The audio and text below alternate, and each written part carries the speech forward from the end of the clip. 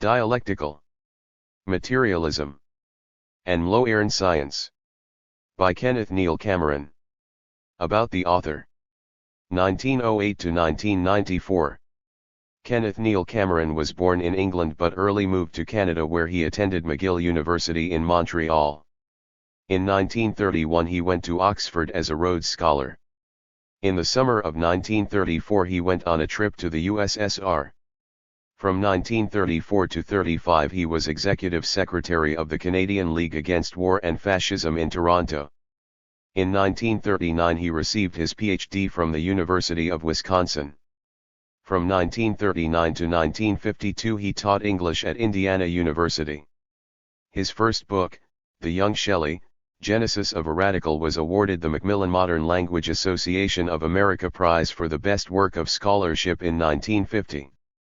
In 1952 he came to New York to work at the Carl H. Pforzheimer Library and published 4 volumes of the library's Shelley collection manuscripts Shelley and His Circle, 1961 and 1970. In 1961 he made a second trip to the USSR, this time with his wife and daughter, and met with Soviet scholars in his field. In 1973 paperback, 1977 he published A Marxist History of the World, Humanity and Society, A World History, and in 1974, Shelley, The Golden Years, a study of Shelley's later works in prose and poetry. In 1976 he published Marx and Engels Today, a modern dialogue on philosophy and history. In 1977 he brought out a volume of poetry, Poems for Lovers and Rebels. In 1963 he became Professor of English at New York University and later Professor Emeritus. In 1967 he was awarded a Guggenheim Fellowship. In 1971 he received an honorary Doctor of Arts and Letters from McGill University. In 1978 a Festschrift volume of essays honoring his work The Evidence of the Imagination, Studies of Interactions Between Life and Art in English Romantic Literature was published by his fellow scholars and former students. In 1982 he was presented the Distinguished Scholar Award of the Keats-Shelley Association of America at the Convention of the Modern Language Association of America. Contents. Introduction. Lee. Hunter-gatherers and farmers. Early feudal civilizations. From Gilgamesh to Confucius. Slave commercial civilizations. From Heraclitus to Lucretius. Commercial capitalism, from Bacon to Hegel. Marx and Engels' modern materialism. The evolving mind. Truth and practice scientific dialectics. Engels, insight and error. The categories fantasy. Differences between Marx and Engels. The dialectical and historical materialism fallacy, the limits of Marxism-Leninism. Religion and Marxism. Idealism and the mad piano. The inexhaustible electron, the struggle of opposites, Lenin, insight and error, the curve of knowledge. Science today, matter, the universe and life. Particles and forces. In the last 2 centuries, thanks to the rise of science, we have been given the tools for understanding the universe and ourselves. We can now begin to see how the universe developed and the particular conditions which enabled conscious life to form on our planet. A philosophy based on natural science does not, as the history of philosophy shows, arise spontaneously. Philosophy, like social thought but somewhat more subtly, has been buffeted and shaped over the centuries by conflicting class interests. In time these conflicts produced a thin stream of scientific materialism, first apparently in the commercial enclaves of ancient, feudal India, then in the Athenian and Roman empires, in Bacon's commercial England and Diderot's pre-revolutionary France, until with the rise of an industrial working class new to history in 19th century Europe, a philosophy based on science could begin to see the general processes of nature and simultaneously render philosophies not based on it obsolete. Modern materialism embraces the more recent discoveries of natural science. In both aspects modern materialism is essentially dialectic, and no longer requires the assistance of that sort of philosophy which, queen-like, pretended to rule the remaining mob of sciences. As soon as each special science is bound to make clear its position in the great totality of things and of our knowledge of things, a special science dealing with this totality is superfluous or unnecessary. That which still survives of all earlier philosophy is the science of thought and its laws, formal logic and dialectics. Everything else is subsumed in the positive science of nature and history. So, Friedrich Engels, writing in 1877. In order to understand nature, Engels argues, all we need is natural science and the ability to examine rationally, using both deductive logic and the more complex thought patterns of dialectics, by which he meant fluid thinking that takes contradictions and interconnections in natural and social process fully into account. Any philosophy that imposed ideas upon reality, as most of them did instead of deriving 1. 2. them from reality, was simply creating delusion. There is nothing except nature and society, no supernatural forces, no God. If the ancient materialist stream, cascaded by Marx and Engels to include social as well as natural science, seems to some sluggish at the moment, it will, as I suggest in Chapter 8, soon be swollen by the intertwining floods of natural disaster, capitalist crisis, and a new socialist advance. Since Engels wrote, science, of course, has made great strides. Our ideas of matter have been reshaped by elementary particle physics and our ideas of the universe by astrophysics. We have uncovered connections between matter and living matter and learned something of the secrets of heredity.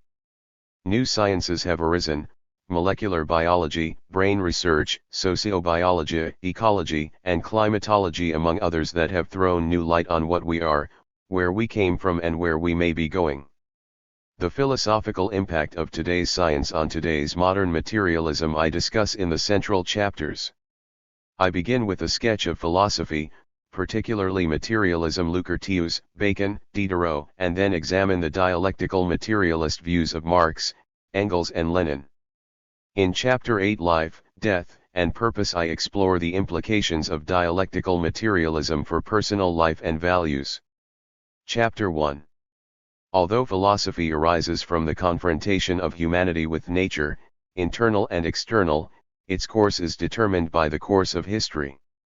It began with human beginnings in hunting-gathering society and assumed written form some 5,000 years ago in the feudal civilizations of Egypt and Sumer. As similar societies arose in India, Persia, China, and elsewhere, philosophy developed Gautama to Confucius as society developed. When the slave commercial civilizations of the northern Mediterranean emerged, they produced new imprints from Plato to Lucretius. With the fall of Rome, philosophy reflected the thinking of the new feudalisms of Europe, with their growing commercial component, Thomas Aquinas to Roger Bacon. As this component became dominant in Europe and gave birth to a new society and a new science, the resulting turmoil produced a philosophical sweep of unprecedented scope and variety from Bacon and Descartes to Kant and Hegel. When Blake's dark, satanic mills became dominant in mid-19th century Europe, there came the cultural mutation of Marx and Engels' modern materialism. Hunter-gatherers and farmers. The present fossil evidence indicates that about 4 million years ago there evolved in Africa ape-like but upright prehumans who lived by food collecting and who paved the way for all that was to follow. About 1.7 million years ago there emerged, again in Africa, a people rather like us, but with somewhat smaller brains, Homo erectus, who by 1 million years ago had migrated as far as Indonesia and China. They used fire, made shelters, had a variety of tools, did coordinated hunting of large animals, which suggests some language and, hence, some degree of consciousness. They also apparently performed ceremonial rites involving the ritualistic eating of brains. By 100,000 years ago fully human people. 3. 4. Existed, people who buried their dead with ceremonies. For at least 90,000 years then, and probably much longer, people have speculated about their general relation to nature. By at least 30,000 years ago a new socio-cultural step upward had begun, as evidenced in Europe by artifacts indicating wide trade, highly artistic cave paintings, calendars showing the phases of the moon carved on bone, and statuettes of women. The advance was evidenced also in the spread of a generally well-developed hunter-gathering society on all continents including North and South America. 1 By 30,000 years ago, the remains indicate that people lived in houses and must have had a family life similar in its general patterns to ours today. They had a variety of weapons and tools in stone, wood, bone, and leather including axes, knives, chisels and hammers. They had a vast storehouse of knowledge of hunting, animal life, family life, medicine, boat building, house building. And they had a lively creative artistic life which must have included dance, music, storytelling, mimicry, as well as sculpture and painting. Some of these things can be ascertained not alone from the artifacts of the past, but by integrating them with the situation of hunter-gathering peoples living into civilized times, from the German tribes described by Caesar to those observed in the present century by anthropologists. Such comparisons cannot, of course, be valid in all details, but they must be valid for basic patterns because, as history and anthropology alike demonstrate, similar social forms in all times and places produce similar cultures. As grave remains indicate, these early peoples had the same kind of beliefs that we find among the Australian Aborigines, the Kung people of the Kalahari Desert in southern Africa, or the Ona Indians of Tierra del Fuego, on the southern tip of South America, all peoples with roots going back for many thousands of years. The Onas, for instance, believed that the world was created by a supreme god, Timakal, the most powerful of beings. He is pictured as living wifeless and childless in the sky where the souls of ordinary mortals join him, and he punishes with death those who flout his laws. As for creation, he originated the sky when it was yet without stars and the first amorphous earth. Virtually everything else was left to his deputy, Kinos, ultimately a star, who raised the sky, transformed the world, created human beings and taught them Timakal's code. 2 Here, as in embryo, we can see philosophy with a supernatural basis as it emerged some 30,000 years ago, with roots going back 100,000 or more years. That there were continuities we cannot doubt. 5. But these people knew little of them, for oral tradition shifts and fades like the peoples who create it. As with all hunter-gatherers, everything must have seemed mysterious. A great golden fire moved across the bowl of the sky by day, a changing silver orb by night, and small, pinpoint fires, some of them in motion, all duly registered in notched bone calendars.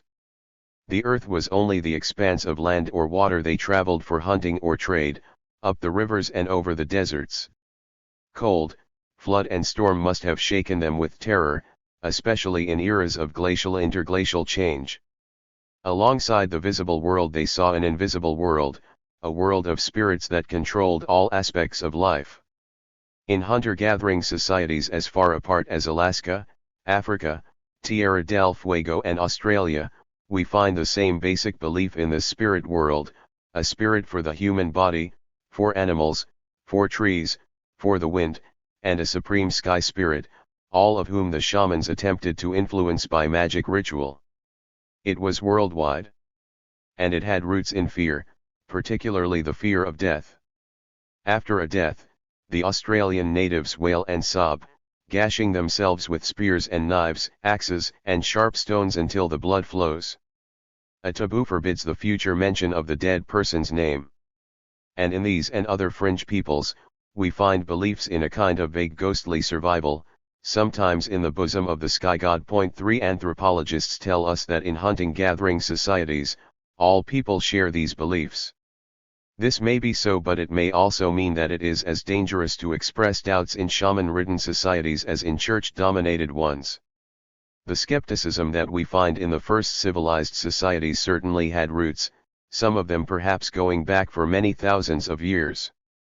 But whether they shared the general beliefs of the society or had skeptical reservations, these early people had no realization of their situation. They were, in fact, almost certainly the first and only conscious beings in the universe. The animals they hunted were their evolutionary ancestors, and they themselves had come into being as the result of an almost infinitely improbable sequence of events. But of all this they knew nothing. 4 By some 15,000 years ago, Farming societies had begun to grow in some areas, arising, perhaps under pressure of climatic change, from the peripheral animal and crop raising of hunting-gathering societies. Although with the coming of farming communities, societies became more stable, for it was no longer necessary to follow animals in their migrations and better organized, socially and politically, the basic lack of control continued, and with it the all-penetrating fear that could be used for rule. Hence, fantasy still reigned even though the sky god of the hunters was supplanted by various agricultural deities. And small replicas of oxen took the place of hunting weapons in graves. Early feudal civilizations from Gilgamesh to Confucius. The first civilized societies, so far as we now know, arose some 5,000 years ago in Egypt and Sumer. Of these, Egypt was a centrally organized feudal state in which the great mass of the people were peasants working on land owned by great landowners. Industry, mines, quarries, forests, and transport were worked by slaves. And in addition to the great landowners, peasants, and slaves, there were merchants and artisans, some of whom ran workshops. Between the great landowners and the merchants there were clearly areas both of common interest and of conflict. The merchants helped the sale of the landowners' products, but the landowners, as in all feudal societies, feared their rise and held them back. It was in the interest of both classes to keep the peasants and slaves in bondage, but more to the landowners' interest. Hence there were both distinct and overlapping areas of ideas.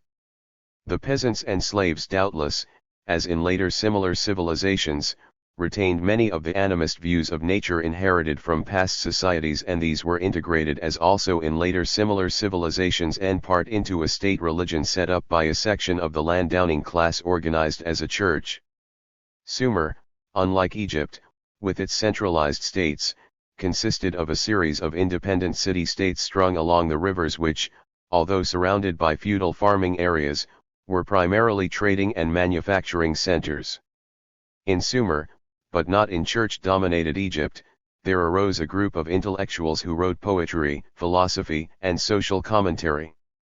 As the social commentary makes clear, the group in Sumer expressed skeptical social views which must, as in later such societies, reflect those of the merchants, artisans, and professionals in their opposition to the feudal agricultural interests, such views, for instance, as that embodied in the cynical verse. You go and carry off the enemy's land. The enemy comes and carries off your land. The same skepticism permeates the philosophical views of the Sumerian epic, Gilgamesh, the first major work of written literature and philosophy alike. Gilgamesh was a historical figure, king of the city-state of Erech. In the poem, he is shocked into a search for the meaning of life by the death of his close friend Enkidu.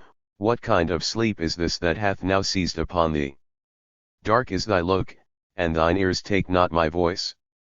But his search proves futile, and the poem develops a sophisticated skepticism similar to that of Voltaire's Candide some 4,700 years later. It is useless to seek for a meaning to life, all we can do is enjoy what it has to offer. Gilgamesh, whither are you wandering? Life, which you look for, you will never find, for when the gods created man, they let death be his share, and life withheld in their own hands. Gilgamesh, fill your belly day and night, make merry, let days be fully of joy, dance and make music day and night. And wear fresh clothes, and wash your head and bathe, look at the child that is holding your hand, and let your wife delight in your embrace, these things alone are the concern of men. There is no purpose to life, and no life after death. What was left over in the pot, what was thrown in the street, that is thy fate. With no hope of finding an answer to philosophical problems, life's only meaning lies in life itself, in sexual love, in children, in sensuous pleasure, in the beauty of art. As for the gods, we learn in another poem, when a sky above had not even been mentioned and the name of firm ground below had not been thought of, when only primeval Apsu, their begetter, and Mummu and Tiamat, she who gave birth to them all, 8. were mingling their waters in one. When no bog had formed and no island could be found, had been named by name, had been determined as to his lot, then were gods formed within them registered. The gods, then, did not create the world but were themselves created by the same primeval forces that had created it. Similarly, in an early Egyptian text we learn that the Great One, he is the heart and tongue of the Ennead of gods, who begot the gods. However, although the nature of the prime creative force in the Sumerian text is material, that in the Egyptian appears to be spiritual. The implications, then, in some Sumerian and perhaps also in some Egyptian literature are anti-religious. The wealthy prelates described in Sumerian poetry with oxen to plow their onion fields, can hardly have relished being told that the world sprang from natural forces, that there was no immortality and no discernible purpose to life. The social roots for this anti-religious skepticism must have been the same as those of the political and social skepticism, namely the middle class of merchants and artisans, who not only had economic interests conflicting with those of the great landowners and their church but had no threatening mass of exploited peasants to dope. Gilgamesh, of course, was a king, and Enkidu, whom he mourns, the companion of a king. In an earlier scene the poet depicted slaves making arms for the two warriors. Gilgamesh would not have mourned the death of a slave. Nor would the poet have considered it a worthy subject for philosophical searching. Gilgamesh is allowed the luxury of skepticism so long as it stays within upper-class confines. The intellectual leaders of the first civilizations doubtless included those of other states as well as Egypt and Sumer, but all were apparently centered in the East Mediterranean and Persian Gulf areas. Their intellectual level was high, as is clear from Gilgamesh alone. So, too, the aesthetic, where words are flung out in the air but stay motionless without an answer. The Sumerians and Egyptians had considerable industry, mining, quarrying, lumbering and extensive trade. They had great palaces and temples.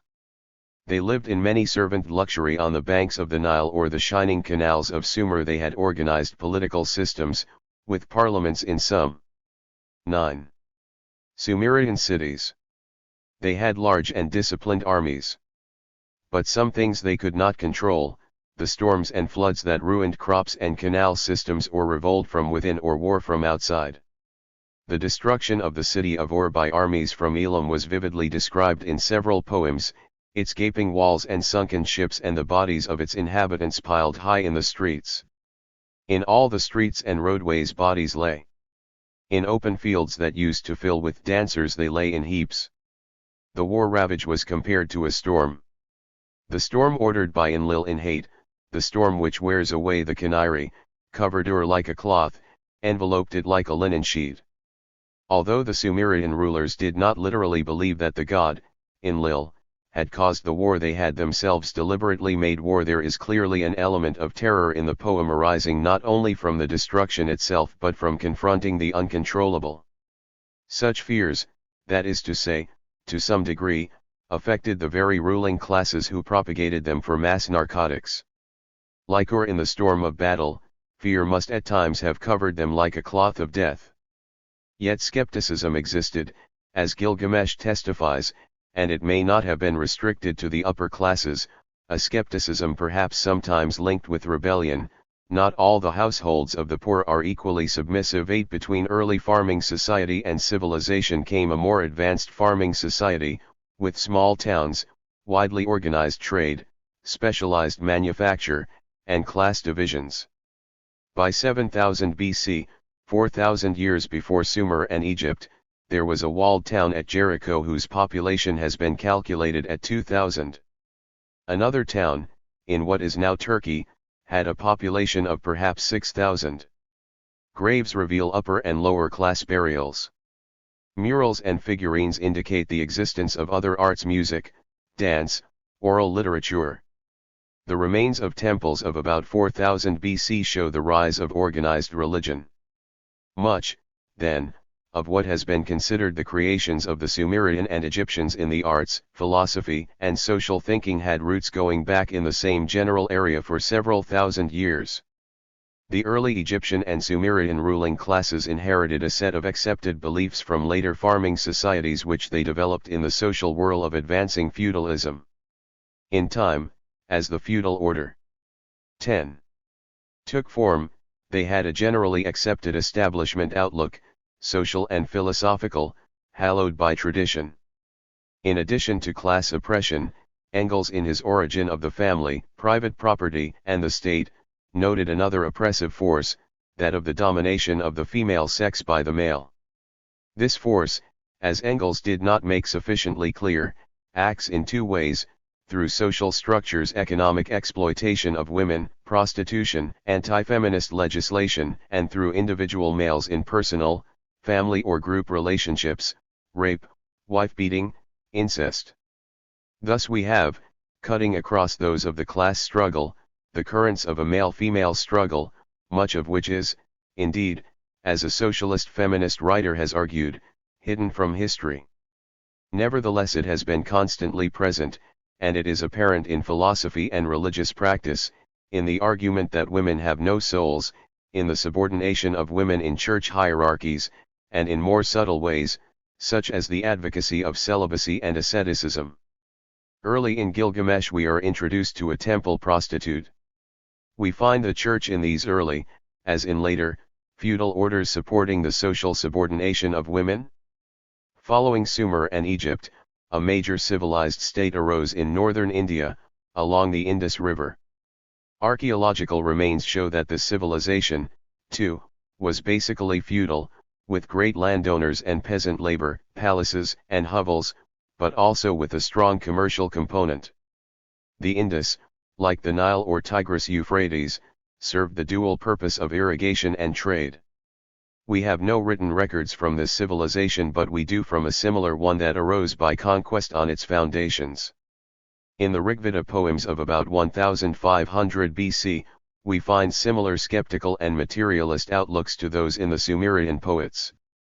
Darkness there was, at first concealed in darkness, this all was indiscriminate chaos.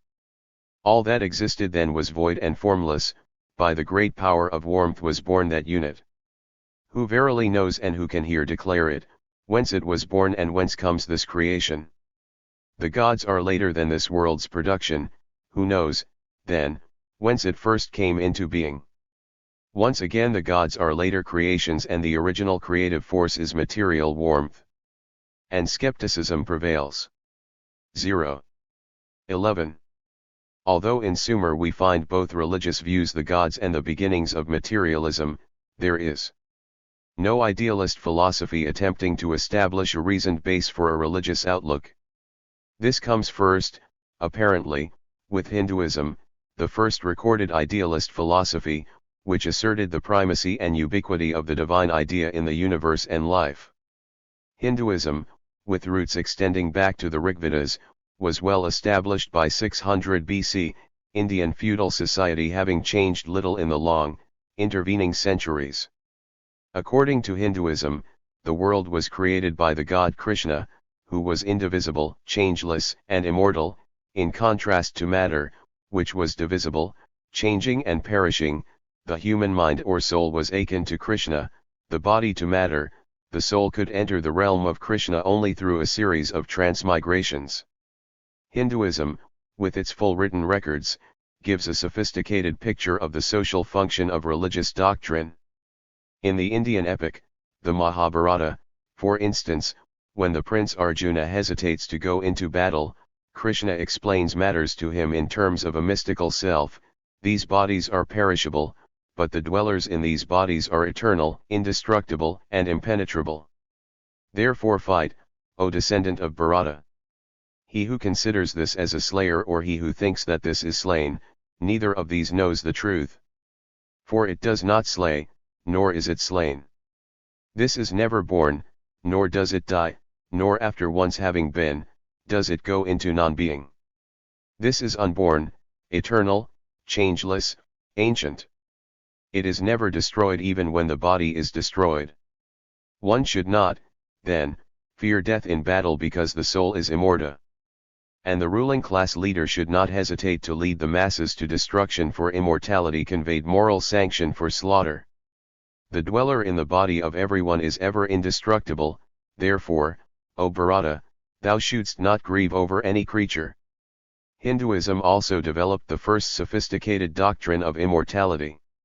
It goes beyond the traditional view, rooted in hunting-gathering societies, of the bodily spirit surviving after death, and presents the concept of an eternal spiritual substance weaving its way through all the forms of life and ascending within and beyond them. Arising apparently at about the same time in India as Hinduism, the philosophy of Mahavira and the Jains declared that there was no God or creation, the universe had always existed, matter was eternal, and consisted of atoms. 12. The changes of the physical universe are traced to atomic aggregation and disintegration. The atoms are not constant in that nature but are subject to change as development. Homogeneous atoms produce different elements by varying combinations. Matter is connected with time, space, and motion. In addition to these there is also spirit, inhabiting plants, animals, earth, fire, and so on, of which the human mind is a form. Body and mind interact through a more subtle form of matter. Like matter, space, time, and motion, spirit was not created but has existed eternally. On most matters the Jains were skeptical. We cannot deny or affirm anything absolutely. They were against all killing. Traditionally, they were artisans and small manufacturers, people with a practical outlook, not particularly concerned with the problems of mass rule of mass doping. They reflect a comparatively highly developed pre-science whose thinkers had argued, long before Copernicus, that the Earth was round and rotated on its axis, and had made great advances in mathematics and pre-chemistry, which were later taken over by, respectively, the Greeks and the Arabs. Hinduism, on the other hand, like similar mystical views in other feudal states, clearly reflected the interests of the great landowners whose church, government, and army arose on a foundation of peasants and slaves. 2. Siddhartha Gautama, known as the Buddha, the most famous of the Indian philosophers, was an anti-religious skeptic. Like the Gilgamesh poet, nearly 2,000 years before him but living in a similar social order, of feudalism with commercial enclaves, he argued that the basic philosophical questions were unanswerable. Accordingly, Malunkyaputta, bear always in mind what it is that I have not elucidated, and what it is that I have elucidated. And what, Malunkyaputta, have I not elucidated? I have not elucidated, Malunkyaputta, that the world is eternal. I have not elucidated that the world is not eternal. I have not elucidated that the saint neither exists nor does not exist after death. And why, Malunkyaputta, have I not elucidated this? Because Malunkyaputta, this profits not, nor has to do with the fundamentals of religion, nor tends to aversion, absence of passion, cessation, quiescence, the supernatural faculties, supreme wisdom, and nirvana, therefore I have not elucidated it. Gautama, then, was non-committal on whether or not a creative God existed or whether there was life after death, questioning both the 13. Hinduist dogma that matter was created and the Jainist dogma that the world is eternal, as well as the belief they both shared on the existence of a soul or spirit.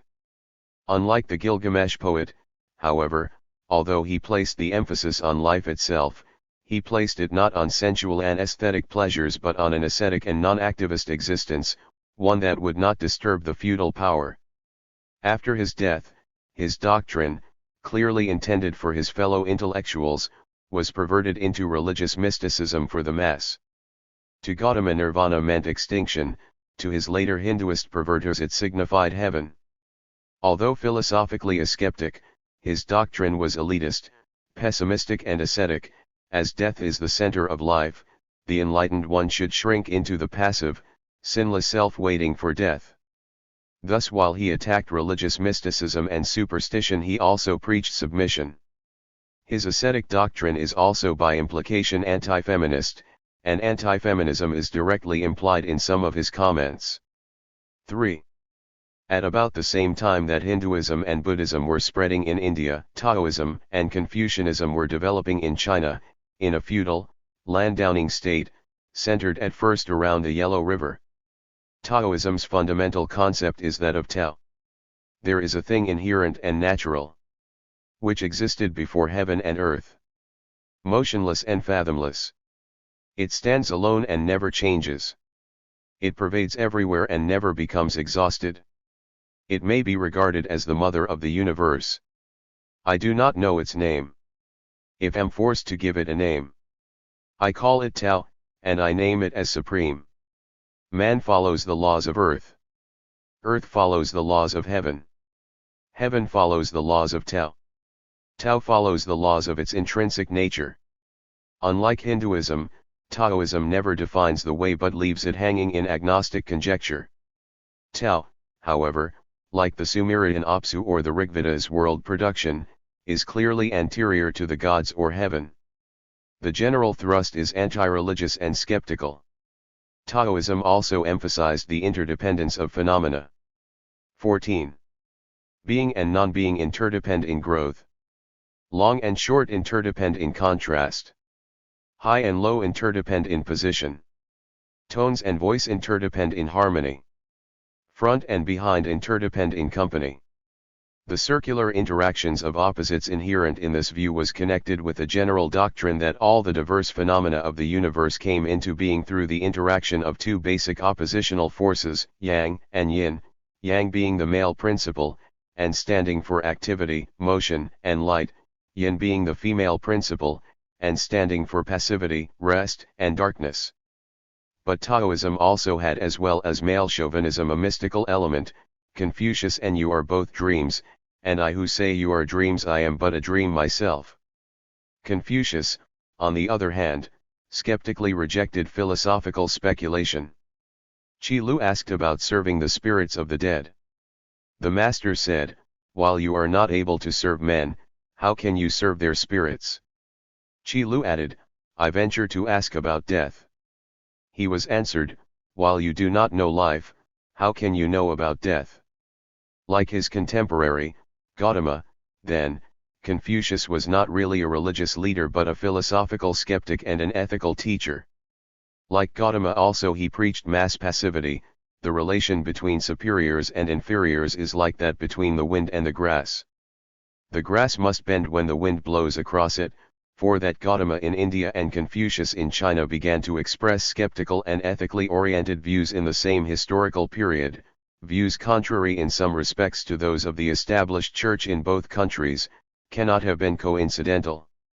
Although both thought within a general feudal ideological framework, both criticized some aspects of it, perhaps sensing that too severe an exploitation might provoke revolt, and rejected the more blatant aspects of feudal superstition. This must reflect the fact that in both countries at about the same time economic growth had reached a point in which a mainly commercially based middle class had grown sufficiently to present a somewhat dissenting view within the general feudal structure. These views also almost certainly did not arise independently of each other but in cultural interactions based on international trade, which by then was quite extensive. 15. Slave commercial civilizations. From Heraclitus to Lucretius. In all the early feudal societies of Asia, from Egypt to China, slave labor was used primarily in the non-agricultural side of the economy, in industry, transport, manufacturing, either in large royal workshops or small enterprises, and in households. Although the total number of slaves was large, it was a small part of the total workforce, which consisted mostly of peasants working on large estates. The comparative smallness of the slave workforce was due to the fact that non-agricultural enterprise was but a very small proportion of the total economy. In Athens of the 5th century BC, this situation was reversed. Athens was a small city-state with little agricultural land, a large coastline and good harborage. What farming it did by peasant labor was mainly commercial, olives and grapes, made into olive oil and wines to be exported. As commercial wealth grows at a much faster rate than farm wealth and transport by sea is much cheaper than by land, Athens became a bustling commercial port city. As slave labor was the labor traditionally used for manufacturing, industry, and transport, and as manufacturing, industry, and trade dominated the Athenian economy, the situation in the feudal states was reversed. Slave labor became the basic labor. Athens, in fact, arose on the backs of a virtual sea of slaves. Furthermore, the slave-owning capitalist class for a time became the dominant class. In addition to its rich trade in agricultural and manufactured products, Athens had great quarries and famed silver mines. This potential wealth turned into actual wealth by the extraordinary profits derived from slave labor is the main key to the historical phenomenon known as ancient Athens, providing the socio-economic base for its celebrated culture, its poets and playwrights, its historians and philosophers. Its political base lay in that uneasy balance of power between capitalist and landowning interests that produced democracy for these classes and hence considerable freedom of expression, artistic or otherwise, within their class peripheries. These freedoms, however, did not extend to women. Upper-class women were largely deprived of property rights, excluded from the professions and secluded in the household. Both class struggle and female rebellion were continuous and sometimes ferocious, as the Athenian drama suffices to demonstrate. If these struggles appear in muted form in the works of the philosophers, they were nevertheless basic. 16.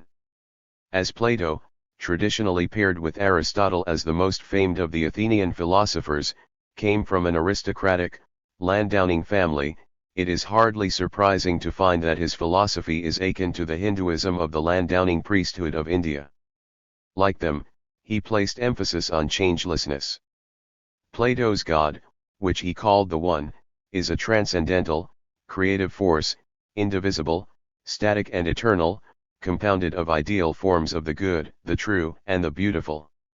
Unfortunately, this God has to work with matter, seen as an inferior and inert substance, hence these perfect forms are distorted in their actual appearance on earth. The human mind is akin to the One, and existed in the One before birth, fully developed.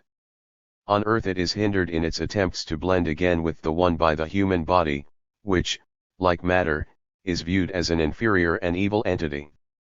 It keeps the mind or soul.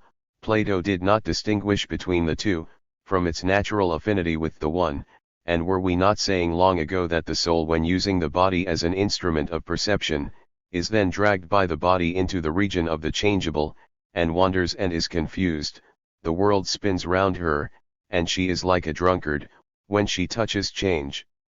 However, if one lives an ascetic life, the mind may after death achieve union with the One and thus become immortal. As this asceticism did not extend to homosexual relations, it is apparent that it was primarily anti-feminist. Degree Platonic doctrine is largely a sophisticated extension of Hinduism. Unlike Hinduism, however, it was not a mass religion but a ruling class, male-oriented philosophy, comfortingly stressing the basic stability of the essence, and regarding change as evil. It preached an exclusive upper class, male immortality. Slaves, serfs, and women could not acquire the heights of ascetic contemplation required for admission to the One. It implied, as did Hinduism, that non-aristocratic souls would transmigrate into the bodies of animals, and Plato's view of immortality appears as a philosophical projection of the male elitist ruling class state he depicted in the Republic. Plato expressed his philosophy in dialogue form, his main proponent in the dialogues being his teacher, Socrates, who would put forward a proposition to which other speakers would reply with an opposite proposition, and the two would be pushed forward in opposing dialectic until a synthesis or conclusion was reached. True, the propositions of Socrates were usually of a simplistic either-or nature, and if one naively accepted them the trap closed, but the 17. Method, with its dramatic enea, had potential for philosophical and scientific probing. Aristotle, born in an Ashenatun colony and hence not, like Plato, part of the Athenian aristocracy, attacked what he considered the non-rational and mystical elements in Plato's thought, but was one with him in believing in an eternal and changeless force beyond matter. Since there must always be motion without intermission, there must necessarily be something eternal, a unity, or it may be a plurality, that first imparts motion, and this first movement must be unmoved. Although Aristotle, unlike Plato, leaves the nature of his prime mover undefined, the basic concept is idealist, as is indicated by his argument that there are purposeful goals or ends inherent in nature. In coming to these conclusions, Aristotle based his reasoning not on the analysis of facts but on abstract logic. For example, it is the nature of man to be intelligent, hence he has hands. The philosophical difference between Plato and Aristotle, then, is not basic, as is usually suggested, but is between two gradations of idealism. As he ushers Plato's mystical one out the front door, he lets his prime mover in the back door. In his ethical and other views, Aristotle, like Confucius, advocated moderation and the middle way, combined with mass subordination. It is clear then, that some men are by nature free, and others slaves, and that for these latter slavery is both expedient and right. In his general thinking, Aristotle tended to favor a system of categories. Expressions which are in no way composite signify substance, quantity, quality, relation, place, time, position, state, action, or affection. To sketch my meaning roughly, examples of substance are man or the horse; of quantity, such terms as 2 cubits long or 3 cubits long; of quality, such attributes as white, grammatical, double, half, greater, fall under the category of relation, in the marketplace, in the lyceum, under that of place, yesterday, last year, under that of time. All this seems elementary enough, but, in fact, it began a method of thinking that is both mechanical and remote from reality. Although Aristotle admits the existence of contraries, he denies that they can overlap.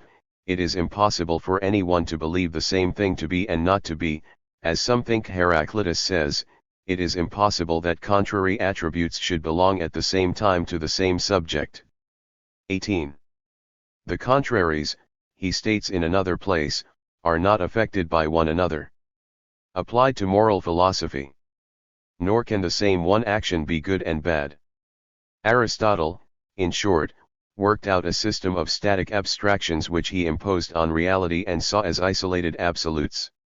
He has no sense, as did Heraclitus and other Greek materialists, of interactive opposites with an area of interblending between them. Sometimes, indeed, he simply spreads idealist confusion. We must consider also in which of two ways the nature of the universe contains the good and the highest good. Clearly, the universe contains neither good nor highest good, nor evil or any other moral quality. 7. The early approaches to science in India were further developed by the Greek ruling classes, whose commercial economy needed technology. Archimedes, for instance, invented the compound pulley and the hydraulic screw and performed experiments in buoyancy, all of which required general scientific theory and mathematics. Strabo and other Greek thinkers, contrary to the usual view of Greek thought today, also used the experimental method. The philosophy reflecting these activities was most fully developed by Theophrastus, who attacked both Aristotle's prime mover and ends theories. Why, he asked, as had the Jains before him, should we not assume that motion is an inherent part of matter? A question of basic philosophical import, for if it true, then no external prime mover is necessary. As for the famed teleological doctrine of ends, with regard to the view that all things are for the sake of an end and nothing is in vain, the assignation of ends is in general not easy, as it is usually stated to be. If, that is to say, one investigates the actual phenomena of nature and does not impose an abstract, basically theological concept on them, the Aristotelian goals theory collapses under the weight of a virtually infinite complexity of events and causes. 8. Prior to Theophrastus there had been a Greek materialist school whose best-known members were Heraclitus and Democritus, and whose works have survived only in fragments. Democritus developed an atomic theory of matter, rejecting the four elements view, an atomic theory perhaps based on that of the Jains but rejecting their mystical elaborations. Heraclitus, whose works now exist only in fragments, declared that becoming and not being was the essence of reality and that development took 19. place by a conflict of interchangeable opposites in an eternal, non-created, world of fluid interactions. This world, which is the same for all, no one of gods or men has made, but it was ever, is now, and ever shall be an ever-living fire, with measures of it kindling, and measures going out. We step and do not step into the same rivers, we are and are not. Homer was wrong in saying, would that strife might perish from among gods and men. He did not see that he was praying for the destruction of the universe, for, if his prayer were heard, all things would pass away. All things come into being and pass away through strife. 1. These views of Heraclitus may have had some roots in the mixing of opposites views of the Taoists, but they envisage the opposites as in conflict and not as circular. Furthermore, Heraclitus, like Democritus and unlike the Taoist skeptics, is a materialist, viewing matter itself as the primal, creative entity. His views, like the experiments of Archimedes, represent the advancing commercial element in Greek slave commercial civilization, just as Plato's primarily represent those of the landed aristocracy. Thus the argument on whether being or becoming was basic is not purely philosophical, as it appears on the surface to be, but, however indirectly, reflects the class struggle between landowning and commercial interests, the former desiring stability, the latter advance. In recent years, as we have learned more about the extensive trade routes that early arose between slave commercial Europe and feudal Asia, it has become apparent that there were cultural exchanges between them as well as between West and East Asia.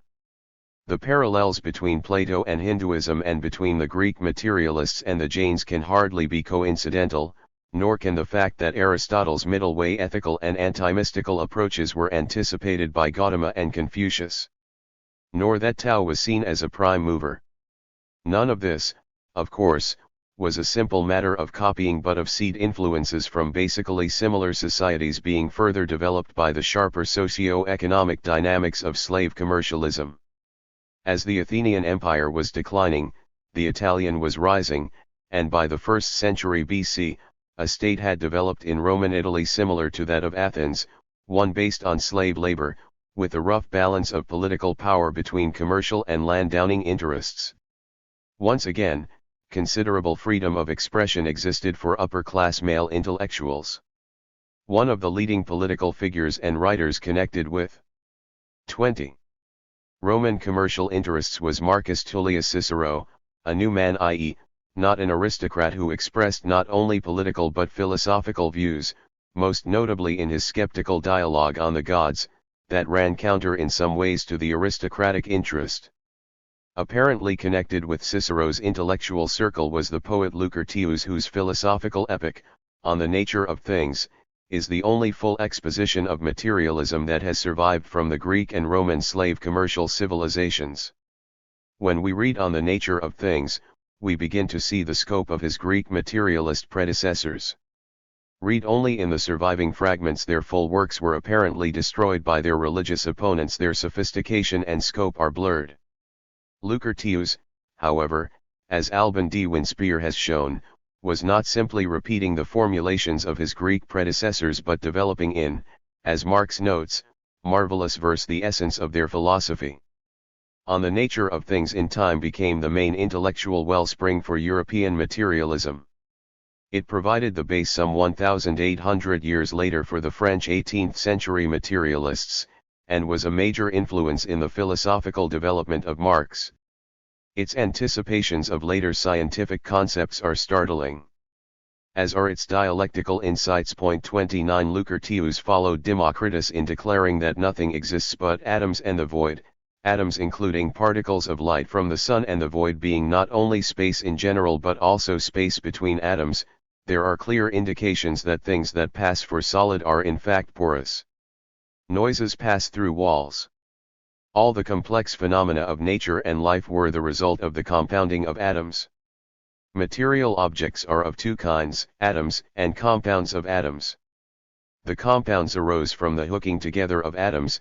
Is not copper soldered to copper by nothing but tin? When the textures of two substances are mutually contrary, so that hollows in the one correspond to projections in the other and vice versa, then connection between them is most perfect. It is even possible for some things to be coupled together, as though interlinked by hooks and eyes. There is no God and no creation, nothing can ever be created by divine power out of nothing. The universe is infinite and has existed from eternity. The sum total of the universe is everlasting, having no space outside it.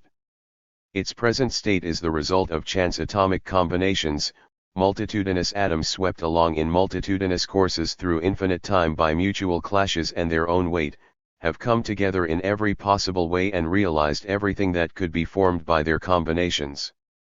At first, there was nothing. 21. But a hurricane raging in a newly congregated mass of atoms of every sort. From their disharmony sprang conflict. From this conflict arose the stars that crown the far-flung firmament and the sun's bright disk and the earth. The atoms themselves, although varied in nature, are indestructible. But, since I have already shown that nothing can be created out of nothing nor any existing thing be summoned back to nothing, the atoms must be made of imperishable stuff into which everything can be resolved in the end, so that there may be a stock of matter for building the world anew. Natural phenomena, however, although composed of unchangeable atoms, themselves change. The new arises not by divine creativity but from combinations and patterns of the old, and the world as we perceive it is different from the underlying reality, so you may realize what a difference it makes in what combinations and positions the same elements occur, and what motions they mutually pass on and take over. You will thus avoid the mistake of conceiving as permanent properties of the atoms the qualities that are seen floating on the surface of things, coming into being from time to time and as suddenly perishing. Obviously it makes a great difference in these verses of mine in what context and order the letters are arranged. If not all, at least the greater part is alike. But differences in their position distinguish word from word. Just so with actual objects, when there is a change in the combination, motion, order, position, or shapes of the component matter, there must be a corresponding change in the object composed. 22 Life had been produced by the earth, first plant, then animal life, some surviving, some dying, by a kind of natural selection. In those days, again, many species must have died out altogether and failed to reproduce their kind. Every species that you now see drawing the breath of life has been protected and preserved from the beginning of the world either by cunning or by prowess or by speed. There is no absolute dichotomy between mind and body. They interact through a vital spirit which is also atomic in nature, part, that is to say, of matter. Whatever is seen to be sentient is nevertheless composed of atoms that are insentient. Perception is the result of external, atomic stimuli. All invisible objects emit a perceptual stream and shower of particles that strike upon the eyes and provoke sight. The mind, being part of the body, dies with the body. Plato's argument that the mind has ideas before birth is given short shrift, if the spirit is by nature 22. Immortal and is slipped into the body at birth, why do we retain no memory of an earlier existence?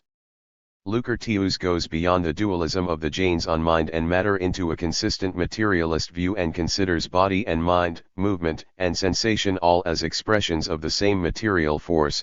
The same reasoning proves that mind and spirit are both composed of matter. We see them propelling the limbs, rousing the body from sleep, changing the expression of the face and guiding and steering the whole man, activities that all clearly involve touch, as touch in turn involves matter. How then can we deny their material nature? There is no immortality, no heaven, and no hell, and no need to fear death. The old is always thrust aside to make way for the new, and one thing must be built out of the wreck of another. There is no murky pit of hell awaiting anyone. There is need of matter, so that later generations may arise. When they have lived out their span, they will all follow you. Bygone generations have taken your road, and those to come will take it no less. So one thing will never cease to spring from another. To none is life given in freehold, to all on lease. Look back at the eternity that passed before we were born, and mark how utterly it counts to us as nothing. This is a mirror that nature holds up to us, in which we may see the time that shall be after we are dead. Is there anything terrifying in the sight, anything depressing, anything that is not more restful than the soundest sleep? 23. As we read on the nature of things, it becomes apparent that the materialists of the Greek and Roman slave commercial civilizations had arrived at general solutions to philosophical and scientific problems that are borne out by modern science, and that the intellectual roots of dialectical materialism stretch back further than is generally realized. True, atoms have turned out to be not the solid objects that Lucretius thought, but his contention that all the phenomena of nature arise from their compounds anticipates the discoveries of atomic and molecular combinations, hooks and eyes. His extension of this theory in the argument that all these phenomena arose from chance combinations on a virtually infinite scale anticipates modern scientific views on the mechanisms behind both cosmic and biological evolution. And he anticipates, again in a general way, the natural selection view of evolution. His concept of cosmic conflict arising from atomic disharmony embodies the essence of contradiction. His view of the 23 new arising from the combinations and positions of the old, with roots going back to the Jains, contains the essence of the dialectical materialist view that the new arises solely from additions and combinations of the old. So too, as with Democritus, of the concept of a basic conflict inherent in nature, and that of mind arising from matter. On the other hand, Lucretius was not as consistently scientific as were some of his Greek predecessors, as may be seen in such arguments as that the sun cannot be either much larger or smaller than it appears to our senses, and, the mind is firmly lodged in the midregion of the breast. Unlike Theophrastus or Strabo, he relied primarily on reason or common sense and not on scientific demonstrations. He did not appear to know that the earth is round as the Greek scholar Eratosthenes had ingeniously proved, or that Aristarchus of Samoa had demonstrated that the sun was larger than the earth, or that Alomian of Croton, discovering the optic nerve, had declared the brain to be the organ of the mind. 24 If, however, we put together the views of Lucretius and the Greek materialists, the wonder is not how little they knew but how much understanding of the general nature of reality they were able to derive from that little. If we ask ourselves why they were able to do this, the social reason must lie in the demand for technology by slave commercial capitalism, which in turn led to certain general scientific truths even in a science without telescope or microscope. The philosophical answer must lie in the fact that what we perceive with our senses is part of reality and not a separate entity from that revealed by science. Hence, reasoning by analogy can often give a general approximation of the actual material process at work. This reasoning was allowed open expression because of the close balance of landowning and commercial interests in Athens and Rome. We might note, too, that the Greek and Roman materialists were degraded by later feudal and bourgeois thinkers whose strong, if sometimes indirect, religious bias moved them to elevate the idealists Plato and Aristotle to virtual godhead status. The philosophical views we have just surveyed are those of the upper classes of early feudal and slave commercial societies. Although in the latter the commercial component was relatively greater than in the feudal and the views expressed consequently more advanced, both were on the same general ideological level. Both feudal and slave commercial societies were based on the exploitation of unpaid labor, and the socio-economic structures of both were essentially the same, namely that of land. 24. Owners and capitalists at the top, living in luxury, and peasant slave masses at the bottom, living in poverty.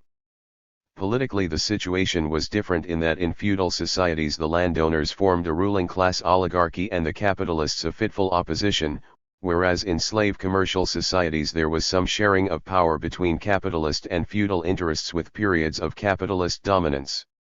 As economic and political control in both societies was held by men, the societies were male-dominant, with ruling class women without effective intellectual expression and barred from political power, and lower class women bearing the double burden of class and sexist exploitation.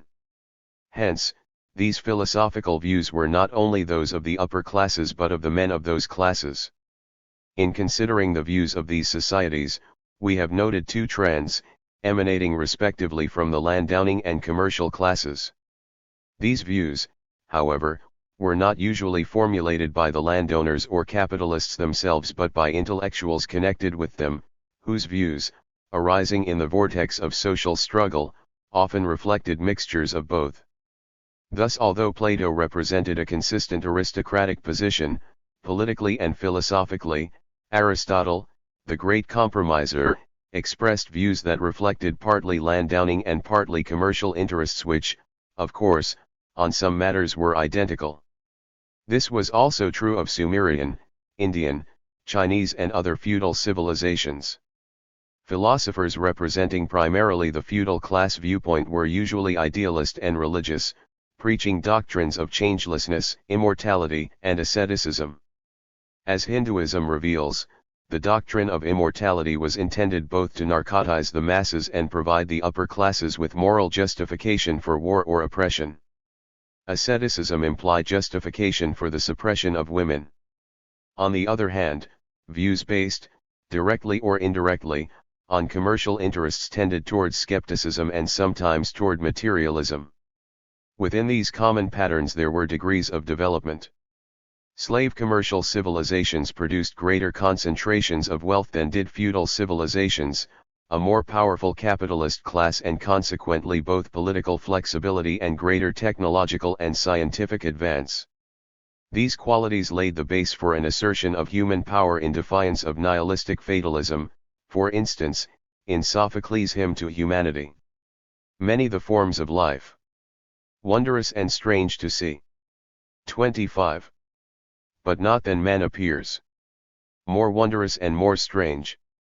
Plato's idealism was more logically structured than Hinduism, Aristotle's moderation and anti-mystical theories were more systematically developed than those of Buddha or Confucius, the materialism of Heraclitus and Lucretius was more consistent and extensive than that of Mahabharata and the Jains.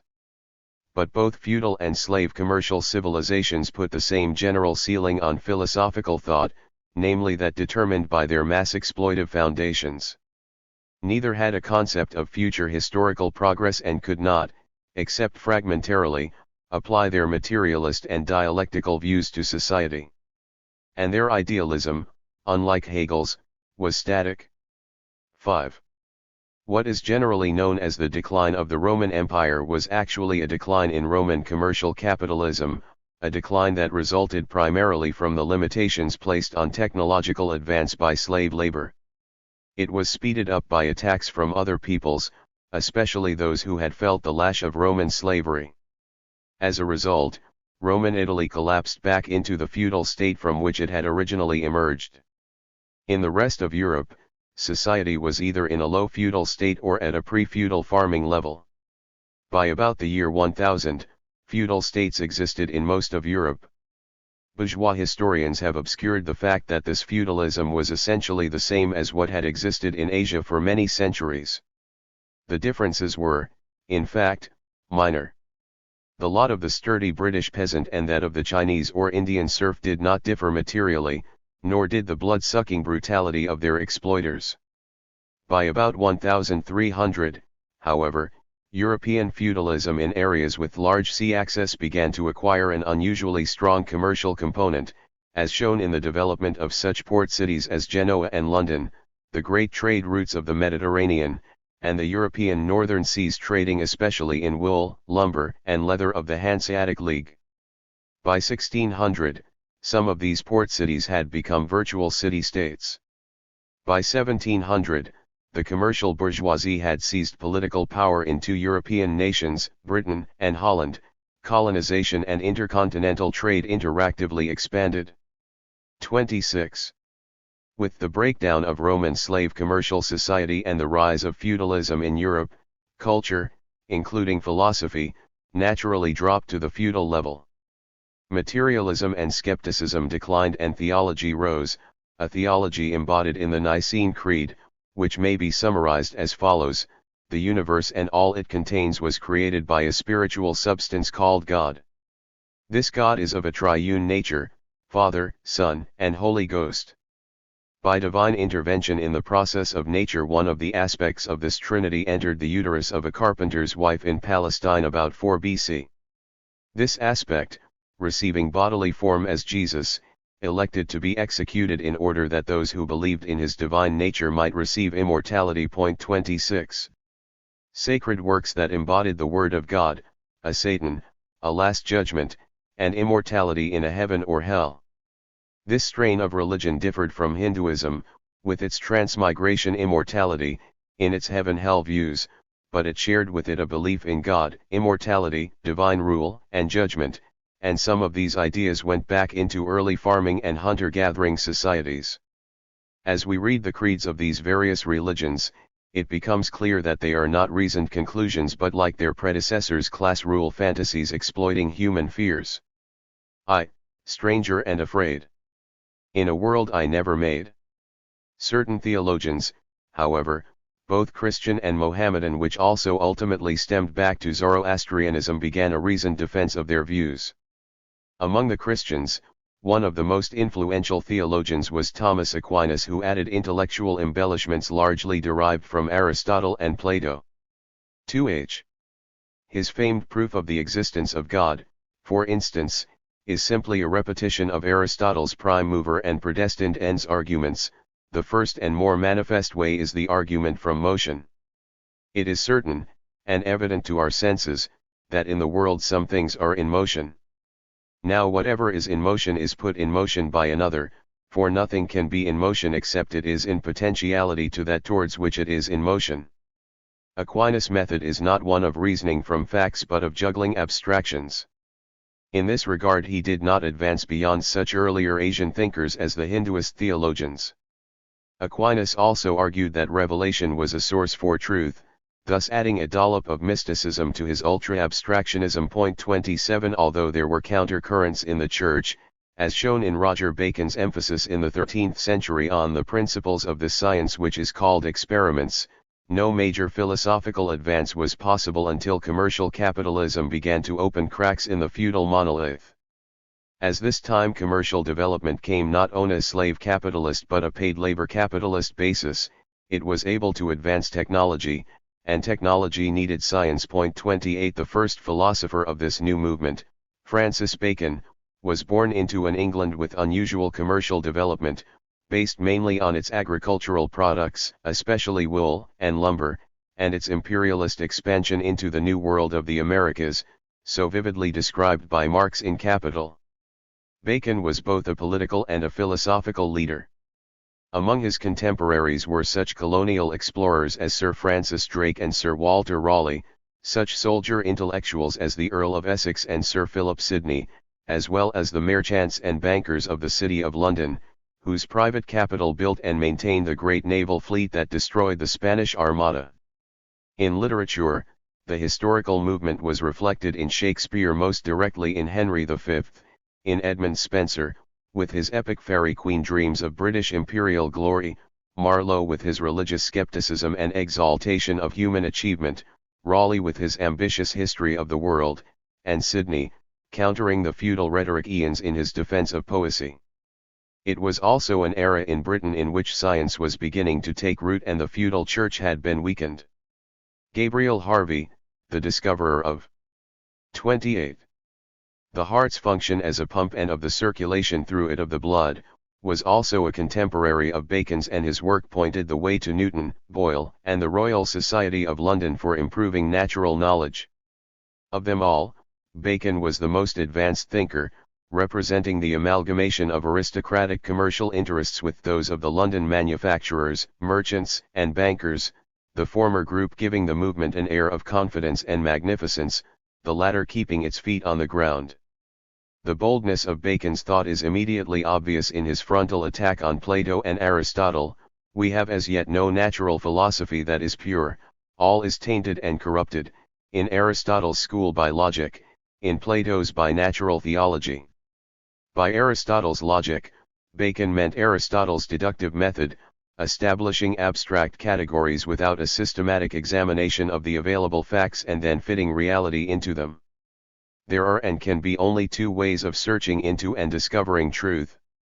The one flies from the senses and particulars to the most general axioms, and from these principles, the truth of which it takes for settled and immovable, proceeds to judgment and to the discovery of middle axioms. And this way is now in fashion. The other derives axioms from the senses and particulars, rising by a gradual and unbroken ascent, so that it arrives at the most general axioms last of all. This is the true way, but as yet untried. 29. The essence of the new philosophy was to be science, research, and experience, for when philosophy is severed from its roots in experience, whence it first sprouted and grew, it becomes a dead thing. The particulars must be examined in an orderly and systematic way. Such philosophies as Plato's, Aristotle's and, he implies, that of the church of his own day, not only spread debilitating pessimism but fostered economic retrogression. The effect and intention of these arguments is to convince men that nothing really great, nothing by which nature can be commanded and subdued, is to be expected from human art and human labor. Such teachings, if they be justly appraised, will be found to tend to nothing less than a wicked effort to curtail human power over nature and to produce a deliberate and artificial despair. This despair in its turn confounds the promptings of hope, cuts the springs and sinews of industry, and makes men unwilling to put anything to the hazard of trial. 30. 29. Bacon here not only as in the comment on Plato attacks theology as obfuscation but suggests its inherently reactionary character, its doctrines denigrating humanity's efforts to advance. Moreover, the kind of advance Bacon advocates to build up the sinews of industry illustrates his pro-commercial and anti-feudal emphasis. In considering the Greek myth found in Plato's Phaedrus, that love was the creative force behind the universe, Bacon gave it his own interpretation. The fable relates to the cradle and infancy of nature, and pierces deep. This love I understand to be the appetite or instinct of primal matter, or to speak more plainly, the natural motion of the atom, which is indeed the original and unique force that constitutes and fashions all things out of matter. Thus, like Lucretius, Bacon, in spite of some perfunctory references to God required at the time, was, as Marx noted, a materialist, seeing the fire of the universe and life alike as residing in atomic activity. Like Theophrastus and other Greek materialists, he believed motion to be of the essence of matter, scornfully dubbing Aristotle's and Aquinas' separation of motion from matter blind and babbling. Matter was both eternal and eternally changing. Natural bodies refuse to be destroyed, to be annihilated, rather than this they will turn themselves into something else. 5. With Bacon riding the confident sweep of the new capitalism, the philosophy of science, previously only implied, becomes a reality. In France, where neither capitalism nor science had developed as they had in Britain, René Descartes produced, a few decades later than Bacon, a betwixt and between philosophy. Although he commended science and condemned dogma, his basic philosophical position was one of egocentric idealism. It was absolutely essential that the I who thought this should be somewhat, and remarking that this truth I think, therefore I am, was so certain and so assured that all the most extravagant suppositions brought forward by the skeptics were incapable of shaking it, I came to the conclusion that I could receive it without scruple as the first principle of the philosophy for which I was seeking. Here in Descartes we can see the beginning of what was to become a new central base for idealism, namely the passive, observing mind. In Descartes this mind or soul is seen as a unique essence. 30. So that this me, that is to say, the soul by which I am what I am, is entirely distinct from body, and is ever more easy to know than is the latter, and even if body were not, the soul would not cease to be what it is. Like Plato, then, Descartes sees an absolute dichotomy between mind and body. The body is a simple mechanism unconnected with the soul or mind, the same in people as in animals. And above both mind and body stands God, seen not, however, as in Plato, as a mind substance but as something unique. Unlike Bacon, Descartes also continued Aristotle's method of first constructing abstractions and then fitting facts into them. 32 Following Descartes among the continental philosophers, Baruch Spinoza, the son of a Jewish merchant in the commercial Netherlands, advanced views nature herself is the power of God under another name that led to anti-theological positions including a repudiation of miracle and prophecy. His anti-feudal base is shown in his attack on dictatorial governments that use the specious garb of religion so that men may fight as bravely for slavery as for safety, and count it not shame but highest honor to risk their lives for the vainglory of a tyrant. Attacked as an atheist, Spinoza denied the charge but his views laid a base for the skeptical deism of Voltaire and Paine. 33 The rapid development of paid labor commercial capitalism in Britain brought about a new level of scientific advance, and this presented a new set of philosophical problems. Newton, anticipated by Lucretius, argued that light was the result of the motion of microscopic particles. It could be broken down by a prism into primary colors. Were these colors in the light or in the mind? Could they be produced in the mind by the action of particles that themselves had no color?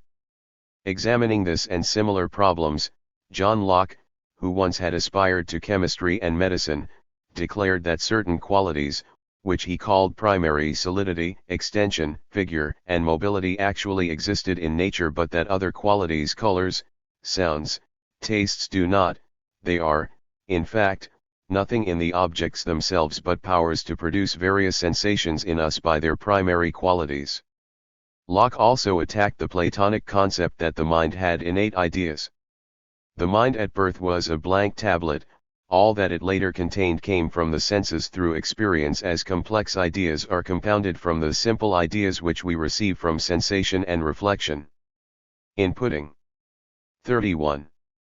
Forward such views, Locke was attempting to undermine the primarily feudal theological doctrines of revelation and dogma. But he was no atheist. Those are not all to be tolerated who deny the being of God.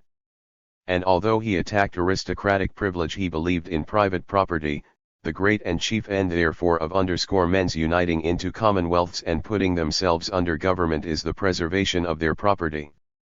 In short, Locke, a communitioner of the Board of Trade, produced an anti-feudal, common-sense bourgeois philosophy.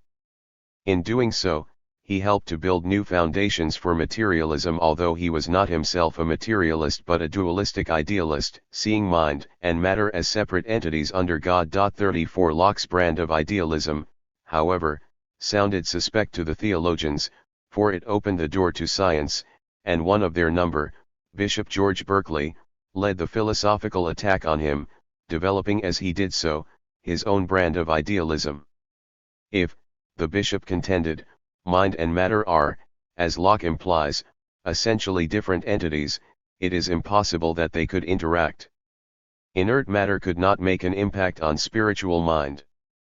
Therefore what appears to be matter must itself be a mind substance.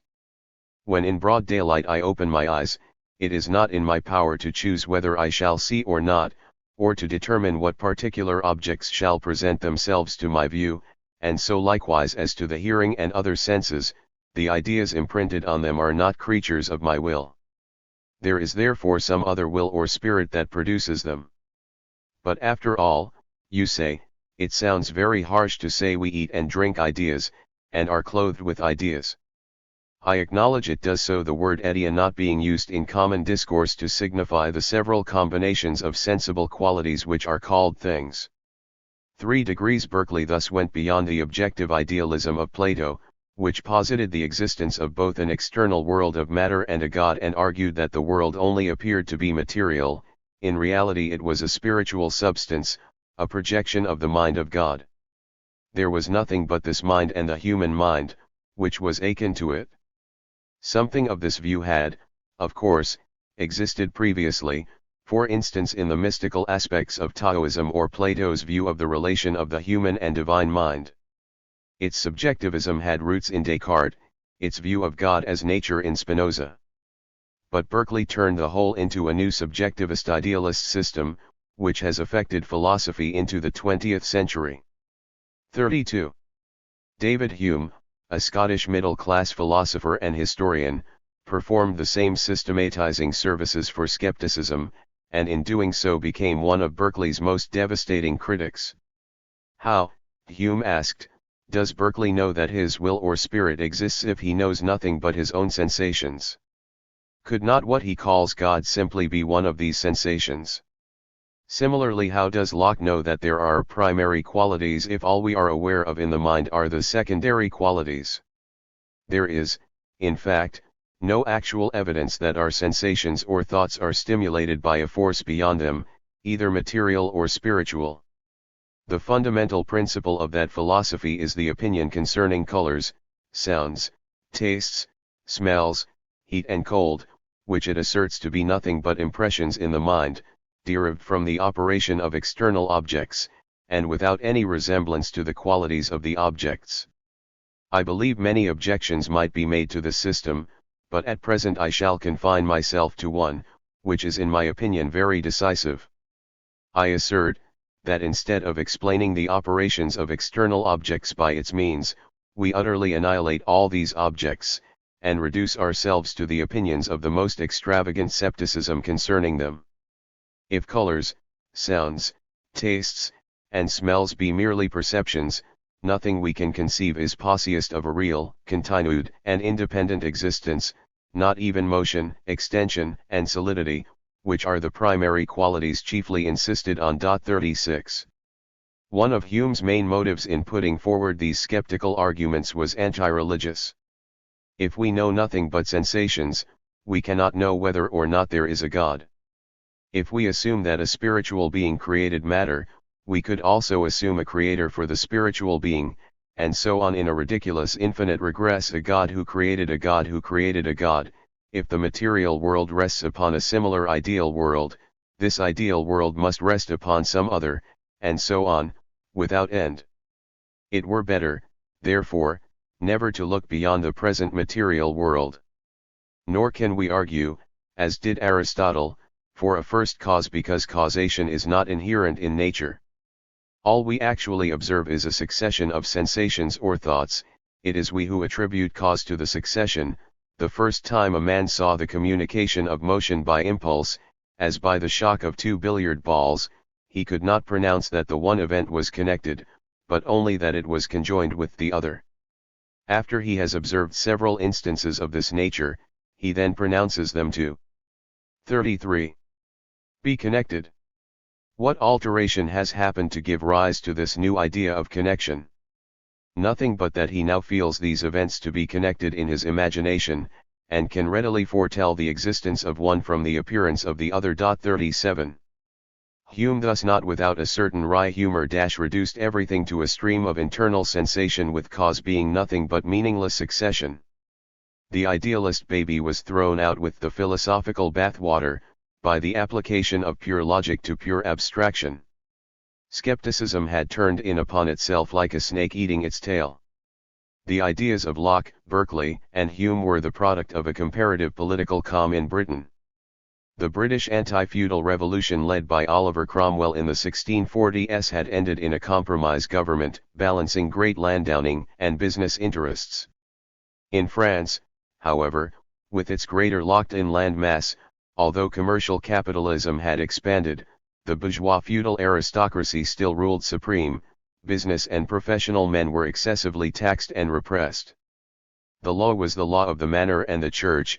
Parliamentary government did not exist. When Voltaire offended a great aristocrat, he was beaten like a dog in the street and had no recourse in the law. Thus, when the French bourgeois intellectuals, often, like Voltaire and Rousseau, driven into exile, began to form a philosophy, it was violently anti-feudal and anti-clerical, much different in tone and content from the studied British expositions. Denis Diderot, who, like Voltaire, was imprisoned and constantly persecuted for his ideas, and Paul Henry Holbrook went beyond the dualistic idealism of Locke and the nihilistic skepticism of Hume into materialism. Diderot and Holbrook shared Voltaire's hatred of established religion. Religion, wrote Holbrook, is the art of intoxicating people with religious fervor, to prevent them being cognizant of their troubles, heaped upon them by those who governed. But unlike Voltaire, a deist who left the door open for a vague deity, they returned to Lucretius's concept of the universe as eternal and matter as the only existing entity. The universe, that vast assemblage of everything that exists, presents only matter in motion. There was no need of a prime mover. The essence of matter is to act. Within matter there are immutable laws which act in certain ways of necessity. This irresistible power, this universal necessity, this general energy, is then only a consequence of the nature of things, by virtue of which everything acts, without intermission of constant and immutable laws. Both body and mind are simply manifes. 34. Tachons of matter, the result of certain natural combinations. In short, experiment proves beyond a doubt that matter, which is as inert and dead, assumes sensible action, intelligence, and life, when it is combined of particular modes. In regard to the arguments on the reality of the external world advanced by Berkeley and Hume, Holbrook answered, The only test of truth is experience. 38 Engels later charged that the French materialists were mechanical, unable to comprehend the universe as a process, is only partly true, as witness the following in Diderot: everything changes and everything passes away, only the whole endures. The world is forever beginning and ending, each instant is its first and its last, it never has had, it never will have, other beginning or end. In this vast ocean of matter, not one molecule is like another, no molecule is for one moment like itself. Diderot clearly had a concept of the universe as a process. He also had a concept of developmental change. In fact, building on the science of the day, he was able to go beyond Luther in his evolutionary views. The vegetable kingdom might well be and have been the first source of the animal kingdom, and have had its own source in the mineral kingdom, and the latter have originated from universal heterogeneous matter. Biological matter, then, developed from physical matter. And once biological matter began, it evolved into new forms by, as hinted by Luther, a kind of natural selection.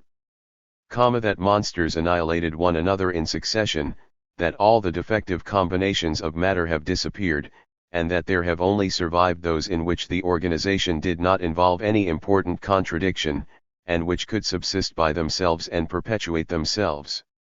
But that, again like Luther, Diderot had no solid, scientific basis for his evolutionary theory is shown by such conjectures as the following: the elephant, that huge organized mass, a sudden product of fermentation. Why not?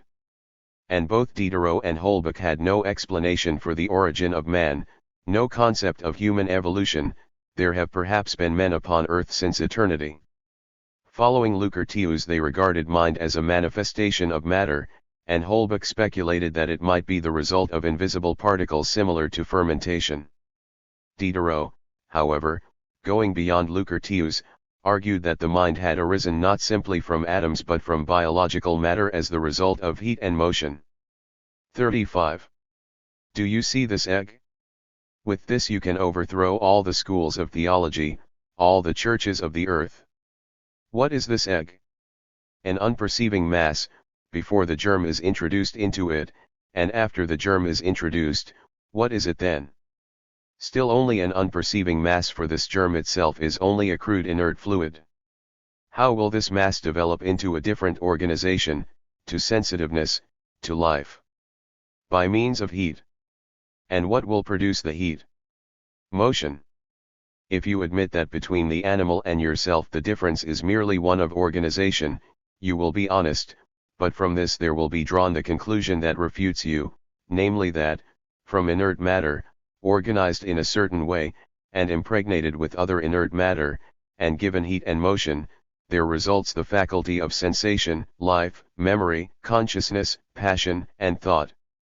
Today, when we can begin to see the actual evolutionary stages in which the human mind developed from living matter and living matter from matter, we can only wonder at Diderot's insights in an age when biological research had barely begun, and the skill with which he counters the theological argument of the spirituality of mind. Whatever its specific nature, however, Diderot and Holbach agreed with Luther that the mind dies with the body, on which it is dependent. To argue that the mind or soul is immortal is like pretending that a clock shivered into 1,000 pieces, will continue to strike the hour. 39. Following Diderot and Holbach, evolutionary theories continued to develop. All vegetables and animals now existing were originally derived from the smallest microscopic ones, formed by spontaneous vitality. So wrote Erasmus Darwin, grandfather of Charles, who seems to have overlooked his significance. Erasmus Darwin argued further that all warm-blooded animals have arisen from one living filament, and that mankind arose from one family of monkeys on the banks of the Mediterranean. Geological discoveries began to produce concepts of geological time and development. These advances, along with those in chemistry and physics, especially experiments with electricity and magnetism, produced a new concept of matter, an essentially dialectical concept, as witness the following from Percy Bysshe Shelley's A Refutation of Deism. Matter, such as we behold it, is not inert. It is infinitely active and subtle. Light, electricity, and magnetism are fluids not surpassed by thought itself in tenuity and activity. Like thought, they are sometimes the cause and sometimes the effect of motion. 4 degree. 36.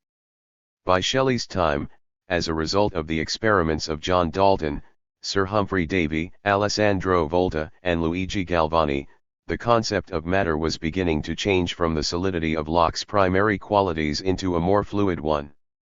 Electricity, magnetism, and light were also forms of matter, so, too, the endless circling of atoms. And they whirl over each other with 1,000 motions, upon 1,000 sightless axles spinning. Lightning was as much matter as was a rock. Shelley, in an age of revolution, industrial and social, also saw conflict at the heart of development in nature and society. The laws of attraction and repulsion, desire and aversion, suffice to account for every phenomenon of the moral and physical world.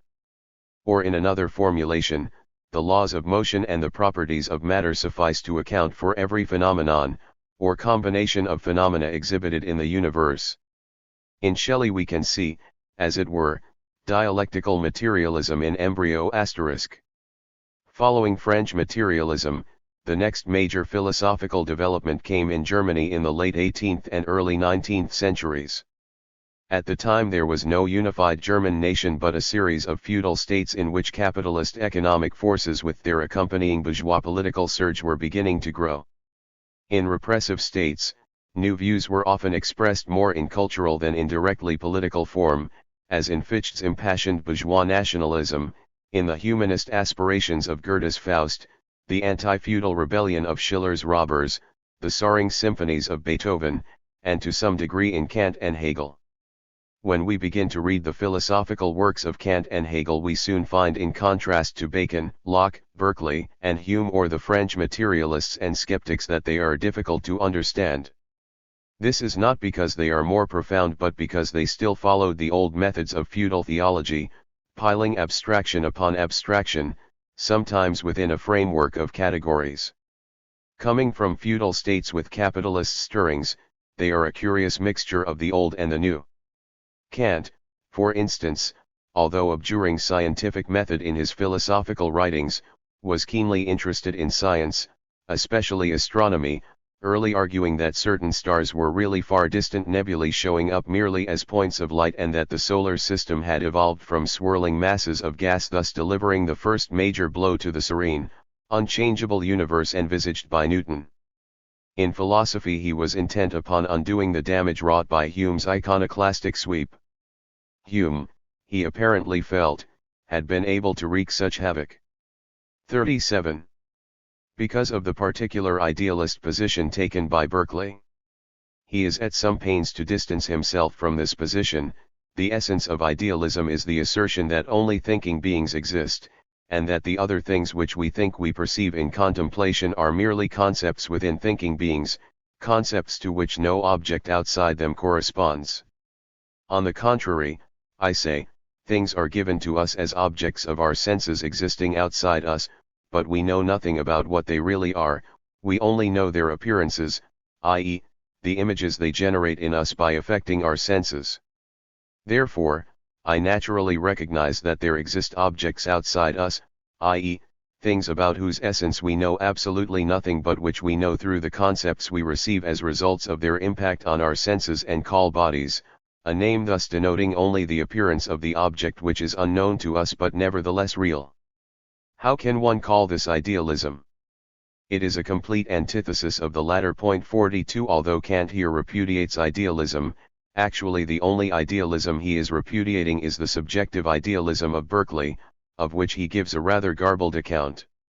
He is not repudiating the European mainstream of idealism stemming from Plato.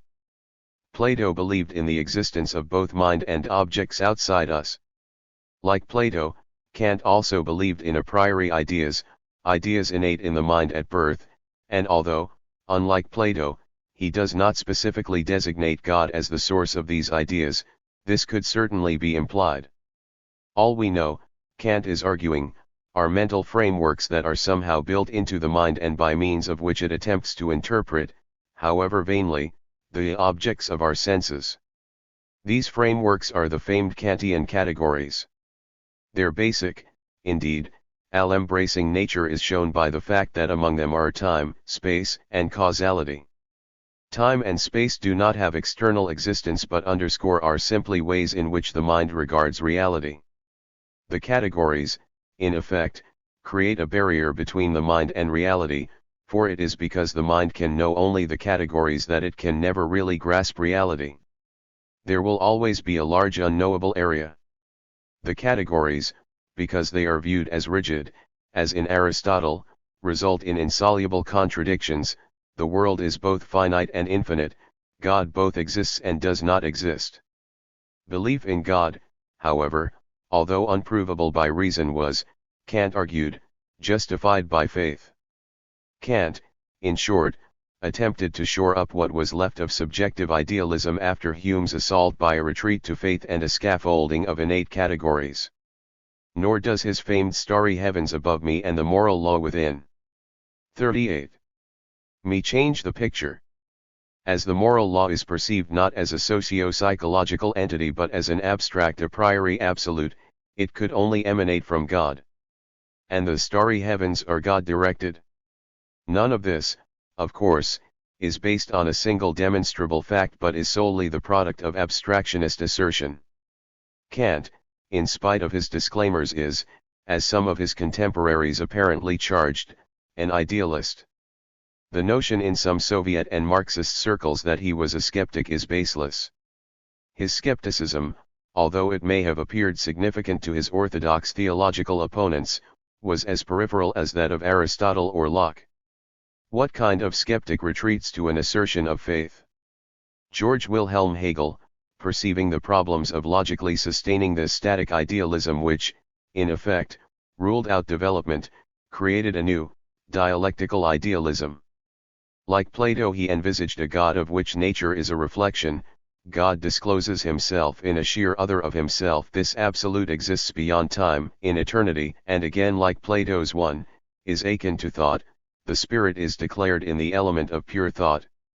Although the absolute is itself unchanging, it manifests itself in the other in the form of development. The whole is the essence perfecting itself through its development.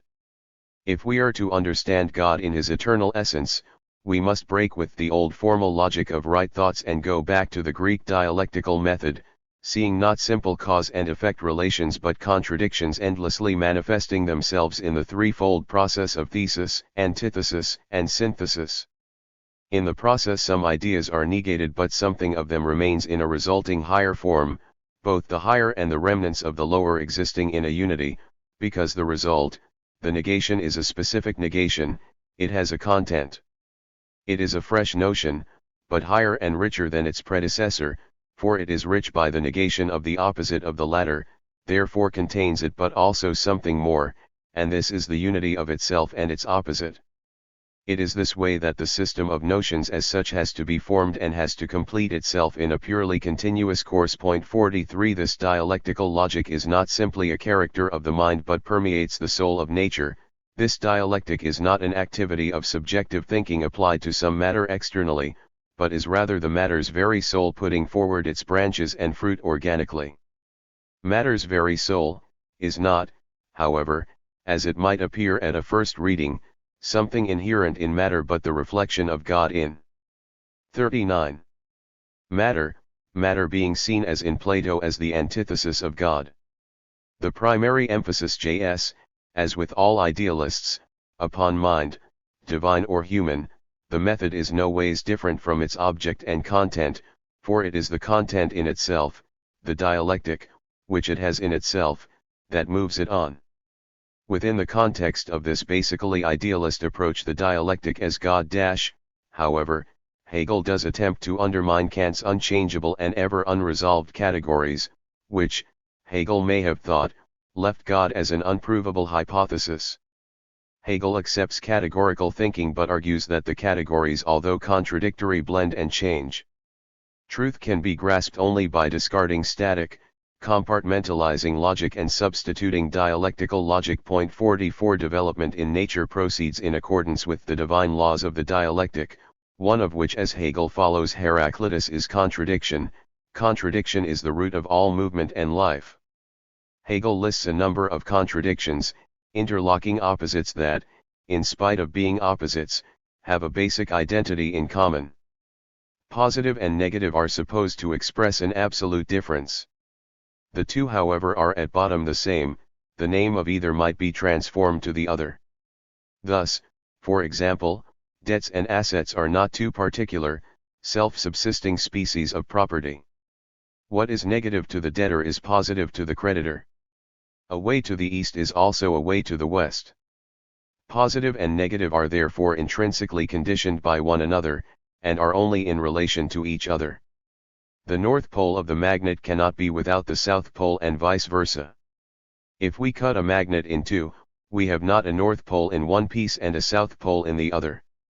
Similarly, in electricity, the positive and the negative are not two diverse and independent fluids. In opposition, the difference is not confronted by any other, but by T's other. 4 degrees. Something of this outlook had, as we have seen, been expressed by the Taoists, and like the Taoists, Hegel confusedly throws in very different phenomena, debtors and electricity, east and west. But he does illustrate the important point that things are to be studied not separately but in their interconnections, and he indicates the fluid nature of opposing phenomena. By implication, he rejects a static view of nature or life and emphasizes development. Developmental blending, in fact, is central to the Hegelian outlook. For instance, in regard to quantity and quality, quality is implicitly quantity, and conversely quantity is implicitly quality.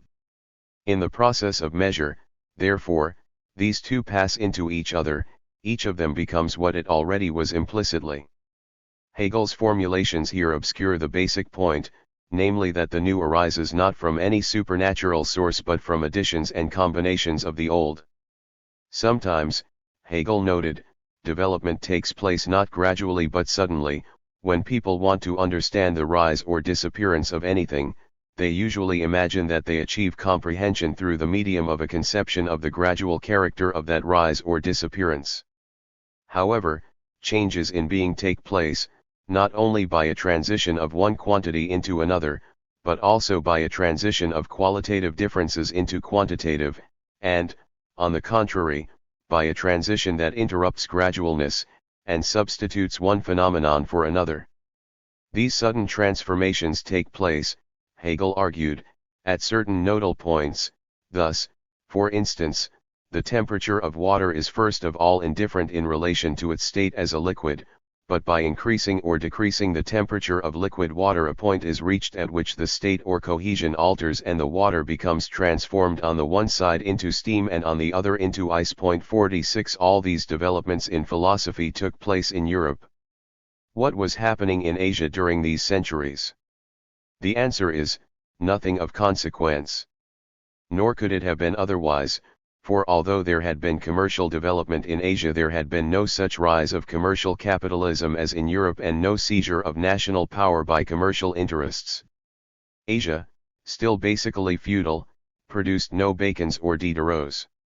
Although Asian nations were, as the Japanese and Chinese port cities in particular showed, moving in the same directions as Europe, they moved at a slower pace. When this was later shaken up by imperialist aggression and new thinking began, its significant streams sometimes, as in China, took a socialistic direction.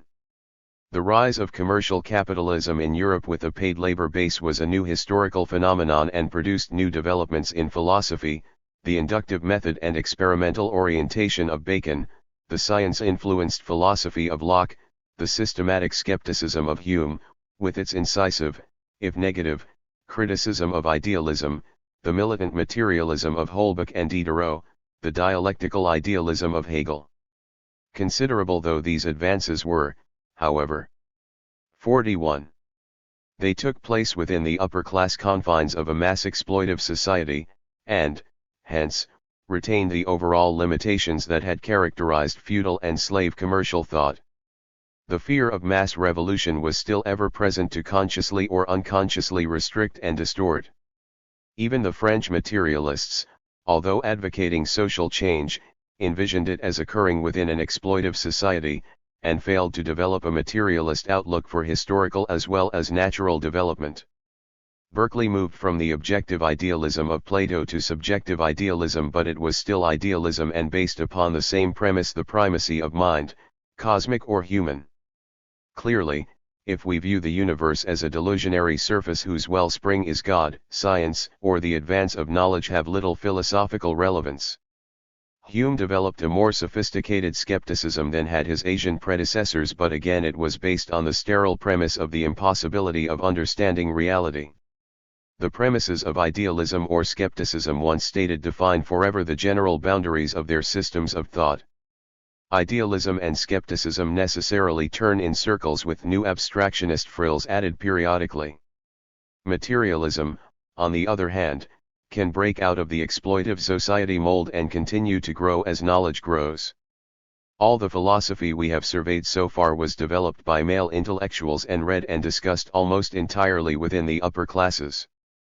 The traditional dispute has been that between idealism, including religion, and the materialism and skepticism that arose from the commercial economic drive and opposition to landowning dominance.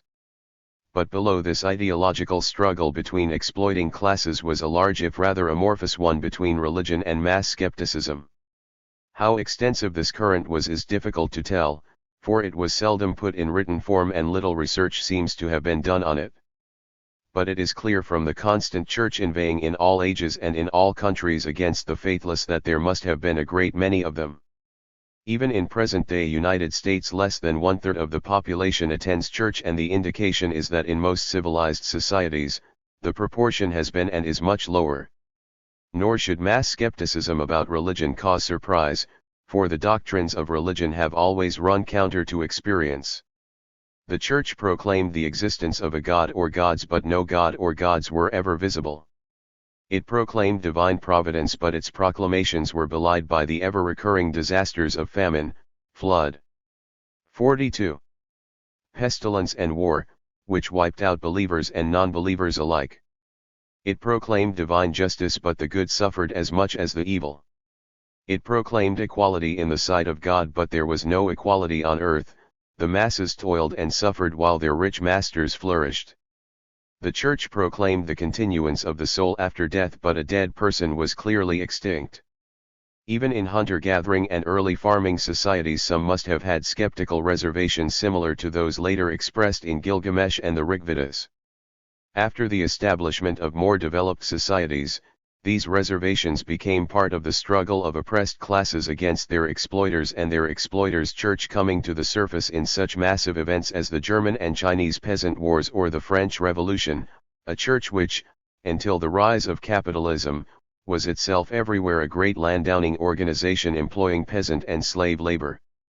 The industrial working class, unlike the peasantry, was well organized and literate, with its own newspapers, periodicals, and pamphlets. Some Chartist and other 19th-century working-class leaders denounced tithing and other donations to the churches. They preach to you to be content with your lot, and some took up the anti-clerical views of Voltaire and Thomas Paine. Some workers, such as Richard Carlile in Britain and Joseph Dialectical in Germany, developed these views in their own way, Dialectical formulating a materialist philosophy. How much response these views had among the working class, it is difficult to say, for then as now the class was riddled with religious propaganda, and people in exploitive class societies hesitate to express skeptic or materialist views. It was with this class, however, that the next development of materialism lay. 47. Chapter 2. Marx and Engels. Modern materialism. When the young Marx and Engels came together in Brussels in 1845, 3 years before the Communist Manifesto, to formulate their worldview, they were concerned with philosophical as well as social matters. Marx had written his doctoral dissertation on the Greek materialists, and both he and Engels had studied the works of Hegel and other contemporary philosophers. Early in the manuscript that they produced jointly, The German Ideology, they made a distinction between consciousness and ideology that Marx later elaborated. Consciousness reflects total existence. Life is not determined by consciousness but consciousness by life. Within consciousness there is a special body of general ideas on politics, laws, morality, religion, metaphysics, etc., which in class societies reflect class interests. The ideas of the ruling class are in every epoch the ruling ideas. The class which has the means of material production at its disposal has control at the same time over the means of mental production. Unlike previous philosophers, they saw philosophical ideas not primarily as an individual but as a social phenomenon, as much, although less directly, an expression of class outlook as are social views. As capitalism emerged from feudalism in Europe, certain general ideas, political, philosophical, and so on, had, Engels noted, been formed in a kind of three-cornered class struggle. But side by side with the antagonism between the feudal nobility and the bourgeoisie was the general antagonism between the exploiters and the exploited, the rich idlers and the toiling poor. In the early 19th century, with the growth of the Industrial Revolution, the commercial capitalist working class changed into an industrial capitalism working class with the change from wind, wood, and water power to coal, iron and steam. The social views of the new class, Engels noted, had been partly grasped by a small group of German and 44 other skilled craftsmen in and around the Communist League, and more deeply formulated by the industrial workers in the massive Chartist movement in Britain, where industry was much more developed than on the continent.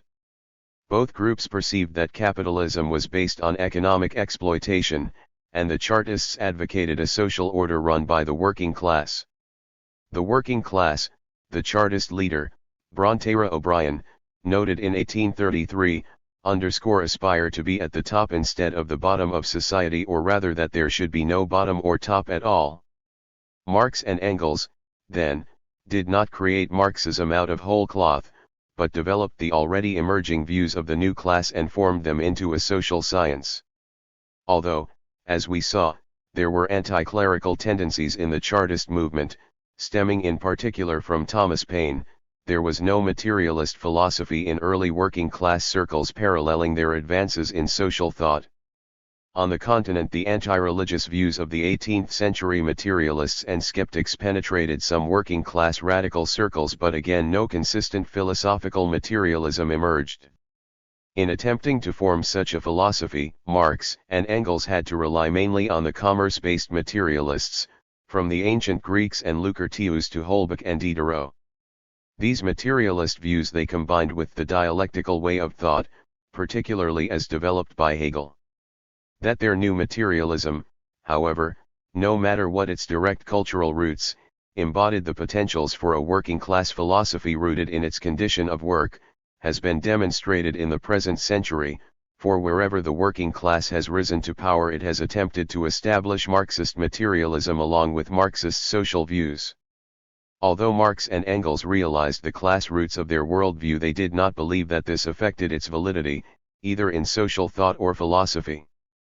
All such views were, in civilized societies, class-conditioned. Yet truth had been discovered. The fact that Locke expressed the outlook of a rising commercial bourgeoisie did not mean that his argument on knowledge, arising not from a Platonic Godhead but from the senses, was untrue. Every class strove to discover and use whatever truths were useful to it.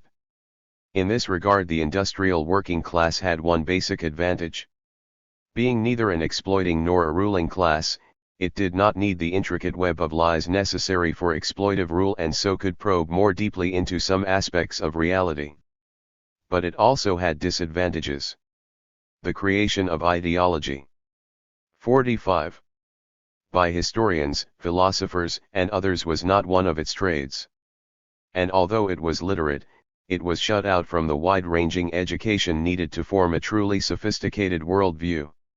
Such a view could be formed only by intellectuals allied with it, intellectuals who could rise above the incessant exploitive class barrage of lies, prejudices and superstitions. When Marx and Engels discussed their materialist philosophy, they stressed what was new in it and paid scant attention to previous materialism, taking it for granted that their readers were acquainted with those arguments. When Marx declared, "I am a materialist and Hegel is an idealist," he implied that he subscribed to a body of materialist views then generally known and, as a result of the publication of Darwin's Origin of Species in 1859, Under active discussion, the universe consists only of matter existing in time and space. Matter is eternal, and, hence, was never created. Motion is an inherent part of matter. There is no prime mover, no God, and no eternity existing outside time and space. The universe arose from chance formations of atoms. It acts through objective laws that are discoverable by science. Life emerged from matter, and including man and his mind evolved by natural selection. There is no soul. Thought is a function of the brain. The mind, based on the brain, dies with the body. Religion propagates delusion.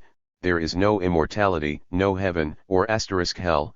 Morality is a social phenomenon and does not depend on religious belief. The implication of these views, of course, is that religion is a delusion. As materialists, Marx and Engels were necessarily also atheists. Point 4. Following their original collaboration in 1845, the development of the new materialism as science advanced fell almost entirely to Engels. This, as we shall see, was in some ways unfortunate, for Marx had a deeper grasp of fundamentals than Engels.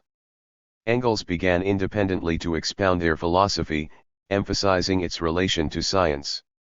In response to an attack in 1877 by a German radical economist and philosopher, Eugen Karl Düring, a revised version of part of this work, Anti-Debring, was later published as Socialism, Utopian and Scientific.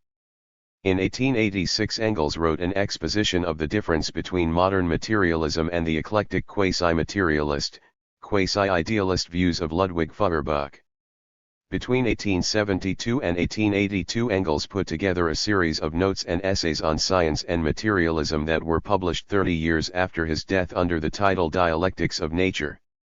Of these works, Feuerbach was written after the death of Marx, and Marx apparently did not read the Dialectics of 46 Nature manuscripts, but Anti-Debring was read to him by Engels and he wrote a chapter for it. Point 4. Engels' overall view of the new materialism comes out succinctly in a passage in Socialism, Utopian and Scientific. Modern materialism embraces the more recent discoveries of natural science.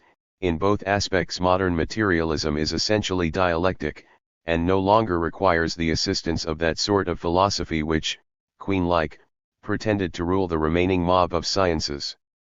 As soon as each special science is bound to make clear its position in the great totality of things and of our knowledge of things, a special science dealing with this totality is superfluous or unnecessary. That which still survives of all earlier philosophy is the science of thought and its laws, formal logic and dialectics. Everything else is subsumed in the positive science of nature and history. The philosophy with the deepest validity is modern materialism. This materialism, based on science, is dialectical because nature, as the Greek materialists had first contended, is itself dialectical. Both cosmology and geology had now revealed evolutionary development, arising from conflictive interactions, the one in the universe, the other in living matter. Thinking based on these characteristics of nature is necessarily also dialectical, taking interactivity into account and using a fluid logic that encompasses more of reality than the traditional formal logic. This more simplistic logic, however, still has its place in examining limited areas. Philosophy in the traditional sense will become obsolete and there will no longer be a need for a special breed of thinkers called philosophers. A Marxist materialist can generalize from the findings of science, and this is really all there is to it. Idealist and skeptical philosophy will alike become obsolete, like alchemy or astrology. Unlike idealism which, with its eternal verities, has necessarily developed little since its inception, materialism has to change its form with each epoch-making discovery in science. By this Engels did not mean that the basic outlook has to change but only the concepts that are affected by the discoveries. In time, of course, these could be considerable and could affect some general perspectives. Materialism is developmental by its very nature. Holbach and Diderot did not simply follow Luther but incorporated the science of the day into their materialism. And Shelley, as we saw, included the newly discovered electrical fluid as matter. In Feuerbach, Engels, exploring modern materialism, singled out. 47. Three major scientific advances: the law of the conservation and transformation of energy, the discovery of the biological cell, and Darwinian evolution to demonstrate how materialism was enriched by 19th-century science. In discussing materialism today we have, of course, to advance beyond these discoveries into those of 20th-century science.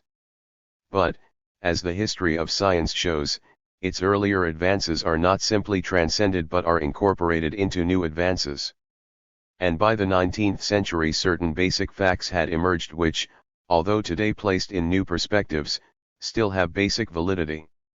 Engels was, of course, not a natural scientist, but as a dialectical materialist making use of this new threshold of science, he had a wider grasp of the philosophical significance of scientific discoveries than non-Marxist scientists. Although major adjustments are needed, he still enables us to see deep into the nature of nature. The conservation and transformation of energy, Engels wrote, meant that mechanical force, heat, radiation, electricity, magnetism could be transformed one into the other with no loss of total energy because they are modes of existence of one and the same energy, i.e., motion. Although Engels' formulation is dated, the law as such not only still holds good but it has been found to apply also on the atomic and subatomic levels. Radiation, as Engels did not know, consists of elementary particles, photons, which in different wavelengths make up all the forms of light, visible light as well as X-rays. When photons arise from the interactions of electrons and other elementary particles, the total energy in the particles involved remains the same before and after the transformation. Thus the law actually has deeper application than Engels realized. It is, however, not based on motion but on the nature of elementary particles and atoms. And the scope of the law has been widened. It is not restricted to energy but includes matter in general. Engels, then, was wrong on specifics but right in his general contention that this process is universal, and in doing so he gives us insight into the general nature of matter. To Holbach and Diderot, as to Lucretius, the viable units of living matter were the same as those of matter, namely atoms. But in the 1840s two German scientists, Theodor Schwann and Matthias Schleiden, discovered the biological cell, and Engels rejoiced. The hitherto incomprehensible miracle resolved itself into a process taking place according to a law essentially identical for all multicellular organisms. 48. Again, 20th century science, building on this foundation, has gone beyond it and has demonstrated the oneness of life on an even more elementary level than the cell, namely in the chain molecules that make up the cell, thus further supporting Engels' contention that the miracle can be unraveled in materialist terms. Darwin's theory of evolution by natural selection likewise is still accepted even as its genetic base, unknown to Darwin, is being revealed. Marx and Engels hailed the theory not only as providing an answer to the diversity of species but also to the basic philosophical puzzle of the nature and origin of the human mind. Evolution and the mind. On reading The Origin of Species, Marx wrote, "Darwin's theory is very important and serves me as a basis in natural science for the class struggle in history." The theory, he felt, dealt a death blow to Aristotelian teleology in the natural sciences. In doing so, of course, it also dealt a blow to theology. And Engels noted that the theory supplied a vital link missing in previous materialism, the evolutionary series of organisms from few and simple to increasingly manifold and complex forms, as we see them today before our eyes, right up to and including man himself, has been proved in all its main basic features. Thereby not only has an explanation been made possible for the existing stock of the organic products of nature, but the basis has been given for the prehistory of the human mind, for following all its various stages of evolution from the protoplasm, simple and structureless yet responsive to stimuli, of the lower organisms right up to the thinking human brain. Without this prehistory, however, the existence of the thinking human brain remains a miracle. 8 Neither Lucretius, Diderot, nor Holbach really had any explanation for the human mind. True, Diderot in his egg analogy had glimpsed something of an evolutionary view of mind, but it was a glimpse only. Man was generally presented as being eternal like the universe, and thought as a process similar to fermentation. Nor could it have been otherwise, for until a scientific theory of evolution emerged, no specific explanations were possible. Now, Engels implied, the idealist bugbear of a unique mind substance unrelated to matter is finally laid to rest.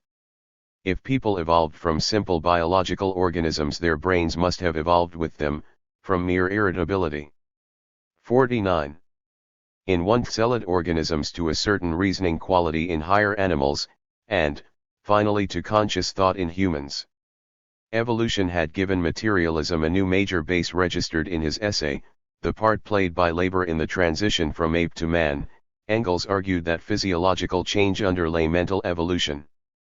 Climbing assigns different functions to the hands and the feet, and when their mode of life involved locomotion on level ground, these apes gradually got out of the habit of using their hands and adopted a more erect posture. This was the decisive step in the transition from ape to man. Scientists claimed in Engels' day and, in fact, until quite recently, that the decisive step was the development of the brain. Fossil discoveries, however, have shown that Engels' conjecture was correct. Uprightness came first, as a prerequisite. Uprightness, Engels went on to argue, would free the hands for further development, and this would in turn develop the brain, a line of thinking perhaps begun by Anaxagoras, who, according to Aristotle, said that mind arose from the possession of hands. Engels, of course, had no knowledge of genetic processes and little of the time spans involved in such developments, but his general materialist outlook steered him in the right direction. The contention that there was a direct transition from ape to man, long doubted by scientists, has been supported by discoveries that apes and humans differ in only 1% of their genetic material, and that hominids and apes are comparatively close in evolutionary sequence, not, as had been thought, some 20 million years apart. The human brain, Engels argued, evolved from the ape brain and is reflected in the mental development of the human child. 10 Among the mental heritage of humans, Marx early concluded, were instincts. Man is directly a natural being. As a natural being and as living natural being, he is on the one hand endowed with natural powers of life. He is an active natural being. These forces exist in him as tendencies and abilities as instincts. In trying to reason these matters out in the German ideology, Marx and Engels spoke of early man as having a kind of herd consciousness and speculated that at a certain point human instincts might have become conscious. In view of recent controversies on 50. These questions, we should note that neither Marx nor Engels felt that the human possession of instinct stood in opposition to their social theories. Both were valid, but in different spheres. Instincts, however, Marx saw not as absolutely determinate behavioral patterns but as tendencies. Today, as we shall see in discussing modern science, some of the specifics in this field have begun to emerge. Darwin, Marx, and Engels believed, had demonstrated that human life had evolved from animal life. But what of the origin of life itself? On this question 19th century science had made possible only a generalized materialist view, with regard to the origin of life. Therefore, up to the present, science is only able to say with certainty that it must have arisen as a result of chemical action. Today the outline of the process, which involves mainly some 24 molecules of moderate complexity, has begun to take shape. Engels, following the science of the day, suggested that carbon compounds must have played a vital role, and this has been shown to be correct. Carbon atoms, with their capacity to bind other atoms, provide a key ingredient for combining protein molecules into long-chain molecules. 2 Engels, as we can tell from his letters and Dialectics of Nature, did a great deal of reading in science. This raises an interesting question: why did not the scientists themselves develop a rounded materialist philosophy? Darwin, for instance, although he privately confessed himself a materialist, was content simply to expound his theory, and his leading supporter, Thomas Henry Huxley, achieved no more than a watered-down Humean skepticism. Most 19th century scientists, in fact, like Newton before them, accepted religious views of one kind or another. The problem is obviously not simply one of intelligence, but of formative social forces. Engels was probably no more inherently intelligent than Huxley. But Darwin and Huxley were members of the British upper classes and felt the restraining hand of these classes, which permitted them to do their scientific work but placed taboos upon generalizations that ran counter to the interests of the existing order and its religion. This restriction was sometimes direct, as in the open attacks on Darwin and Huxley by their religious opponents, but more commonly, and more pervasively, it was something simply understood. 3. As we have seen, materialism emerged over the centuries out of the 51. Capitalist struggle against land-holding interests. With the feudal defeat and the capitalists' rise to ruling class in 19th century Europe, the tendency towards materialism emanating from the capitalist class virtually ceased, and the tendency received a new social base. The main task of developing materialism beyond Diderot and Holbach fell to Marx and Engels. Truth and practice.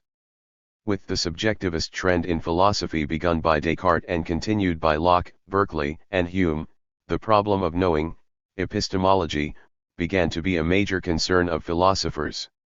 If mind and matter are antithetical, how can mind know matter?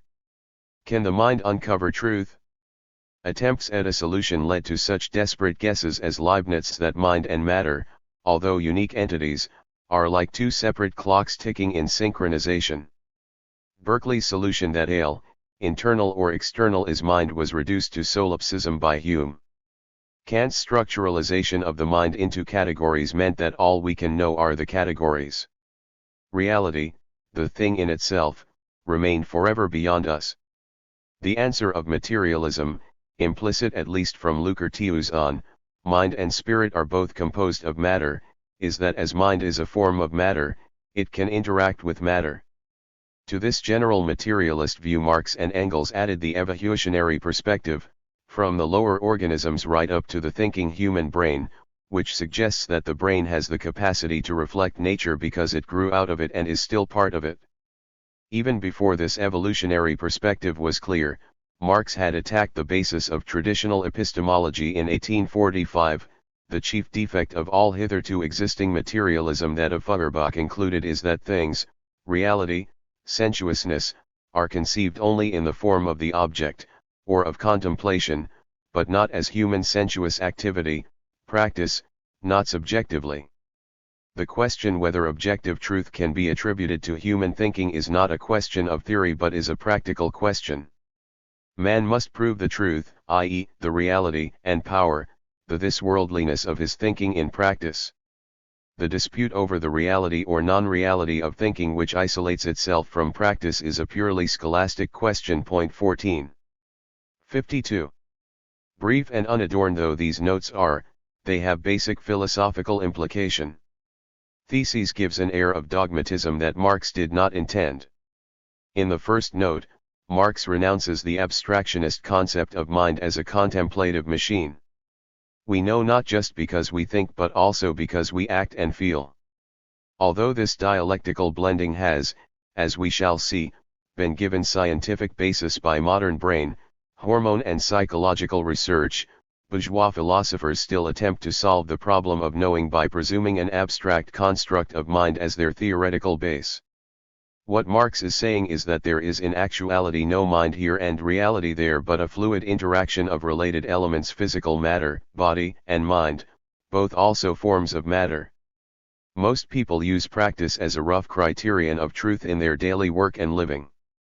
Marx is here proposing it as a general philosophical principle. We are able to grasp objective reality not only because we think and feel and act but also because we explore and test. The two notes, in short, lay the base for a scientific explanation for knowing. Engels later tackled the epistemological question in a sardonic attack on agnosticism in his Introduction to Socialism, Utopian and Scientific. Again, our agnostic admits that all our knowledge is based upon the information imparted to us by our senses. But, he adds, How do we know that our senses give us correct representations of the objects we perceive through them? And he proceeds to inform us that, whenever he speaks of objects or their qualities, he does in reality not mean these objects and qualities, of which he cannot know anything for certain, but merely the impressions which they have produced on his senses. Now, this line of reasoning seems undoubtedly hard to beat by mere argumentation. But before there was argumentation, there was action. I'm an Fong War Dai that. And human action had solved the difficulty long before human ingenuity invented it. The proof of the pudding is in the eating. From the moment we turn to our own use these objects, according to the qualities we perceive in them, we put to an infallible test the correctness or otherwise of our sense perceptions. If these perceptions have been wrong, then our estimate of the use to which an object can be turned must also be wrong, and our attempt must fail. But if we succeed in accomplishing our aim, if we find that the object does agree with our idea of it, and does answer the purpose we intended it for, then that is positive proof that our 53 perceptions of it and of its qualities, so far, agree with reality outside ourselves. As the so far indicates, Engels is not claiming that practice provides an absolute criterion for truth, only that it provides a basic one. But he did not explore the question further. There are clearly levels of practice, and Engels here is speaking mainly of the general correspondence between objective reality and our concept of it. He was also, of course, aware that scientific practice reveals truths not visible to the senses unaided by the instruments of science, the kind of truths that Marx had in mind when he wrote, "Scientific truth is always paradox if judged by everyday experience, which catches only the delusive appearance of things." 16 By practice, Marx and Engels presumably mean both social struggle and scientific investigation, including experimentation.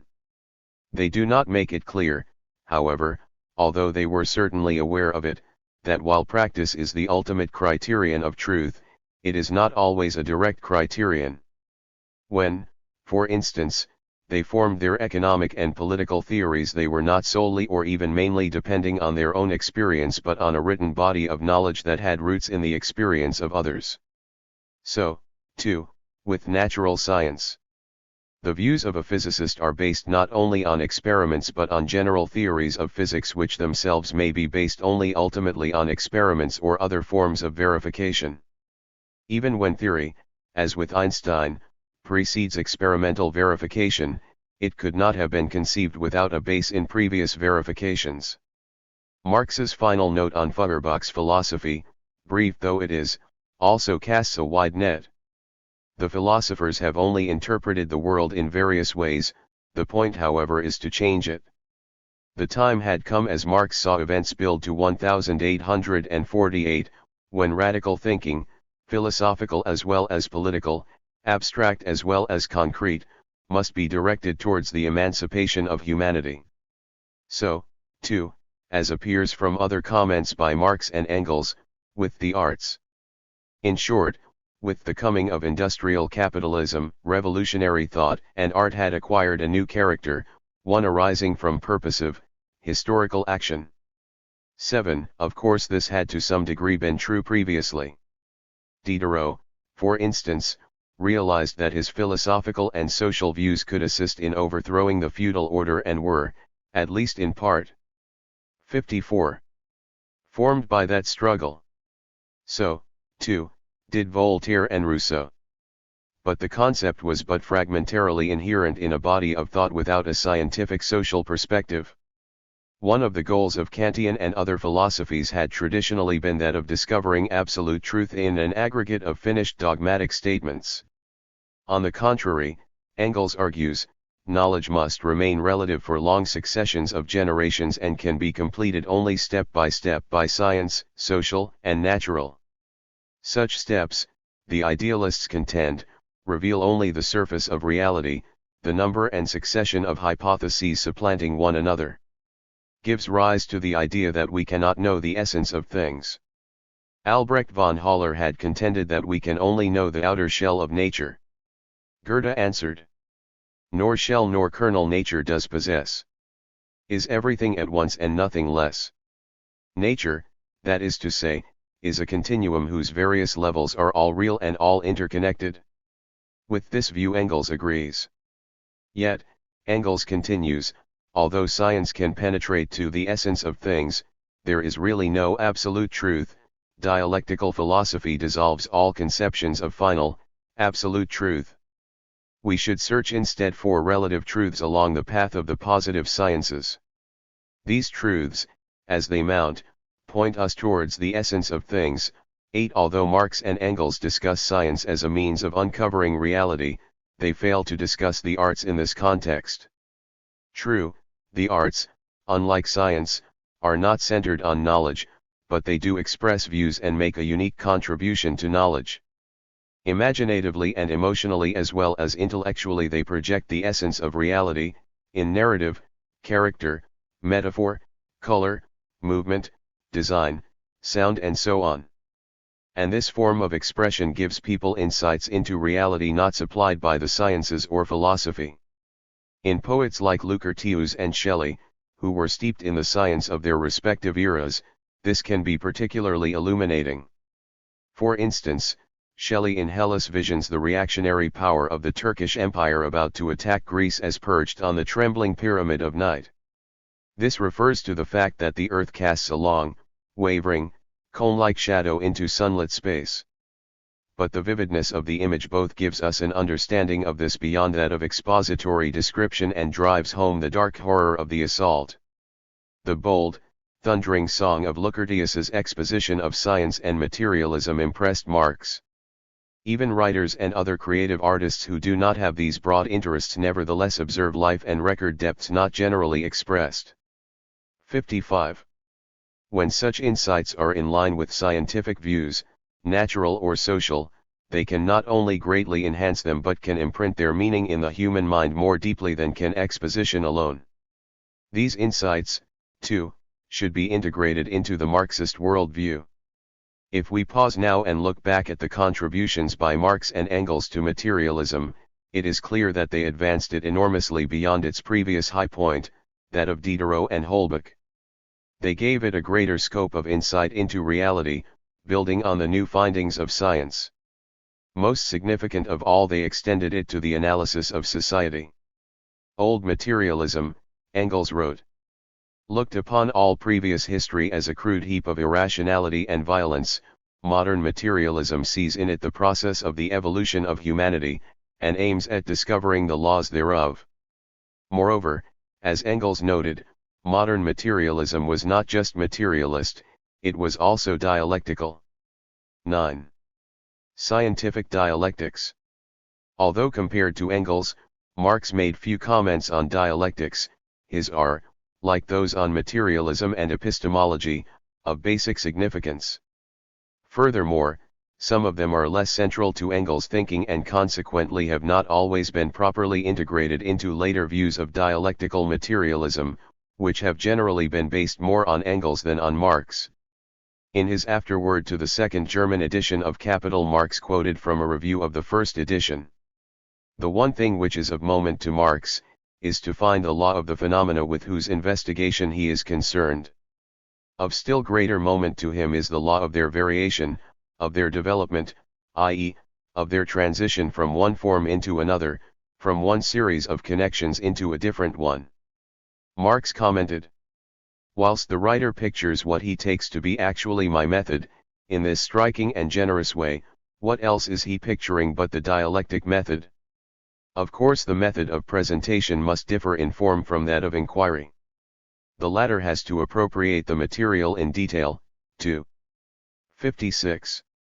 Analyze its different forms of development, to trace out their interconnection. Only after this work is done, can the actual movement be adequately described. If this is done successfully, if the life of the subject matter is ideally reflected as in a mirror, then it may appear as if we had before us a mere a priori construction. 2 degree. The first thing a dialectical materialist thinker has to do, then, is to get the facts straight, appropriate the material in detail. Inquiry, the analysis of these raw facts, comes next. Without this foundation, Marx implies, we have theory in an intellectual vacuum. The clue to historical phenomena, he noted in a letter in 1877, must be found by specific research, and he added, one will never arrive there by the universal passport of a general historico-philosophical theory, the supreme virtue of which consists in being superhistorical.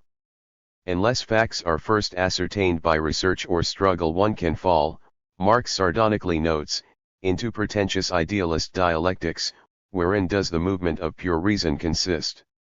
In posing itself, opposing itself, composing itself, in formulating itself as thesis, antithesis, synthesis, or, yet again, in affirming itself, negating itself, and negating its negation.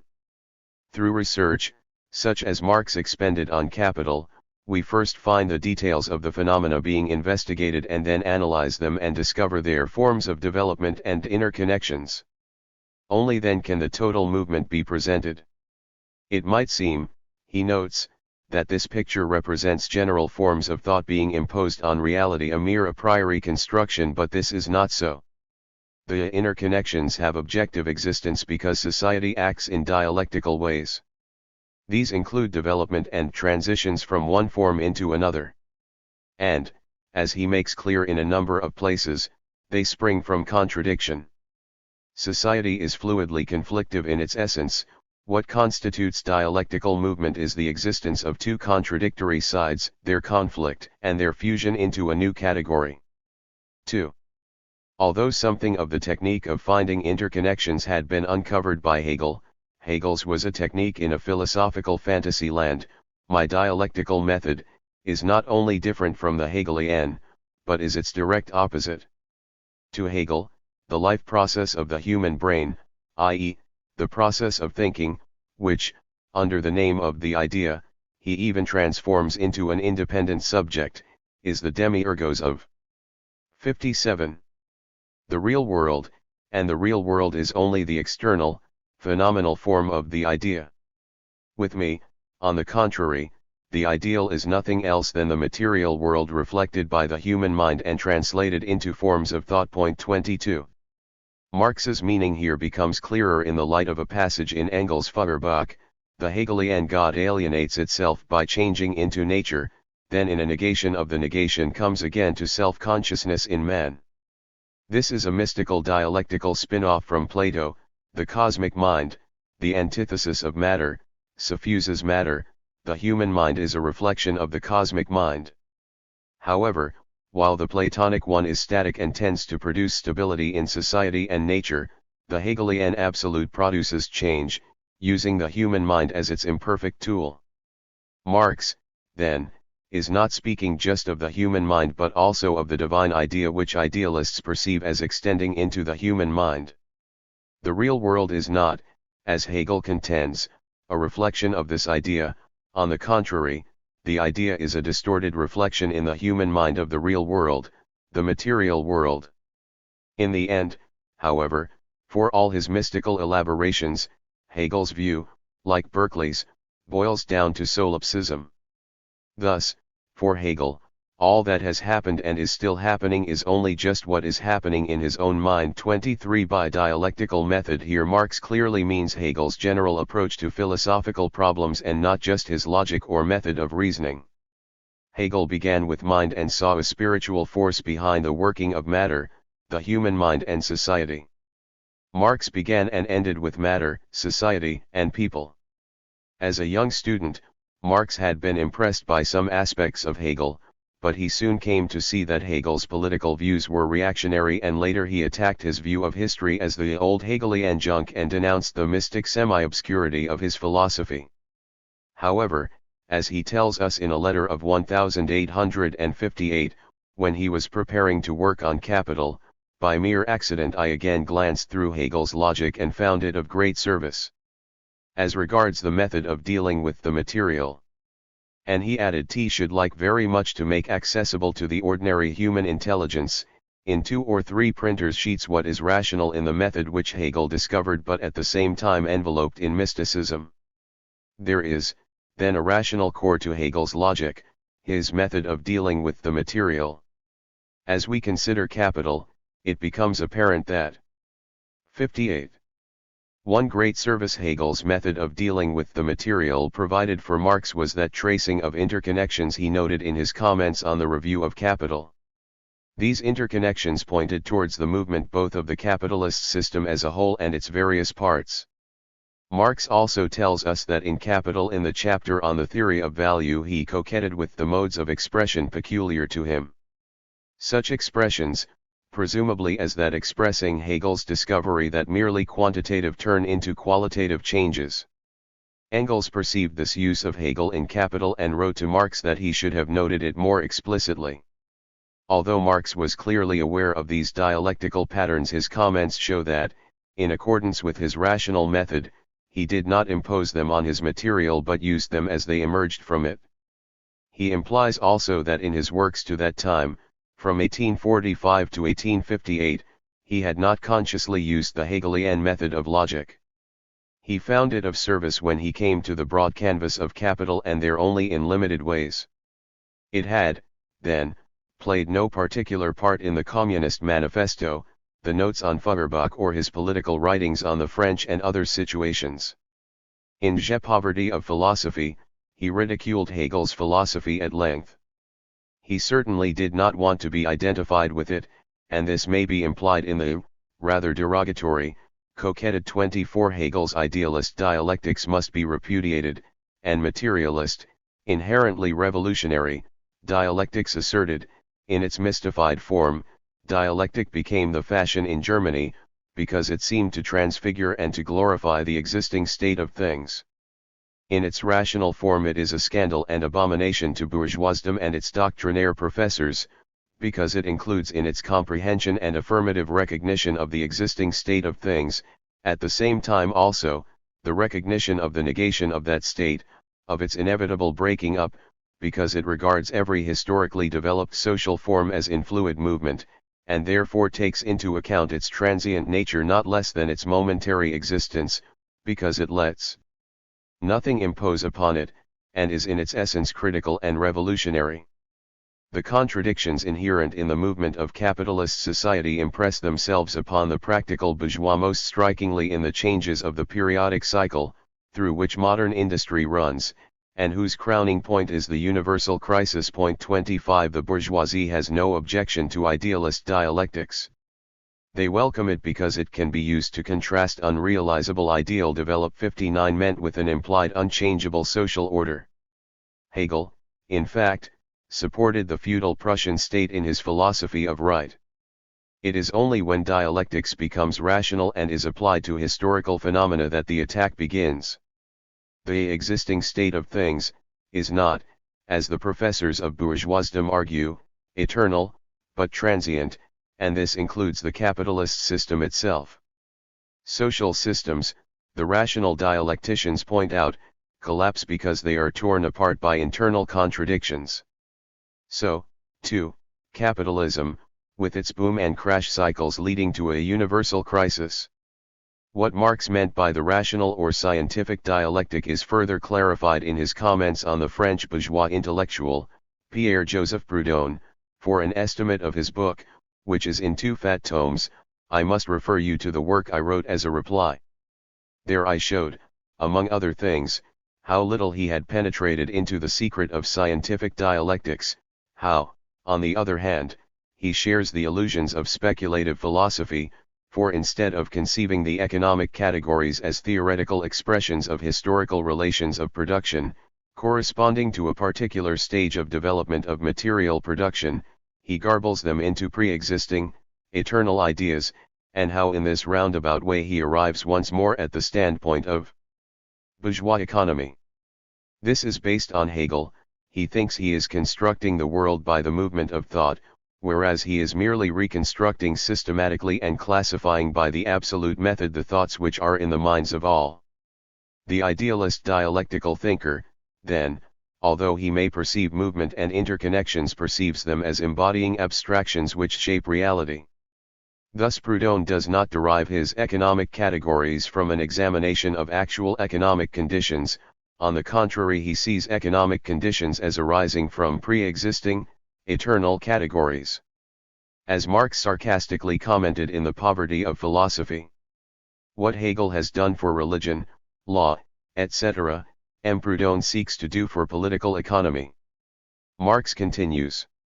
266. Proudhon had a natural inclination for dialectics. But as he never grasped really scientific dialectics, he never got further than sophistry. 60. In fact, this hung together with his petty bourgeois point of view. Like the historian Romer, the petty bourgeois is composed of on the one hand and on the other hand. This is so in his economic interests and therefore in his politics, in his religious, scientific, and artistic views. So in his morals, in everything. He is a living contradiction. If, like Proudhon, he is in addition a clever man, he will soon learn to play with his own contradictions and develop them according to circumstances into striking, spectacular, now scandalous, now brilliant paradoxes. A clever idealist thinker, then, can use what we might call dialectics in a vacuum to produce juggler-like illusions. He plays non-existent contradictions one against the other in a pyrotechnic display of on the one hand and on the other hand logic, which ends not only in confusion but reaction. Charlatanism in science and accommodation in politics are inseparable from such a point of view. 26. For Marx, scientific dialectics was rooted in practice and a systematic analysis that uncovers total movements. At the essence of reality, natural and social, is conflict leading to fusion. Dialectical thinking is in its essence critical and revolutionary. Scientific dialectics provides a weapon whereby one changes society and challenges reactionary views in all fields, social and philosophical. If we put Marx's various comments together, they form a cohesive whole. And dialectics is but one aspect of this whole. Marx did not believe that a mastery of dialectical thinking would provide a magical path to truth. Practice and not dialectics is at the root of his method. It is revolutionary philosophy change the world that gives life to dialectical thinking. Without it, such thinking, as in Hegel or Proudhon, tends to reaction. The dialectical materialist is not primarily dialectical but materialist, and practice-based, not a closeted scholar but a revolutionary. Dialectical logic has not become the whole of or even the main base for thinking, even though it reveals interconnections and movements that cannot otherwise be fully grasped. More important, the implication runs, is inductive thinking on a materialist basis, the thinking, emphasized by Bacon, of reasoning from the particular to the general. Inductive reasoning is directly or ultimately based on practice, which reflects the interaction of thought, sensation, and action. When, however, we establish generalizations by this method, they can be used in the further search for facts and interconnections, as Marx demonstrated extensively in Capital. These interconnections are necessarily conflictive, arising from the fusion. 61. Of the contradictory sides of phenomena and taking the form of quantity to quality change. Engels, Insight and Error. Neither Marx nor Engels, as I have noted, used the term dialectical materialism. In 1891 the Russian Marxist, Georgy Plekhanov spoke of modern, dialectical materialism, apparently compressing Engels' 1877 statement in Antidebring, modern materialism is essentially dialectical. Then Plekhanov wrote in 1892, the philosophy of Marx and Engels is not only a materialistic philosophy, it is dialectical materialism. Engels contrasted modern materialism to the mechanical materialism of Diderot and Holbach, in whose age nothing was known of the interactivities of matter disclosed by the transformation of one form of energy into another, of Darwinian evolution or of the cellular units of life with their fluidity of interaction. It was mechanical because it was based on the Newtonian machine-like universe and only partly broke from the set patterns of animal species proclaimed by the Linnean naturalists. Modern materialism was also a materialism that, unlike previous materialisms, examined society as well as nature in materialist terms, and saw that it too, was evolutionary. As Engels not only spoke of modern materialism as being dialectical but used the term dialectical philosophy, dialectical philosophy itself is nothing more than the mere reflection of this process in the thinking brain, he would probably have approved of dialectical materialism. Lenin, following Plekhanov, used dialectical materialism in Materialism and Empirio-Criticism. In his Granite Encyclopedia essay on Marx, he also used the term, but he there divides Marx's philosophy into two sections: first, philosophical materialism, and, second, dialectics. This was also the emphasis that Plekhanov intended. The philosophy of Marx and Engels is primarily materialistic. It seems unlikely, however, that Marx would have accepted the term dialectical materialism, for dialectical then implied dependence on Hegelian idealism, which he regarded as the reactionary antithesis of his own scientific and revolutionary dialectics. 7. Engels, in restating the three general laws of dialectics, emphasizes that they are not something imposed on nature or society but are inherent in the processes of both. 62. It is, therefore, from the history of nature and human society that the laws of dialectics are abstracted. For they are nothing but the most general laws of these two aspects of historical development, as well as of thought itself. And indeed they can be reduced in the main to three: the law of the transformation of quantity into quality and vice versa, the law of the interpenetration of opposites, the law of the negation of the negation. In Dialectics of Nature in particular, Engels discusses the working of these laws as illustrated by the science of his time. In preparation for this, as J.B.S. Haldane notes, he read widely in scientific works, and he was in close touch with a distinguished scientist, Carl Schorlemmer, of Owens College, Manchester, a good friend and fellow socialist, one of the founders of organic chemistry. It is, Haldane concludes, astonishing how Engels anticipated the progress of science in the 60 years since he wrote 28. I shall consider first the law that Engels places second but which Marx considered basic, namely the interpenetration of opposites. Dialectics, so-called objective dialectics, prevails throughout nature, and so-called subjective dialectics, dialectical thought, is only the reflex of the movement in opposites which asserts itself everywhere in nature, and which by the continual conflict of the opposites and their final merging into one another, or into higher forms, determines the life of nature. Point 2. Everywhere in nature, then, there is a conflict of the opposites, or contradiction. These opposite elements can simply merge into one another, in which case the movement is simply circular, or they can produce higher forms. They do not, then, inevitably produce such forms, that is to say, result in development. The laws of dialectics that govern these phenomena are both objective and subjective. The objective ones are part of the processes of nature and society, the subjective ones are a reflection of these processes in the mind. If these processes are continuous in nature and society, why are people generally not aware of them? Engels did not directly pose the problem, but the answer he implies is that exploitive class society engenders a static manner of thinking that postulates set entities rather than interpenetrative conflict as the essence of reality.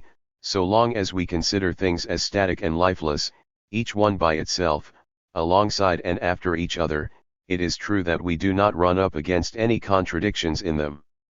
But the position is quite different as 63. Soon as we consider things in their motion, their change, their life, their reciprocal influence on one another, then we immediately become involved in contradictions. Point 3.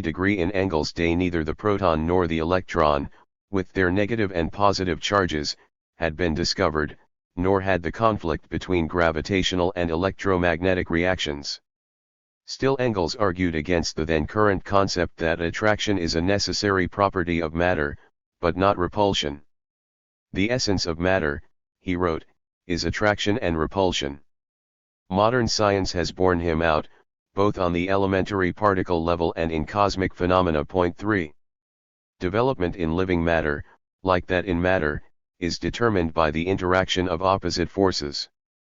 Life consists just precisely in this, that a living thing is at each moment itself and yet something else. Life is therefore also a contradiction which is present in things and processes themselves, and which constantly asserts and solves itself, and as soon as the contradiction ceases, life too comes to an end, and death steps in. 32 Not only do matter and living matter act in response to contradictory processes, society does also. The material productive forces of society come into conflict with the existing relations of production. This interpenetration of opposites produces class struggles, particularly, in capitalist society, that of the working class and capitalist class. And so, Engels noted, down into the details of social conflict, it seems that every workers' party, in a great country, can only develop itself by internal struggle, and this is based on the laws of dialectical development in general. 33 The conflict of opposites sometimes results in equilibrium, not, however, a static but a changing equilibrium, as in the motion of the heavenly bodies, or in living matter. Finally, in the living organism we see continual motion of all the smallest particles as well as of the larger organs, resulting in the continual equilibrium of the total organism during the normal period of life, which yet always remains in motion, the living unity of motion and equilibrium. All equilibrium is only relative and temporary. The general picture here has been adopted by Stephen Jay Gould and other scientists today in their punctuated equilibria theories. We find the same phenomenon also in society, when antagonistic classes 64 exist in a state of active equilibrium prior to a revolutionary surge. 34 Although Engels' comments give us basic insights into the workings of nature, some of them lack a consistent materialist perspective. For instance, in the statement that life is a contradiction which is present in things and processes.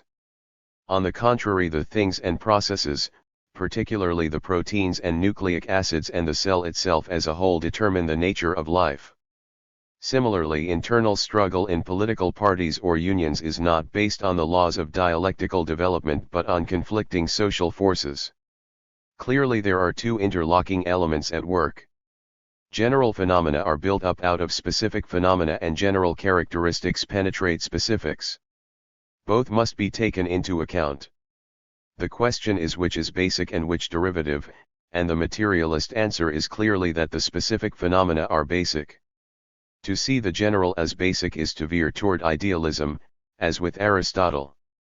One of the most important concepts of Hegel, Engels believed, was the great basic thought that the world is not to be comprehended as a complex of ready-made things, but as a complex of processes.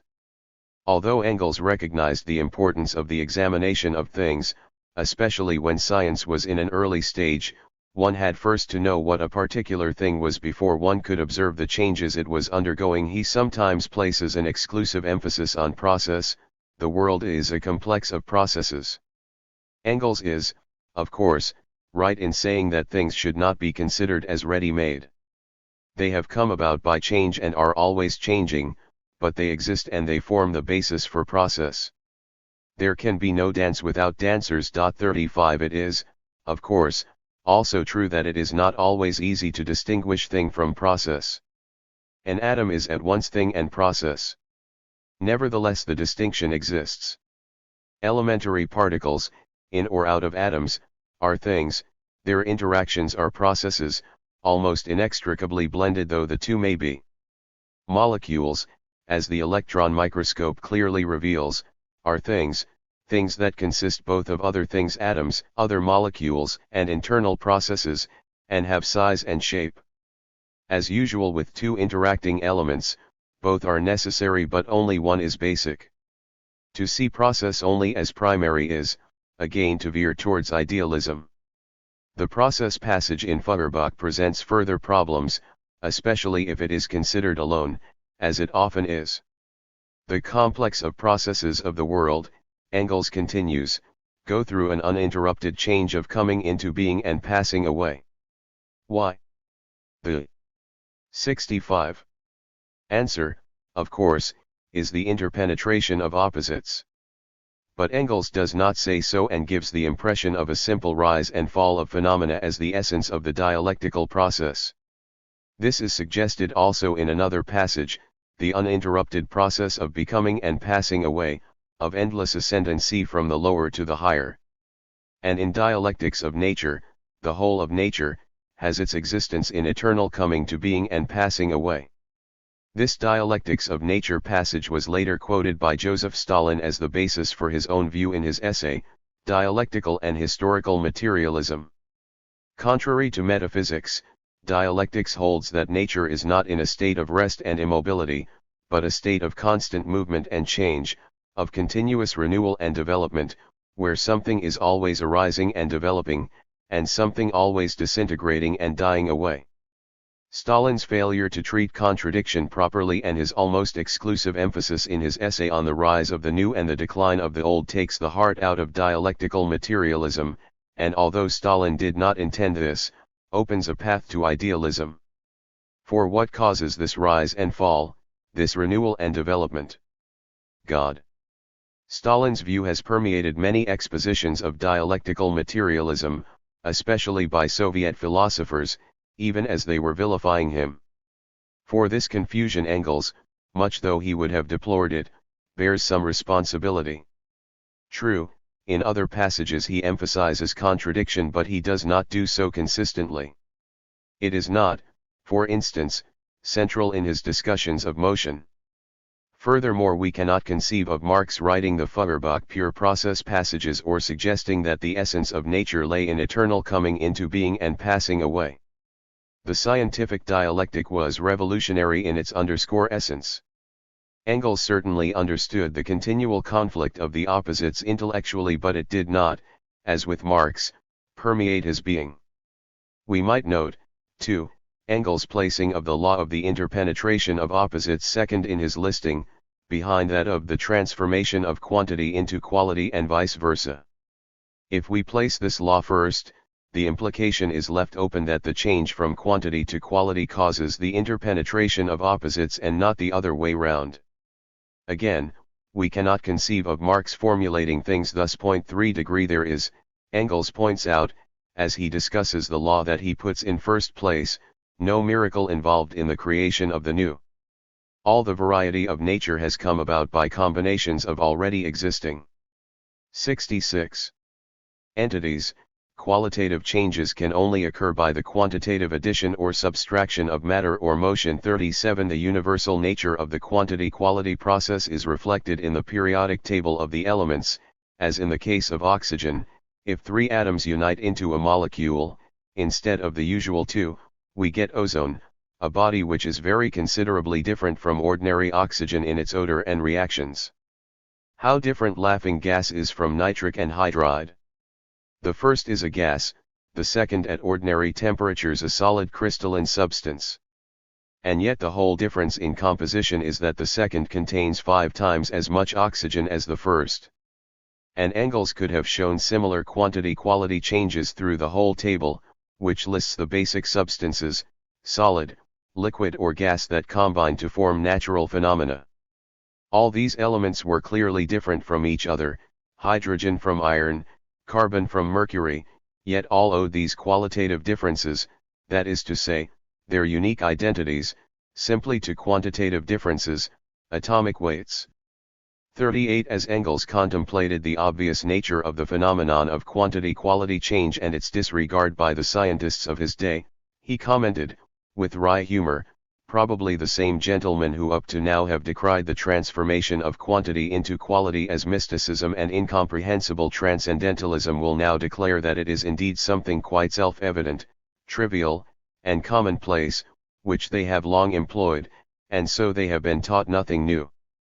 But to have formulated for the first time in its universally valid form a general law of development of nature, society, and thought, will always remain an act of historic importance.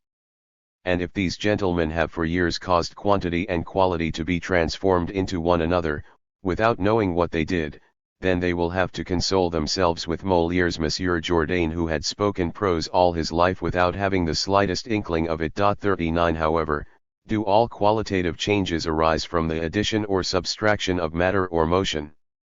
Engels also points to another factor that is sometimes involved. By means of a change of position and of connection with neighboring molecules it can change. 67. The body into an allotrope or a different state of aggregation. An allotropic change is a change not between elements but within elements, arising from particular atomic or molecular formations. Graphite, charcoal, and diamond are allotropic forms of carbon. Engels, then, is arguing that qualitative change can come about by means of change of position or, as he put it in another passage, various groupings of the molecules.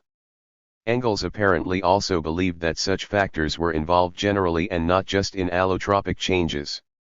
All qualitative differences in nature rest on differences of chemical composition or on different quantities or forms of motion. By differences in chemical composition, Engels must mean the same thing as difference in molecular groupings and change in position. In a related passage, however, he writes as though quantity was the sole element involved.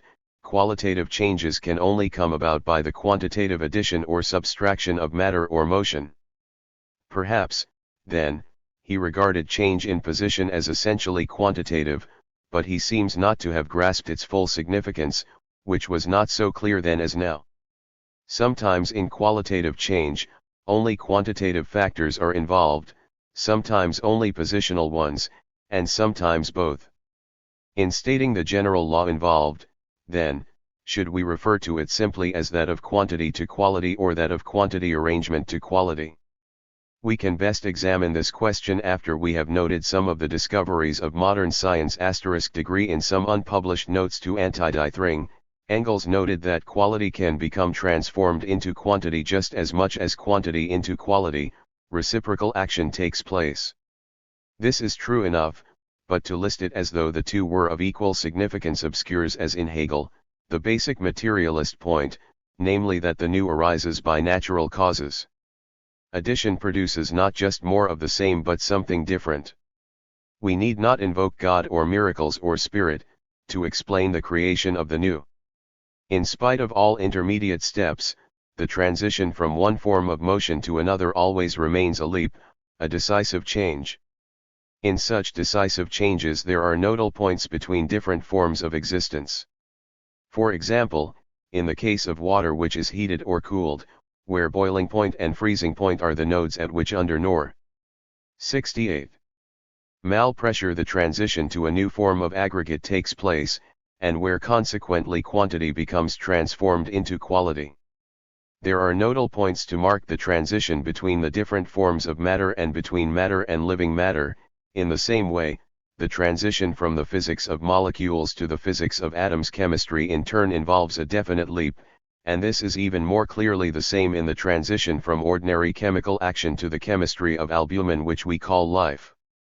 Then within the sphere of life the leaps become ever more infrequent and imperceptible. 41 Although Engels, following the science of his day, is wrong on specifics, his general argument is correct and has materialist implication. But we are not, as he suggests, dealing primarily with forms of motion, and the transition is not from the physics of molecules to the physics of atoms but the reverse. Nevertheless there is a transition. Life is not only the chemistry of albumin but of the nucleic acids. Nevertheless it is essentially a chemical process. There are more forms of matter than Engels knew, from radiation to plasma. Nevertheless there are areas of overlap, transition, between them, and it is this that creates overlaps between different specialties in physics and between physics and biology. In leap Engels seems to imply not only a major change but also an increase in tempo, and this concept was later developed by Plekhanov. Modern science bears out the observation, things tend to speed up as a major change approaches. A star which has evolved for millions of years can collapse in a few minutes. Apes long working on a problem suddenly see its solution. Social change comes in revolutionary sweeps. Why the parallels I shall discuss later. 42 In Anti-Diabring Engels defended the validity of the third law of dialectics, the negation of the negation, in considerable detail, arguing, as had Hegel before him, that all development went through a process in which one original entity was negated by another but continued within it and in the next stage emerged in a higher form. It was this ascent to a higher form, higher and richer than its predecessor, that Hegel, as an idealist, saw as the mystical center of the dialectical process, the whole is the essence perfecting itself through its development. A very simple process, Engels wrote, which is taking place everywhere and every day, which any child can understand, as soon as it is stripped of the veil of mystery in which it was wrapped by. 69. The old idealist philosophy. Like Hegel, he saw manifestations of the jaw in nature, for instance, in plant reproduction. Let us take a grain of barley. Millions of such grains of barley are milled, boiled and brewed and then consumed. But if such a grain of barley meets with conditions which for it are normal, if it falls on suitable soil, then under the influence of heat and moisture a specific change takes place, it germinates, the grain as such ceases to exist, it is negated, and in its place appears the plant which has arisen from it, the negation of the grain. But what is the normal life process of this plant? It grows, flowers, is fertilized and finally once more produces grains of barley, and as soon as these have ripened the stalk dies, is in its turn negated. As a result of this negation of the negation we have once again the original grain of barley, but not as a simple unit, but 10, 20 or 30-fold. Species of grain change extremely slowly, and so the barley of today is almost the same as it was a century ago. Engels continues, but if we take an ornamental plant which can be modified in cultivation, for example, a dahlia or an orchid, if we treat the seed and the plant which grows from it as a gardener does, we get as the result of this negation of the negation not only more seeds, but also qualitatively better seeds, which produce more beautiful flowers, and each fresh repetition of this process, each repeated negation of the negation increases this improvement. 43 These passages are, it seems to me, far from clear. Certainly they are not something any child can understand. Engels seems to argue in the first part of the first passage that the sequence seed plant seeds is itself a negation of the negation. But, if so, where is the higher level of development?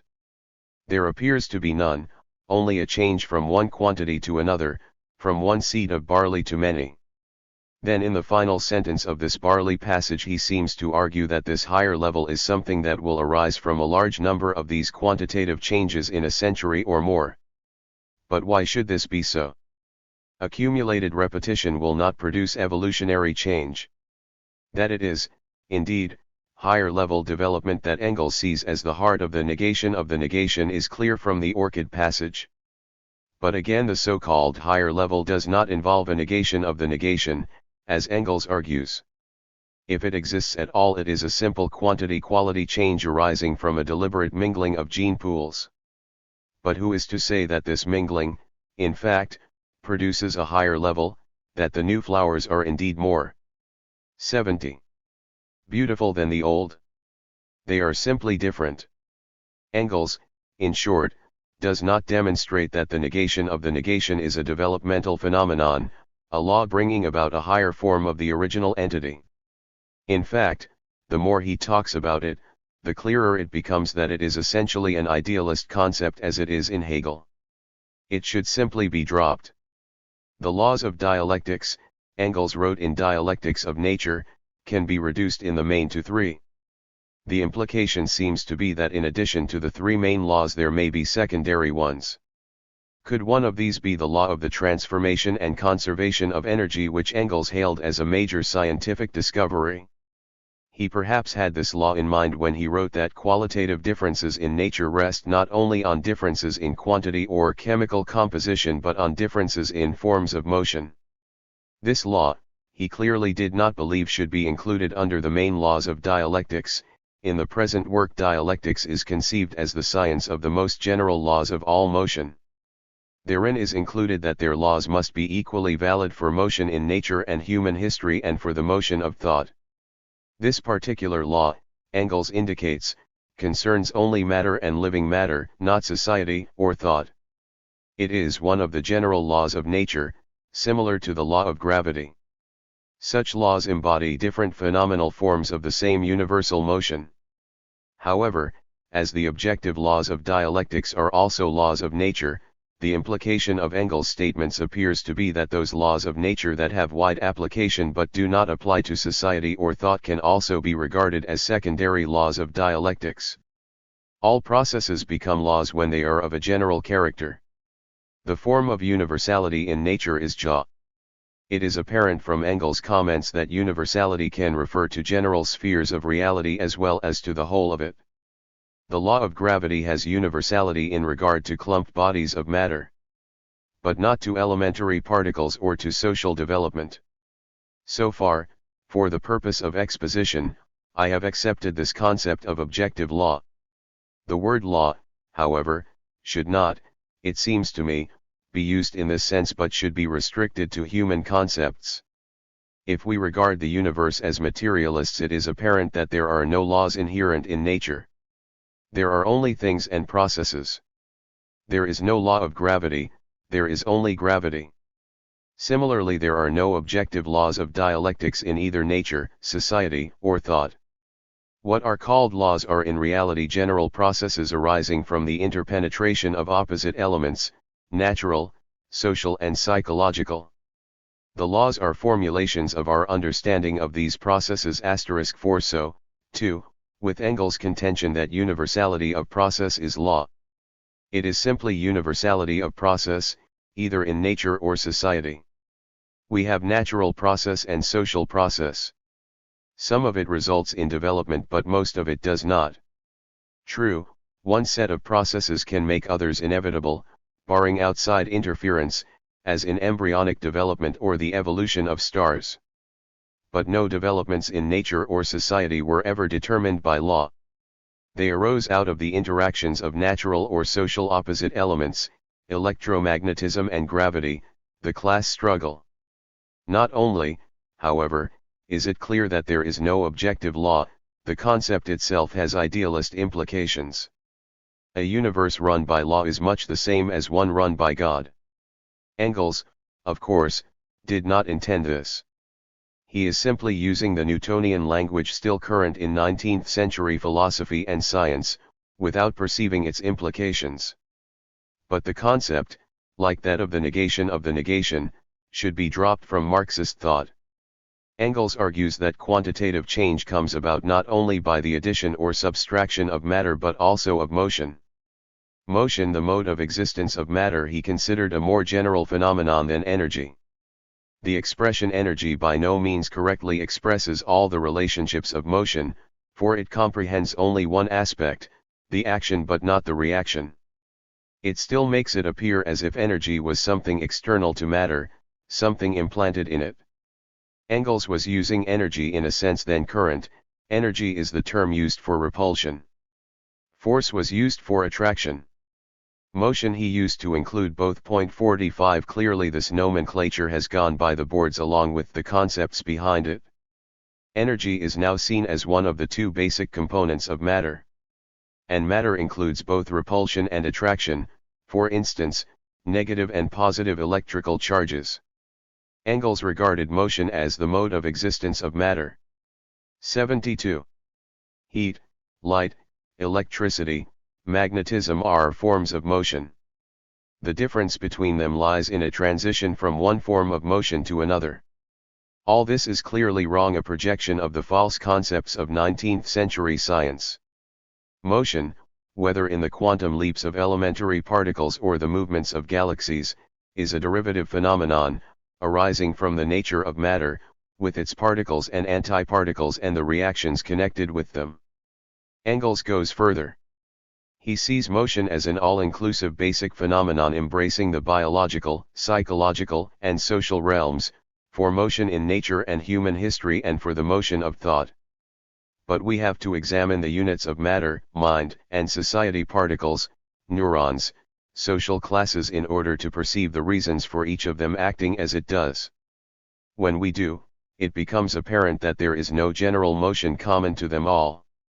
Motion in human history is not at all the same kind of thing as motion in nature, and the motion of thought is different from them both. True, there is activity in all of them, but this arises from the nature of the units involved. To consider it all as generalized motion obscures the true picture. There is the motion of the bodies of the universe and there is a motion of electrons in the neurons in the brain, but the first is the result of gravity, the second of the interactions of negatively and positively charged particles. Motion in human history arises from interpenetrating opposites of a social nature which have but a remote connection with those of matter. The changes involved in the evolutionary transitions from one form of matter or society to another cannot simply be seen as the transition of one form of motion to another.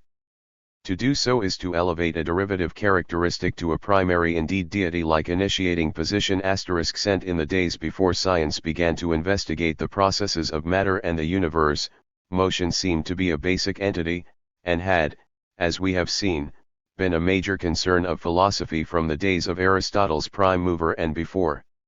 If there was motion, the theologians argued, it must have been implanted in matter by God. This the materialists from the early Greeks to the 18th century French disputed, arguing that motion was inherent in matter. Hence, there was no need to presume a God. Engels wrote under the influence of these philosophical concepts. But today motion is no longer a central philosophical question, at least for materialists. Engels, who used scientific criteria whenever they were available, would certainly have accepted the findings of the 20th century in these as in other regards. Indeed, he noted that there would 73 be such advances and that materialist philosophy would have to change in accordance with them. The development of science in the present century has given us new insights into the specifics behind dialectical process, and these should replace philosophical disputation. Contradiction, which also originated as a philosophical abstraction, ultimately reflects the fact that matter consists of opposite particles. That it should produce qualitative change by quantitative process is not a philosophical mystery.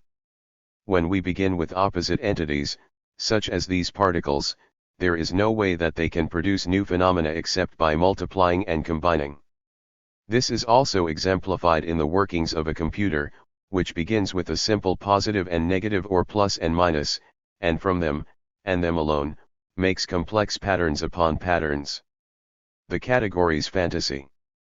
In his comments on dialectical thinking, Engels stressed interlocking fluidity in opposition to mechanistic abstractionism. We must elevate our thinking above the rigidities of true and false, good and bad, identical and different, necessary and accidental, for these antitheses have only a relative validity. Engels developed his views further in a striking passage in Socialism, Utopian and Scientific. To the metaphysician, things and their mental reflexes, ideas, are isolated, are to be considered one after the other and apart from each other, as objects of investigation fixed, rigid, given once for all. He thinks in absolutely irreconcilable antitheses. His communication is yeah, nay, nay, for whatsoever is more than these cometh of evil. For him a thing either exists or does not exist, a thing cannot at the same time be itself and something else. Positive and negative absolutely exclude one another, cause and effect stand in a rigid antithesis one to the other. At first sight this mode of thinking seems to us very luminous, because it is that of so-called sound common sense. Only sound common sense, respectable fellow that he is in the homely realm of his own four walls, has very wonderful adventures directly he ventures out into the wide world of research. And the metaphysical mode of thought, justifiable and necessary as it is in a number of domains whose extent varies according to the nature of the particular object of investigation, sooner 74 or later reaches a limit, beyond which it becomes one-sided, restricted, abstract, lost in insoluble contradictions. 47. By metaphysical here Engels does not mean only abstractionist in general but also, as the context indicates, categorical thinking of the kind introduced by Kant and expressed in the formal logic whose limits he elsewhere described. This mode of thought, he indicates, does have a limited validity. Within artificially restricted areas, matters do appear to be black and white. Here simple cause and effect logic can apply. But if we pursue things into their interconnections, then contradiction and fluidity appear. A common-sense approach to the facts of nature or society as revealed by scientific research cannot reflect the complexity of the reality.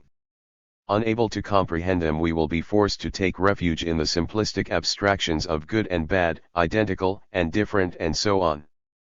These limitations, Engels implies, permeate bourgeois thinking. Marx, as in his comments on Proudhon in 1846 to 1847, had come to similar conclusions.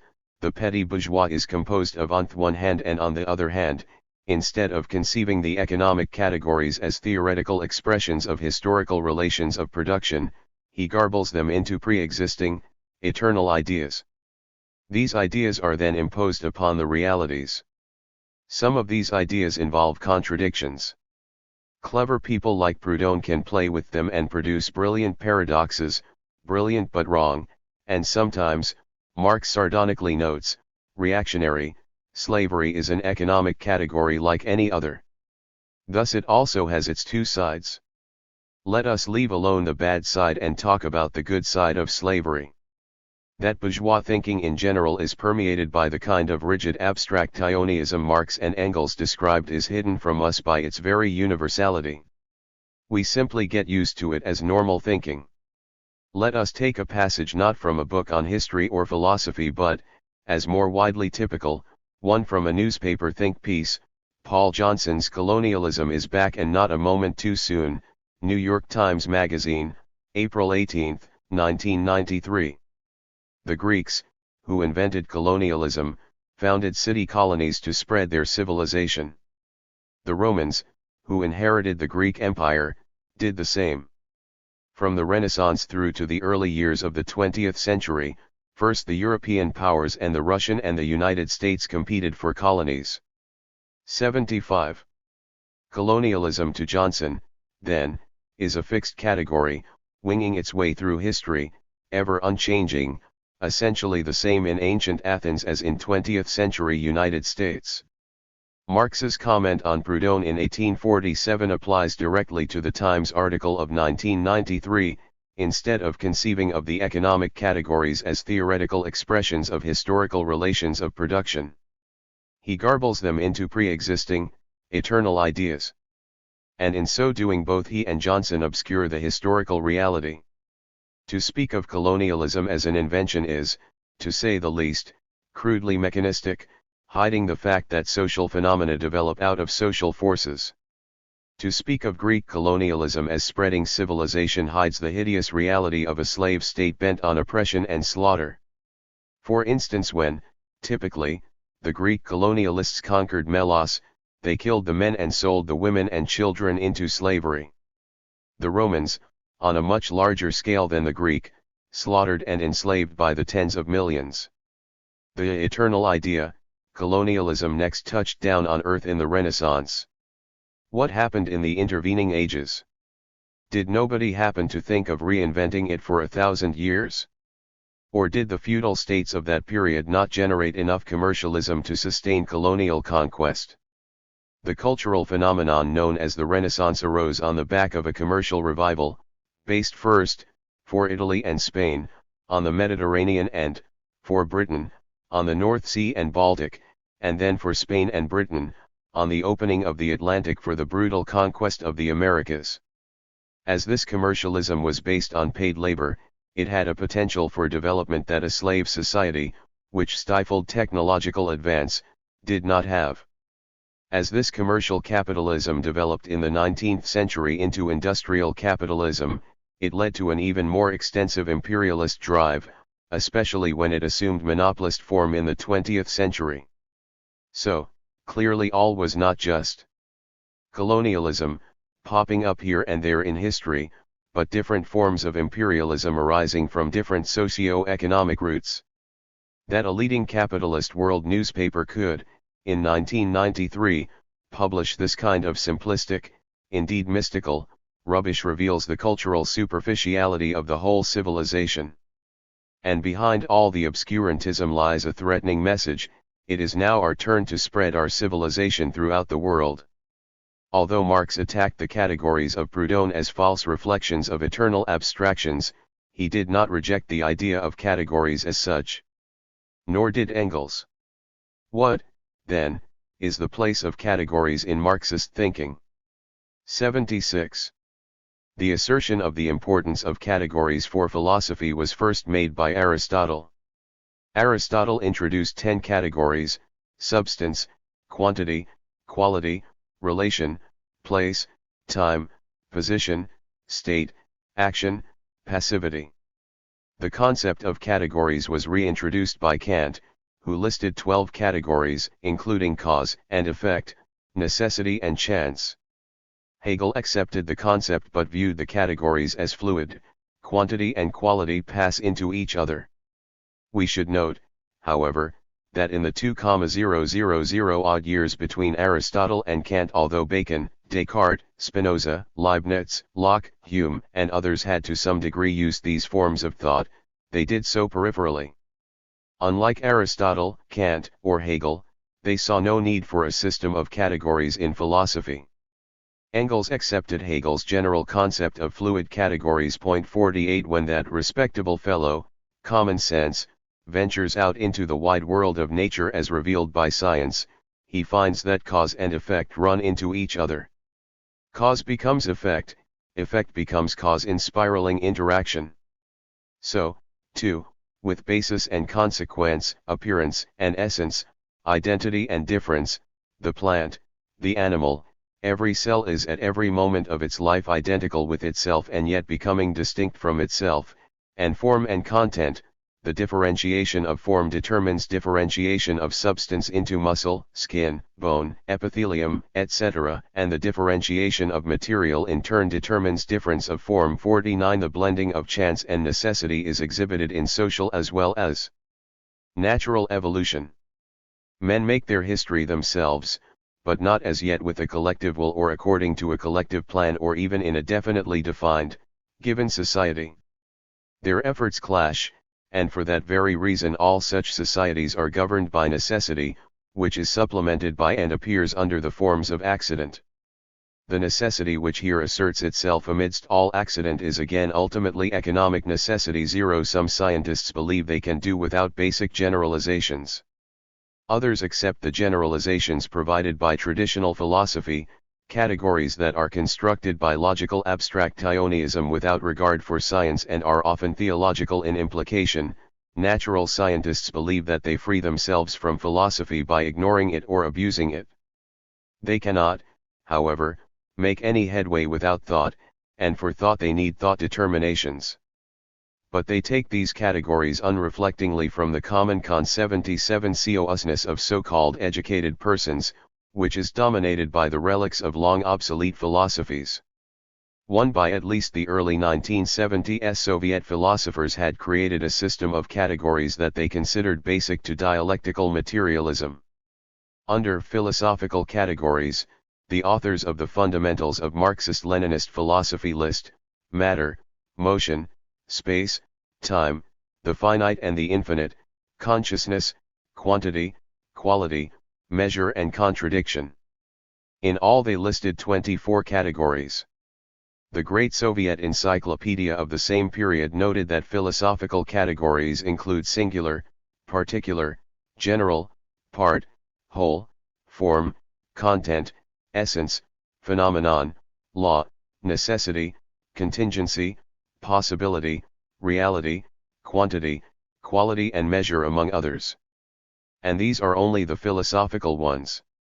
There are systems and subsystems of categories in every field: history, economics, aesthetics, the natural science. The fundamentals authors listed 16 entities with at least a semi-category status, including stability and variability, equality and inequality, similarity and dissimilarity, identity and non-identity, imitability and non-imitability. Now it is certainly true that nature acts dialectically by the fusion of opposite entities, and this is reflected in the processes uncovered by science. But this is not what the authors of the fundamentals are saying. They propose a system of categories that stand above science and by which science is to be judged. The categories of dialectics differ from the general concepts of the specialized sciences, however, in that the latter are applicable only to a certain sphere of thinking, while philosophical categories, as methodological principles, permeate the whole issue of scientific thought, all fields of knowledge. So, too, the encyclopedia, categories form the basic intellectual means for the philosophical cognition of being and of the results of its concrete scientific and artistic reflection. The fundamentals authors conclude, a person must master the categories in the course of his individual development in order to possess capacity for theoretical thought. Marx, Engels, and Lenin, of course, not only did not master the system of categories, they had never heard of it degree to this massive abstractionist structure, which one can only call Kantianism run mad, dominated Soviet thought and the educational system for at least 2 decades, an early intellectual reflection of the social forces that later attempted to undermine socialism. Although Marx speaks of categories in various works, he does not present them as a unique ideological entity but as common generaliza. 78. As examples of economic categories, he cites monopoly and competition. Monopoly is a good thing because it is an economic category. Competition is a good thing because it is also an economic category. Such things as monopoly and competition, however, are not specifically categories as such but simply general concepts, thus these ideas, these categories, are as little eternal as the relations they express.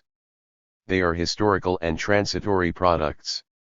Greater than 5 to Marx, then, categories are simply ideas along with other ideas. He does not anywhere subscribe to the concept of a system of categories or of thinking within the confines of such a system.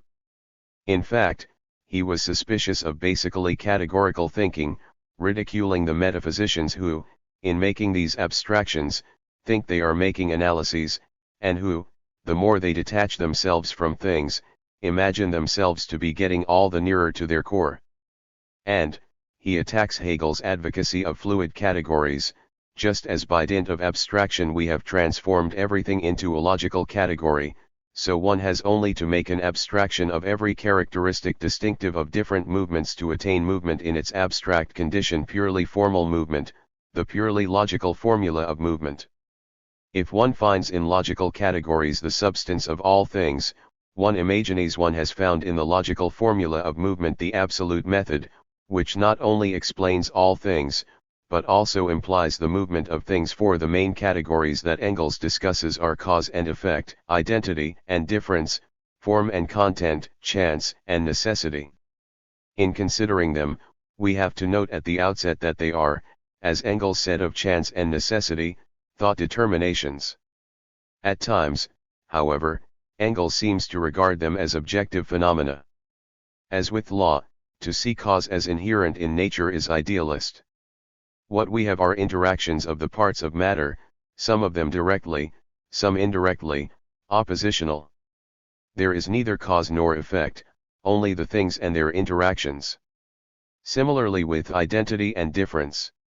All atoms have their general structure in common but differ in their constituent number of protons, neutrons, and electrons. So, too, in biology. Cells have both individual characteristics, but also basic characteristics in common. In the total animal we perceive both sexual differences but also, for each species, a basic area of sameness. The situation in regard to chance and necessity is similar to 79. That we noted for law or cause, namely that certain complexes of interactions can lead only to certain other complexes, as in an embryo, complexes built by evolution. Chance seems to reflect interactions in which a number of new complexes is possible.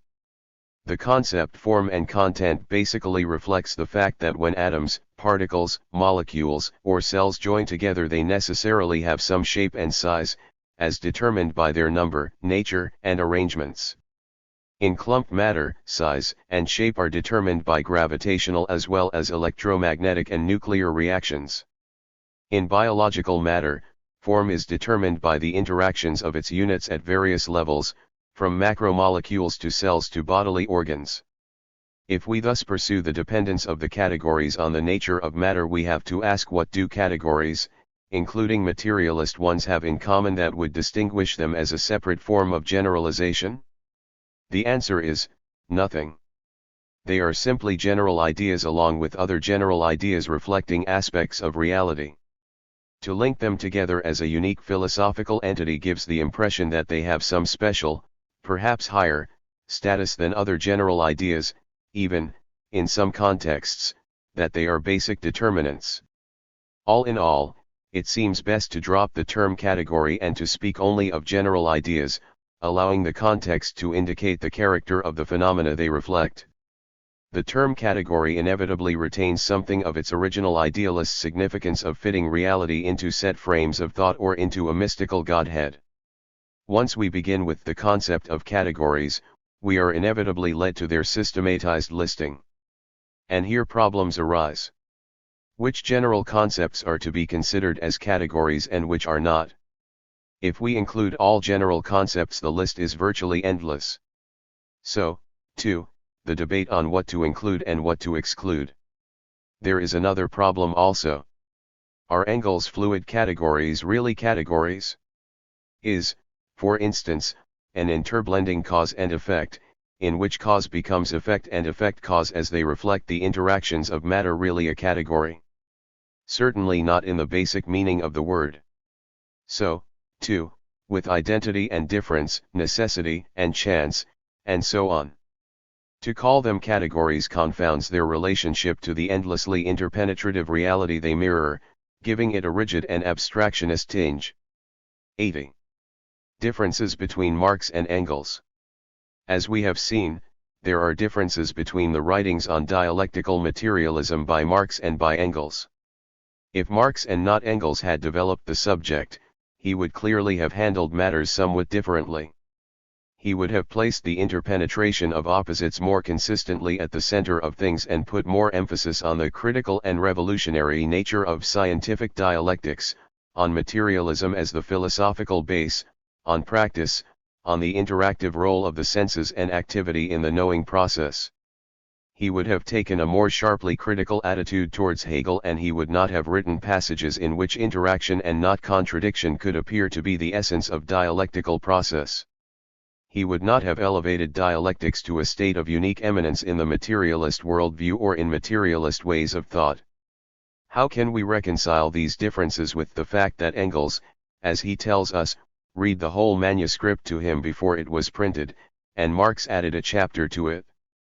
The answer is that Engels' divergences are not so clear in the philosophical section of Anti-Dialectics as they are in Feuerbach, which was written after Marx's death, and in the Dialectics of Nature manuscripts, which Marx apparently did not see. The philosophy section of Anti-Dialectics is largely concerned with science, time and space, cosmogony, physics, chemistry, the organic world and morality and law.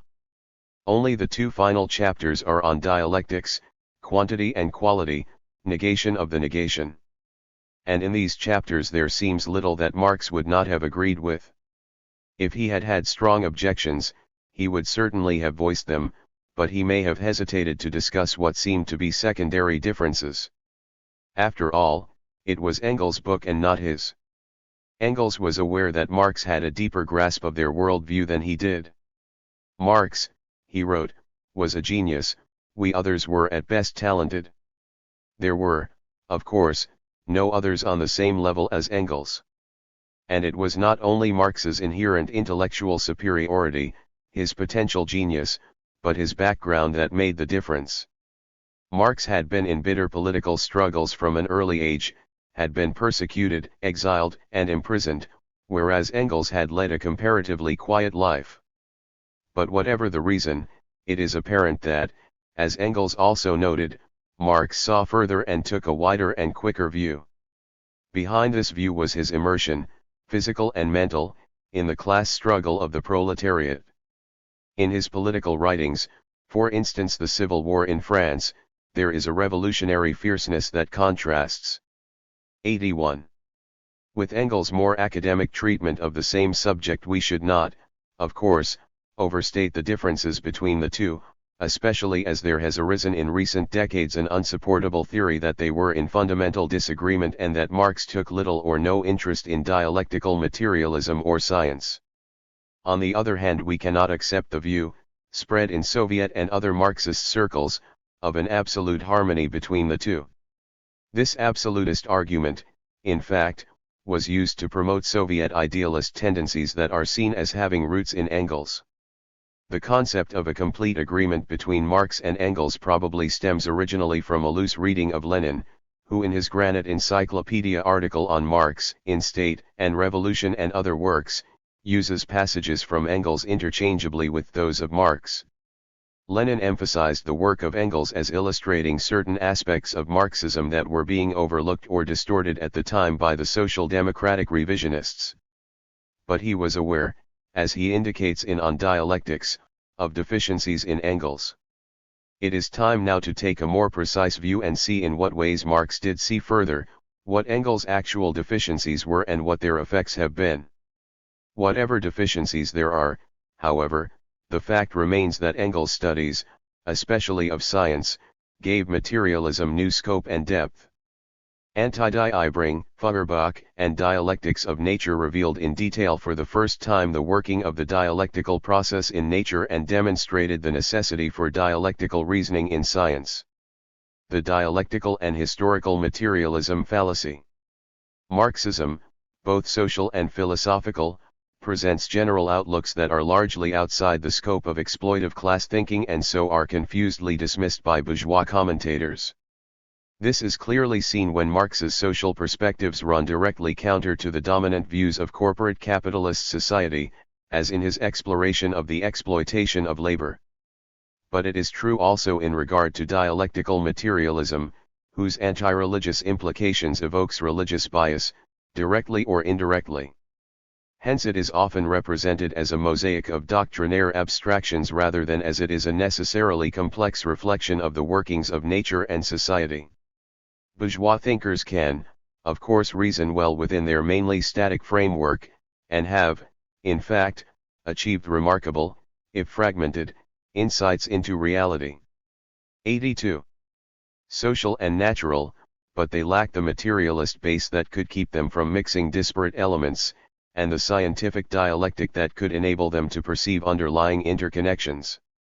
As a simple example, we might compare Lenin's analysis of the new Soviet state with that of the leading bourgeois thinkers of the time.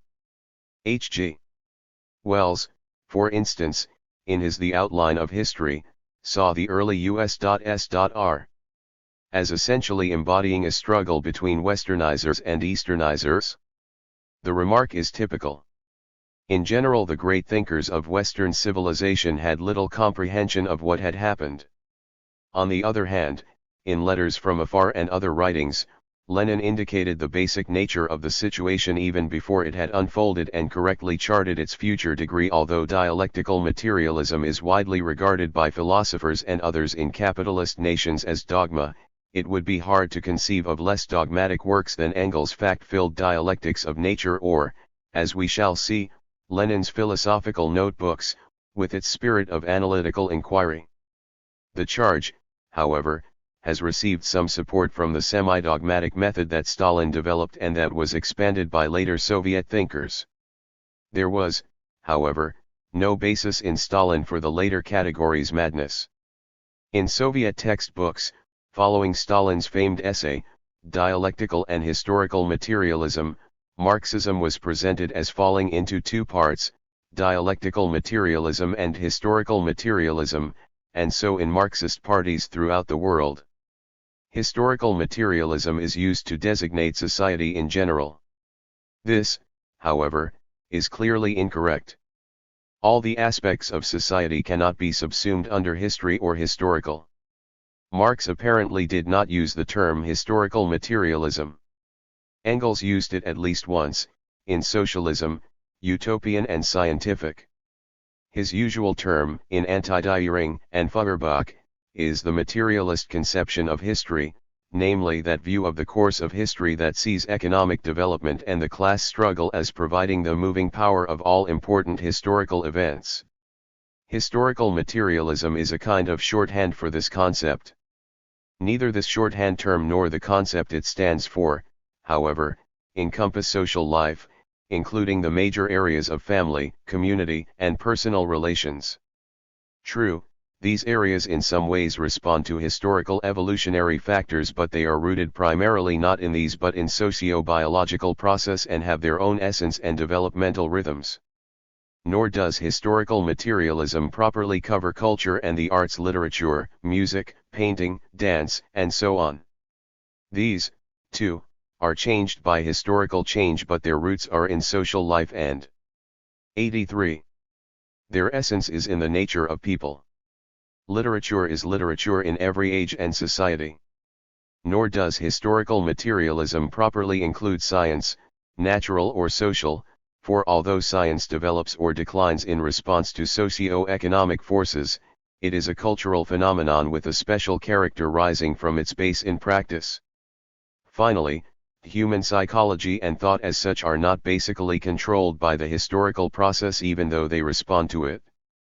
The ideas of everyday life are primarily part of general social consciousness, not of the religious, philosophical, and other ideological forms that respond directly to political or economic change. 5 However, although historical materialism does not cover these other aspects of society, Marxism, which embraces a general science of society, does, for it examines all its aspects, including psychology and the arts. The division, then, should not be between dialectical materialism and historical materialism, but between Marxist philosophy and Marxist social science. If historical materialism is used at all, it should be used in the restricted sense indicated by Engels. Nor should it be used in juxtaposition with dialectical materialism, a juxtaposition which implies that all reality falls into two master categories. The juxtaposition is not to be found in Marx, Engels, or Lenin, but first achieved prominence in Stalin. In short, the formula dialectical and historical materialism should be dropped. *8. The limits of Marxism-Leninism. Another problem is inherent in the term Marxism-Leninism. In some Soviet and other studies, Marxism-Leninism is used to include and indeed supersede Marxism, as in the title Fundamentals of Marxist-Leninist Philosophy. This usage is patently wrong. Lenin examined in particular three major historical phenomena: monopoly capitalism, the proletarian revolution, and socialism. His analysis of all three carried Marxism to a new level, theoretical and practical. Beyond this, he added to Marxist understanding in every field. In fact, we can hardly turn a page of his works without finding concepts that add depth or scope to Marxism. Nevertheless, Marxism has not been transformed into or become part of Marxism-Leninism. Marxism-Leninism refers to Lenin's specific developments of Marxism and to his general interpretation of Marxism, which was in essence that of Marx himself. The fundamentals and Soviet theoretical works in general, however, not only included historical materialism under Marxism-Leninism but 84. Also dialectical materialism, which is confusion worse confounded. Although Lenin greatly expanded the horizons of dialectical materialism, especially by his examinations of science, epistemology and dialectical method, this does not make dialectical materialism a subsidiary part of Marxism-Leninism. The fundamentals view reflects that Russian chauvinism that more and more permeated Russian society in the decades before the political assault by the capitalist-oriented forces. The authors of the fundamentals wrote that Marx and Engels created historical materialism by extending philosophical materialism and materialistically revised dialectics to the interpretation of society. Further, when applied to society, the dialectical method becomes concrete. The implication that Marx and Engels first invented a philosophy and then extended it to society is obviously wrong. Marxism arose from the practical experiences and observations of Marx and Engels in a special revolutionary epoch. Marxist philosophical materialism arose from their science-based and materialist analysis of the relations of humanity and nature, an analysis sharpened by their social views and activism. The further implication that the dialectical method becomes concrete only when applied to society really denies its philosophical validity. It is concrete in regard to both nature and society, and in neither case because it is applied, but because it reflects reality. The authors of the fundamentals were again echoing Stalin. Historical materialism is the extension of the principles of dialectical materialism to the study of social life. Like some other formulations of Stalin, this one bears the Aristotelian imprint of his early theological training. 59. Chapter 3. Although Lenin's writings on philosophy were well known in the US.S.R. Ard other socialist countries, they have been little known in the capitalist world. Even those who have read Imperialism or State and Revolution often know nothing of materialism and empirio-criticism or the philosophical notebooks. Yet these philosophical writings make important advances in materialist thought, going, in some ways, beyond Marx and Engels. Religion and Marxism. Marx and Engels argued that Protestantism had helped the European commercial bourgeoisie in its long battle against feudalism and the feudal church. With the triumph of the bourgeois revolution in Europe, however, Engels wrote in 1886, Christianity entered its final stage and became incapable for the future of serving any progressive class as the ideological garb of its aspirations. Neither he nor Marx, however, advocated anti-religious planks in radical political platforms. When in 1891 the German Social Democratic Party advocated a strong anti-church position, Engels suggested a compromise. Time enough to deal with religion after the seizure of power by the workers. In the meantime, one must oppose it on the intellectual level but not allow it to become a political issue to disrupt the movement of the present that would bring about the future of that movement. Lenin, as the leader of a party advancing to the revolutionary seizure of power, and then, from 1917 to 1923, as the main architect of an emergent proletarian state, faced the problem of religion with greater urgency than had Marx and Engels. Marxism, he wrote in 1908, always regarded all modern religions and churches, and every kind of religious organization as instruments of that bourgeois reaction whose aim is to defend exploitation and stupefy the working class. But he opposed making atheistic propaganda part of the party program. We must not only admit into the Social Democratic Party all those workers who still retain faith in God, we must redouble our efforts to recruit 85. 86. Them. We are absolutely opposed to the slightest affront to these workers' religious convictions. He would go even further. If a priest comes to us for common political work, if he conscientiously performs party work, and does not oppose the party program, we can accept him into the ranks. Moreover, to make a full-scale ideological attack on religion would be ineffective because religion arises from deep needs, created by the poverty, misery, and oppression generated by capitalism. The deepest root of modern religion is embedded in the social oppression of the working masses, and in their apparently complete helplessness before the blind forces of capitalism, which every day and every hour inflicts 1,000 times more horrible suffering and torture upon rank and file working people than are caused by exceptional events such as war, earthquakes, etc. Fear created the gods.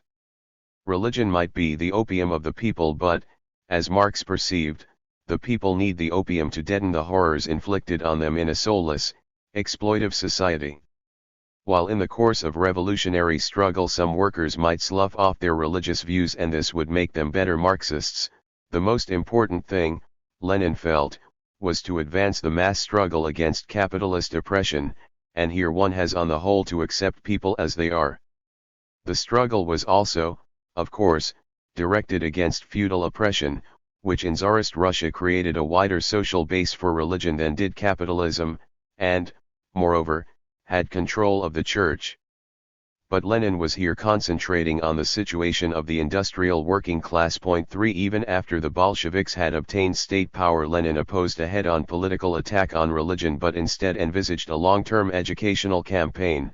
It would be the biggest and worst mistake which a Marxist could make to think that the millions upon millions of people, who have been condemned by the whole of modern society to darkness, ignorance, and prejudice, can emancipate themselves from this darkness solely along the straight line of purely Marxist education. In developing a socialist order, the uprooting of religion must be approached cautiously and on a broad ideological front.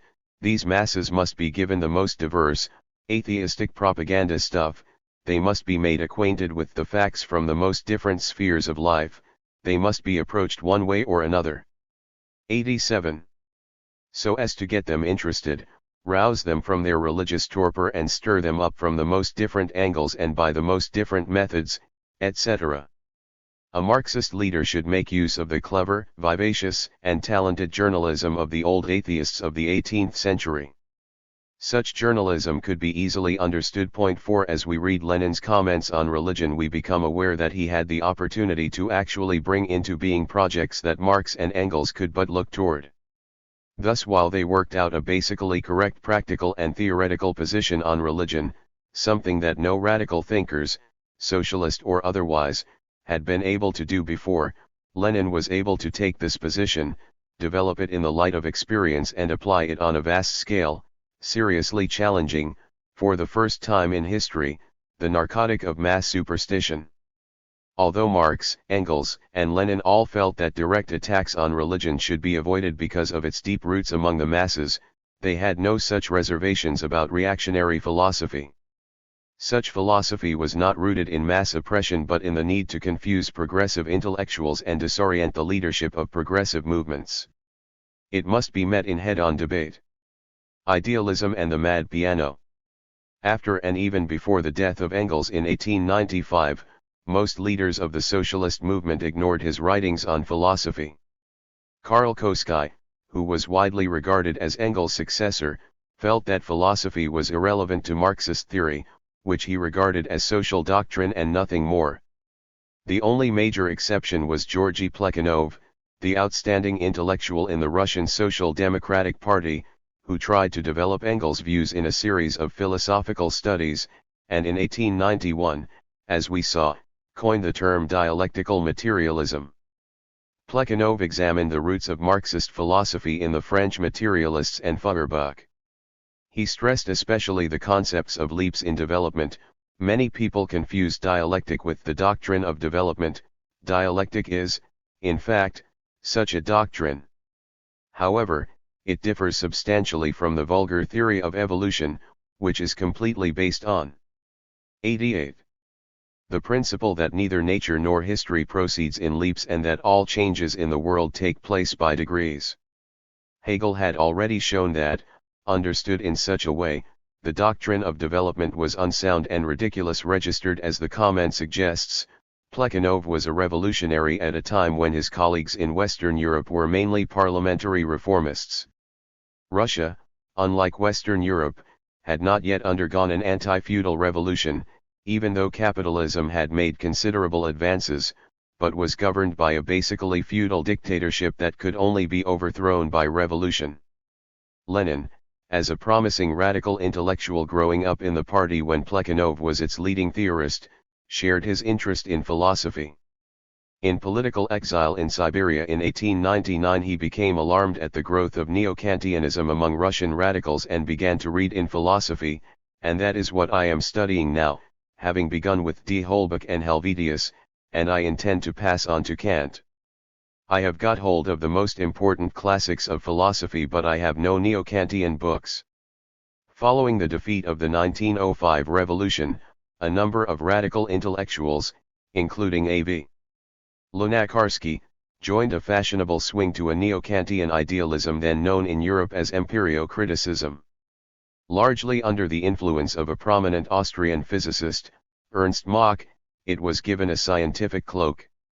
Mach's analysis of sensations and other philosophical works, eclectically mingling physics and psychology, first expressed Humean skepticism and then Kantian idealism.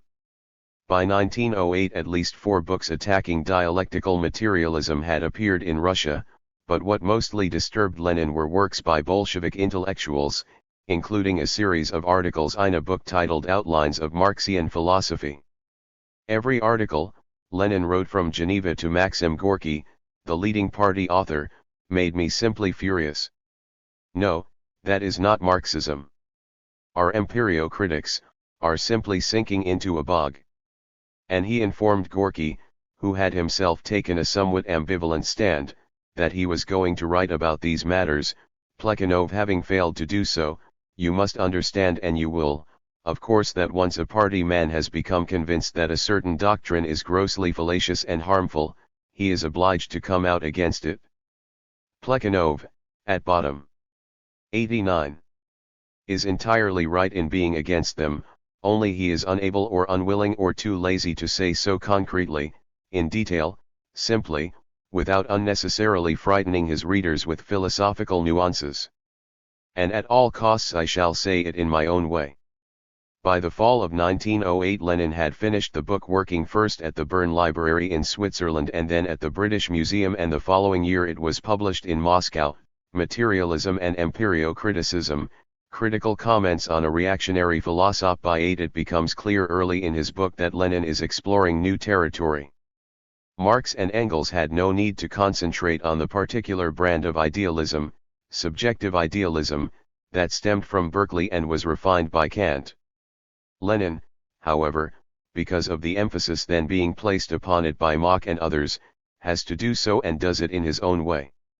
For every scientist who has not been led astray by professional philosophy, as well as for every materialist, sensation is indeed the direct connection between consciousness and the external world. It is the transformation of the energy of external excitation into the fact of consciousness. This transformation has been, and is, observed by each of us a million times on every hand. The sophism of idealist philosophy consists in the fact that it regards sensation as being not the connection between consciousness and the external world, but a fence, a wall, separating consciousness from the external world, not an image of the external phenomenon corresponding to the sensation, but as the sole entity. Mach, Lenin noted, defined physics as the discovery of the laws of the connection of sensations. In physics, then, we are not uncovering facts but only sensations, the facts Kant's thing in itself, remaining forever unknowable. Although Lenin, following Engels, here speaks of image, he is clearly not, as has been charged, taking a simple mirror image view of cognition. His concept of the energy of external excitation being transformed into sensation and sensation into consciousness implies an active process in line with Marx's linking of mind with human sensuous activity. But he goes beyond Marx in placing the emphasis, doubtless reflecting the new electron physics, concretely on the energy of external excitation. The total process he seems to regard as a manifestation of the transformation of energy. Lenin next considers Humean skepticism. 90. By skepticism Hume means refusal to explain sensations as the effects of objects, spirit, etc., refusal to reduce perceptions to the external world, on the one hand, and to a deity or to an unknown spirit, on the other. Far apart though they may seem, Berkeley and Hume have a base in common: they are both subjectivists, even though the one saw only mind and the other only sensation. For a refutation of both, Lenin turned to one of the most vivacious of the 18th century atheists. In the conversation between D'Alembert and Diderot, Diderot states his philosophical position thus: suppose a piano to be endowed with the faculty of sensation and memory, tell me, would it not of its own accord repeat those airs which you have played on its keys? We are instruments endowed with sensation and memory. Our senses are so many keys upon which surrounding nature strikes, and which often strike upon themselves. There was a moment of insanity when the sentient piano imagined that it was the only piano in the world, and that the whole harmony of the universe took place within it.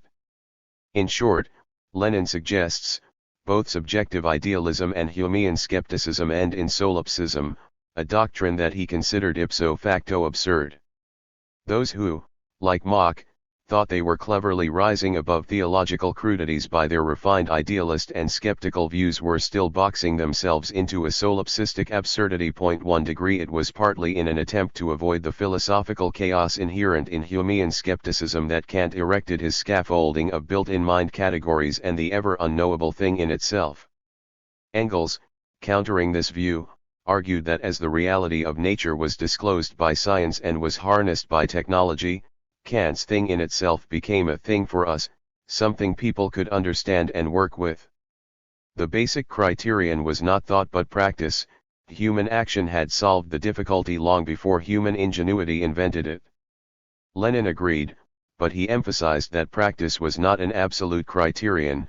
Of course, we must not forget that the criterion of practice can never, in the nature of things, either confirm or refute any human idea completely.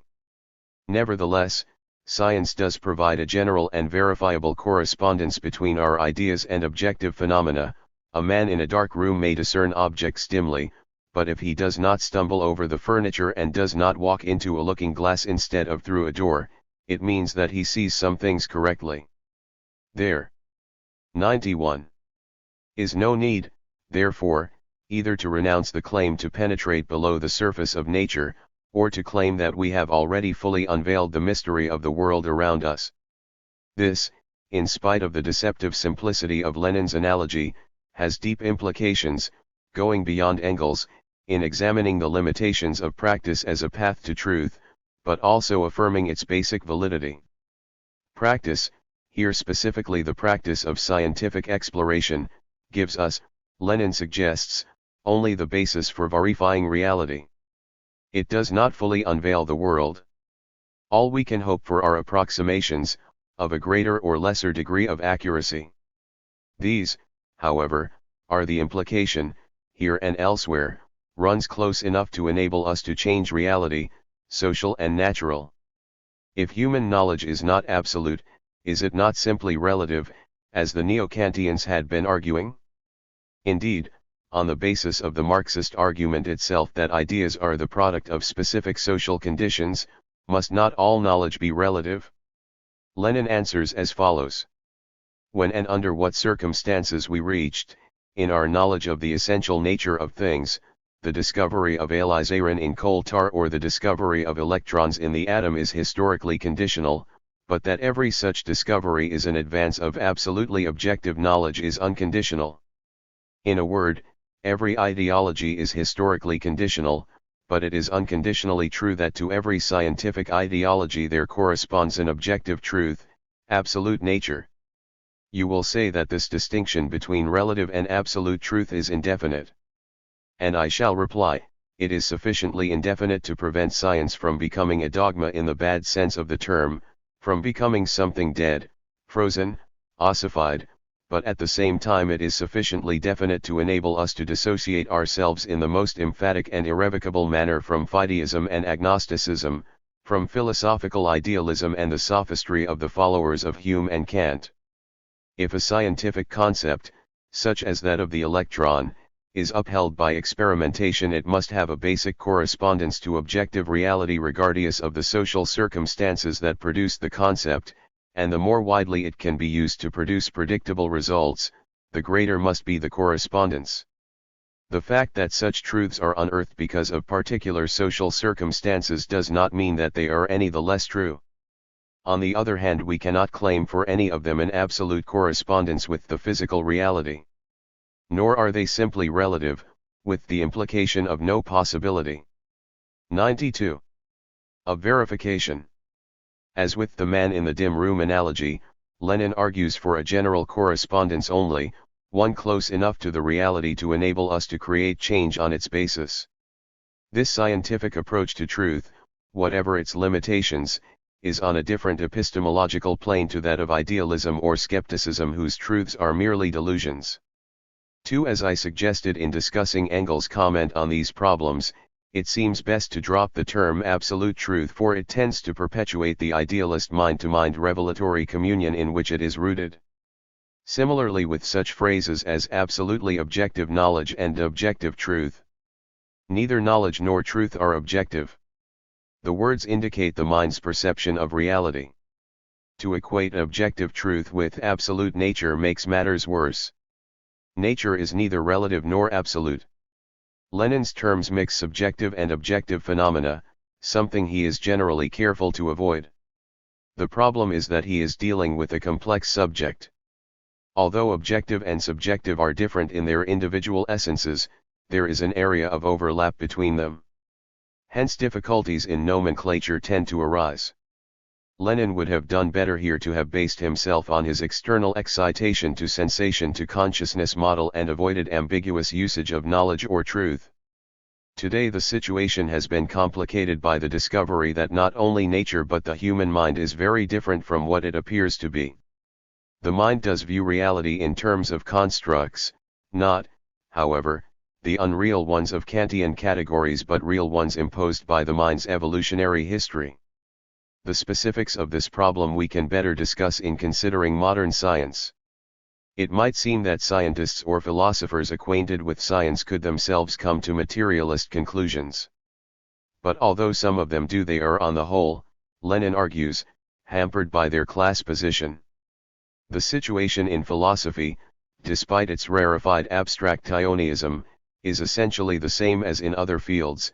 Not a single one of these professors, who are capable of making very valuable contributions to the special fields of chemistry, history, or physics, can be trusted one iota when it comes to philosophy. Taken as a whole, the professors of economics are nothing but learned salesmen of the capitalist class, while the professors of philosophy are learned salesmen of the theologians. 13. Although scientists in the capitalist world today seem by and large ready to challenge direct religious intrusions into their field, as indicated, for instance, in their opposition in the U.S. to the teaching of so-called creationist science, there are still a sizable number that proclaim 93.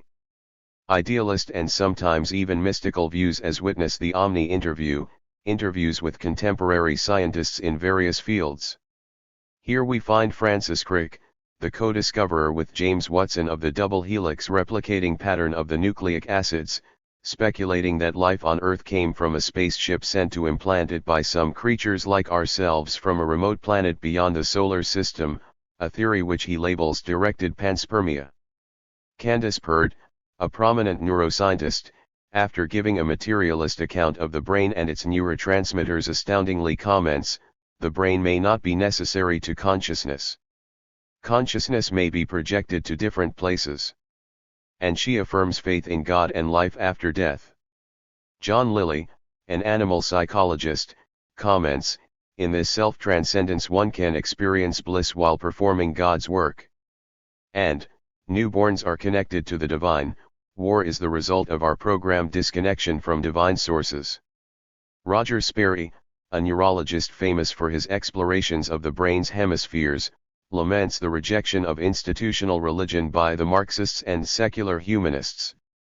Brian Josephson, a Nobel Prize winner in the field of superconductivity, regards inspiration as the basis of scientific discovery, and adds, "Inspiration may be the universal intelligence communicating with your brain." Freeman Dyson, a physicist at the Princeton Institute for Advanced Studies, comments on human evolution, "I don't think you can explain that by natural selection at all. It's just a miracle. And it almost seems as if the universe in some sense must have known that we were coming."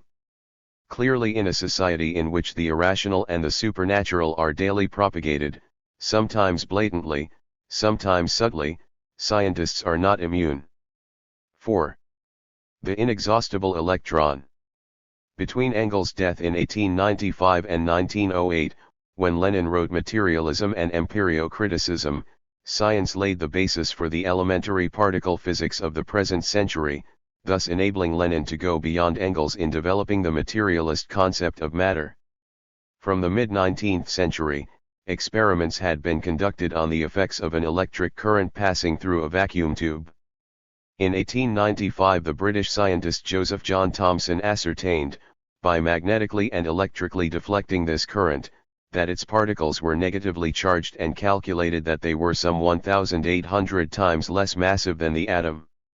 In the same year, the German physicist, Wilhelm Röntgen, found to his surprise that when 94 electrons struck metal they generated a form of radiation that could penetrate matter.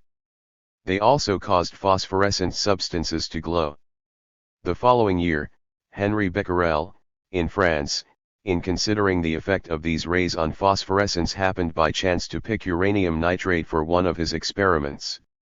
As the rays coming from the uranium nitrate continued to glow after the electricity was turned off as the X-rays did not, he suggested that they were not caused by the electrons striking the uranium nitrate but were somehow generated within it. In 1898 Marie and Pierre Curie extracted a substance from pitchblende that was even more radioactive than uranium, which they called radium.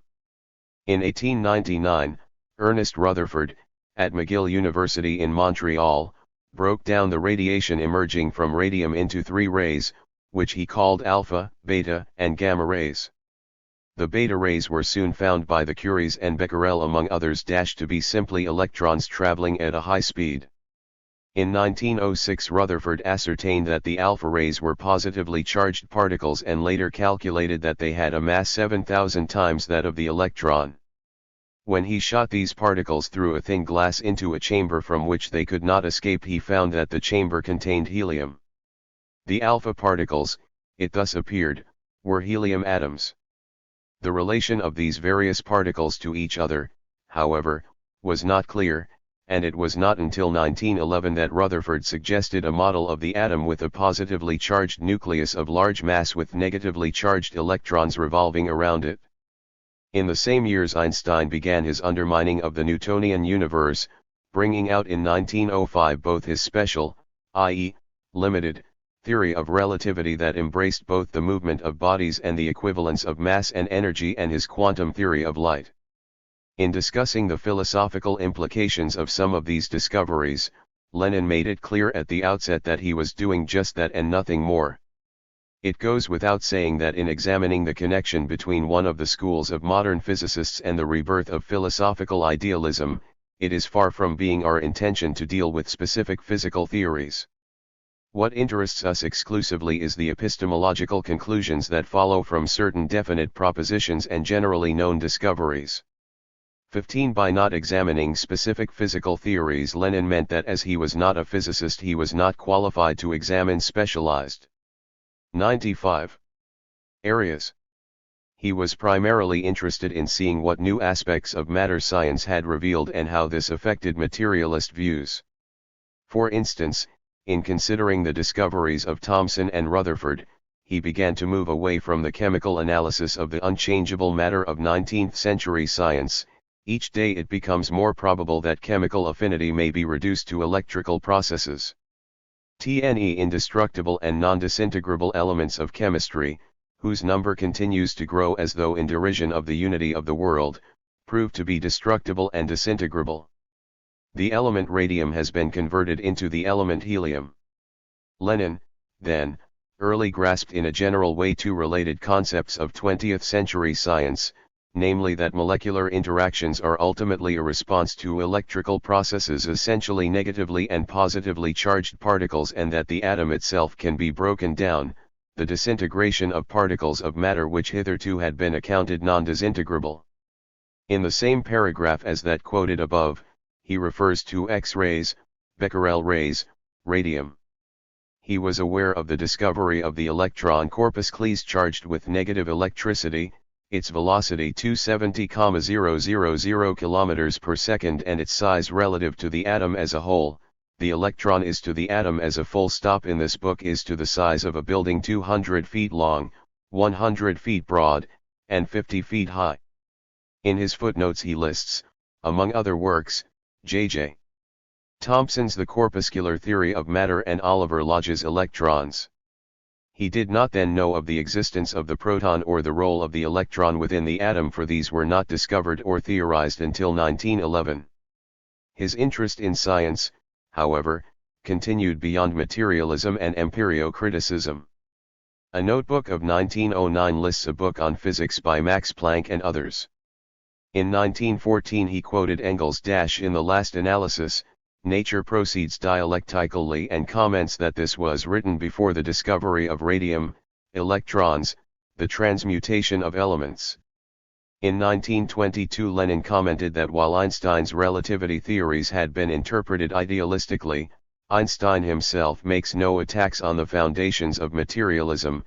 6. The new discoveries in physics had been immediately utilized by neo-Kantian idealists and skeptics to proclaim, as Lenin noted, that matter has disappeared.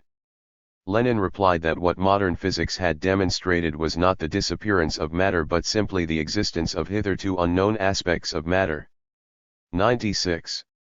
Matter disappears means that the limit within which we have hitherto known matter disappears and that our knowledge is penetrating deeper.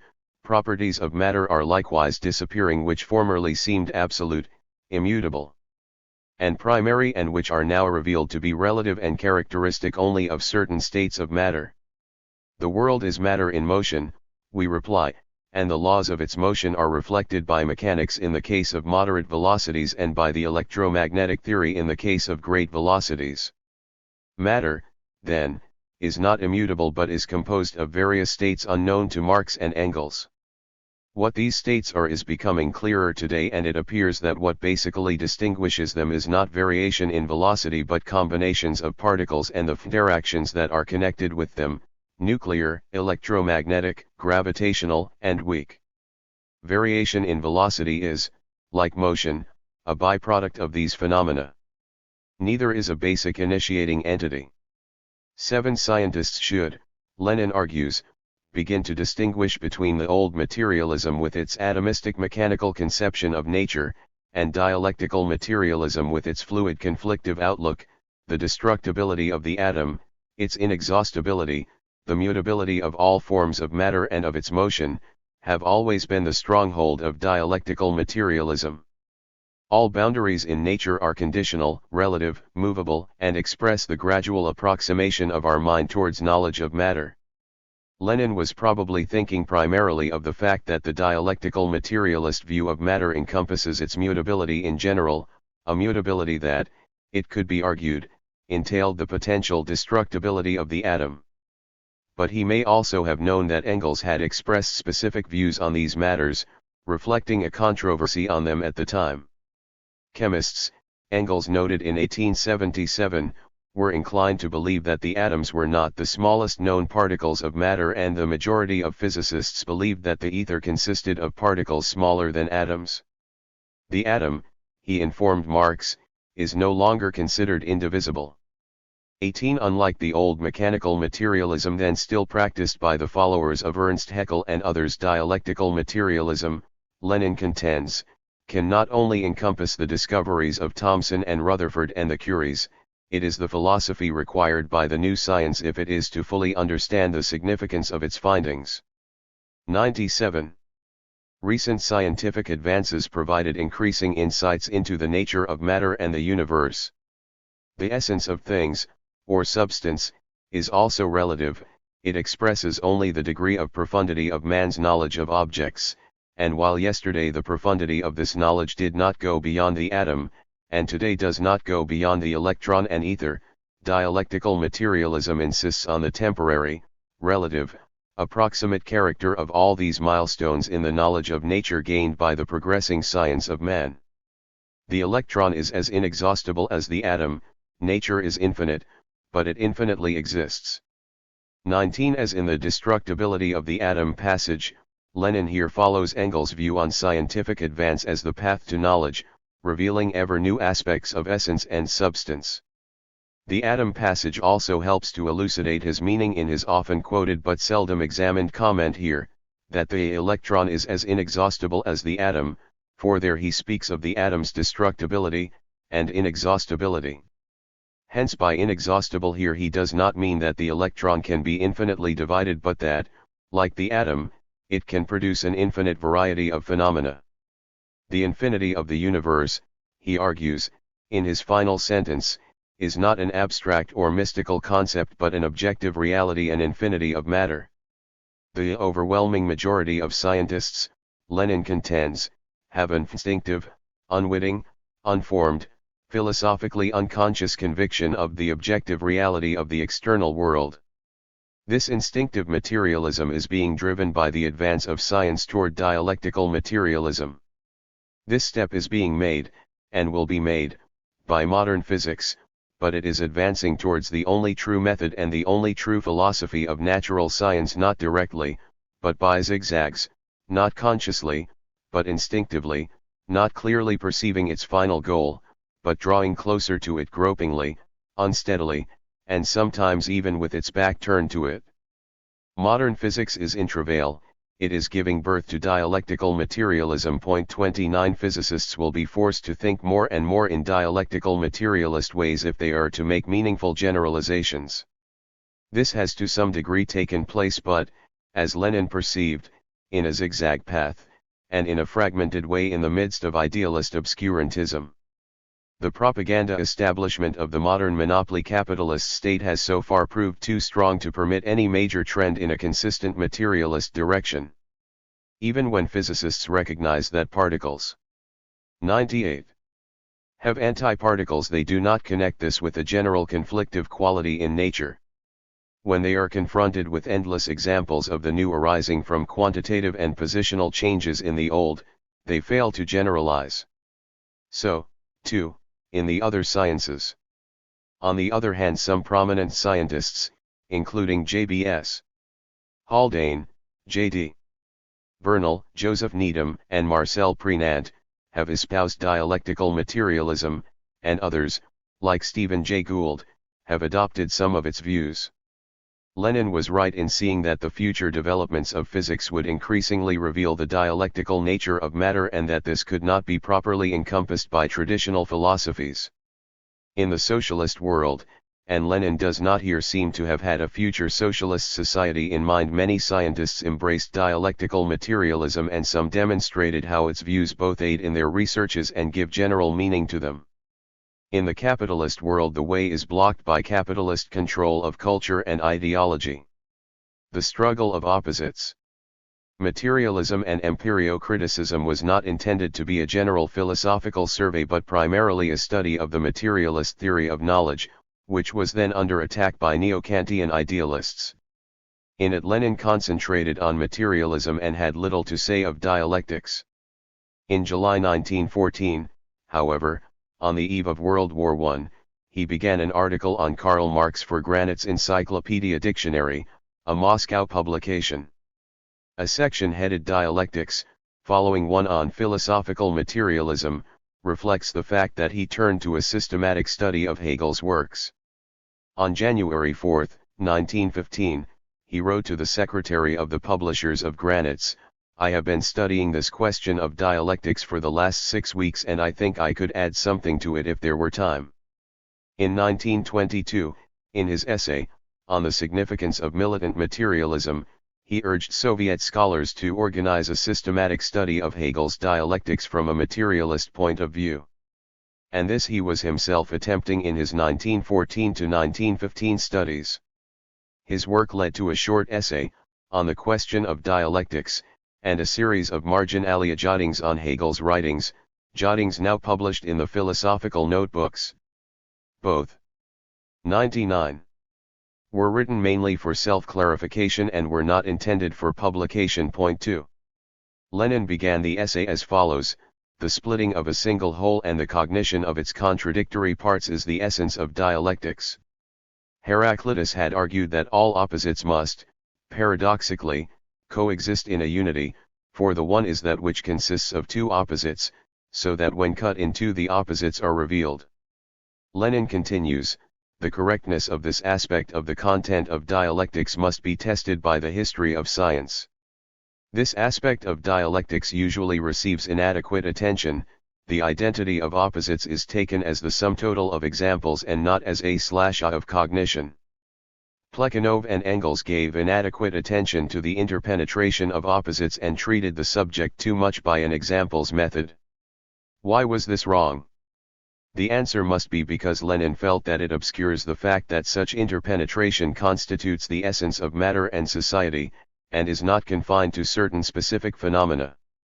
22. Lenin's working definition of dialectics we might compress as follows: "The splitting of a single whole and the cognition of its contradictory parts is the essence of dialectics." With this we are back with Marx. What constitutes dialectical increment is the existence of two contradictory sides, their conflict and fusion into a new category. Like Marx, Lenin's constant sense of struggle focused his philosophy on the clash of opposites. 3. In his definition, Lenin, like Marx, is not primarily discussing the dialectical process in nature but in thought, as is indicated by cognition. The dialectical process in nature, however, does not arise, as Heraclitus believed, because wholes had been split but, ultimately, because matter consists of oppositional particles. Lenin was as aware 100 of this as science at the time permitted. In the On Dialectics essay he lists the opposites in physics as positive and negative electricity. True, in dialectical reasoning the basic process is indeed the discovery of contradictory parts, but the concept of divided wholes in nature should be abandoned. Lenin pursued the question of opposites further in his notations on Hegel. The identity of opposites is the recognition of the contradictory, mutually exclusive, opposite tendencies in phenomena and processes of nature.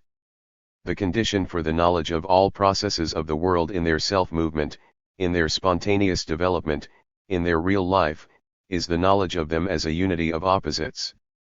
Development is the struggle of opposites. 24 Hegel, as Lenin noted, rejected the view that all things have an absolute identity, none of which they share with anything else. If so, Hegel argued, they could not blend with other things as they obviously did. In fact, they interpenetrated with opposites. This interpenetration Hegel sometimes called the unity of opposites and sometimes the identity of opposites, a joint identity based on their mutual dependence. As one example of this fluid identity of opposites, Lenin gave the individual and the universal. From a certain point of view, under certain conditions, the universal is the individual is the universal.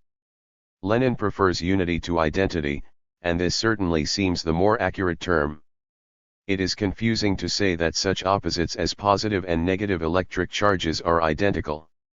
Each, in fact, has its own separate identity, and this identity persists alongside the mutual and often temporary identity resulting from interaction. However, they are certainly united, a unity in their interdependence. In a particularly significant passage in On Dialectics, Lenin views opposites in the context of development.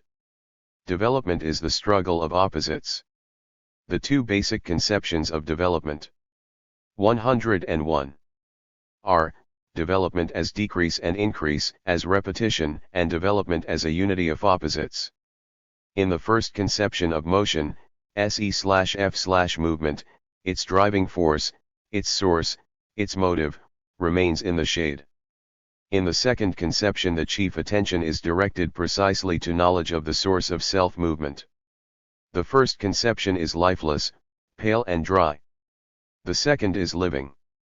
The second alone furnishes the key to the self-movement of everything existing, it alone furnishes the key to the leaps, to the break in continuity, to the transformation into the opposite, to the destruction of the old and the emergence of the new. To obscure the struggle of opposites, is to imply that development is essentially a matter of decrease and increase. If so, we must either assume that the motive force is unknowable and the skeptics would happily agree, or that it is basically external, which would imply divine force. The key to the destruction of the old and the emergence of the new alike lies in the clash of opposites. Everything arises from this and from nothing else. Lenin, Insight and Error. After having read many pages of Hegel, Lenin jotted down what he considered to be some of the elements of dialectics. Among them he included, not only the unity of opposites, but the transitions of every determination, quality, feature, side, property into every other. 26 As we have seen, Engels used the concept of interchanging opposites to attack the rigid categories of formal logic, his conception of universal action and interaction, in which causes and effects are constantly changing places, and what is now or here an effect becomes there or then a cause, and vice versa. Engels, however, did not mean that specific concepts or the phenomena they represented were actually being transformed one into the other. On the contrary, when opposites interacted they were transformed into something different from either component. Oxygen and hydrogen in uniting are not transformed into their opposites but into a third substance, namely water. And so on, as he noted, throughout the periodic table of the 102 elements. So, too, with social phenomena. The contradiction between productive forces and productive relationship does not produce a new opposite to either but a new form of society. Lenin, however, does argue elsewhere, in spite of his doubts here expressed by his question mark, that phenomena, social and natural, can actually be transformed into their opposites, that all dividing lines, both in nature and society, are conventional and dynamic, and that every phenomenon might, under certain conditions, be transformed into its opposite, is, of course, a basic proposition of Marxist dialectics. A national war might be transformed into an imperialist war and vice versa. Here is an example: the wars of the Great French Revolution began as national wars and indeed were such. They were revolutionary wars, the defense of the Great Revolution against a coalition of counter-revolutionary monarchies. But when Napoleon founded the French Empire and subjugated a number of big, viable, and long-established national European states, these national wars of the French became imperialist wars and in turn led to wars of national liberation against Napoleonic imperialism. However, transformation of the present imperialist war of 1914-16 into a national war is highly improbable, for the class that represents progressive development is the proletariat, which is objectively striving to transform it into a civil war against the bourgeoisie. The imperialist war of Napoleon, however, was not the opposite of the previous national war but simply a different kind of war. Is civil war also an opposite of imperialist war and perhaps of national war? If national war and imperialist war were really opposites, they would be parts of a contradictory unit, each dependent on and changing under the influence of the other. But national war is changed into imperialist war not by any such interpenetration but by the actual opposites inherent in capitalist society, namely the socio-economic contradictions that created them both. Finally, the notion of phenomena becoming their opposites leads not to developmental but to cyclical and even idealist thinking, as may be seen in some of Mao Zedong's philosophical absurdities. War and peace transform themselves into each other. The whole concept of interchanging opposites is false and should be dropped. 8. Apparently Lenin, in his eagerness to exemplify what he believed to be a basic proposition of Marxist dialectics, simply did not think the 103 matter through properly, something quite untypical of him. That even Lenin could lapse in this instance brings up a special problem, one that today requires emphasis, namely using dialectical laws as overall determinants into which facts are forced. In his Granit's Encyclopedic Dictionary article on Marx, Lenin attempted a kind of summary definition of dialectical process, a development that repeats, as it were, stages that have already been passed, but repeats them in a different way, on a higher basis, a development, so to speak, that proceeds in spirals, not in a straight line, a development by leaps, catastrophes, and revolutions, breaks in continuity, the transformation of quantity into quality, inner impulses towards development. Imparted by the contradiction and conflict of the various forces and tendencies acting on a given body, or within a given phenomenon, or within a given society, the interdependence and the closest and indissoluble connection between aspects of any phenomenon, a connection that provides a uniform, and universal process of motion, one that follows definite laws. Although Lenin is here basing himself on Engels and Plekhanov, he places his own emphasis and provides his own succinct vision, an infinitely interconnected reality, including both nature and society endlessly in motion generated by contradiction and conflict, the whole embodying a quantity-to-quality development in which earlier stages are repeated on a higher basis. Behind the total process lie laws, not subjective but objective. Lenin, here writing for a general encyclopedia audience, seems especially intent on avoiding any dogmatic-sounding presentation of dialectics and on presenting a picture of scientifically based generalization. He introduced the passage with a comparison between the Darwinian and Marxist views on the idea of development, of evolution. Dialectics, he considered the most comprehensive and profound doctrine of development, thus appealing to Russian liberal intellectuals acquainted with the advanced Darwinian theory of evolution. Dialectical materialism was more comprehensive because it included society as well as nature, more profound because it saw contradiction as the spur to development and perceived that development assumed a quantity-to-quality form and often took place in leaps. In his introductory emphasis on development, however, Lenin inadvertently leaves the impression that 104. Development as such is the basic, inherent force in both nature and society. For this and other reasons it is perhaps worthwhile to elaborate on Lenin's exposition in the light of more recent knowledge.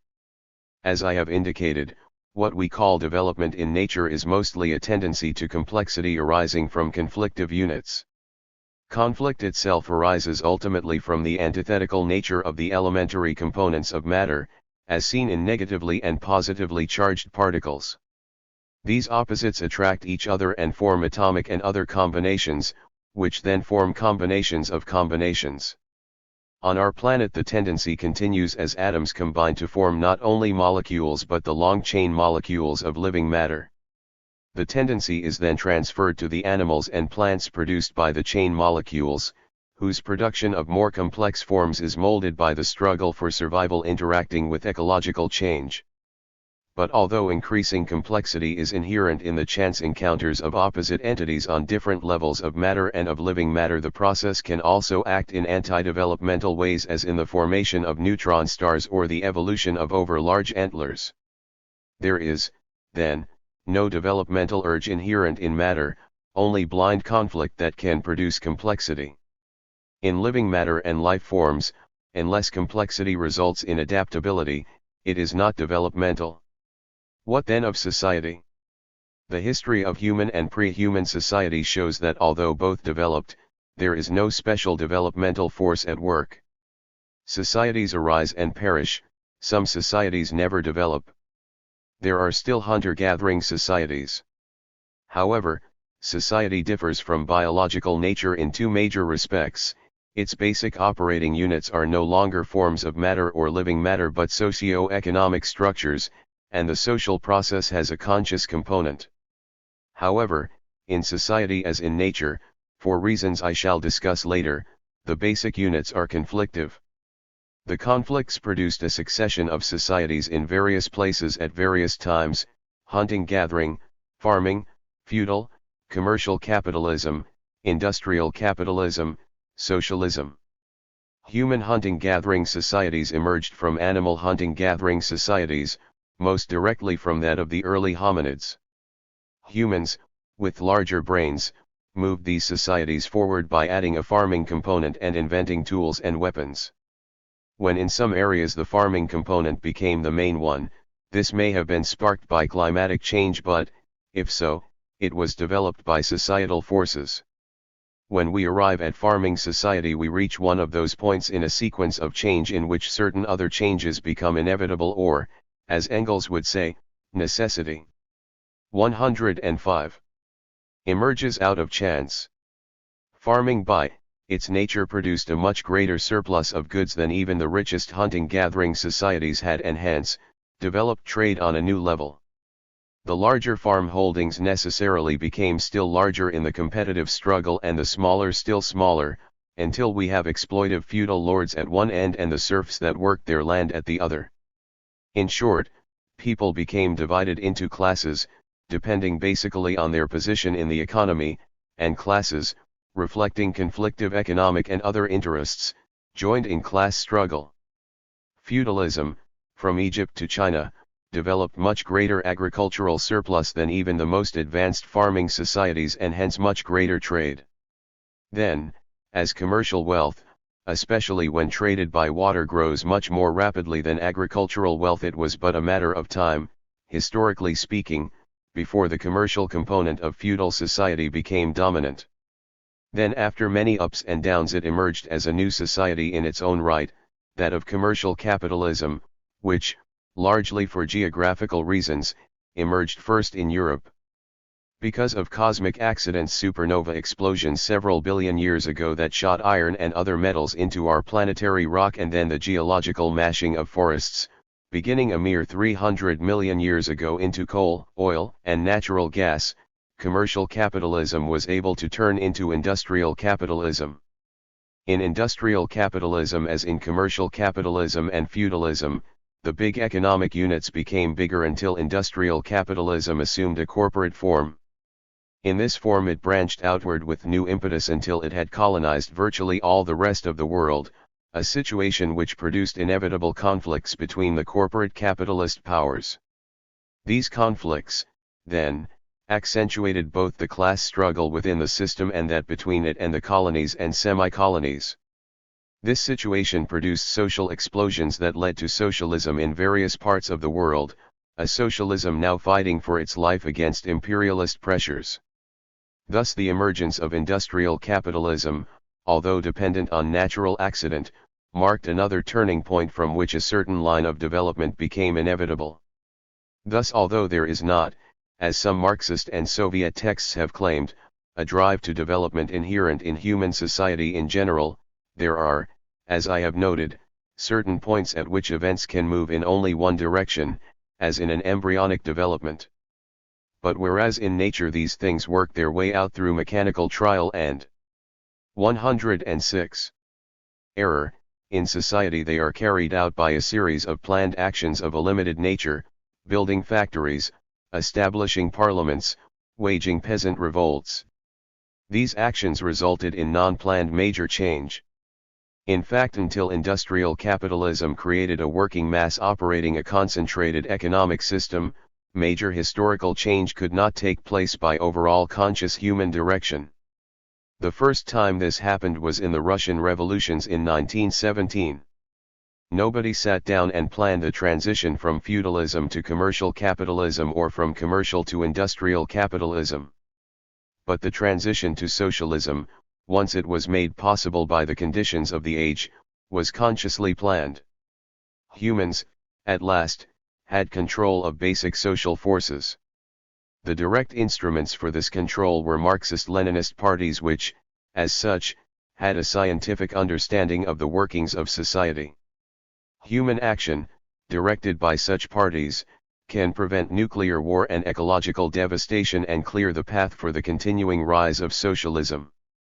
In spite of the differences between nature and society, societal development takes place in the same general way as in evolution, that is to say, out of a struggle of opposites. Like Engels, Lenin does not indicate why nature and society should act in the same general way, namely by qualitative change arising from quantitative arrangement change in response to the clash of opposite entities. Without at least a brief explanation, namely that people emerged from nature and human society from animal society, the parallels seem almost miraculous. As also with Engels, we have in Lenin the negation of the negation producing development on a higher basis. Finally, again as with Engels, the concepts of motion as a basic force and of objective law. It is clear today that motion is not basic but derivative. Nor, as I have argued, are there laws at work in the universe or in history, but only processes. Lenin's final uniform, and universal process, that follows definite laws inadvertently has idealist implications and gives an almost Newtonian sense of orderliness under celestial law, a very different picture from that of the violent universe of blindly clashing forces revealed by physics and astrophysics today. Some errors made by Engels were taken over and magnified by Stalin, and then entered into Soviet philosophy. Lenin, however, has to bear some of the blame for some of this, not so much by anything that he himself expounded but by occasional loose formulations and a failure to note divergencies between Engels and Marx. For instance, in his Granite Encyclopedia article on Marx he quotes the rise and fall passage from Feuerbach: "The world is a complex of processes, arising here and disappearing there, unending ascent." 107. From the lower to the higher.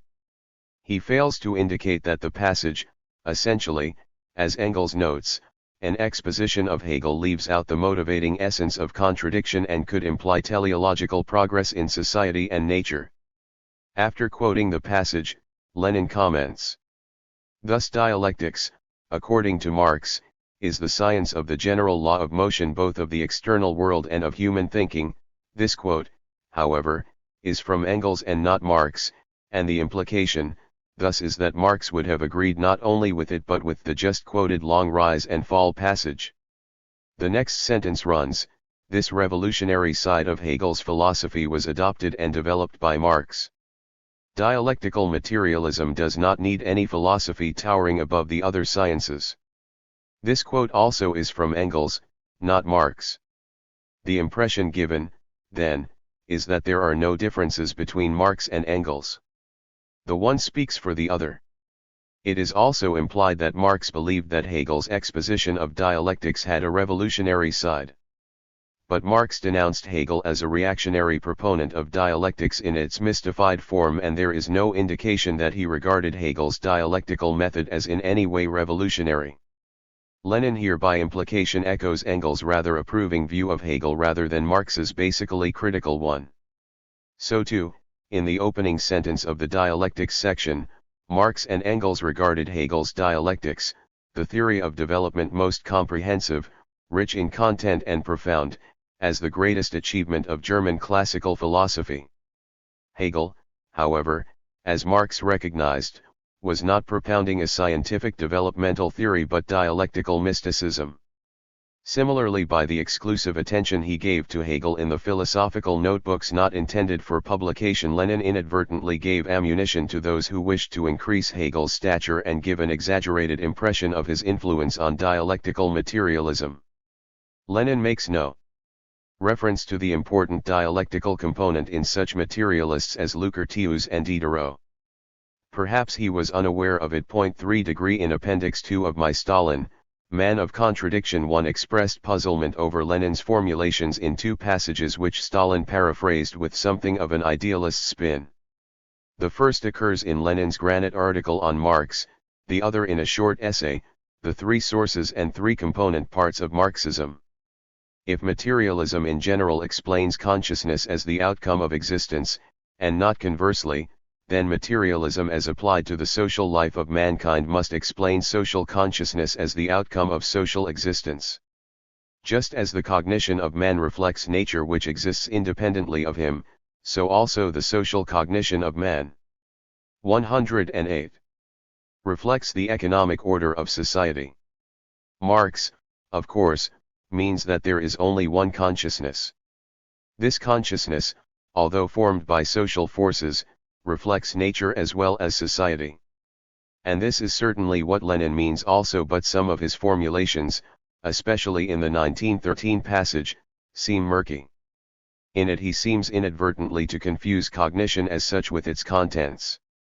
There is no cognition as such and also a social cognition as such. The two are one and the same. Only their contents are different. The curve of knowledge. Although Lenin does not specifically examine Marx's Ad Feuerbach notes as providing a new base for epistemology in a fluid, interacting process of thought, sensation, emotion, and practice, he develops a similar view. In Materialism and Empirio-criticism, as we saw, he emphasized the relationships between external excitation, sensation and consciousness. In the philosophical notebooks, he takes the matter further. The reflection of nature in man's thought must be understood not lifelessly, not abstractly, not devoid of movement, not without contradictions, but in the eternal process of movement, the arising of contradictions and their solution. Although Marx had stressed the interaction of the elements involved in the cognitive process, he did not specifically note, as Lenin does here, its inherently dialectical nature. This involves, to quote Lenin, a zigzag-like motion of opposites including sensation as well as thought. Not only is the transition from matter to consciousness dialectical, but also that from sensation to thought. He makes the basic point that thought is itself not a form of matter but is rooted in matter, concepts are the highest product of matter. In another passage Lenin goes a step further, man's consciousness not only reflects the objective world, but creates it. Creates, of course, not absolutely but imaginatively. 32 Both the simpler mechanisms of sensation and the more complex ones of conscious thinking, Lenin saw as arising from an intermingling of opposites. Nothing was then known of the specific processes at work, but some beginnings had been made. Wilhelm Max Wundt had 109. Established the first psychology laboratory in Leipzig in 1878. Sensations, such as pain, were being examined experimentally. William James and others argued that the emotions had a physiological basis and considered consciousness to be active. Such developments doubtless provided material for Lenin's views. But the views themselves, with their central emphasis on the contradictory essence of psychological process, represent a new level of materialist understanding. Today, when the basic mechanism of the brain has been shown to embody a series of interacting opposites, including negatively and positively charged atoms and the excitative and repressive molecules arising from them, it becomes apparent that Lenin's general grasp of contradiction again led him in the right direction.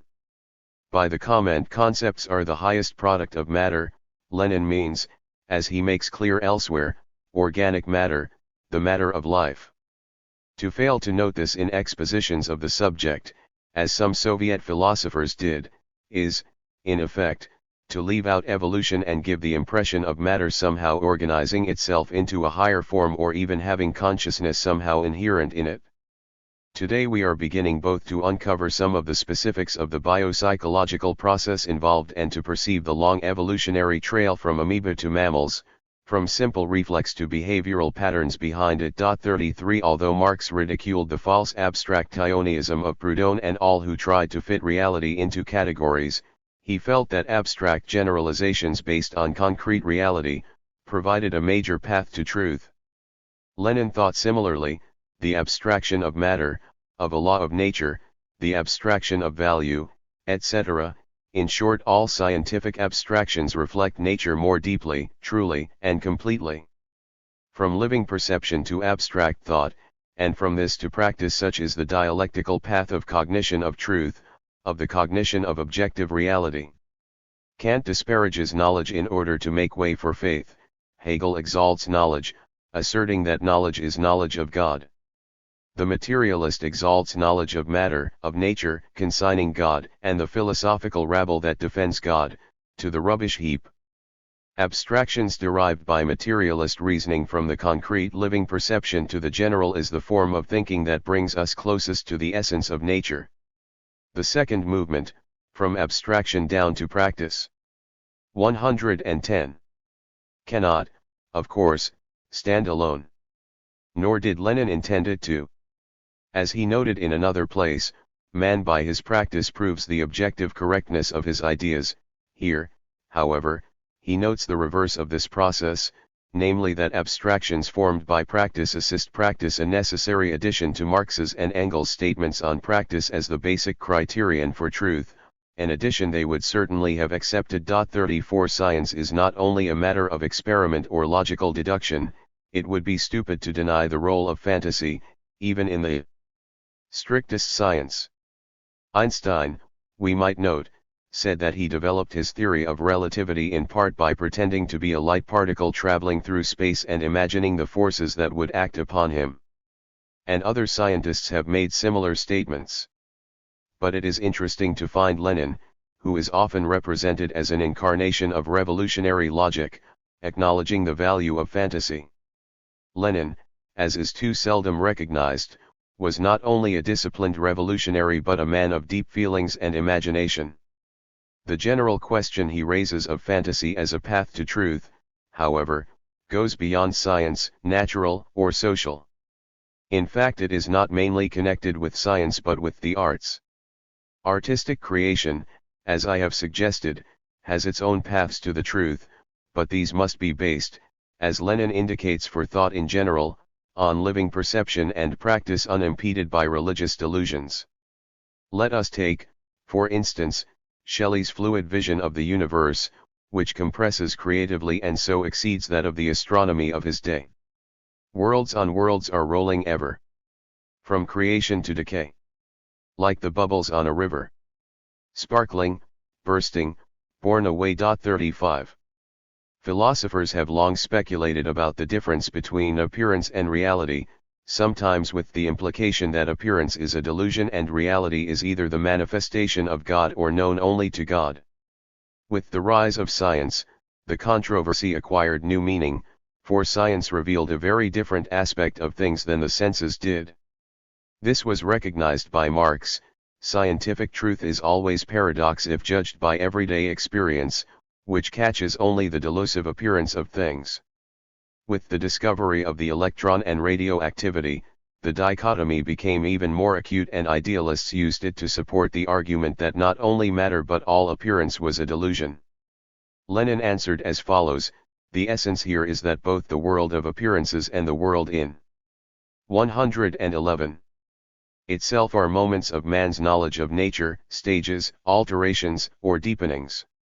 Or, as he put it metaphorically, the movement of a river, the foam above and the deep currents below.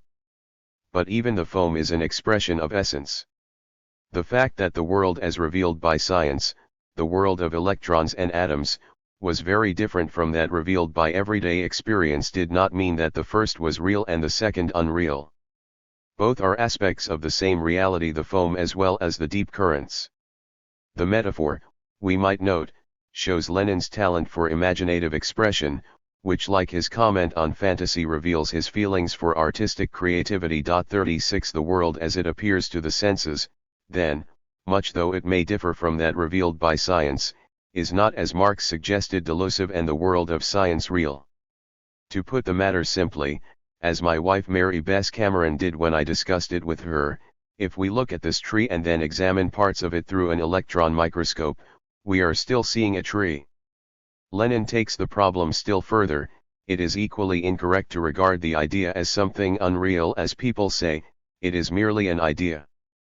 Because an idea is subjective and not objective does not mean that it is any the less real. Even fantasy is real. Dreams are real.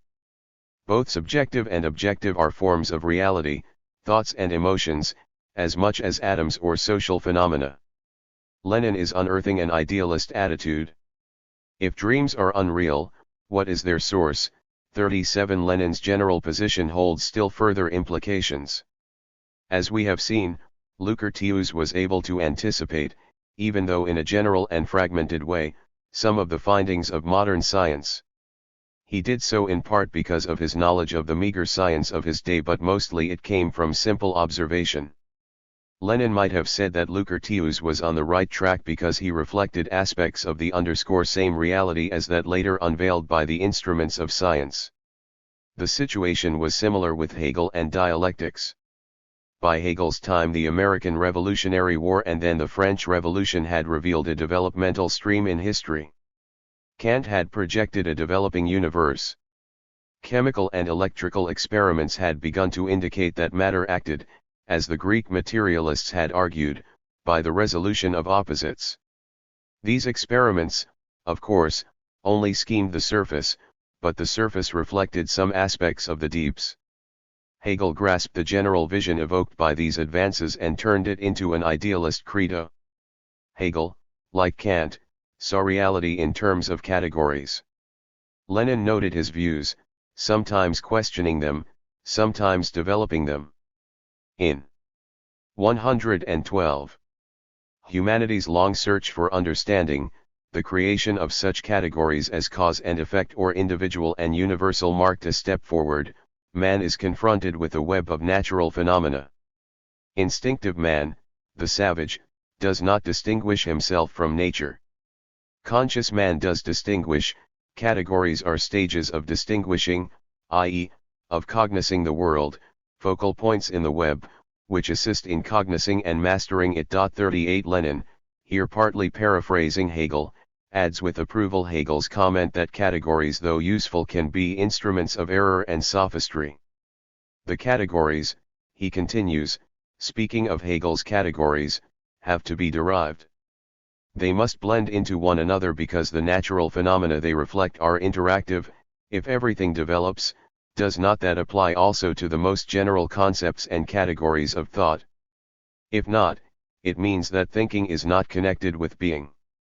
If it does, it means that there is a dialectics of concepts and a dialectics of cognition which has objective significance. 39 Marx, as we saw, did not regard categories as differing in any major respect from ideas or principles. So, too, Lenin. Categories are simply abstractions, general concepts, not unique forms of thought. The early savage blurred subjective and objective. As man achieved consciousness, he began to disentangle the web by arranging its parts into categories, general concepts, which like all concepts are valid only if they reflect reality, are connected with being. Like being itself they develop. They cannot, as Marx said of Proudhon's economic categories, be eternal or frozen or imposed on objective reality. Whether the abstractions of dialectical thinking with its fluid reactions of cause into effect and effect into cause, for instance, can be considered categories in any meaningful sense, seems, as I argued in relation to Engels, doubtful. Lenin does not raise the question. On the other hand, not only does he not consider categories as a special logical entity, but he gives no sign of attempting to master or even to form a system of them. It seems doubtful that he would have raised the question at all if he had not been reading and commenting on Hegel, for there is virtually nothing about categories in his other works. Unfortunately, simply by paying as much attention as he did to Hegel's views on categories, he inadvertently played into the hands of later Soviet philosophers who made a fetish of them, turning dialectical materialism into dialectical idealism. In his description of dialectical process in his 113 Granite Encyclopedia article on Marx, Lenin included its revelation of an indissoluble connection between all sides of any phenomenon. In the philosophical notebooks he pursues the concept. Human knowledge is not a straight line, but a curve, which endlessly approximates a series of circles, a spiral. Any fragment, segment, section of this curve can be transformed into an independent, complete straight line, which then leads into the quagmire, into clerical obscurantism. 40. Human knowledge assumes a spiral form because society has developed in a series of spirals, with ups and downs within a central upward curve. Non-dialectical thinkers can take segments of this spiral and artificially transform them into straight lines with a beginning and an end, thus cutting them off from their interconnections.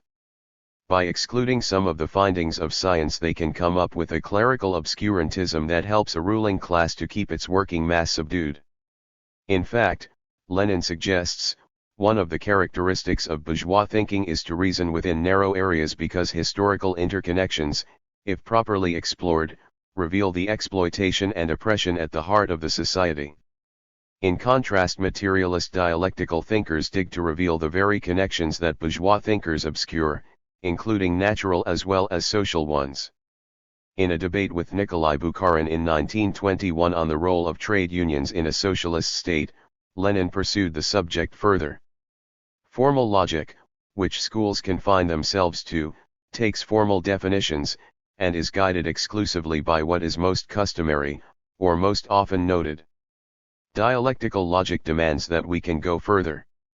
In the first place, in order really to know an object, we must embrace, study, all its sides, all connections and mediations. We shall never achieve this completely, but the demand for all-sidedness is a safeguard against mistakes and rigidity. Secondly, dialectical logic demands that we take an object in its development, its self-movement, in its changes. Thirdly, the whole of human experience should enter the full definition of an object as a criterion of the truth and as a practical index of the object's connection with what man requires. Fourthly, dialectical logic teaches that there 114 is no abstract truth, truth is always concrete, as the late Plekhanov was fond of saying after Hegel. 44. Lenin, like Marx in his discussion of his method, places the emphasis first not on dialectical logic but on factual examination and establishing interconnections.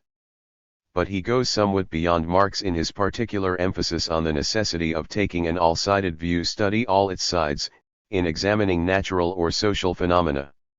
These, of course, are not static but in motion.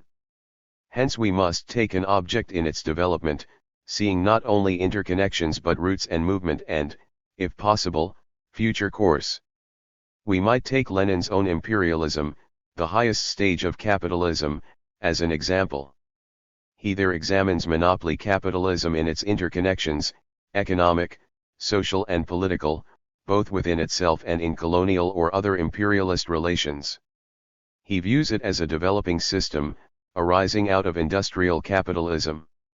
He reveals its movement, as a consequence of internal oppositional dynamics, towards greater monopoly and imperialist war. Lenin, of course, does not mean that we should take the whole of human experience into account in attempting to get to the truth of any process, but only that we should use what of it is relevant as a general foundation. The final comment on truth always being concrete and not abstract may at first seem puzzling after Lenin's comments in the notebooks on the value of abstract thinking. What he must mean is that behind abstraction there must lie concrete facts if it is to be valid. Although causation is based on objective phenomena, the projection, as with all such projections, is imperfect. The all-sidedness and all-embracing character of the interconnection of the world, which is only one-sidedly, fragmentarily and incompletely expressed by causality. Lenin here develops what is perhaps inherent in Engels' argument that cause and effect are conceptions that reflect a universal action and reaction that run into each other.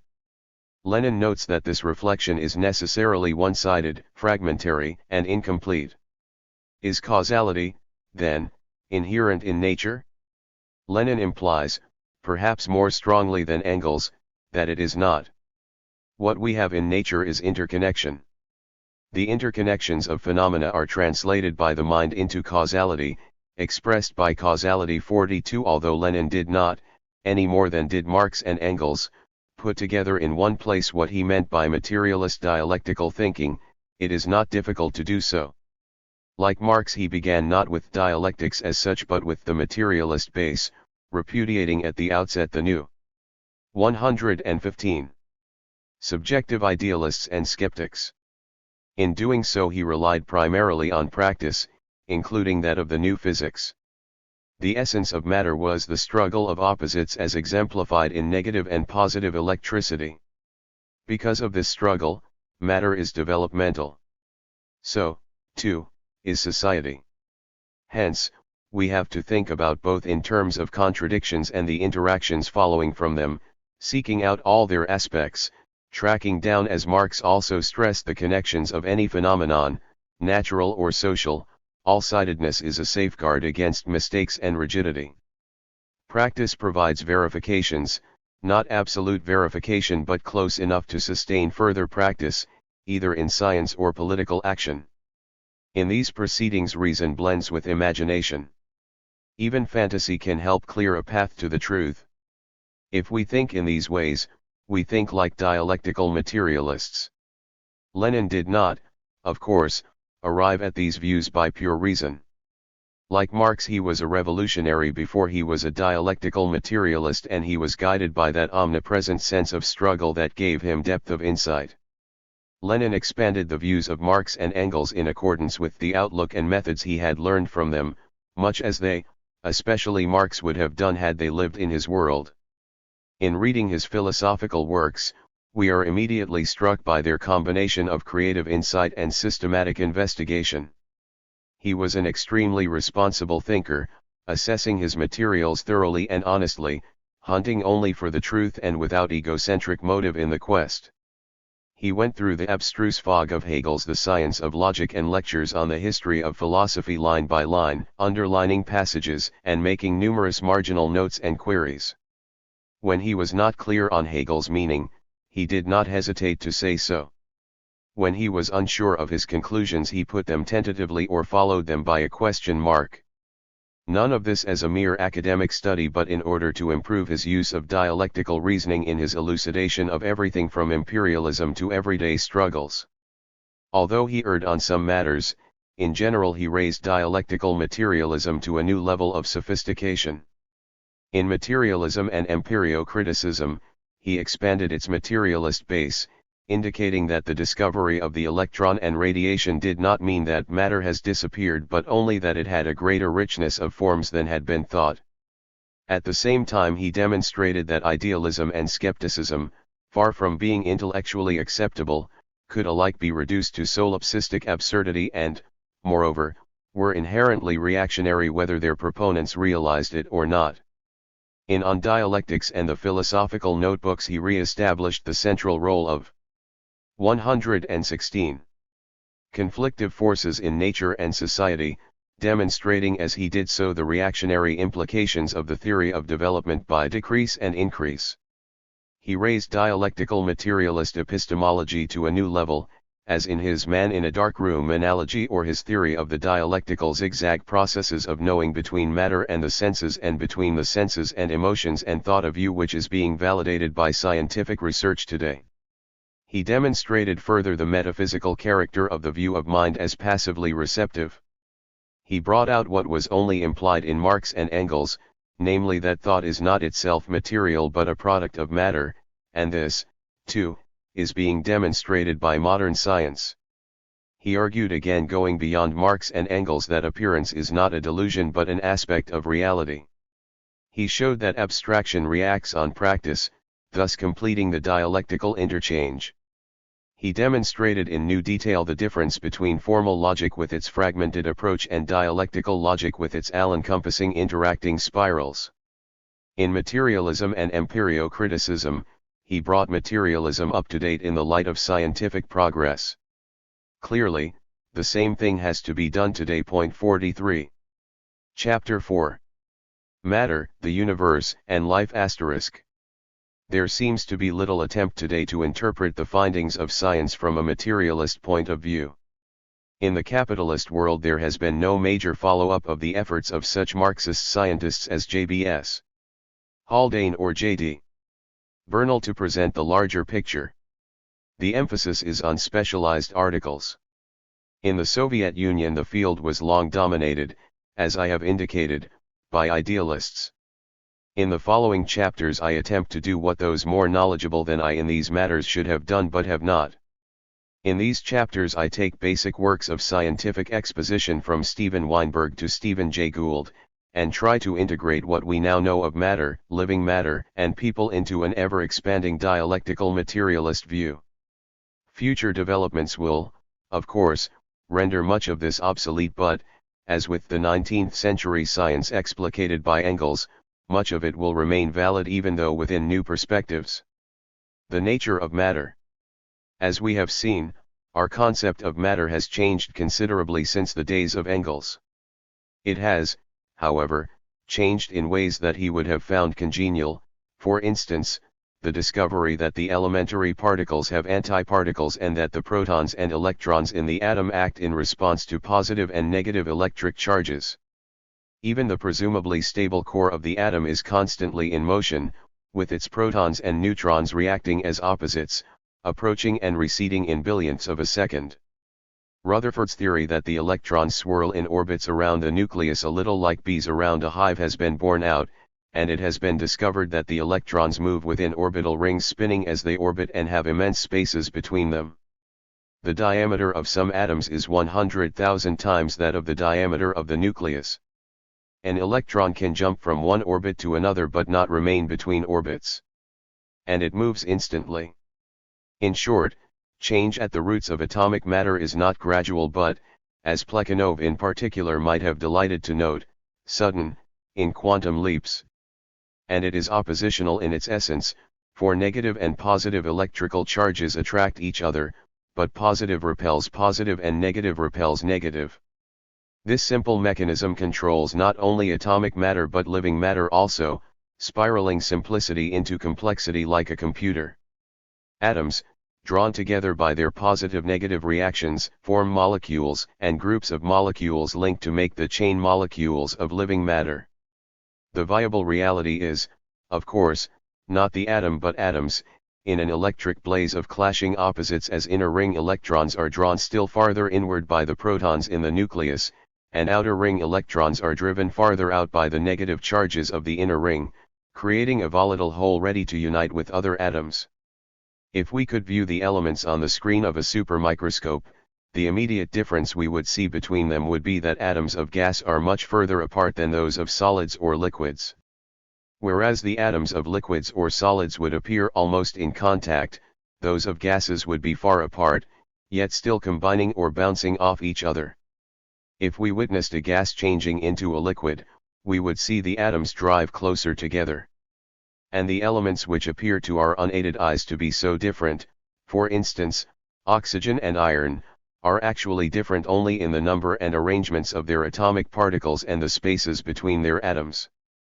In short, all the variety and wonder of the world of nature around us, from mountains to ocean, simply reflect differences in the number and arrangements of the elementary particles and their atoms.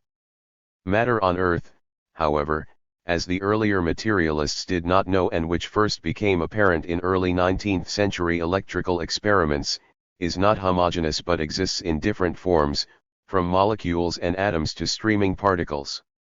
Moreover, some 90% of the observable matter in the universe contains no atoms or molecules but exists in a less organized state known as plasma, in which atomic nuclei endlessly collide with each other. 119. Positive repelling positive, and electrons are a free-floating stream. In galactic gas clouds, plasma exists as a gas. In the center of our Sun and other stars, it is dense, compacted by gravity. Throughout the universe, as on Earth, matter also exists in the form of streams of elementary particles, mainly photons, the particles of light but also of electrons and neutrinos. Although photons are often considered a distinct entity, a unique radiation which some endow with deity-like powers, they are clearly elementary particles. They not only interact with protons and electrons but can, in agitated particle states, combine to form them. In their compressed form as laser beams, they act on clump matter with considerable force. Photons, like electrons, are all the same. Their qualitatively very different effects come solely from the quantitative factor of different wavelengths. If they occur in short wave frequencies, they form gamma rays or X-rays, in moderate frequencies, ultraviolet, visible light or infrared, in low frequencies, microwaves, radio, radar, and television. All consist only of photons and all, regardless of wavelength, travel at the same speed, the speed of light. Although visible light appears to the eye to be continuous, it is, as Gerald Feinberg puts it, actually granular, the impression of continuity coming from particles streaming in immense numbers and at high speed.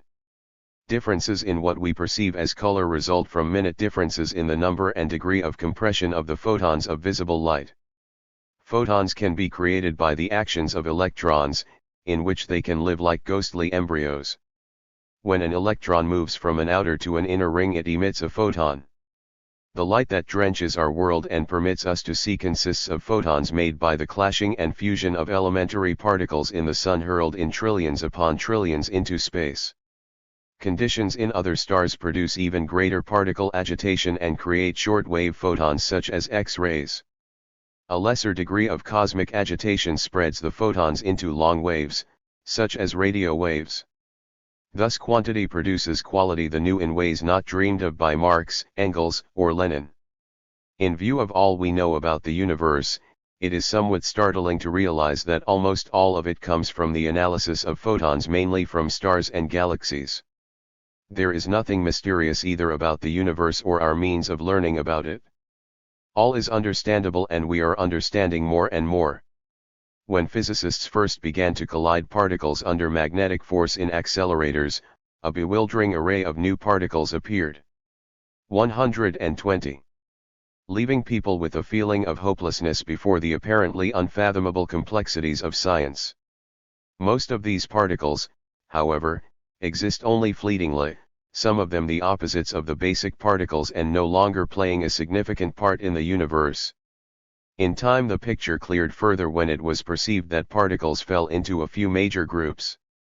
The electron, for instance, belongs to a group of indivisible particles called leptons, where it is joined by the neutrino, which penetrates all but the most dense matter and daily passes through the Earth and us in immense numbers. Similarly, photons were found to belong to a group called bosons, which, unlike electrons, can bunch up and merge. Protons, neutrons, and leptons are all thought to consist of smaller particles called quarks. True, quarks have not yet been detected, but skepticism pales before the exceptional track record of theoretical physics in recent decades. Many particles were first predicted and then discovered. Such theoretical speculation is, of course, not simply guesswork but is based on calculations from known phenomena. 3. It was found also that particles interact more deeply than had been realized. In high agitation conditions as in stars, a proton will turn into a neutron if an electron joins it. Conversely, a neutron can become a proton by emitting an electron. The picture is one of incredibly fluid activity based on conflictive interactions. Point 4. Although modern science reveals an extraordinary complexity of detail, then, it reveals increasingly simple underlying patterns. The three groupings of particles, for instance, can be reduced to two, those based on quarks, protons, neutrons, and electrons, and those with no such base, namely photons. Linked to these particles are what some scientists call forces but are now, more correctly, generally called interactions: gravity, electromagnetism, strong nuclear, and weak nuclear. These are not independently creative forces but simply different kinds of interactions arising from different kinds of particles. Force, as Marcia Bantusic notes, although often depicted as a kind of invisible entity that pushes or pulls us around, is actually rather like a tennis game in which a force between two particles arises from their continually exchanging another identifiable particle. For electronic interactions, the tennis ball is the photon. Similar particle interactions have been demonstrated in the weak nuclear. 121. Force whose tennis balls, the W and Z particles, were first hypothesized and then discovered. And basic particles have been hypothesized for the strong nuclear force and gravity. The whole array of the universe, then, apparently arises from quantity arrangement changes among the elementary particles of matter, particles whose basically oppositional character is shown by the fact all except the photon have antiparticles, and the fluid, bunching photon is said by physicists to act as its own antiparticle. This basically antithetical character of the elementary particles is not a simple set reaction but manifests itself in different ways in different situations. For instance, an electron can act as an opposite to a proton, to a positron, and to a photon. The degree of interactivity between particles was further revealed in the discovery that under conditions of intense particle activity two forces that seem, to quote Nigel Calder, as different as a jet plane and a gas cooker, namely the electromagnetic and the nuclear weak force, can blend into one. The intermediate particles that constitute this interaction were also first hypothesized and then found. 5. 20th century science, then, has uncovered depths of matter unimagined in the 19th century. But they have all proved to be of a materialist and dialectical nature, of blindly clashing entities producing qualitative change, the new by quantitative and arrangement change, and nothing else. The old argument as to whether motion was inherent in matter has long gone by the boards. Behind motion lie the elementary particles and their interactions. There is, demonstrably then, no need to hypothesize a supernatural entity bestowing motion on matter. The nature of the universe. In 1755 Immanuel Kant, basing himself on the work of an English astronomer, Richard Wright, speculated that sometimes what looked like a star might be a galaxy like our Milky Way but situated so far away from us that even with telescopes we cannot distinguish the stars composing it. It is only in the past few decades, however, that the immensity glimpsed by Kant has begun to assume detail. There are about 100 billion galaxies, some spirals with projecting arms, some elliptical, resembling elongated saucers, all curiously flat. The galaxies are herded in clusters by gravity and the clusters into superclusters, one of which contains 20 clusters and stretches a billion light. 129 years from end to end. Massive though the galactic system is, it seems to occupy only one, comparatively small, segment of space. Vast areas of apparently empty space, some of them capable of holding 5,000 galaxies, have been detected. The galactic clusters are in general moving apart from each other like, to use Marcia Bartusic's homely simile, raisins in an unbounded loaf of raisin bread, and at the same time the larger clusters are pulling the smaller ones toward them. Scientists on Earth are able to detect these movements because photons from a body moving away from us are stretched out but in one coming towards us are bunched up. So, too, with the movements of quasars, quasi-stellar objects in the far reaches of space that are apparently the hyperluminous nuclei that characterize some galaxies. What we call the universe, then, is essentially a series of galaxies which, although in different stages of growth, are basically the same, operating in the same mechanical way, as though an indirect celestial beltline had turned out trillions of copies of the same model. The Milky Way, of which our solar system is part, is a spiral galaxy 100,000 light-years across but only 2,000 light-years thick, a thin pinwheel in space. It contains about 100 billion stars, some larger than our Sun, some smaller, with our solar system out in one of the spiral arms in an area populated by relatively recently formed stars. Beyond this area is a circle of ancient stars, some of which are thought to be 18 billion years old. In addition to the stars, there are clouds of dust and gas. Some of the gas is in the form of large bubbles of hot plasma out of which stars are apparently being molded, star-making that seems to come in periodic spurts. When stars form, their lives become a contest between their internal actively expansive electromagnetic plasma pushing outward and the opposite external force of gravity pushing inward. These forces, that give them their vitality, also, in time, kill them.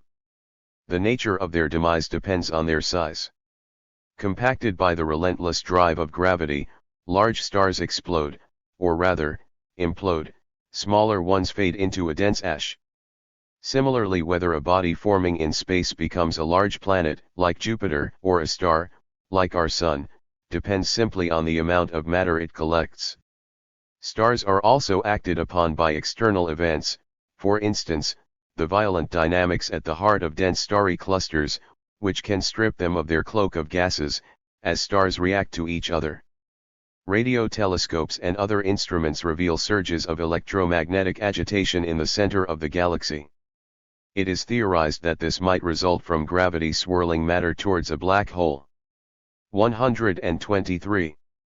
Which, of course, is not a hole at all, but if it exists, a star or stars so highly compacted by gravity that their particles cannot clash to generate photons. But the discovery of a horseshoe-shaped plume of radio emission rising 700 light-years above the flat galactic disk might, some believe, point not to a black hole but to a directly electromagnetic source.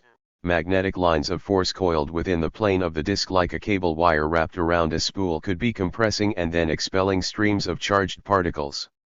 Electromagnetic forces may also provide the root mechanism for the formation of stars and galaxies from gaseous matter. Gravity cannot unite particles but acts only on clumped matter. How, then, does the matter become clumped in the first place? As electromagnetic action can be shown in lab experiments to clump particles, it is argued that it performs the same function in space, clumping gaseous material to a point at which gravity can take over. Others go further and argue that electromagnetic forces may account for cosmic phenomena generally attributed to gravity. As seen by the naked eye and even by early telescopes, the universe appears serene and orderly, the Newtonian vision prevalent into the 1920s and often taken as representing a divine serenity. But by the 1930s the image began to change, as it became apparent that the universe was a swirl of endlessly conflicting forces. In 1936, when the physicist, Max Born, published a general cosmological study, he called it the restless universe. When Nigel Calder published a similar study in 1969, he titled it Violent Universe. Today the violence is seen to be more extreme and on a vaster scale than was apparent in 1969. In addition to supernova star explosions, from time to time the internal turmoil of galaxies is escalated by collisions with other galaxies. One such cataclysmic collision not only dragged hordes of stars out of each galaxy, but the resultant shock waves sparked a round of star formation that continues to this day. Galaxies also, for unknown reasons, sometimes explode. The universe is conflictive in its essence. 0. The evolution of the universe. Although by the 1940s the theory that the galaxies were moving away from each other had been largely accepted, no reason for the expansion seemed apparent. It could hardly be gravity, it was reasoned, for gravity in the present universe does not force bodies apart but, on the contrary, pulls them together. George Gamow and other scientists early suggested that the very early matter of the universe had been 124. Highly compact but had exploded, and the galaxies were still being propelled by the force of this explosion. It was also suggested that traces of the radiation from this primordial bang should still be present in a diluted form. But little attempt was made to find it. Then in 1964 workers at the Bell Telephone Laboratories in New Jersey found, by accident, that the Earth is being bombarded by a stream of long-wave photons apparently coming equally from all directions in space. These, it was theorized, must be the stretched-out descendants of the bang's compressed photons. The bang was calculated to have occurred between 13 billion and 20 billion years ago, depending on how one calculated the rate of galactic expansion. Later calculations on the age of stars in the Milky Way galaxy seem to move the date more towards the 20 billion point, a long period of time, certainly, but still finite. By the early 1970s quite a bit was known of elementary particles and how they would act in varying degrees of agitation. By theoretically putting the expanding galaxies into reverse motion like a film running backward, astrophysicists arrived at the surprising result that all the elementary particles of the universe were produced within 3 or 4 minutes. This was possible because particles interact in billionths of a second, and because these early particles were in the kind of highly compressed state that would produce unusual intensity of interaction.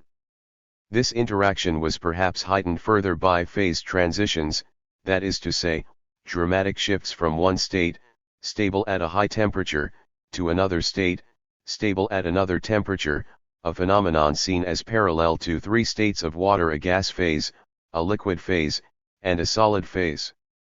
In the transitions from one phase to another, unusually intense activity takes place. As a result, in the first split second of the 3 minutes there might have occurred a sudden burst of super-expansion in which gravity for a time acted as an expansive force. What the particles were in the first fraction of a second is unknown, but in the next fraction, it has been calculated, there exploded a sea of hot photons. These united to form leptons, quarks, antileptons and antiquarks that promptly killed each other off. This annihilation was prevented from being total, it is theorized, because there were, perhaps by chance, perhaps because of an unknown originating factor, slightly more leptons and quarks than antileptons and antiquarks. As expansion continued and the photon soup thinned out, the quarks were able to unite into protons and neutrons, and the 125 protons, neutrons, and electrons multiplied at an enormous rate in the midst of a radiant maelstrom of photons and neutrinos. As hydrogen consists of one proton with one electron circling it, the protons constituted potential hydrogen nuclei. As the whole mass expanded, the maelstrom of photons and neutrinos thinned out still further, and the protons and neutrons were able to clash with enough power to unite and form nuclei for deuterium and for helium. This, it has been calculated, is as far as nuclear development could go in the brief time span and rapid expansion of the Big Bang. The universe, then, in the period immediately after its origin, was essentially a compact mass of particles, without stars, or galaxies, or even atoms. It is, in fact, calculated that it was at least another 300,000 years before atoms, with electrons circling the nuclei, could have formed. Galaxies, it is calculated, did not emerge until 2 to 3 million years later. 3 in the early fractions of a second in the Big Bang, when gravity is thought to have reversed itself, the other 3 interactions, the electromagnetic and the strong-weak nuclear reactions, were, it is theorized, combined in one. This suggestion is made likely by the fact that, as we have noted, the electromagnetic interaction and the weak nuclear one can unite in accelerator agitation to form the electro-weak interaction. Calculation indicates that the strong nuclear interaction, which holds the atomic nuclei together, would join them at a more extreme point of agitation. As interactions are interactions between particles, they would naturally change as the character and relationship of the particles changed. This aspect of the modern Big Bang theory, then, like its other aspects, fits with the known characteristics of elementary particles. We should note also, as non-Marxist scientists are unaware, that the theory reflects the general dialectical aspects of matter as seen in its later stages. Development by the conflict of opposite entities spurring quantitative to qualitative changes, with nodal points phase transitions of sudden leaps of development. The theory gives the dialectical materialist picture of an evolving universe a thrilling new dimension. In recent years some aspects of the Big Bang theory have been challenged. For instance, it appears that some galactic superclusters are too large to have been formed in the 15 to 20 billion year span allowed by Big Bang advocates, and some galaxies seem to be further away and moving faster than present Big Bang calculation allow.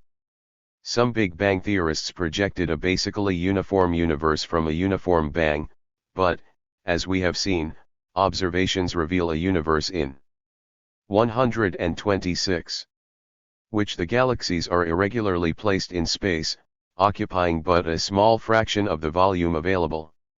And galactic superclusters are dragging other clusters towards them. The universe, our Brent Tully comments, no longer appears homogeneous but lumpy. Finally, the actions of the galaxies as determined by gravity may indicate that some 90% of the matter of the universe is dark, i.e., it does not emit photons. As the gravitational pull of the Milky Way is much greater than can be accounted for by its visible matter, it is theorized that it is surrounded by an immense halo of dark matter which contains 10 times the mass of the visible matter. And this is presumably true of other galaxies also. What the so-called dark matter consists of is under debate. Some, in fact, doubt that it exists. For although some still question the Big Bang theory, recent satellite evidence confirms a sudden, expansive origin for the universe, and cosmologists seem largely agreed that the theory requires only modification. There is apparently no serious questioning of the evidence that the galactic clusters are in general moving further away from each other in spite of gravitational pulls between them. Such expansion, some critics argue, does not necessarily imply a Big Bang origin, but they seem unable to point to any force that would account for it. Hydrogen cannot be made in stars, but it could have originated in Big Bang conditions, and the present proportions in the universe, of about 3/4 hydrogen, about 1/4 helium and a trace of deuterium are remarkably close to what would have emerged from such conditions. Similarly, even if the universal microwave radiation is not entirely even, it seems generally consistent with Big Bang projections. Indeed, cosmologists are now hoping to find minor irregularities in it, for it is difficult to perceive how a totally uniform primordial mass could have produced a lumpy universe or galaxies. Nevertheless, galaxies were produced, along with the stars in them. Studies of a galaxy 13 billion light-years away, which means it is 13 billion years old, indicates that in the early universe star-making was proceeding at 10 million times the present rate. Similar studies show stars evolving in response to conflictive forces. Great conglomerations of stars were undergoing major structural change through collisions with each other, galactic merging and other turbulent forces. 5. If in the Big Bang no elements more complex than helium, with but 2 protons and neutrons, were formed, where did the others come from? The answer, first projected in the later 1950s, is from cooking in stars for the less complex ones before they disintegrate, and in the supernova explosions of large stars for the more complex ones. This latter theory was dramatically supported when such an explosion was 127. Recorded by sophisticated equipment in February 1987. In this explosion, a star in our galaxy 20 times more massive than the Sun collapsed in seconds into a sphere about a dozen miles in diameter, a sphere of neutrons formed by the merging of protons and electrons. A gamma-ray detector on a satellite logged gamma-ray energies that were precisely those expected when radioactive cobalt slowly decays into iron. These detections demonstrated that supernovae are the breeding ground for elements from iron to uranium, and that such cataclysmic deaths planted the seeds for the birth of life on Earth. Our Sun fortunately is a comparatively recent star, so that it and its planets are the heirs to millions of years of such explosions. The oxygen we breathe, the carbon that holds us together, the calcium in our bones, were formed inside stars and scattered into space along with the iron in our blood. Also, without iron there would have been no industrialization. 1 degree The evolution of the universe, then, reached a new stage with the formation and explosive deaths of giant stars. As we have seen, astrophysicists, basing themselves on what is known of elementary particles in different states, can trace the universe back to a sea of hot photons. We are not, then, looking for an act of creation for the universe, but for the origin of a group of agitated photons. This origin, it has been speculated, perhaps lay in a single hot seed which was only 1/trillionth the size of a proton. Where, however, did such a seed come from?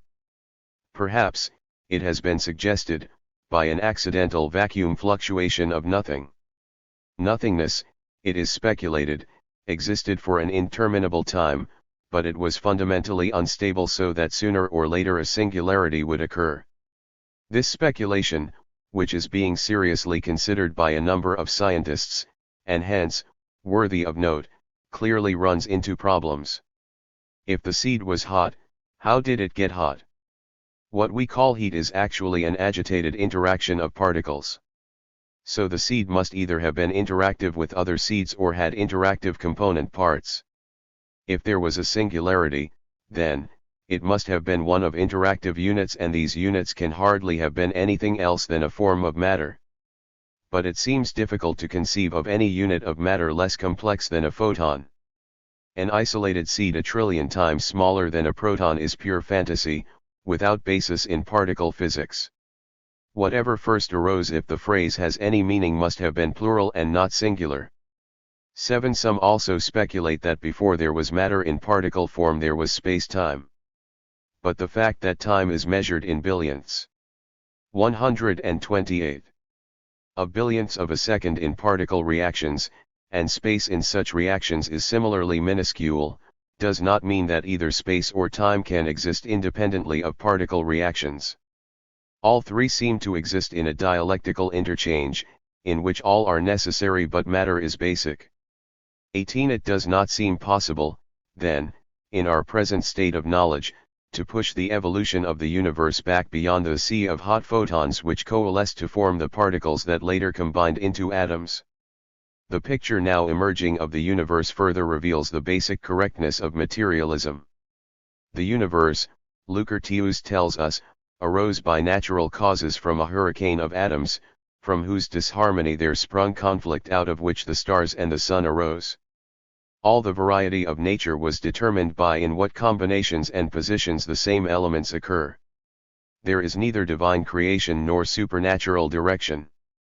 The details are wrong, of course, but the general concepts are right, in contrast to the fantasies of the idealists.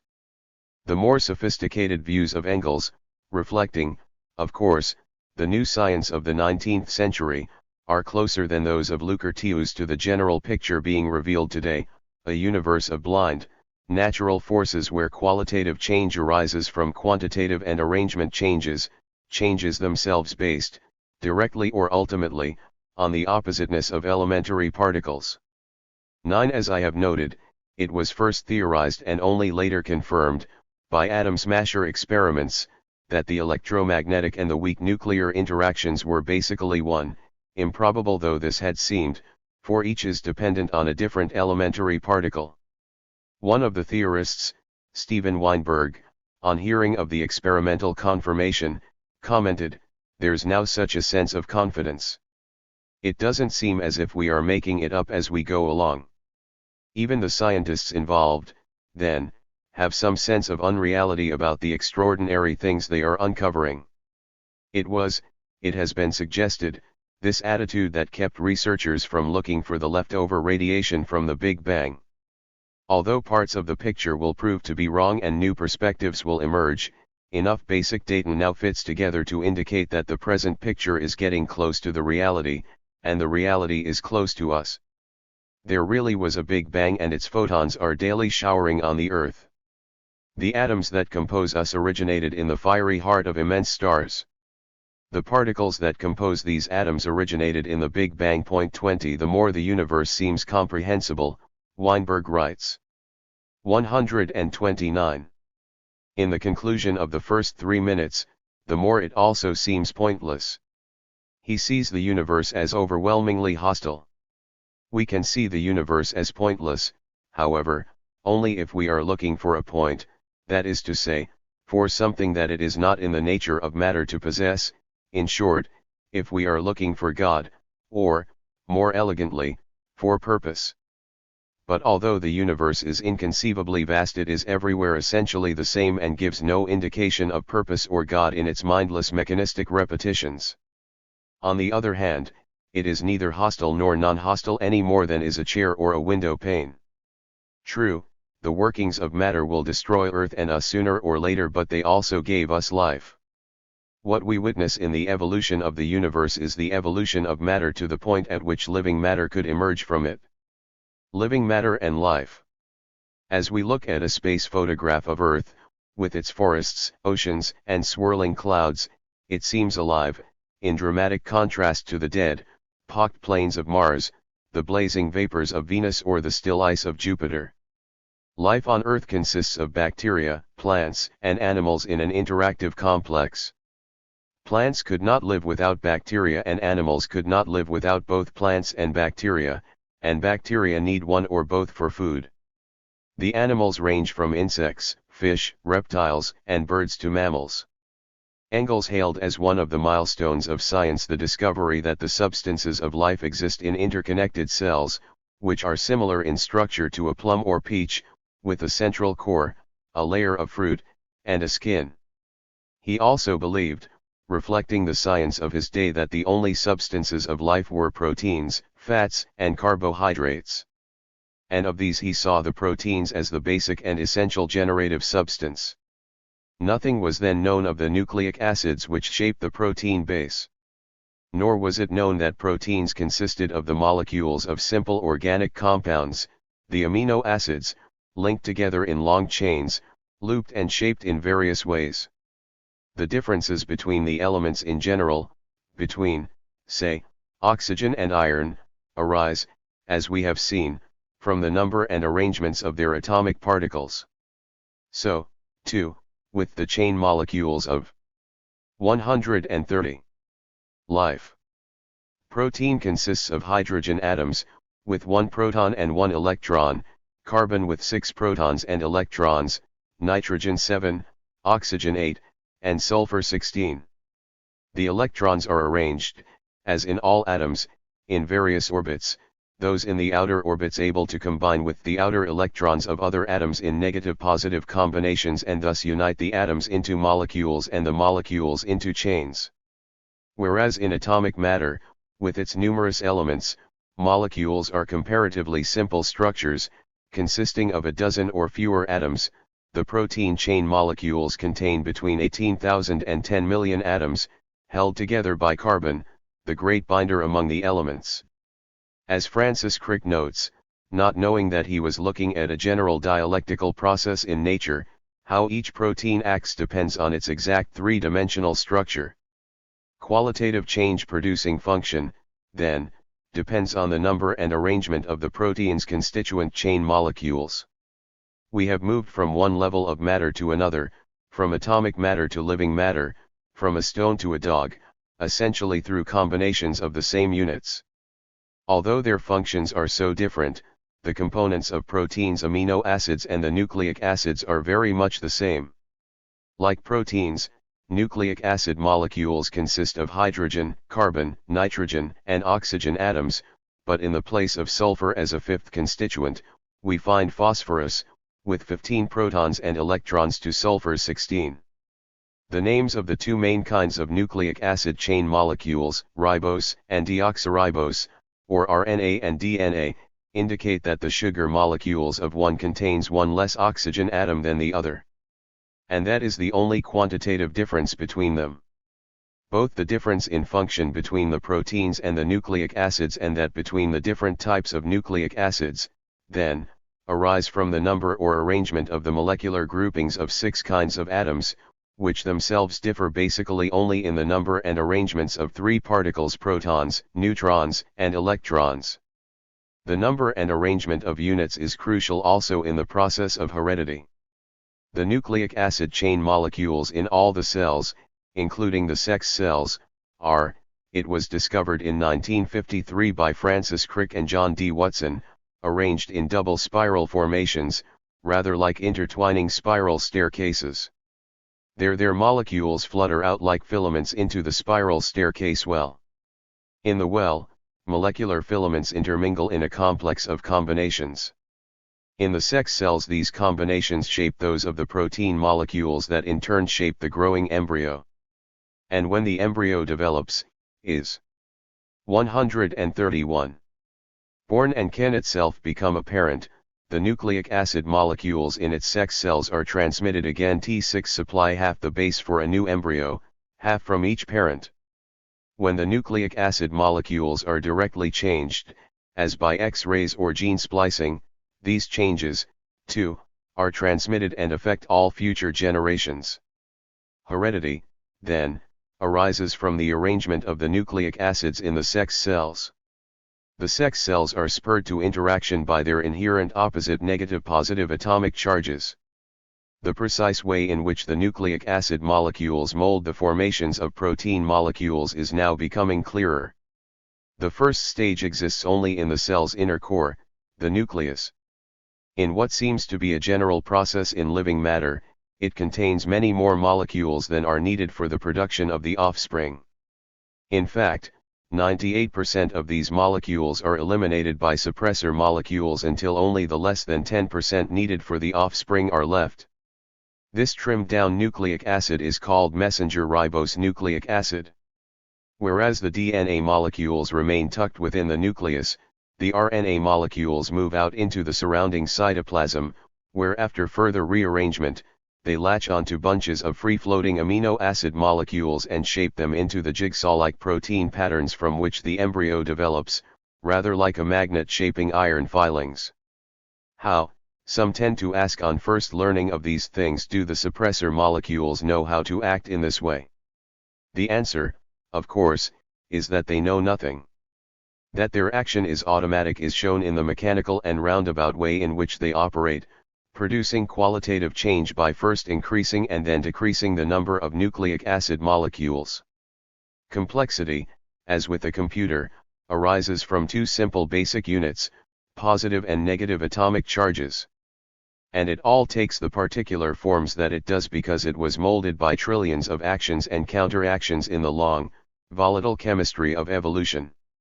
Atomic matter, as we have seen, arose from particle matter through combinations of the particles, and although it still contains the particles, its essential functional unit is the atom as a whole and not the particles.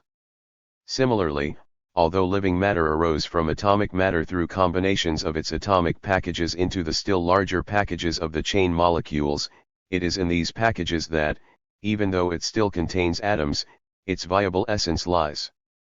In short, life is the functioning of matter in its chain molecule form, the functioning arising from the size and structure of the chains and nothing else. 132. Although materialist philosophers from Lucretius to Diderot had argued that there was no creation of life and that it had emerged from matter, they had no specific concept of how this had happened. They did not know that atoms differ from each other or that certain atoms form living matter, particularly those of hydrogen, nitrogen, oxygen, carbon, phosphorus, and sulfur. Nor did they know that some of these atoms also exist on other planets, for instance, in the ammonia clouds of Jupiter or the carbon dioxide atmosphere of Venus. On comparatively nearby interstellar clouds, carbon, hydrogen, oxygen, nitrogen, and sulfur have been detected, sometimes united in the gas cyanogen. We find in the present oceans not only nitrogen, hydrogen, and oxygen, but also sulfur and phosphorus, and these, it is indicated, existed in earlier oceans also. When these elements are put together in a laboratory and subjected to photon and electron bombardment duplicating the sun and lightning of the early Earth, protein molecules and elements of the nucleic acids emerge. Here then, is a bridge from atomic matter to the first elements of life on Earth, a bridge that led first to the chain molecules and then to the cell. Cell formation involves a spiraling intermingling of these molecules, all the stages of which are not yet known. It was theorized that a protein enzyme would be needed to spark the process. But how could protein function without nucleic acid? The problem was apparently solved when it was found that RNA can cut itself, thereby altering the material it produces, an operation that previously had been thought to need an enzyme. RNA, that is to say, acts like a protein catalyst, setting the molecules in motion and speeding them up. 22 This biological perspective is generally supported by the geological evidence. The Earth was solid, it is now believed, by 4.6 billion years ago. The first evidence of life occurs about 1 billion years later in the form of microscopic one-celled creatures that lacked a nucleus but apparently produced oxygen. An immense 2 billion years then seem to have passed before purely chance interactions produced one-celled creatures with a nucleus and opened the way to higher forms of life, which then took another billion. It is now theorized that some early activity might have been triggered by volcanic vents in the ocean floors as well as in sun-baked sea shallows, where it perhaps formed a kind of chain molecule soup. But no matter what the particular spurs to life, the classic materialist argument that it arose from matter and nothing else has begun to be substantiated. It became apparent in the 19th century, as Engels noted, that life on Earth was powered by the sun. In the 20th century we can see more. 133. Exactly how this takes place. The cell is the basic life unit of plants as well as of animals, and in plants it has the same structure of inner nucleus and outer cytoplasm surrounded by a membrane.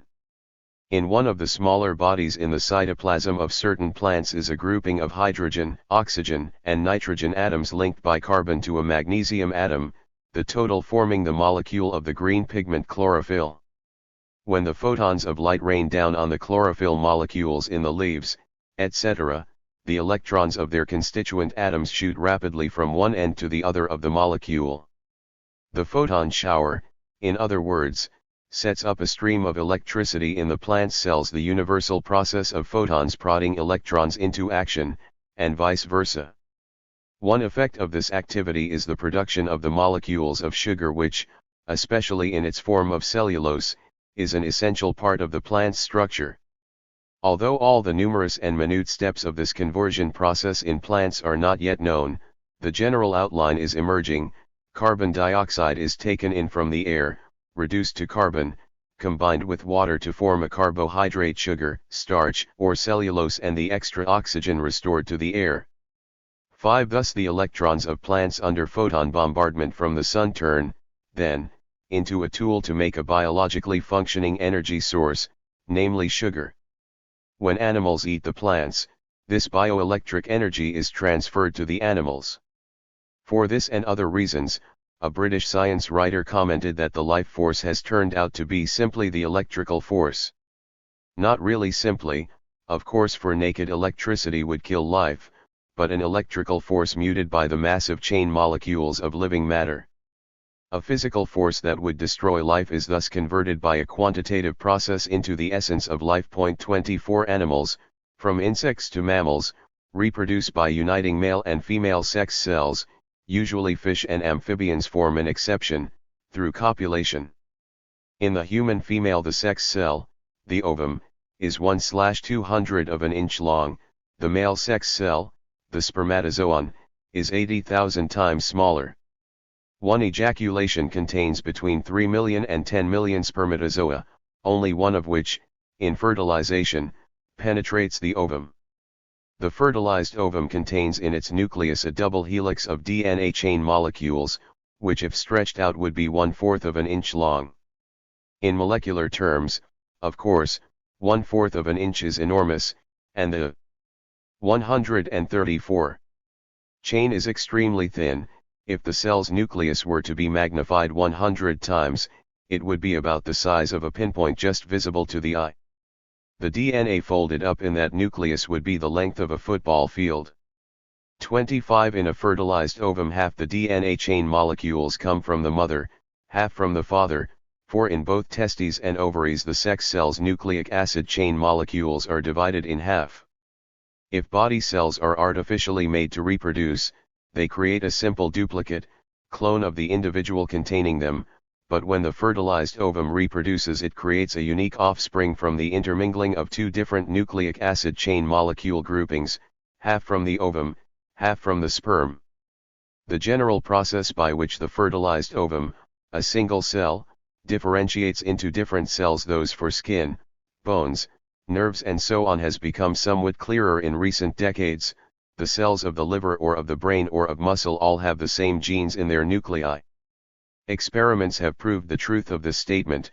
A frog's egg whose nucleus has been artificially replaced with the nucleus taken from a skin or liver cell gives rise to a normal individual.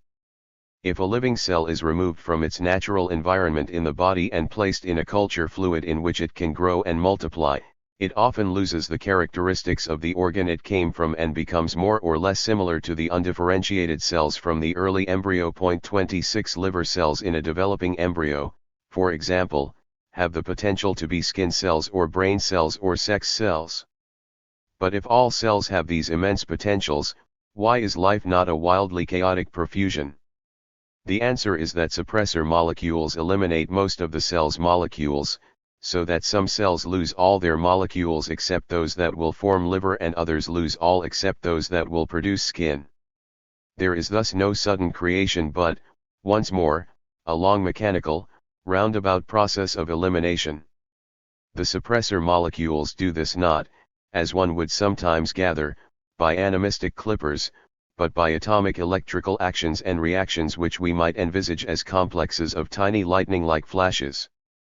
And once more the new is produced by quantitative action, this time not by adding but by taking away. This process is often presented as a harmonious series of events, in which certain cells are pre-programmed to die at a certain point, but experiments by Dr. James Michelson of Harvard indicates that they die off in sharp competition.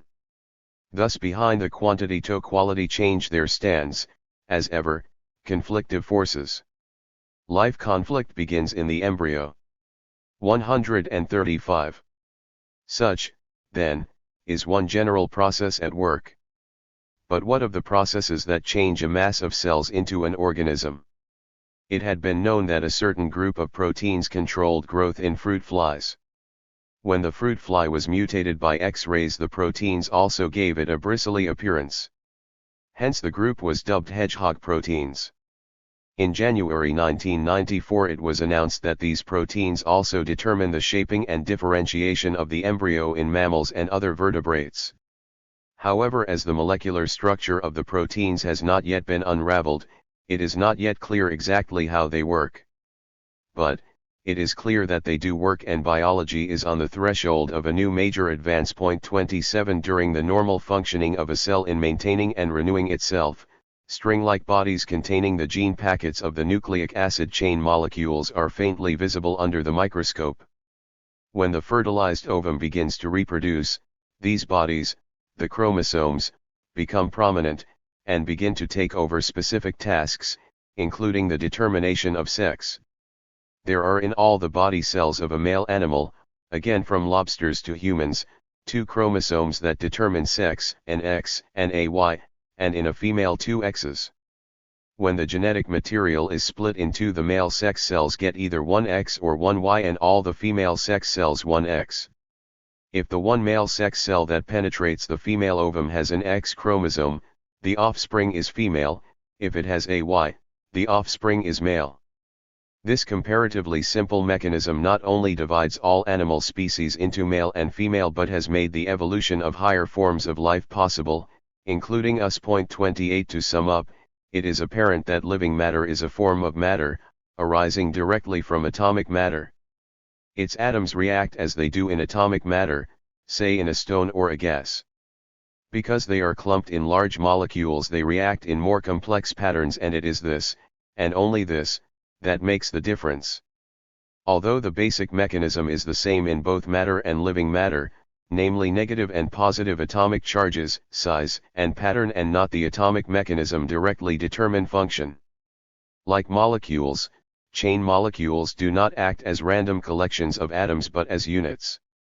The basic materialist outlook, then, as presented by Lucretius, for example, is still generally valid, but it is now apparent that matter has different levels of complexity, and these have different viable units, from particles to chain molecules.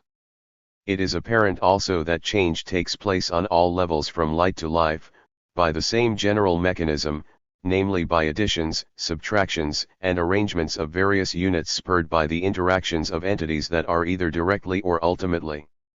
136. Oppositional. And to these factors we sometimes have to add, as with retinoic acid, timing. The time at which certain reactions take place can have a basic effect in biological and other processes. Again, as with arrangement, this seems to be an essentially quantitative factor. The ways of evolution. By the mid-19th century, numerous fossils of plants and animals had been uncovered in rock layers and showed some lines of progression from simpler to more complex forms. To this geological story Charles Darwin added his own varied observations of animal life in the wild, including the Galapagos Islands, and came up with the theory whose nature is indicated in his title, On the Origin of Species by Means of Natural Selection, or the Preservation of Favored Races in the Struggle for Life. If, Darwin reasoned, animal breeders can produce particular strains by deliberate selection, could not the same thing happen in nature unintentionally by natural selection, slowly, over the eons, in the endless rough and tumble of the struggle for life? Under these circumstances, he wrote, favorable variations would tend to be preserved, and unfavorable ones to be destroyed. 29 Along with natural selection, Darwin included sexual selection. This affected male animals in particular, for, Darwin argued, the males in their struggle to impregnate females developed particular characteristics designed to attract the females, such as bright plumage and long tails among birds. This theory has now been tested in experiments. They indicate that such characteristics as the peacock's technicolor tail and the bullfrog's booming moonlight sonatas evolved for no other purpose than to allow males to curry favor with females. 3 degrees When Darwin wrote, the geological record was sketchy and the science of genetics had not been born. After crude one-celled life forms, lacking a nucleus, first came into being some 3.6 billion years ago, why did it take the immense span of 3 billion years to evolve more complex forms? The answer seems to be that such change could take place only after a certain amount of oxygen had been created by the action of bacteria and sea plants. About 600 million years ago multi-celled creatures first appear, and from there on the record reveals increasing complexity. By 500 million years ago, sea worms and sponges, by 450, clams and starfish, by 400, the first land plants, by 350, amphibians, primitive fish and more plants, by 300, reptiles and more complex fish, by 150, birds and small mammals, by 60, large. 137. Mammals and small primates prosimians. Along with these changes in species, the species themselves split up. About 30 million years ago, apes split off from monkeys, about 25 million years ago, dogs split off from raccoons. 3. There is clearly, as George Gaylord Simpson noted in his classic The Meaning of Evolution, a tendency to spread and fill the earth with life whenever and however this chanced to become possible, even through cracks in a sidewalk. This tendency must be ultimately based, as Darwin did not know, in the sharp driving spurs of electrically conflicting chain molecules. The story of evolution is not, as we would gather from some commentators, one of benign unfolding but of blindly clashing forces. 32 Along with complexity, the record reveals generally increasing variety as the struggle for life reacted to environmental changes. Dinosaurs developed forms for land, air, and sea. There are sea mammals, whales and dolphins, air mammals, bats and underground mammals, moles. Birds vary from sparrows to swans, from penguins to ostriches, all, again, with features suited to their natural environments. In just one film on life forms in but one area, the Andes, we see that llamas living in high altitudes have more than the average number of red blood cells, and that frogs that live underwater by breathing through their skins develop baggy pants of extra skin to give more breathing surface. In but a few nature films, we can see several hundred such adaptations of incredible variety. In short, small biological potentially evolutionary changes are taking place in all species all the time. We can see their results in evolutionary histories. The first horses, living in forests, were small, with dog-like paws instead of hooves, and teeth suited for munching leaves. The later horse, a plains dweller, had hooves and grass-grazing teeth. Camels and horses evolved differently in North America and South America, monkeys differently in South America and Africa. Conversely, life forms that are adjusted to an unchanging environment change very little. Oysters have been about the same for 200 million years, bats for 60 million, bees for 80 million. 33 Of the fact of evolution, then, there is no question. The geological record reveals indisputably that it took place. The question is how? And here, although some basic answers have appeared, problems still remain. Both Darwin and Engels believed that characteristics acquired by the parents prior to the birth of the offspring, such as the muscles of an athlete, could be inherited. This seemed to present a relatively simple mechanism for evolutionary change. However, as we have seen, the mechanism of heredity exists only in the nucleic acid molecules in 138. The sex cells, and change in heredity comes only from changes in these molecules. We are, then, left with the problem of discovering how apparently encapsulated genetic processes can bring about bodily change and integrate it with the struggle for life. When today we examine the course of evolution of any particular species, the 19th century view of steadily mounting development is seen to be wrong. As noted by George Gaylord Simpson in regard to the horse, in the particular lineage from Eohippus to Equus, general foot mechanics became first more complex, then simpler. The number of toes did not change at even pace from 4 to 1, but changed in two spurts, first from 4 to 3, then much later from 3 to 1, each rapid adjustment to the new sort of foot and to changes in the weights of the animals. 34 The picture from the geological record, then, is that of some lines of evolution advancing in complexity but in a kind of hit or miss way, and of others dying out or hardly developing at all. In fact, about 99% of all life forms that have ever existed on Earth are now extinct. Clearly there is no Tennysonian one increasing purpose visible in evolution, no divine guiding hand, no Aristotelian end. Nothing but mechanical processes. If changes in inheritance can take place only by changes in the nucleic acid molecules, changes that are then transmitted to future generations, what can bring about such change?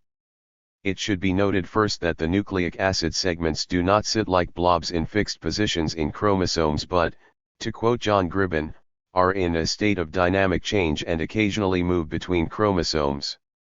It has been demonstrated experimentally that changes can be made in the nucleic acid molecules of sperm, ovum, or fertilized ovum by photon and neutron showers, by other molecules, viruses, and heat.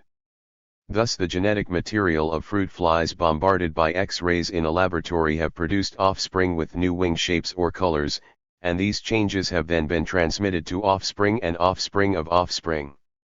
Apparently, however, the main source of mutations in nature lies in none of these but in accidental matchings of molecules in the multibillion exchanges in the immensely long and volatile nucleic acid double helix windings. Although such errors are comparatively few, they are large in total numbers. Genetic change, then, is a purely chance affair. 36 Genetic change alone, then, cannot account for evolution but only lay the basis for it. As the rate of mutation is roughly constant in all 139 species, there must have been as many genetic changes in bat nucleic acid molecular chains as in those of horses, but horses have evolved and bats have not. Bats in their caves have had a stable and unchanging environment. What bodily changes took place in some were not needed for the survival of the whole and were lost in the whirl of generations. But horses were apparently forced by climatic change from forest to plains. In this situation certain genetic changes and the animals they produced, survived and in time led by a long, erratic route to a new sort of food. We do not, then, have a closed system but one subject to outside forces, for instance, those brought about by continental drift or recurrent ice ages. Darwin, Francis Crick writes, believed that the appearance of design is due to the process of natural selection, of struggle within and between species. Now, however, it has become clear that natural selection does not work alone. Geological and ecological processes seem to shape basic directions for the biological struggle for life. 3. Let us return, for an example, to our high-altitude llamas and their extra red blood cells. How could they develop such cells? And if one did, how could they be inherited by offspring? The answer now favored is that among the immense number of small genetic changes constantly arising in any animal population, there were some most probably arising from chance mismatching in the double helix interminglings that over the generations produced some llamas with extra red blood cells. In the struggle for life in high Andes conditions, this strain developed while others went under. Although, then, genetic research has robbed us of the simple, direct mechanism of the inheritance of acquired characters which, in fact, had it existed, would have not produced evolution but chaos. It has provided a complex but consistently materialist base for evolutionary process. Once more, as, for instance, with embryo activity, we see nature acting in a purely biomechanical manner, its processes a combination of chance and the directions arising from chance. One problem that is being debated is how a succession of minute changes could bring about not only large but highly coordinated changes in bones, blood vessels, muscles, nerves and brain, such as those involved as one set of reptiles evolved into birds and another into mammals. Or the change within one species of mammals, exemplified by apes and humans today, that produced uprightness. In approaching this problem we should note, first, that theories of sudden macro changes, which some proposed, do not hold up. They would, as various scientists have pointed out, almost certainly be lethal. Nor is there any example in nature of such change. Even major spurts in 140 development in any field are not at all of this magnitude, and they apparently arise only after long accumulations of smaller changes. This, in fact, seems to be the only way in which living matter can act. The genetic complex for any species is formed not by sudden creation but by a laborious, roundabout, and computer-like process of making and destroying, often to produce simple change. We are back, then, with what Sewell Wright calls trial and error processes at the level of small random changes. In short, we face the same general process as at the beginning of evolution when the spiraling interactions of the macromolecules of the proteins and nucleic acids led to cell formation, with its complex coordinations. We should note also that a small genetic change can produce a large bodily change and that some genetic segments regulate processes that control structures. Such changes clearly have large ramifications. Although the genetic difference between the great apes and humans is apparently but 1%, this 1% obviously entails great bodily change. 38 Although the specifics of the interlockings that produce massive changes in evolution can finally be determined only by further research, it should be noted that the problem involved is not confined to natural evolution. We have a similar problem in social evolution where such complex coordinated changes economic, social, political, cultural as those involved as capitalism emerged from feudalism took place as the result of a number of smaller changes that endlessly interacted and in time produced major changes. If we view this phenomenon mechanistically in hen and egg logic and not dialectically, it appears impossible. Political change could not have come about without economic change and economic change could not have come about without political change, so, too, with social and cultural change.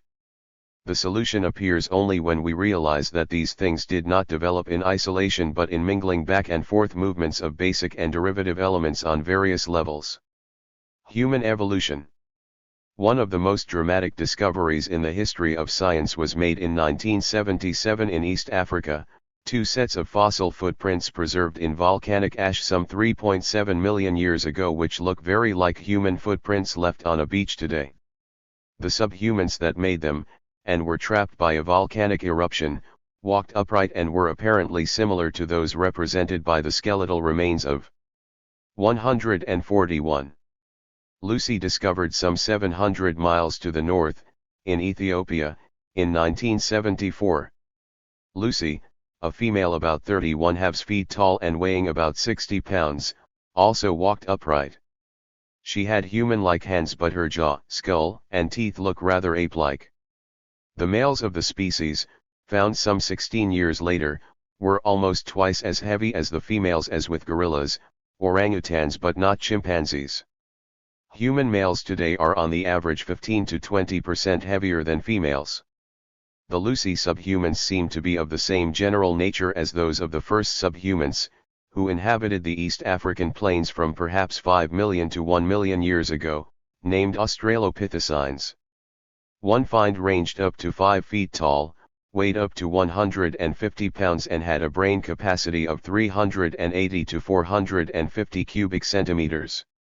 Microscopic examinations of their teeth indicate that their diet was similar to that of the chimpanzees, mostly vegetarian with emphasis on fruit. No stone tools have been discovered with the remains. In short, these first subhumans seem to have been essentially upright apes but perhaps with somewhat higher intelligence. They lived, however, not, as did the apes, in the forests but in the plains, to which they were apparently driven, like the horse, by climatic change. The indication at present is that early subhumans evolved directly from the apes some 4 to 5 million years ago. 39 The record of pre-human evolution beyond Lucy has filled up somewhat in recent decades but is still sketchy. By 2.5 million years ago there had evolved what looks from the skeletal remains to be a more developed form of Australopithecine Homo habilis about 4 to 41½ feet tall, 65 to 110 pounds, with a comparatively large brain capacity of about 640 cubic centimeters. They apparently lasted some 900,000 years. Stone tools have been found with Homo habilis remains and there is some indication of shelter building. At about the same time, the first traces of a larger, more robust Australopithecine appear, traces that vanish at about 1 million years ago. About 1.7 million years ago, the first traces of a considerably higher form Homo erectus appear in Africa and subsequently in a wide area, from Europe to China and Java. Cave remains in Africa reveal the use of fire, at least 1 million years ago. Skull remains indicate a brain capacity ranging from 900 to 1100 cubic centimeters, the upper level coming within the human range 1000 to 1800. The Chinese remains show that these Homo erectus people also had fire and hunted large beasts about 600,000 years ago. What are recognized by some experts to be fully human people and regarded by others as still slightly subhuman, the Neanderthals, first appear about 150,000 years ago and 142. Cover an area from Europe to West Asia. Generally recognized fully human remains have been dated at about 100,000 years ago, tentatively in Africa, more firmly in the eastern Mediterranean. Degree As we look over this body of evidence, it appears that the early evolution of humans followed a similar pattern to that of the horse. The general features of both developed in forest conditions, the soft-pawed early ancestors of the horse browsing on plants and leaves, those of humans living largely in trees. The specific features which later marked both, including uprightness in humans and hooves in the horse, although perhaps, it has been suggested, developing to one or another degree in a minority population in the forests, apparently first became general on the plains.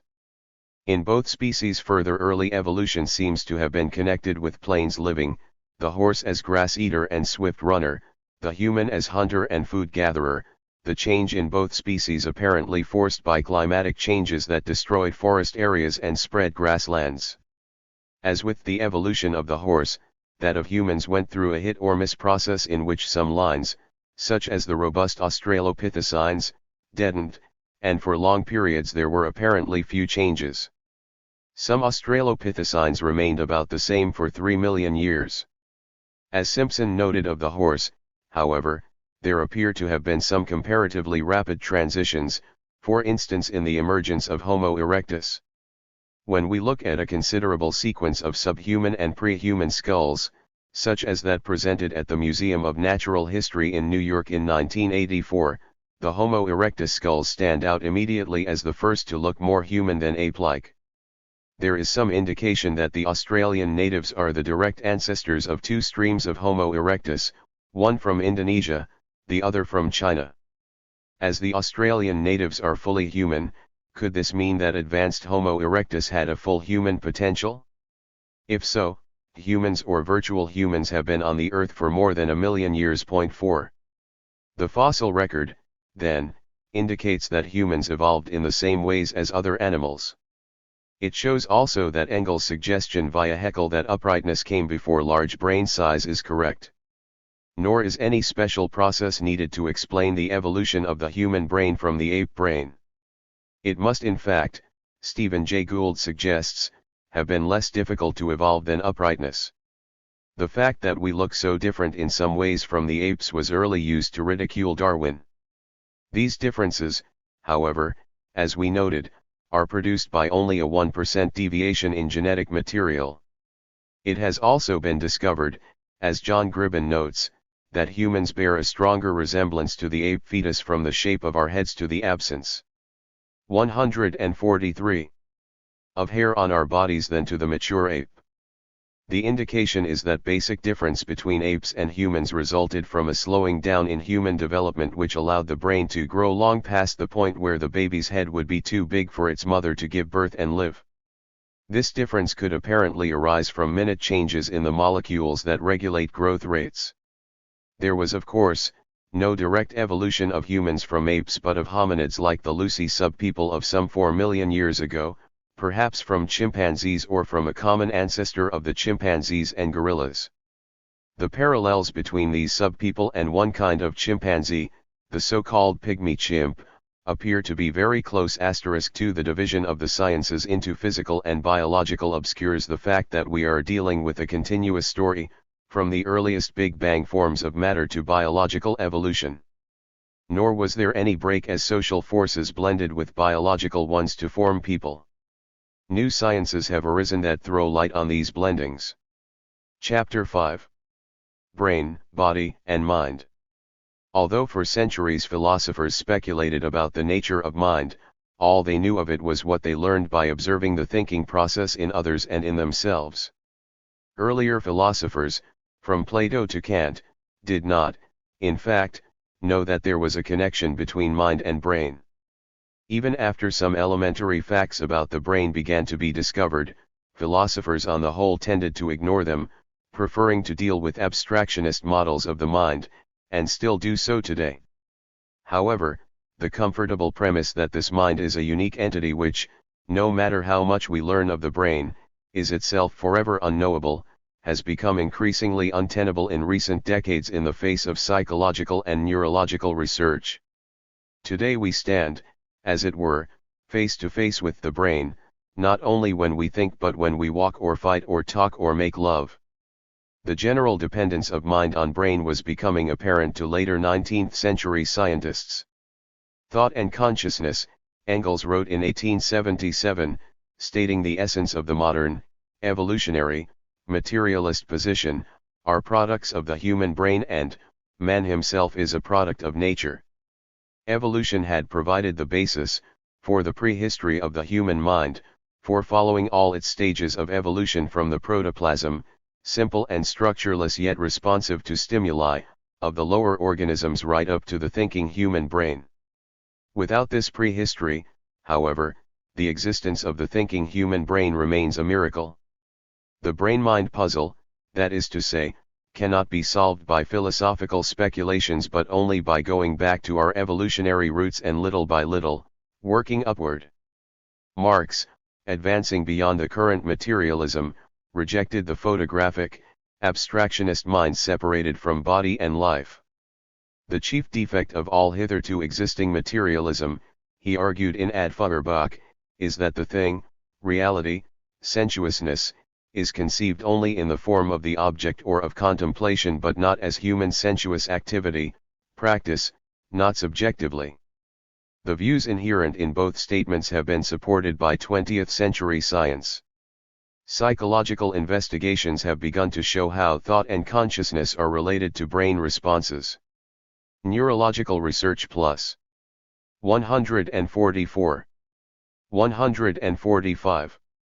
Field investigations into the relation of man and nature have alike begun to reveal the brain's evolutionary ladders.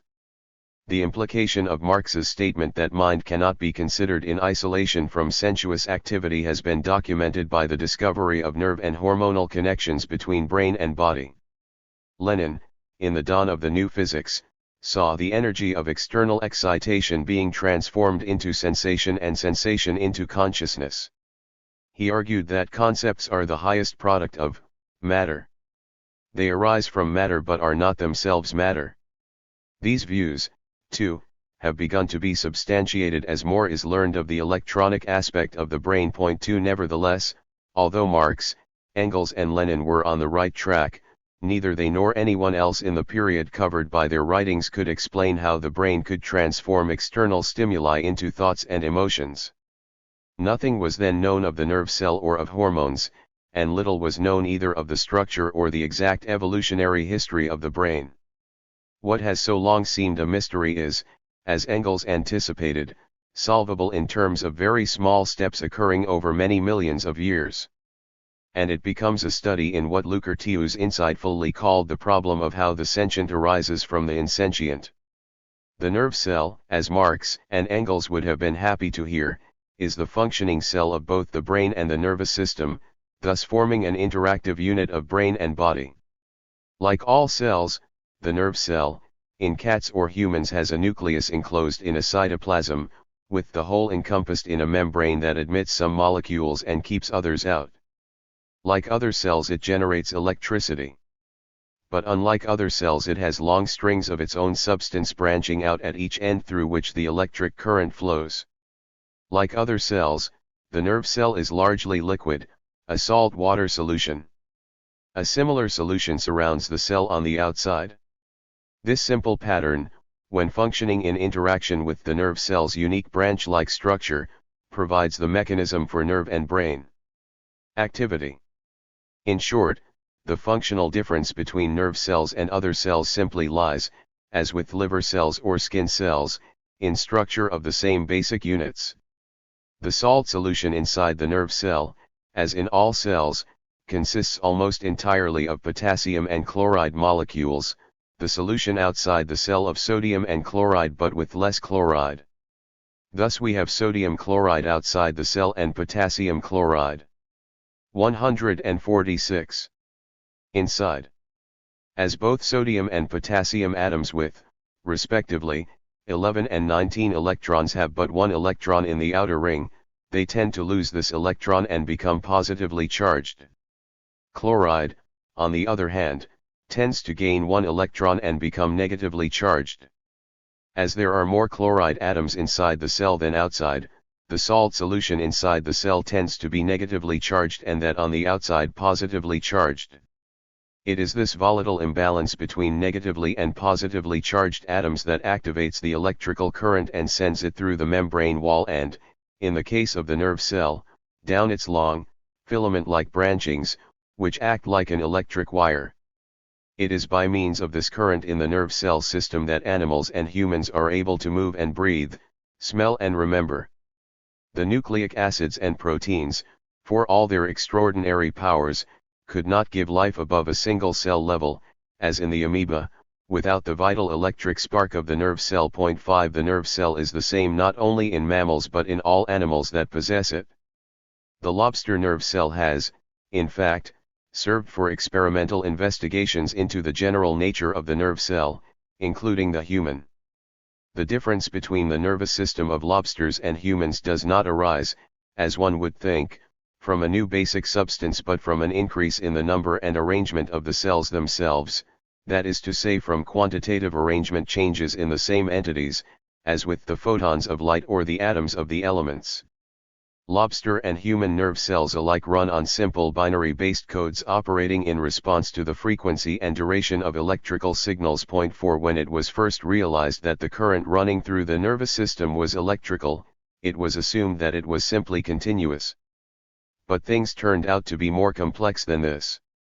Near the ends of the long projections of each nerve cell, which under magnification look like thin, waving roots, lie bunches of molecules that convey the nerve cell's currents to the next cell and hence, are known as neurotransmitters. When the current flowing down a nerve cell strikes these molecule clusters, it creates an electrical turmoil that thrusts them into a gap between the cell's branchings and those of the next nerve cell. There they are met by that cell's transmitters. It is through the intermingling of these molecular clusters that the current is transmitted from cell to cell. The emerging current can either excite the next cell's molecules to action or suppress them and block action. As with other cells, activity is based on negative and positive charges that cause some protein molecular patterns to stymie 147 late activity and others to inhibit it. Nerve cells, in short, are a form of living matter and, like it, are activated by the clash of opposites. But they are a special form of living matter. Although they retain the basic aspects of the old, these aspects are not those of their viable essence but only provide its foundation. The situation is thus parallel to that between living matter in general and matter. Living matter, although containing particles and atoms, does not act in direct response to them but to the chain molecules containing them. Behind the functional complexity alike of matter, of living matter, and of living matter in its neurological form, however, lie comparatively simple mechanisms, based ultimately on the negative-positive oppositeness of the elementary particles. If nerve cell chains end in the muscle fiber of a limb, their electric current can cause the limb to move. If they end in an internal organ, such as the heart, their current will motor the organ's functioning. If a certain area of a chicken's brain is directly stimulated by an electric probe, the chicken stands up as the current flows to its legs, another area, and it will fluff its feathers. This will not occur if we simply prod its brain with a needle or stimulate it directly with heat, sound, or light. Only with electrons. So, too, with the human brain. If a certain area is directly stimulated by an electric probe, the subject sees another area and the subject hears. Still other areas produce sensations of touch in various parts of the body. An ape and a man whose visual brain areas were alike electrically stimulated reached out as if trying to catch something, which the man identified as a butterfly. In short, a flow of electrons through the nerve cells produces not just biological reaction but behavior, from a simple fluffing of feathers to reaching for a visioned object. And behavior is essentially a psychological process, produced, however, by a neurological one. We have crossed almost imperceptibly, from one level to another, from brain to mind. Brain activity does not, of course, normally arise from direct stimulation by electrons from the neurologist's probe but indirectly by the photons of light, molecular vibrations in air, or the molecular formations that produce smell, taste, or touch.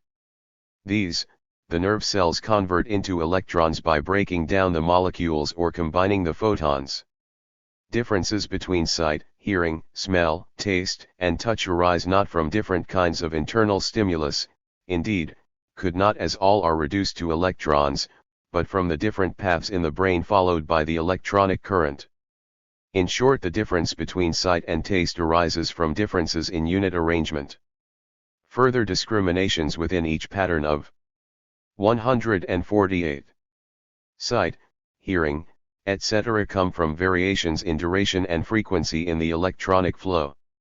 In short, the brain, human or animal alike, acts in the same general biomechanical patterns as living matter does, and like it, is fired by the interpenetrations of opposite elements on various levels, from electrons and photons to negatively and positively charged atoms and atomic groupings, including molecular suppressors and exciters. Its special activity arises from the special shape of its constituent cells and nothing else. Brain research. How is it possible for the human brain, thus constituted and weighing about 3 pounds, to perform such diverse and complex functions, from bringing up children to writing books? The answer, it now appears, lies first in the extreme tininess, immense number, and rapid action of its operative units, from electrons to cells, and, second, in the complexity of its organization, from divisions to subdivisions of subdivisions, all built up, little by little, in conjunction with bodily development in the long trial and error of evolution. The figures are startling. The human brain contains some 20 billion nerve cells, more cells than there are stars in our galaxy. A dot, like the one at the end of the sentence, can contain 100 cells, and the cell can contain trillions of atoms. 3 pounds of such units represent an immense electrical complex. And this is only the beginning.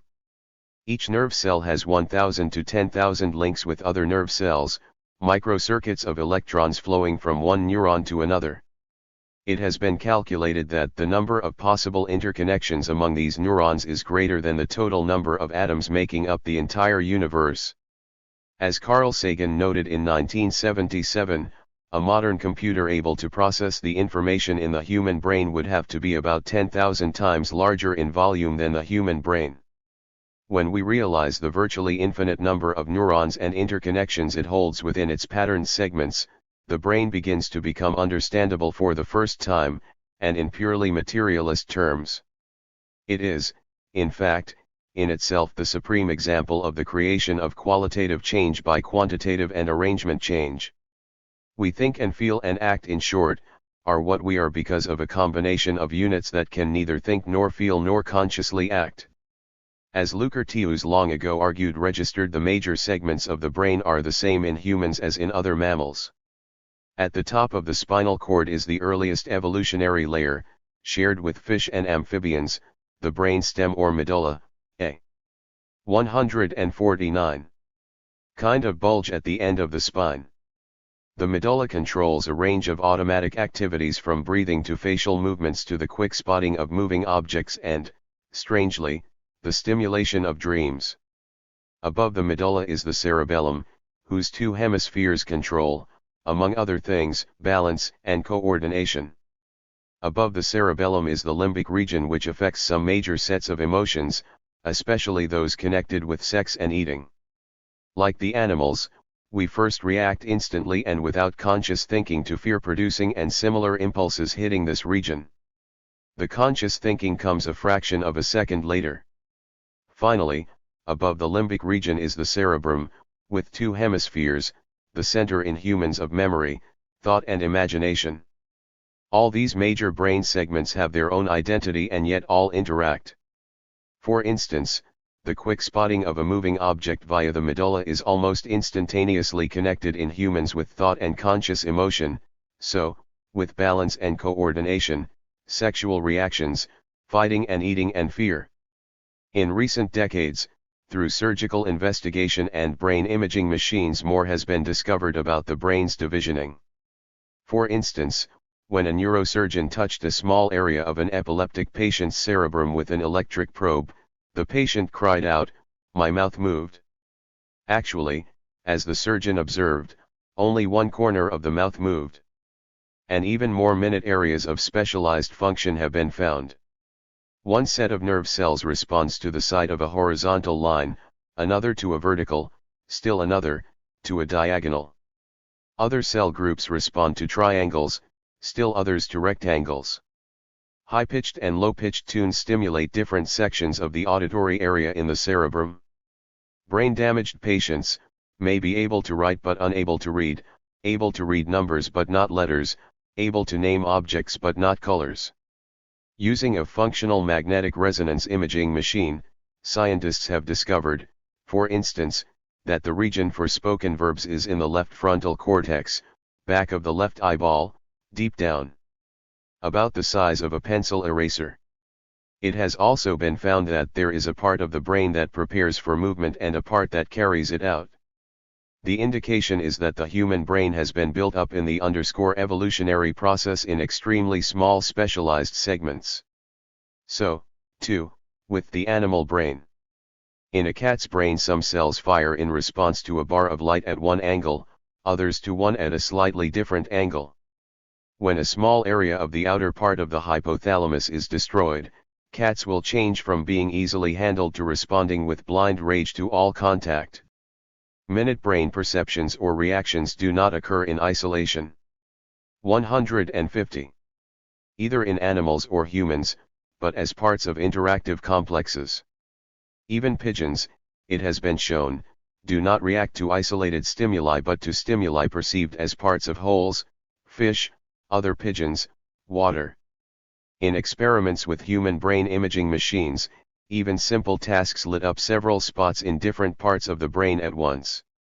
When Wilder Penfield, the McGill University neurosurgeon, applied an electric probe to a certain area of a patient's brain, she remembered an old song from her childhood.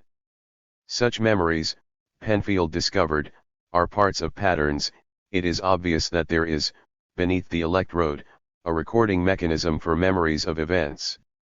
But the mechanism seems to have recorded much more than the simple event. When activated, it may reproduce the emotions which attended the original experience. It seems obvious that such duplicating recording patterns can only be performed in the cerebral cortex after there has been complete coordination or integration of all the nerve impulses that pass through both hemispheres, that is to say, all the nerve impulses that are associated with or result from the experience. It seems to be the integrated whole that is recorded. 8 Just how anything is recorded was, until recently, a mystery. We can see how impulses can flow through nerve patterns, but how can they be retained? What is the key long sought to memory? The answer, it now appears, lies not in some special, hidden quality of the nerve cells but in the fact that sensory impulses and thoughts etch physical changes into the brain, electronically creating trillions of new nerve cell connections, lasting pathways on a submicroscopic level. When an impulse later hits these pathways, the original reaction that made them again appears. This process of building the immense complex of human memory is possible, of course, only because there is a virtually infinite number of potential neuron connections. It also puts in place an important new piece of evidence supporting the materialist view of mind as based on matter.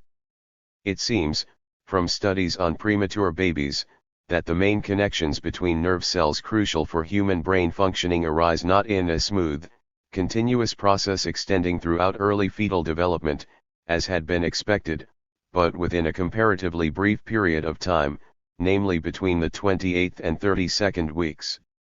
By birth the number of nerve cells has been set and does not change thereafter. What does change is the number and patterns of the links between them. At birth there are few connections, for instance, in the area of the brain that controls the legs, but by 6 years of age the area is a complex network of connections, and so, too, with language, sight and other areas. The changes in behavior patterns that we see in the 151 development from embryo to baby and from baby to child reflect quantitative arrangement changes in the brain that take place unevenly, sometimes in spurts. There are necessarily nodal points in such development as new changes arise. If a young monkey has a frosted contact lens placed for a time on alternate days on its left and right eyes, it will not later develop coordinated vision. The nerve cells needed for this do not develop after a certain age. So, too, with cross-eyed human infants. After 2 years, the condition usually cannot be reversed. The nodal point of change has been passed. Behind quantity to quality changes and their nodal points there lies, as ever, the clash of opposites. Neuronic connections are not made either at random or in accordance with a master plan, but in response to negative-positive molecular groupings, which either allow a connection to be made or block it. 1 degree. Although the interaction between the brain and the rest of the body takes place primarily through the nerve network, there is also a secondary interaction of a very different kind, namely molecule groupings, known as hormones which travel through the bloodstream. One of these, thyroxine, which is made in the thyroid gland, will in excess produce hyperactivity. Its absence results in cretinism. The hormones, as Engels might have anticipated, act both individually and interactively. Letting loose the correct number of thyroxine molecules into the bloodstream is not the function of the thyroid alone but the thyroid in conjunction with two hormones, one excitatory, the other depressant, released by the pituitary gland, located at the base of the brain.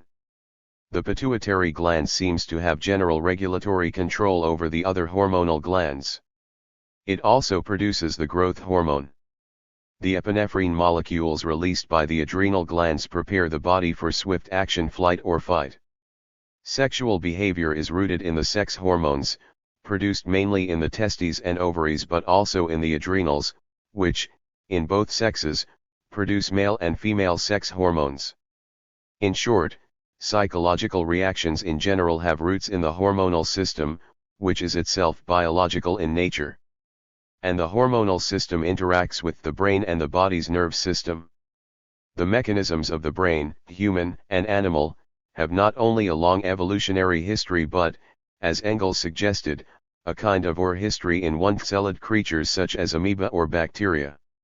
Such creatures can eat and digest plant and other biological matter, can approach or flee, and can mate with other cells. In approaching an object, they can respond to light, that is to say, to photons, encircling the object gradually in turns of about 30 degrees. 152. Their single cell, that is to say, has nerve cell potentiality. And there is a complete blending of biological and psychological process. The latter's to mind. The next step up the evolutionary scale, one that apparently consumed many millions of years, is to connected blobs of one-celled creatures such as jellyfish whose nerve net of protoneurons react as an undifferentiated mass to a stimulus anywhere on one of its constituent cells. Actual nerve cells first appear in such creatures as flatworms, which have a cord of such cells running down their bodies and forming a kind of knot at one end, an embryonic brain. For when we ascend the evolutionary scale to fish, some 400 million years ago, we find a spinal cord within a backbone and a brain within a skull, the brain consisting of a medulla, limbic system, cerebellum, and cerebrum. The fish cerebrum seems to be largely occupied with breaking down the molecules that cause smells and transmuting them into electrons, but in interaction with hormones it is capable of producing quite complex behavior. After establishing a territory and constructing a tunnel-shaped nest, the male stickleback broadcasts its sexual receptivity by swimming close to the water surface in a zigzag manner whenever a gravid female enters its territory. These and other actions of fish are clearly non-conscious, for the fish cerebrum is far too simple to produce conscious thought. So, too, when we ascend the evolutionary scale to amphibia and reptiles, lizards, crocodiles, and other reptiles, including dinosaurs, are essentially biomachines reacting mechanically to stimuli in evolutionarily determined nerve cell patterns. Although psychological reactions and chemical reactions are not the same thing, it is clear that there is no great gap between them. The process is similar in its essence to that of the stimulation of a chicken's brain with an electric probe producing physical reaction. Complexity in behavioral patterns reflects complexity of neural patterns.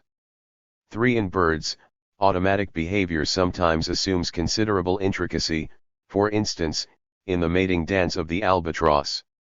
Male and female stand face to face with wings partly spread, surrounded by a large circle of shouting and clacking onlookers. The two performers raise their heads toward the sky, then duck to the ground only to rise again. 153. Touching beak to beak. The beaks are ducked first under the left wing and then the right, and heads are reared once more to the sky, dancers matching step for step.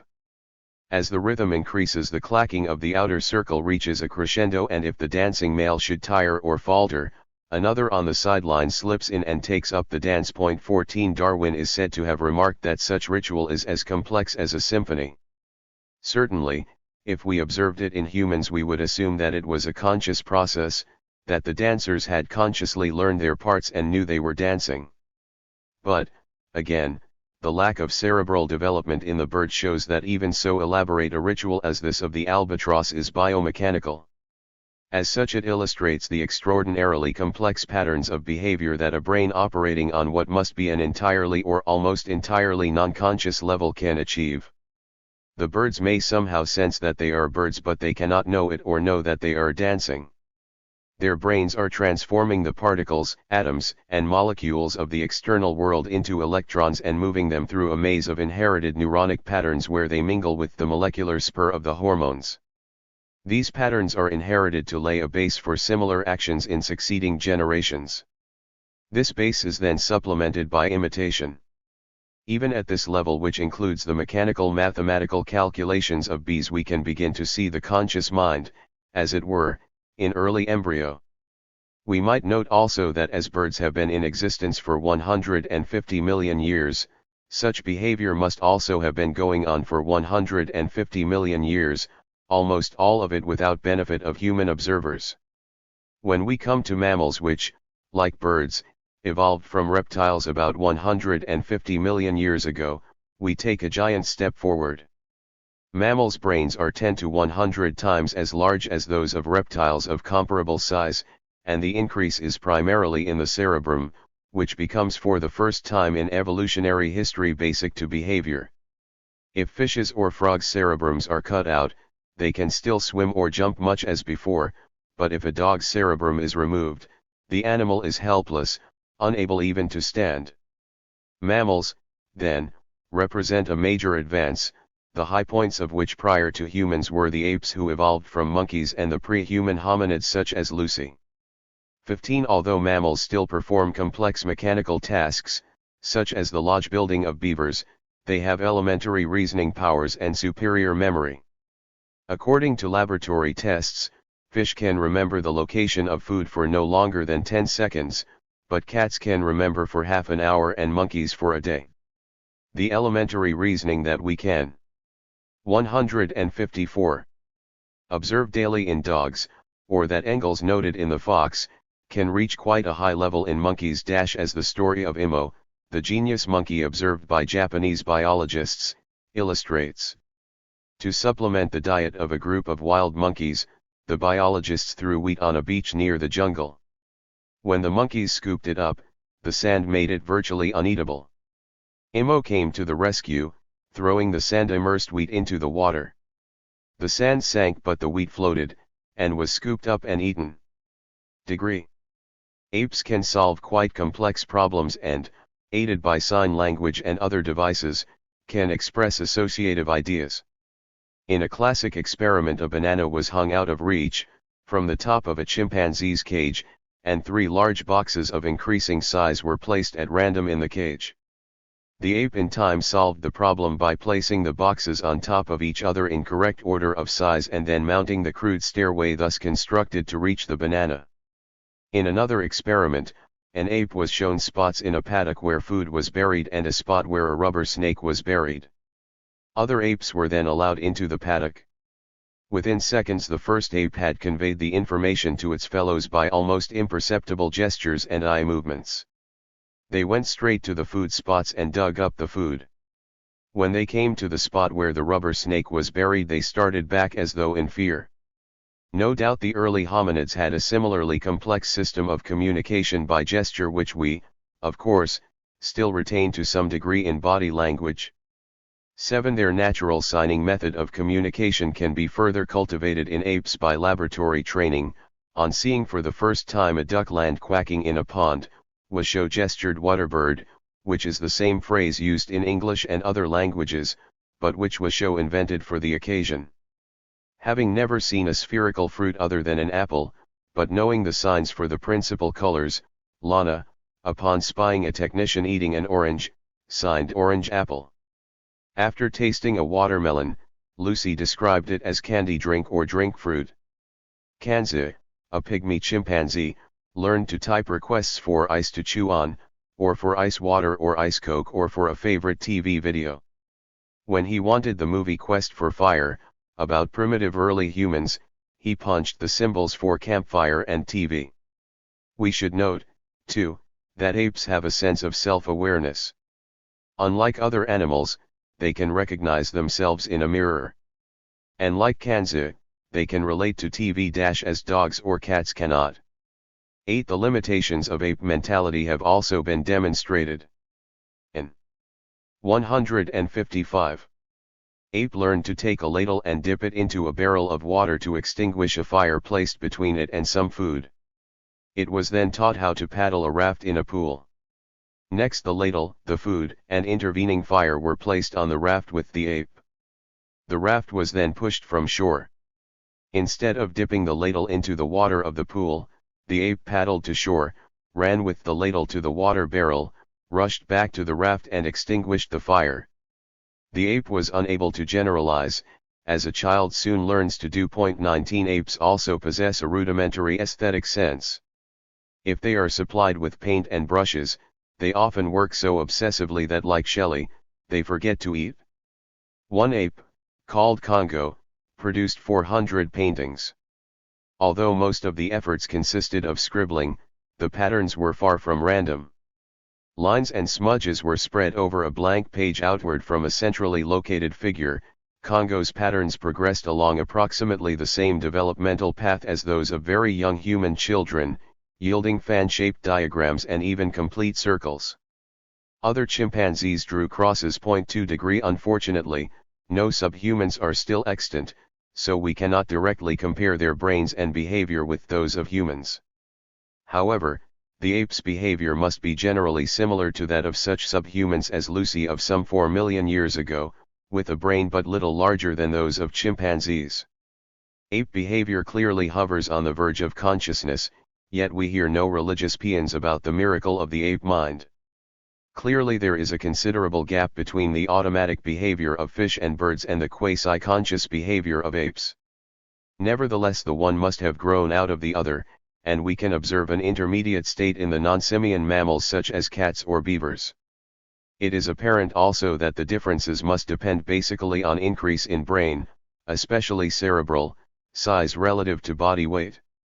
When we move up the evolutionary scale to the Homo erectus people of 1.7 million years ago, with brain sizes but slightly below the human, we must assume a virtually full potential for conscious thought and emotion. And this is borne out by the evidence that they used fire and engaged in the collective hunting of large game. Consciousness, then, as the observations of living creatures and the fossil record alike indicate, is something that grew in interaction with the body as part of the general evolutionary process, doubtless at times in relative spurts and smaller qualitative changes, until major qualitative changes took place. 156. This, too, we can observe in ourselves. It has become a kind of truism that man has consciousness. But fetuses and infants do not have consciousness, and very young children have but a kind of half-consciousness. When an infant smiles or laughs or cries or plays, it does not know it is doing so or that it is a human creature. It is simply responding in a non-conscious way to stimuli, much as a cat or dog does. We read things into infant behavior on the analogy of our own behavior. When an infant is said to first recognize its mother, this is not a conscious recognition but the same kind of biomechanical recognition that, say, seagulls as Tinbergen observed have for each other. All of us, in short, begin as non-conscious beings, acting mechanically. We become conscious in early childhood, reflecting, not exactly but in wavering fashion, our brain's evolutionary history from the unconscious mating rituals of fish and birds to the quasi-conscious reasoning of the apes, and from the earliest hominids to Homo erectus. Cha 6. Great social changes, Marx wrote to his friend Dr. Ludwig Kugelmann in 1868, are impossible without the feminine ferment. Historical advance, then, depends on both feminine and masculine social ferment. And, Marx's wording indicates, he believed that there are some differences between the two. What these are and what the biosocial elements behind them are has begun to be unraveled in recent decades. Unfortunately, some of these findings have been interpreted with an anti-feminist bias, and this has led some feminists and proclaimed Marxists to a virtual denial of psychobiological factors and a simplistic emphasis on social factors as the only relevant shaping force. It is time to redress the balance, to perceive interactions and not encapsulated units. Biological roots. Although sex is determined by the genetic material in the X and Y chromosomes, differences in behavior between the sexes in both humans and animals. Our evolutionary ancestors are directly influenced by the sex hormones. Experiments show that these hormones have deep shaping impact on body and brain. Female rats injected at the age of a few days with the male sex hormone, testosterone, were later unable to ovulate or exhibit female mating behavior. Young male rhesus monkeys normally mount about equal numbers of males and females, but if their mothers are injected with testosterone before birth, they mount only females. If men are castrated and injected with estrogen and progesterone, both produced primarily by the ovaries, they assume something of female bodily contours. Male rats deprived in the womb of testosterone show feminine qualities, and female animal embryos injected with testosterone will change to male. There is also a growing body of evidence indicating that homosexuality in animals and humans has a genetic base connected with a hormonal base that becomes manifest at a certain point in fetal development. The genetic component for male homosexuality is part of the X. 157. 158. Chromosome and is apparently transmitted in the maternal line. Behavior, rooted in it, is shaped by the sex hormones. As with the pituitary and other hormones, then, the sex hormones are powerful, underlying behavioral determinants. However, as testosterone and estrogen are also produced to some degree in both sexes by the adrenal glands and both are needed for the proper functioning of both sexes, it is apparent that there are not absolute differences but an interactive shading of elements. And in humans these elements are molded in various ways by a complex of social forces. We are not dealing with absolute determinants but, as Marx said of instincts, with potentials too. In discussing dialectics with a friend who had just been married, Engels wrote as follows: at the same time you can always make the thing clear to yourself by concrete examples. For instance, you, as a bridegroom, have a striking example of the inseparability of identity and difference in yourself and your bride. It is absolutely impossible to decide whether sexual love is pleasure in the identity in difference or difference in identity. Take away the difference or the identity and what have you got left? I remember how much this very inseparability of identity and difference worried me at first, although we can never take a step without stumbling upon it. Point 3. The identity arises, as Engels did not know, from the fact that almost all the shaping genetic material in any species is shared by both sexes, and this is supplemented by the sharing of the sex hormones produced by the adrenals. The difference, as he also did not know, is ultimately due to the sexual genetic material in the X and Y chromosomes and directly to the greater quantity of female sex hormones present in the female and the greater quantity of the male sex hormone present in the male. As Engels implies, the identity difference phenomenon is general in nature and society. In fact, it is simply another illustration of the fact that opposite entities have a common area of interaction. The proteins and the amino acids, for instance, have mainly the same constituents, differing in only one element. And they interact in the cytoplasm of the cell to produce the new life form. Of the specific biological factors underlying sexual male-female identity and difference, little was known in Engels' day, but he would certainly have welcomed the new knowledge as revealing a biological basis for psychological phenomena and an interaction of opposite elements. Point 4. Some present-day Marxists gloss over behavioral and other differ. 159. Inces between human males and females and argue that they can be virtually obliterated by social conditioning. In all animal societies, however, sex is a basic factor, so basic that, along with the general behavior common to both sexes in all species, it produces radically different areas of behavior in males and females right up the evolutionary ladder, from fish to mammals. In all we have male sex frenzy and female selectivity manifested in often elaborate mating rituals such as that of the albatross. Moreover, these forces are so powerful that they affect the course of evolution itself. Darwin's theory of sexual selection as producing little by little, such male characteristics as uselessly elaborate antlers and overlong birds' tails to win recalcitrant females has been substantiated in recent years, as I have noted, by experimental evidence. That sex is an equally basic point of cleavage in human society as in that of our evolutionary forebears is but to be expected. A range of evidence indicates that this is so. At birth, human and animal babies alike differ not only in their sexual organs, sex hormones, and secondary sexual characteristics but in every cell in their bodies. Females normally have 2 X chromosomes in each cell, males 1 X and 1 Y. At puberty the biological differences become even more marked in response to the hormonal flood. Girls develop breasts and boys' penises grow larger, both acquire pubic hair, girls begin to menstruate, boys produce spermatozoa, girls' pelvises expand and fatty deposits occur on the hips, boys grow facial hair, a deeper voice, body hair, larger bones, firmer muscles. Men are on the average taller than women, have more muscle and proportionally larger hearts, lungs, arms, hands, feet, and shoulders. On the other hand, it is estimated that 120 to 140 males are conceived for every 100 females, 106 males are born for every 100 females, more males are born dead, females live longer than males, the female immune system is superior to the male. Males and females are more likely to contract certain diseases, for instance, heart diseases in males in view of the intimate interaction between brain, body, and mind. Such extensive biological differences could not but produce psychological potentials that also differ in certain ways. In recent decades, experimental evidence on such differences has been accumulating.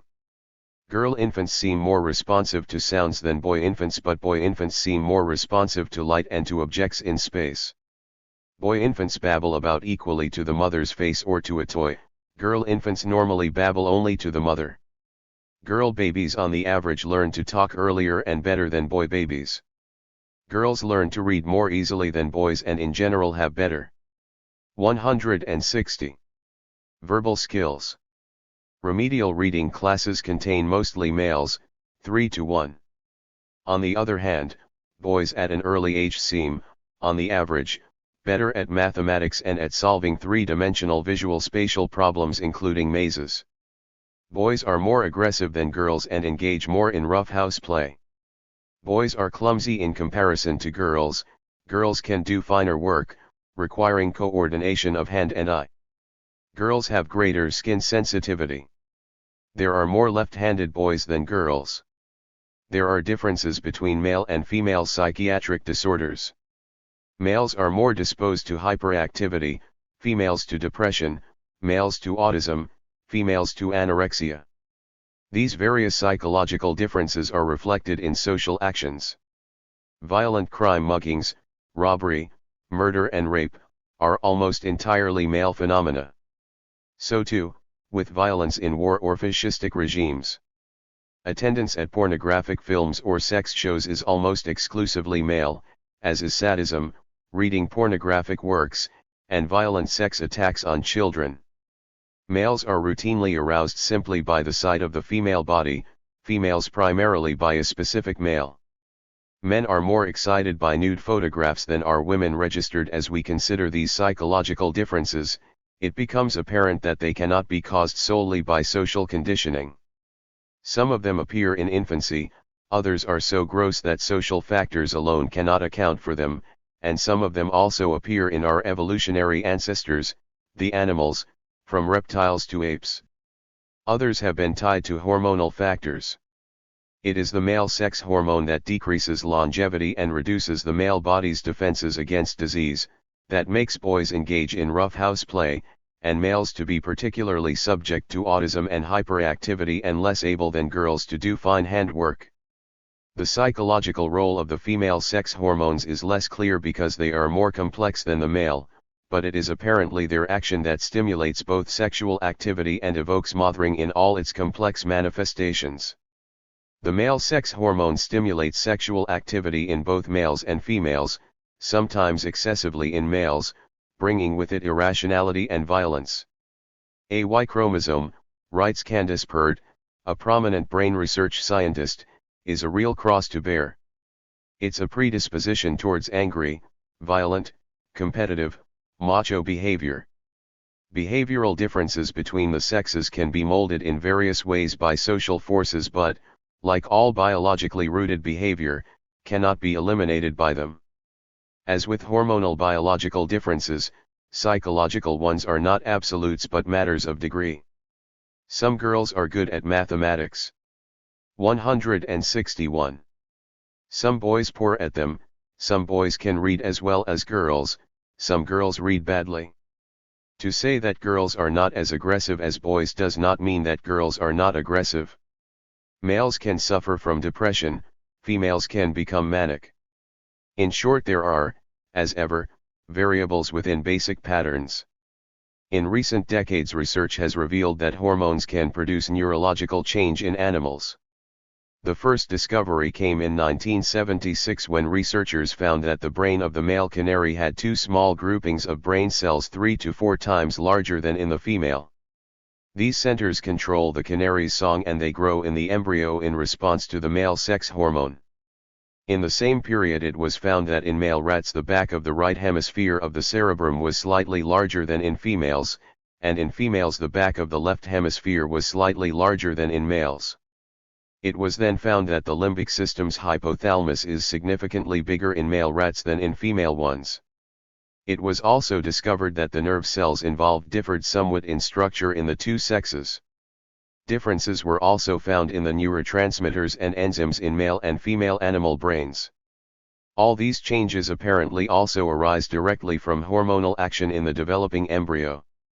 In humans it has been discovered that the bundle of fibers that connect the cerebral hemispheres is much larger in females than in males, a difference detectable in the fetal stage.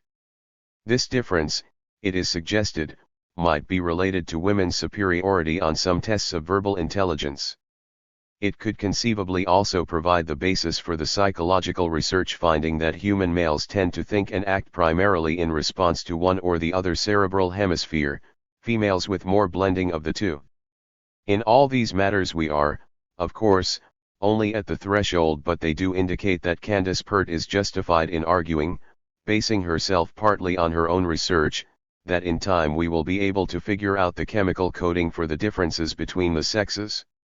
These various research findings not only give further support to the materialist view of living matter as the base for psychological phenomena, but they show that opposite element interactions and quantity-quality change dominate in sexual as they do in other phenomena. Sex hormones, like all hormones, influence certain brain areas. The brain, in turn, acts on the hormones, releasing them, inhibiting them, regulating them, all in response to activating and repressive mechanisms whose oppositeness forms positive and negative atomic patterns. Hor. 162. Mones demonstrate how differences in quantity can bring about major qualitative change, behavioral as well as physiological. And the total picture shows that, once again, we have both opposite elements, each with its own distinctive essence, and areas in common. Social repressives. These findings also show that human males and females are both further apart and closer together than has been realized, and that each sex has special areas of ability. When we consider this latter finding in the light of the Marxist view of society and history, it becomes apparent that the potential contributions of women to society have been suppressed to an even greater degree than has been realized. What effect has this had on society and culture, on social thought and philosophy? Indeed, on Marxism itself? As we can tell from existing hunting-gathering and early-type farming societies, women for tens of thousands of years were equally active with men in social and cultural life. They were, however, largely shut out from political power. The hunter-gathering community was normally governed by a group of male elders. The advance from hunter-gathering to farming society was, George Peter Murdoch and other anthropologists argue, primarily the result of women's inventiveness, for it was women who did the food collecting in hunting-gathering societies. But, if so, it resulted in a further loss of power by women. Farming produced surplus, surplus produced trade, and trade produced warfare, which increased male political power. It also produced male potters and weavers and other professionals whose centralized production enabled them to largely take over traditional home industries run by women. As large landholders devoured smaller ones, farming society developed into feudalism, apparently first about 3000 BC in Sumer and Egypt. In feudalism, an extensive exploitive society spawning classes and escalating war, male political power was further consolidated. Although upper-class women secured new social and economic rights with the class cleavage of society, for the first time in history elevating some women above most men, the mass of women were hurled into slavery or serfdom along with the mass of men, where they were doubly exploited, as workers and as women.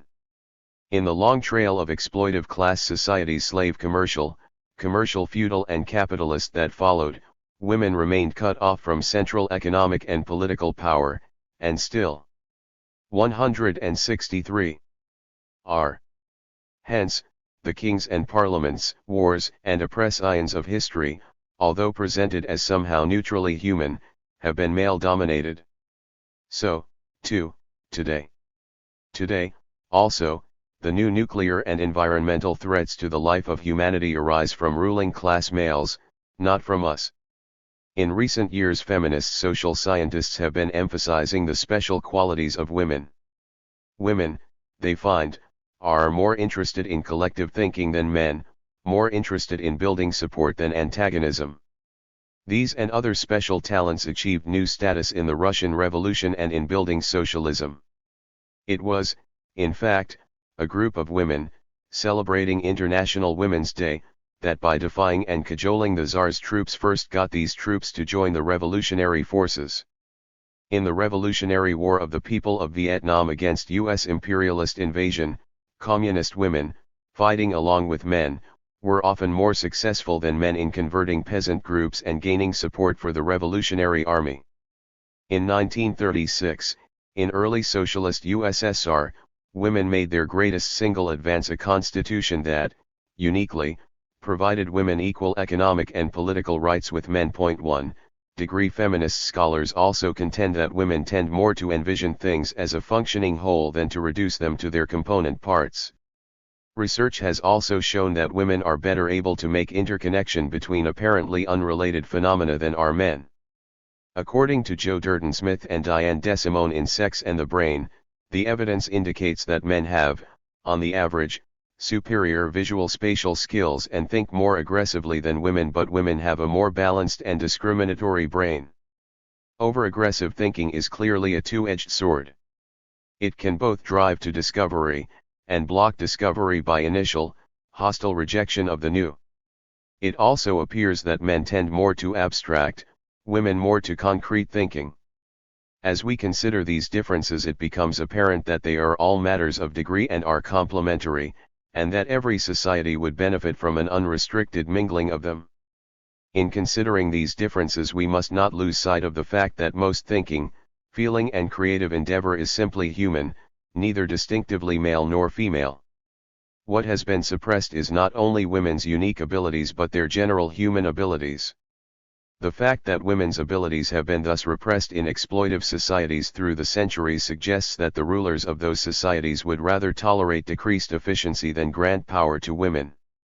Such 164. Power, indeed, is potentially dangerous to these rulers. That it could, for instance, be used to disrupt war plans, was uneasily realized by the slave commercial society male rulers of Athens, as Lysistrata, with its female revolt against war, demonstrates. It also seems apparent that in exploitive class societies with their endless conflicts, wars, and repressions, including the repression of women, the male's hormonally based excessive aggression provides a biological base for social advantage, and that childbearing and nurturing often continuous in such societies places women at a disadvantage. In short, there is a confluence of social and biological forces at work in exploitive societies, the biological sometimes providing a base for social exploitation. For instance, that childbearing and nurturing do not of themselves prevent women from playing an important role in government at various levels has been demonstrated in socialist societies in the present century. Socialist societies, moreover, forced below their potential by external capitalist world pressure. Almost all written social thought since the rise of exploitive class society in Sumer and Egypt until recent decades was not only upper class, but male.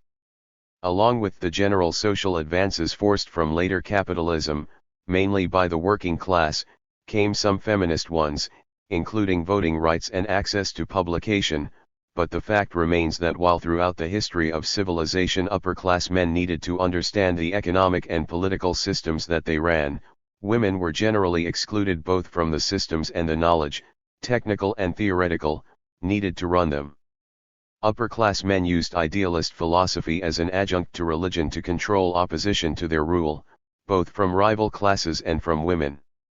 At times mercantile interests, from early feudal India to pre-revolutionary France, needed materialist views in their struggle with the great landowning forces.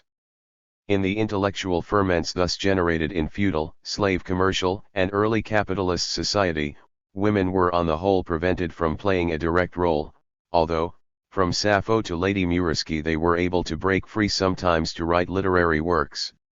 And lower-class women produced a rich heritage of folk art. Women, however, did play an indirect role in most fields, from politics to social thought, whose significance has, indeed, to use Sheila Rowbotham's telling phrase, been hidden from history.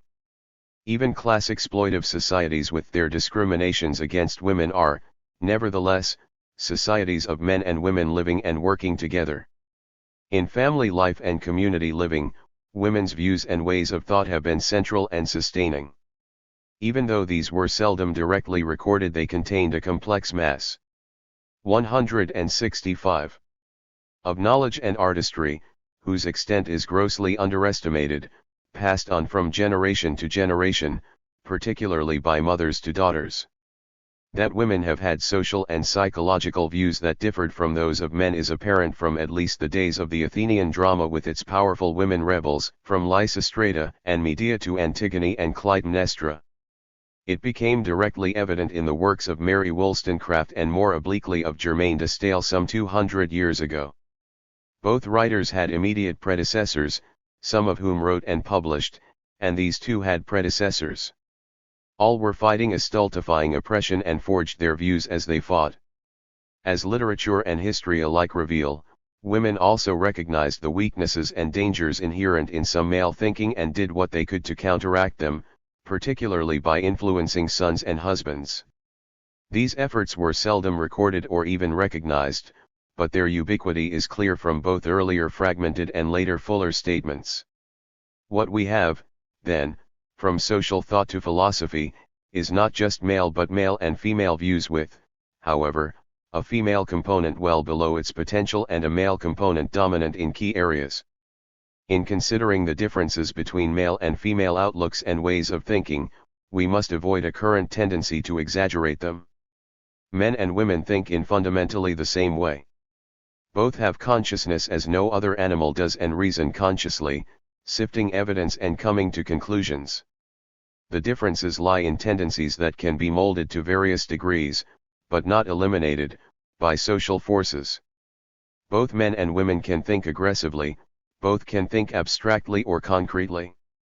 The artistic creative process is essentially human and not male or female, but male and female imprints exist within it. In some ways there are greater ranges within the sexes than between them. Nevertheless, differences exist in outlook between the sexes in some areas, and these have to be taken into account in considering both philosophical and social thought. There was a considerable feminist movement in Marx's day, some of it with working class roots, and both Marx and Engels were not only aware of its views but championed them. Feminist thought is integrated into Marxist class perspectives in Engels' Origin of the Family, Private Property and the State, some of it perhaps coming from his radical Irish wife, Lizzie Burns, and her sister, Mary. By Lenin's day a powerful worldwide feminist movement had 166 arisen, and Lenin became a leader of its proletarian wing, both before and after the October Revolution. 2. The Marxist-Leninist tradition of struggle for equal rights for women has become an integral part of communist action and thinking everywhere. However, in theoretical Marxist works in the USSR, thought was assumed to be non-sexual in nature and origin. So, too, in various Marxist circles today. That this does not signify, as seems to be implied, that it is somehow neutrally human is indicated by the exclusive use of man in relation to it and the omission of women's direct or indirect contributions to it. The neutral mask hid as, a male chauvinist face. In the examination of most aspects of reality, for instance in the natural sciences, there is little difference between male and female views or ways of thinking. But in most fields, although there is a large area in common, there are also areas of difference. This is clear in such social sciences as anthropology or sociology. Women anthropologists see primitive and other societies differently in certain ways than do men anthropologists. Both are needed for a rounded picture of the society. As literature testifies, men and women regard various aspects of personal life differently. The love poetry of Edna Millay or Elizabeth Barrett differs in attitudes, emphasis, and insights from that of Shakespeare or Ovid. This is not a difference that can be bridged. Nor should it be. What, then, of Marxist social science and materialist philosophy? As with any body of thought, it is the product of that general reasoning quality integrated with experience that is common to both sexes. Again, however, there are areas that are viewed somewhat differently by men and women. Women see some aspects of society, humanity, and nature in a different perspective than do men. Although some of this is apparent in some women Marxists, it has not been recognized for what it is or properly developed. This does not, of course, mean that there is a male Marxism and a female Marxism. But it does mean that Marxism, social and philosophical, has to become, consciously, the joint product of men and women. Otherwise certain aspects of society, humanity, and nature will be inadequately revealed. It seems clear also that Marxist-Leninist thinking about the role of the sexes in society has to acquire greater scope. It marks a qualitative advance over the essentially upper-class orientations of bourgeois feminism, particularly in perceiving the effects of class exploitation and oppression, but so far it has neglected the biopsychological roots of these social factors. It generally presumes that we all begin life with a clean psychological slate on which virtually anything can be written. It fails to explore the basic area of the interplay of biopsychological and social forces and thus lacks depth in some areas. Chapter 7. The Imprint of Evolution. Although for some centuries naturalists have observed animals in the wild, it is only in recent decades that such observations have been scientifically controlled. Many of them, fortunately, have also been recorded in motion pictures. As some of the socio-biological views related to this research have been used for racist, sexist and imperialist purposes, many Marxists have not only rejected them but have denied the validity of the research. It is, however, becoming clear that the research itself is generally sound. When studies of animal societies are properly interpreted, they throw new light on the nature of people and further shatter abstractionist, ultimately religious, concepts of man and mind. They show in some detail how we were shaped psychologically by the forces of natural evolution, as Engels long ago contended. They provide an evolutionary perspective for the findings of brain and psychological research, indeed for psychology in general, and they give new depth to the materialist view of the interrelation of people, nature, and society. Ape society. The animal society studies that have most direct relevance for human society are those on the African great apes, the gorillas and chimpanzees, which are, along with the orangutans, our closest living relatives. Two of these studies, that of Jane Goodall on chimpanzees and that of Dion Fossey on gorillas, were initiated by Louis Leakey in the belief that they would throw light on early subhuman society. Leakey's belief has been substantiated by these studies and by one, Also on Gorillas, by George B. Schaller. When we read these books or see films on ape and other animal societies, we are not, as some commentators imply, simply looking at clever animals but at the evolutionary embryo from which we grew. Recent research indicates that our first upright ancestors evolved from an ape species between 4 and 5 million years ago. And it has been shown that our genetic material differs from that of the apes by only 1%. 167. 168. Although our first direct hominid ancestors, the Lucy subpeople, have vanished, we can get a general picture of them and their life by comparing, say, Jane Goodall's films of chimpanzee society with films of hunting-gathering society, for instance, that of the Kung people of the Kalahari Desert in Africa or the Yanomami Indians of the Amazon rainforest. If we concentrate in both on basic behavioral patterns, we can begin to see how we became what we are. Goodall's and other animal society research not only shows that evolution determines our underlying psychological patterns, it is beginning to show it in detail. This is, admittedly, hard to grasp at first or to apply in our daily thinking. A few years ago I gave a lecture at the New School for Social Research in New York City on Marxism and sociobiology. In it I noted that the games played by young apes such as follow the leader are similar to those of children today.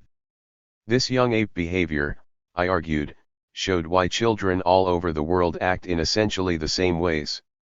A member of the audience protested, "Children in different cultures act very differently." This is true, of course, but only in regard to surface specifics. And I was not discussing these, but basic patterns which are very much the same everywhere and lead to the questions, why are human children what they are? Which is simply part of the larger question, why are we what we are? The key is to be found not in philosophical speculation but in ape and other animal society. The animal society findings of such observers as Goodall, Fossey, and Schaller provide a unique window into our remote past. After looking through it, we can no longer discuss human nature as a compound of moral and intellectual abstractions, either God-given or of unknown origin. We begin to see how we became what we are.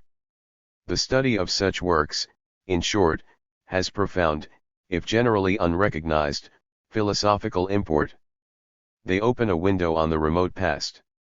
It also has basic social import, for what Schaller, Fossey, and Goodall establish is that the apes have a society that resembles human society in some basic outlines. When our earliest subhuman ancestors emerged, some 4 million years ago, they inherited not only psychological characteristics but a societal structure of family life and work patterns centered around food gathering from their ape forebears. Schaller studied the gorillas inhabiting the forested mountains of Central Africa.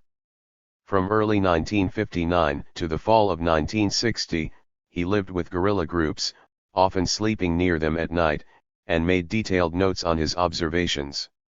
Contrary to the usual view, he found them on the whole to be gentle creatures who, once 169, they were used to his presence, mostly ignored him. The gorillas lived in family groupings, the largest of 27 members. The groups moved through the forest eating vegetation. They made crude nests for bedding down at night. Each was led by an older male, a silverback. The groups displayed hostility when they met. Schaller described an encounter between groups, one of them, which he knew well, led by a large male he called the climber. Group 7 met Group 11 on April 18. The climber sat hunched over, staring at the ground in front of him, seemingly in deep thought, with his group clustered tightly around him. The silverback male of Group 11 squatted only 20 feet away by a tree, with the 15 members of his group scattered through the underbrush behind him. This male was excited, and he put on a spectacular show. He hooted softly and with increasing tempo until the sound slurred into a harsh growl. He beat his chest, wheeled about, lumbered up a log, and with a forward lunge jumped down to land with a crash. As a finale he gave the ground a hollow thump with the palm of his hand. The climber walked rapidly toward the other male, and the two stared into each other's eyes, their faces a foot apart. The other members of the group paid little attention to the leaders, they acted as if they had no interest in the outcome of the struggle. The climber sauntered up to his opponent a final time and stared at him in a half-hearted way before wheeling around and walking rapidly away, followed by his group. Such scenes give a sense of watching human actions in social embryo, here confrontational males challenging and backing off while others, although actually involved, feign indifference. The number and nature of such parallels between ape and human behavior, in all human societies, are so considerable that it becomes apparent they cannot be coincidental but indicate that our brains contain behavior-controlling neuronal patterns inherited from the apes. If we pursue the matter further and investigate other animal societies, we find that many of these patterns are shared by mammals in general, and some of them also appear in other, still earlier, species. Our acquisition of speech and consciousness has, of course, altered specific patterns, but the foundations remain. In short, our basic forms of behavior are rooted in early ape society and more remotely in still earlier animal societies. Indeed, there is nowhere else they could come from. This, as we shall see, does not mean that we are predestined to follow these exact patterns of behavior. Clearly, our acquisition of 170. Speech and consciousness has altered specific patterns in various ways. And social conditioning, blending with these, has brought about still further changes. Nevertheless, the roots remain and shape general directions in behavior. Although there is cooperation within the groups, there is also, Schaller found, an order of dominance, partly based on age and sex but also on personality differences. Adult females are generally subordinate to adult males, younger males to older males, juvenile males and females to adult females, some adult males to other adult males, some adult females to other adult females. The leader of the whole group has unique eminence. A male lower in the dominance order will stand aside to let a male higher in the order pass on a narrow trail and will yield a seat on a log to him. Submission is shown in a typical posture. When by chance a game became too exuberant and rough, an infant showed this by crouching down submissively, arms and legs tucked under, presenting only its broad back to the opponent. An adult female receiving the worst of it in a quarrel with another female may employ the same submissive posture, and the other animal always respects the gesture and refrains from attacking. Further, point 2 juveniles and infants, Schaller found, love to play games. Wrestling is a favorite pastime, and usually the arms and legs flail like windmills as the young roll over and over. Another frequent game is follow the leader, with the route going up trees, across fallen logs, down lianas, and perhaps across the belly of a dozing female. King Up the Mountain is played on stumps and in bushes. As one youngster tries to storm the vantage point, the defender kicks the attacker in the face, steps on his hands, and pushes him down. Anything seems to be fair. Yet no one was ever hurt in such games, nor did they ever end in a quarrel. Point 3 One long game-like sequence involved Max, a rambunctious 6-month-old infant who could never sit still, and an old female who lacked an infant of her own. One sunny morning, as the female slept on her belly, Max climbed up on her back, walked forward and stood on her head, slid off, and then, as she rolled over, climbed upon her abdomen. She grasped Max and held him against her belly with one hand, and he struggled and squirmed and tried to free himself. His mouth was partially open, the corners pulled far back into a smile. The female loosened her hand, and Max grabbed it and gnawed at her fingers. She then toyed with him, touching him here and there as he attempted to catch her elusive hand. Finally Max lay on his 171 back on her belly, waving his arms and legs with wild abandon, and the old female watched the uninhibited youngster with obvious enjoyment. Suddenly Max sat up and, with arms thrown over his head, dove backward into the weeds. Moritz, a 7-month-old infant, arrived on the scene. He walked up to the old female and pulled her leg. Max rushed from the undergrowth, tumbled over Moritz, and yanked his hair. Point 4 The main care of the infants is done by the mothers. For instance, grooming. When the youngster is small, the moaner usually lays it in her lap or drapes it over one arm, then carefully grooms its pelage by parting the hairs. At such times her lips are pursed and her eyes watch her active fingers from a distance of 6 inches or less as if she were terribly short-sighted. She pays special attention to the cleanliness of the rectal region, which in youngsters is marked by a tuft of white hair like a fluff of cotton. The infants do not at all enjoy being turned upside down to have their anus inspected. They wiggle and squirm and kick, but the mother firmly persists with utter calmness. The males are generally affectionate towards the infants, the female leaned heavily against the side of the male. Her hairy arm almost obscured her spidery offspring, whose hairless arms and legs waved about in unoriented fashion. The male leaned over and with one hand fondled the infant. So far in psychology texts, human behavior has generally been treated as though it was without evolutionary roots. Freud, with his mechanistic biological orientation, was something of an exception, thus implicitly leaving the door open for a religious overview or a skeptical rejection of a materialist explanation for human origins. But Schaler's pioneering study makes it apparent that our behavior has evolutionary roots. Almost 20 years after Schaler's book was published came Gorillas in the Mist by Dian Fossey, who lived for some 13 years among the African mountain gorillas and apparently died in their defense. She found that the gorillas not only lived in groups but that each group had a specific feeding territory. She noted in the first group she observed that 2 silverbacks maintained protective positions around the females and young and gave out alarm calls at any sign of danger. She found evidence of severe fighting, especially among the males, mostly apparently for the posses. T72. Zion of females and of infanticide by the males.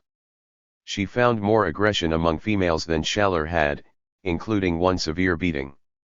And she found that dominance within the group was not absolute. On one rainy day resting period, both Effie and Pansy built large bathtub nests out of bushy hypericum branches and settled down as comfortably as possible during the downpour. Beethoven had made himself only a slipshod nest, into which he settled resignedly as the rain increased. About a half hour passed before he began appraising the more comfortable positions of Effie and Pansy. Abruptly he stood up, strutted to Effie's side, and stared down accusingly at her. Effie shifted positions and pretended to ignore him. With somewhat of a miffed expression, Beethoven then strutted some 20 feet over to Pansy and again stood in a stilted, intimidating position nearly on top of the young mother, leaving little doubt as to the nature of his intent. I fully expected Pansy to ooze submissively out of the far side of her nest in obedience to Beethoven's postural command. Instead, she made it quite clear that he wasn't going to pull rank on her, looked directly at him, and harshly pig-grunted copyright. Gorillas, Dian Fossey found, have a considerable sense of curiosity, as when she was attempting rather awkwardly to climb a tree and a group came to observe her efforts, sitting like front-row spectators at a sideshow. What, we can only wonder, was their mental state? They cannot have known that she was a human or what a human was, but they must somehow dimly have recognized that she was a creature somewhat like them but unable to do the things that they could. There seems to be not only a kind of curiosity here but an amusement as well, perhaps reflecting a state of quasi-consciousness. Fossey also noted, as had Schaler, that gorillas sometimes feigned indifference to events, and that staring was considered a hostile act. Schaler had observed 1 or 2 copulation scenes. Fossey also saw male masturbation, unisexual mountings, and sexual advances with the female taking the lead. Pansy lay down beside the young male and, with the dorsal surface of her right hand, stroked his back and head. Icarus responded by reaching out and patting her arm hair gently, while wearing an interested facial expression. Eventually, he sat up and stared into Pansy's eyes, his forehead furrowed questioningly and his lips contorted into a nondescript smile. Quivering, he propelled her rump toward himself and covered her body in a close embrace. The two exchanged prolonged sighs and soft 173 humming belch vocalizations, apparently unconscious of the presence of myself, Effie, and her curious daughters. Although the males helped with the upbringing of the young and were usually affectionate, the main nurturing was done by the females.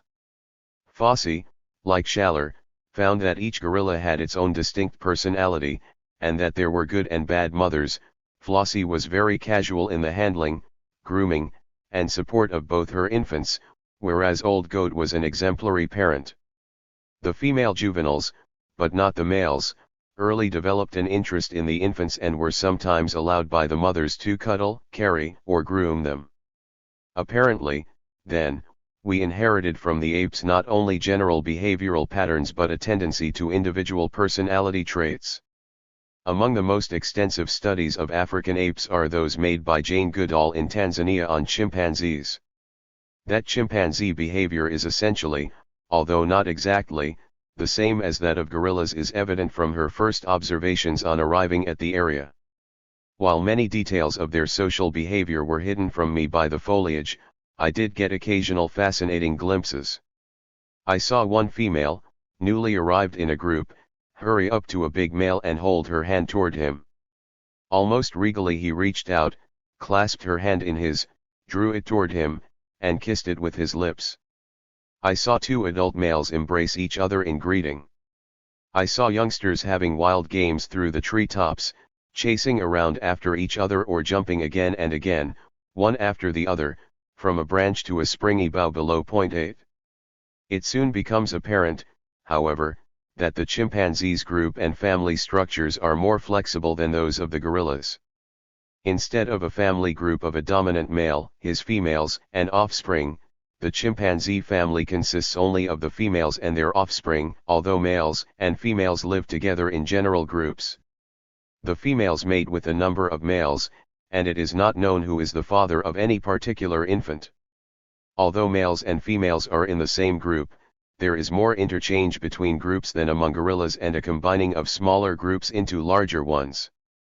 As a result, in larger groups there is often not one dominant male but a dominant inner circle of males.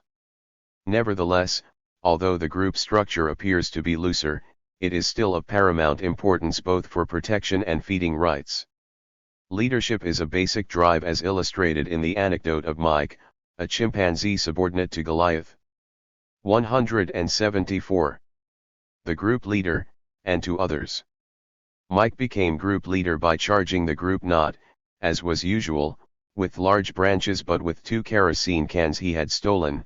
After a short interval that low-pitched hooting began again, followed almost immediately by the appearance of the 2 rackety cans with Mike close behind them. Straight for the other males he charged, and once more they fled.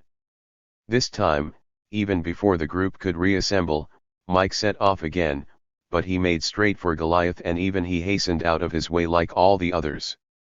Then Mike stopped and sat, all his hair on end, breathing hard.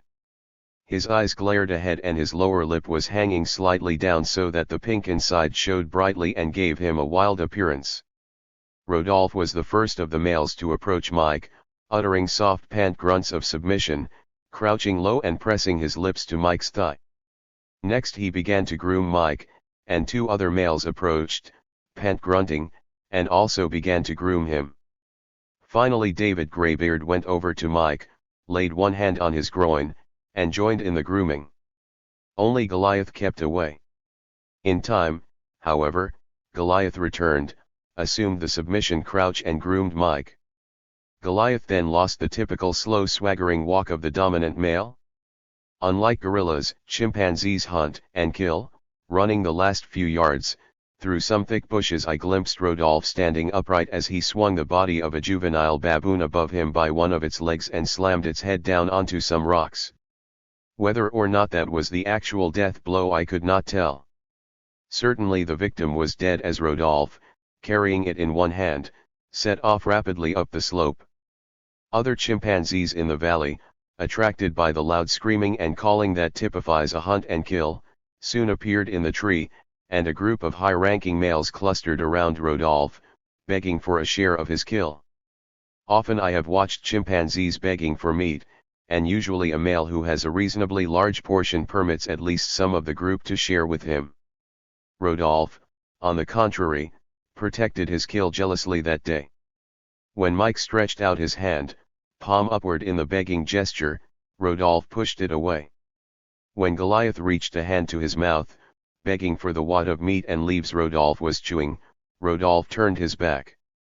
When JB gingerly took hold of part of the carcass, Rodolphe gave soft threat barks, raised his arm, and jerked the meat away. Although in this case one chimpanzee was the sole killer, chimpanzees sometimes do group hunting, some treeing a 175 prey and preventing its escape from the ground while others climb the tree. A second later another adolescent male chimp climbed out of the thick vegetation surrounding the tree, rushed along the branch on which the last monkey was sitting, and grabbed it. Instantly several other chimps climbed up into the tree and, screaming and barking in excitement, tore their victim into several pieces. Nor was aggression limited to the males. The chase went on until Flo forced the female chimpanzee to the ground, caught up with her, slammed down on her with both fists, and then, stamping her feet and slapping the ground with her hands, chased her victim from the vicinity. Male aggression can sweep into a frenzy that engulfs control and sensitivity. All at once a series of panthoots announced the arrival of more chimpanzees, and there was instant commotion in the group.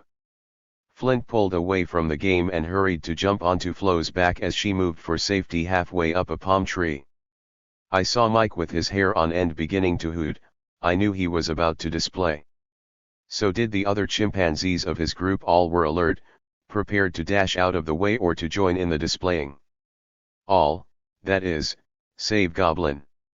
He seemed totally unconcerned and, incredibly, began to totter toward Mike. Mike began his charge, and as he passed Goblin seized him up as though he were a branch and dragged him along the ground.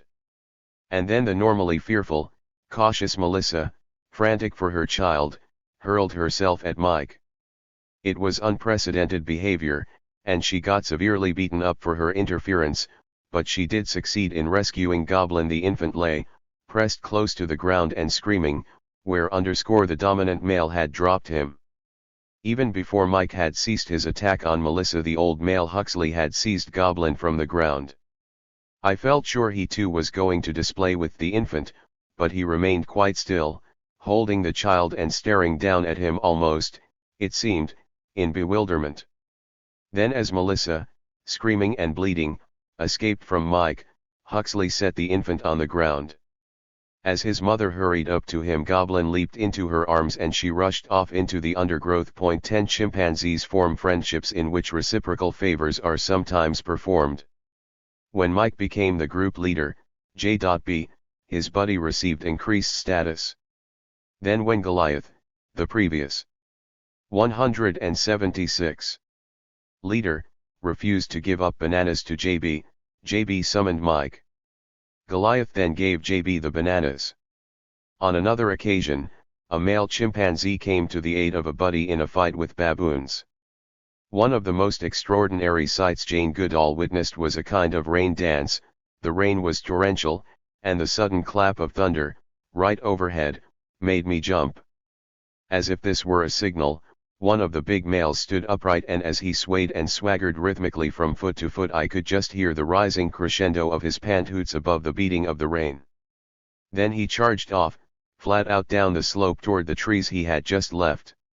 He ran some 30 yards, and then, swinging round the trunk of a small tree to break his headlong rush, leaped into the low branches and sat motionless. Almost at once 2 other males charged after him. One broke off a low branch from a tree as he ran and brandished it in the air before hurling it ahead of him. The other, as he reached the end of his run, stood upright and rhythmically swayed the branches of a tree back and forth before seizing a huge branch and dragging it farther down the slope. A 4th male, as he too charged, leaped into a tree and, almost without breaking his speed, tore off a large branch, leaped with it to the ground, and continued down the slope. As the last 2 males called and charged down, the one who had started the whole performance climbed from his tree and began plodding up the slope again. The others, who had also climbed into trees near the bottom of the slope, followed suit. When they reached the ridge, they started charging down all over again, one after the other, with equal vigor. One other extraordinary event was a violent battle between ape groups, partly captured on film. The male apes in the group suddenly began attacking each other. This time there was no roar and bluff. The slaughter went on relentlessly for days. After witnessing the scene, Jane Goodall is said to have revised her view of chimp society as basically orderly and decided that the orderliness masked an aggression simmering always beneath the surface but held in check by pecking order and other conventions. Dion Fossey witnessed no such violence among the gorillas, but she found gorillas mostly males that had been killed in fights with other gorillas, and she found fight scars on the bodies of gorillas who had died from natural causes.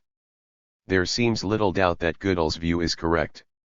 Not only in ape but in all animal society, aggression is apparently ever present, particularly among the males, but normally controlled by instinctive group preservation patterns. 177. From ape to human society. The fossil record is yet sketchy, but bone and tooth remains of early apes, evolved from monkeys, have been dated at about 20 million years ago. Hence, the kind of ape society that Schaller, Fossey, and Goodall observed has a very long history. For some 20 million years apes have lived in social, family-like groups and established feeding territories. Dominant male group leaders have had supreme status and have swaggered and glared and roared at each other, and sometimes fought and sometimes backed off. Less dominant apes have given seats on logs to more dominant ones and assumed the submission crouch. Young apes have wrestled and played king of the mountain. Mothers have groomed infants and fathers fondled them. Conciliating apes have groomed each other. Males and females have alike repelled strangers and avoided staring. Buddies have reciprocated favors, and some apes have acted with ritualistic rhythm to the excitement of storms.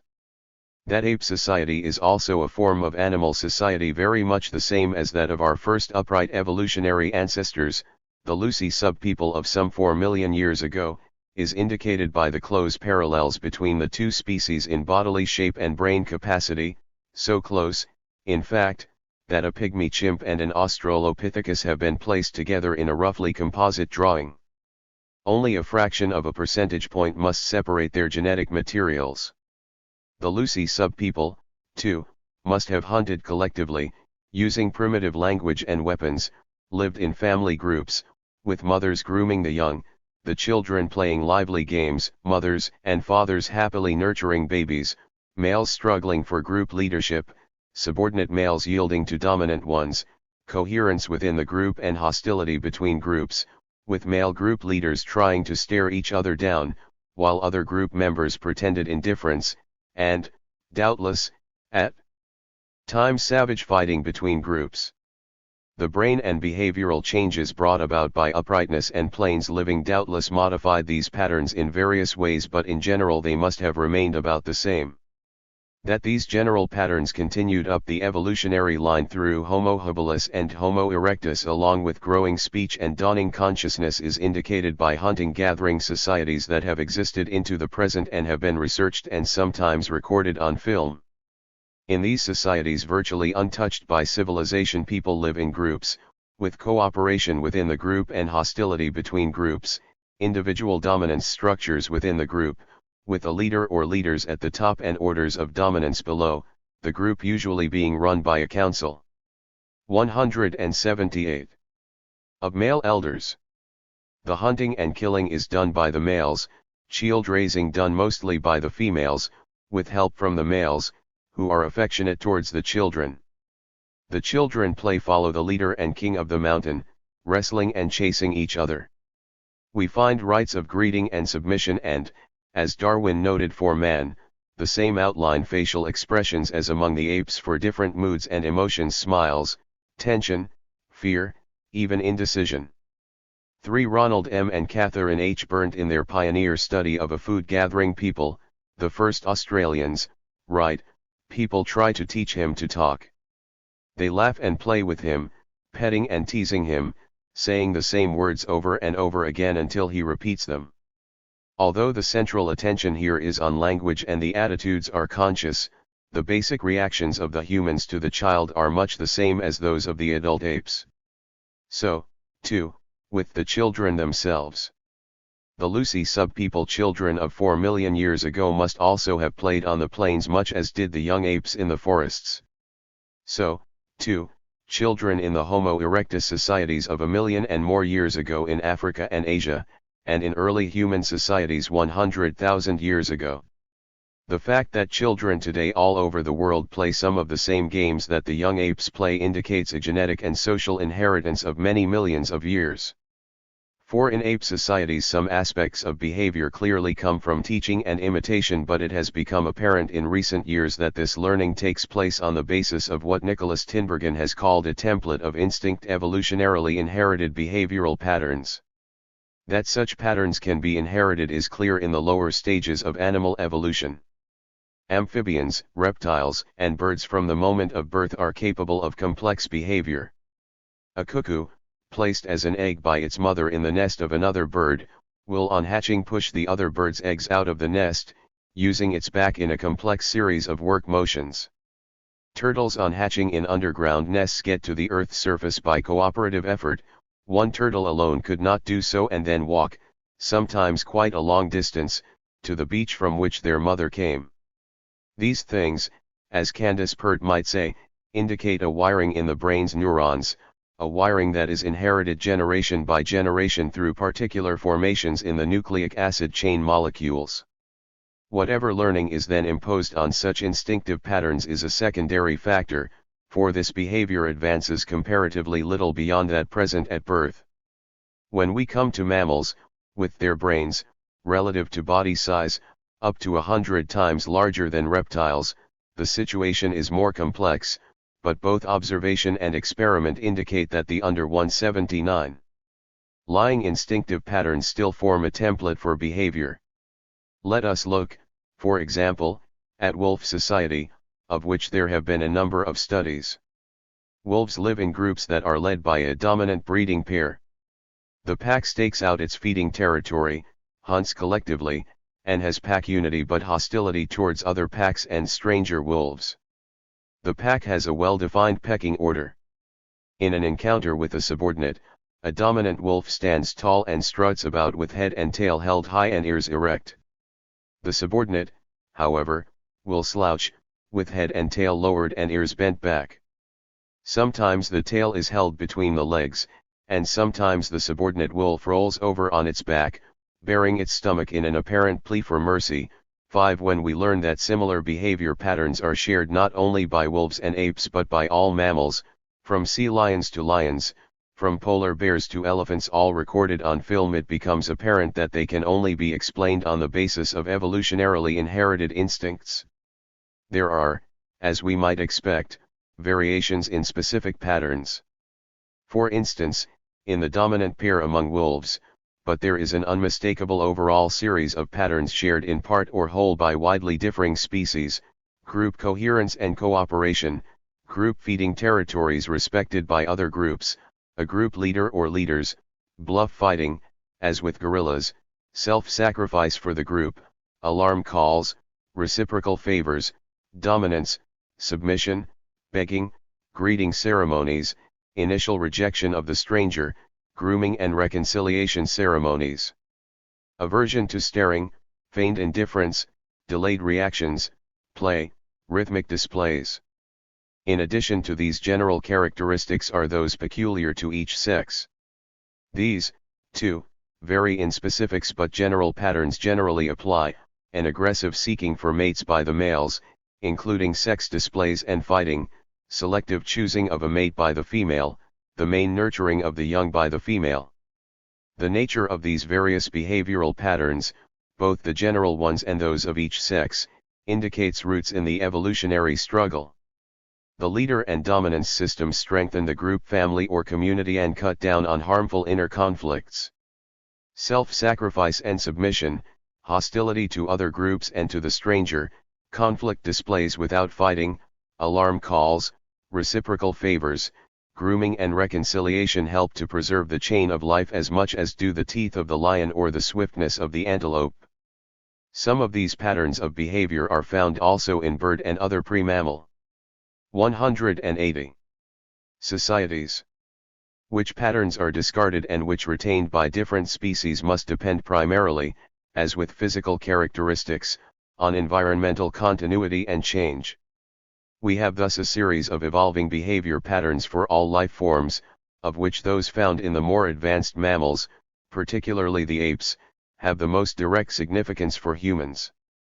As some socio-biological studies seem to imply a direct psychological inheritance of these interspecies patterns, under the aegis of a kind of genetic deity, it might be well to reiterate the elementary fact that what is inherited is not psychological traits but neuron patterns in the brain, which form the biological basis for behavior patterns. Changes in the nucleic acid chain molecules that form brain cells are in themselves purely chance affairs. Like changes in the body cells, those in the brain cells that assist the survival of a species in a given environment survive, those that do not, perish, and any behavior patterns that they shape likewise survive or perish. Brain patterns themselves must, of course, have evolved in conjunction with changing behavior. Again, we have the dialectical interconnection of two factors, both of which are necessary but one of which is basic and the other secondary. Degree. Genetic and social inheritance. That the findings on animal societies and behavior in the last few decades must apply in some ways to humans is apparent from the fact that we evolved from the animals, most directly from the apes, whose immediate ancestors were the monkeys, whose ancestors, in turn, extended to prosimians and beyond. The question is not whether these findings apply but how they apply, how they are integrated with consciousness and social forces. This is not a question that Marx and Engels could properly explore, for the basic data were not then available. But they were aware of it and indicated general directions. Marx, as we saw, believed, as did other 19th century thinkers, that humans, like animals, had instincts, which he regarded, however, not as absolute determinants of human behavior but as underlying tendencies. Marx also believed that there was a general character for human beings that underlay socially produced characteristics. To know what is useful for a dog one must study dog nature. Applying this to man, he that would criticize all human acts, movements, relations, etc., by the principle of utility must first deal with human nature in 181. General, and then with human nature as modified in each historical epoch. This passage appeared in Capital, on which Marx finished working in April 1867. As he was by then well acquainted with Darwin's views, writing to Engels in 1860, that the origin of species contains the natural history groundwork for our own views, he can hardly have believed that human nature in general was shaped by anything but evolution. 1. Engels argued that evolution provided the basis for the prehistory of the human mind from the lower organisms right up to the thinking human brain. The mental development of the human child, he concluded, was a repetition of the intellectual development of the apes. Clearly neither he nor Marx felt that such views ran counter to their social theories. They presumably regarded the two things, inherited behavioral patterns and social dynamics, as separate phenomena, interactive yet affected by different sets of laws. 18. Once we recognize the main inherited behavioral patterns in animal, particularly ape societies, we see evidence of their presence everywhere in human society. That people live in groups of various kinds, family, ethnic, religious, economic, political and so on, we either simply take for granted or consider a purely social phenomenon. But as we seek out group origins and compare them to animal groups, it becomes apparent that there must also be a biopsychological factor at work. Remains of Homo habilis campsites of some 2 million years ago indicate group living. Such groups, however, cannot have been deliberately formed because these subpeoples' brains were not sufficiently developed to have achieved consciousness. Their instincts must have led them, as with the apes and the Lucy subpeople before them, towards group living, and the path was paved by a continuing history of such formation from these subpeoples, perhaps for 2 or more million years. When fully conscious humans first evolved, apparently by 100,000 years ago and perhaps much earlier, they may have thought that they were establishing or continuing tribal and other groups entirely as a conscious process, but the fact must be that they, too, inherited social grouping from the remote past, and were predisposed towards such formations by instincts of which they were unaware. And so on into farming and then into more developed societies. The path was, in fact, unbroken. When the English feudal barons united to push for the Magna Carta, they doubtless regarded this simply as a deliberate decision. And to some degree, of course, it was. But beneath the decision lay two hidden forces, those of 182. Biopsychological tendencies and those of objective social forces. Their inherited tendencies drove them toward the formation of groups in general. The particular kind of group that they formed was determined by historical factors beyond their direct control, namely those of a feudal society with a growing commercial component demanding internal peace and economic unification.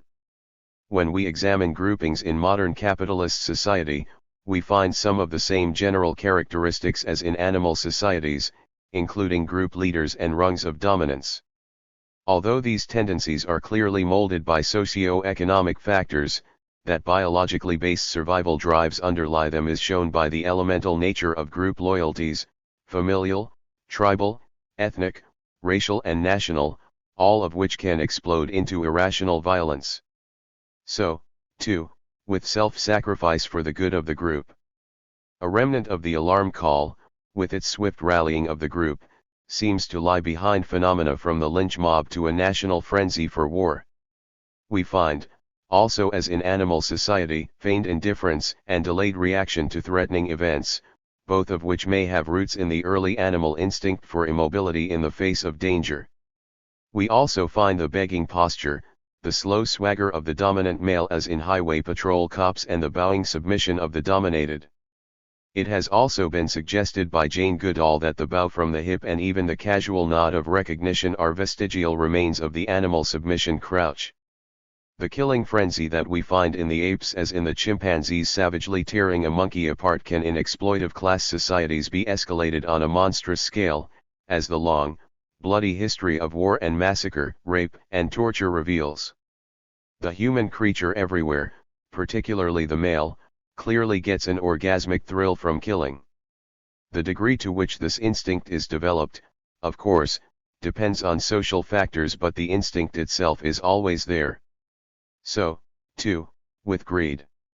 Rodolphe, the chimpanzee, after slamming the head of the young baboon against the rocks, greedily eats the carcass, defying the other chimpanzees begging for a share of his kill. This instinct, too, can either be curbed or escalated by social forces.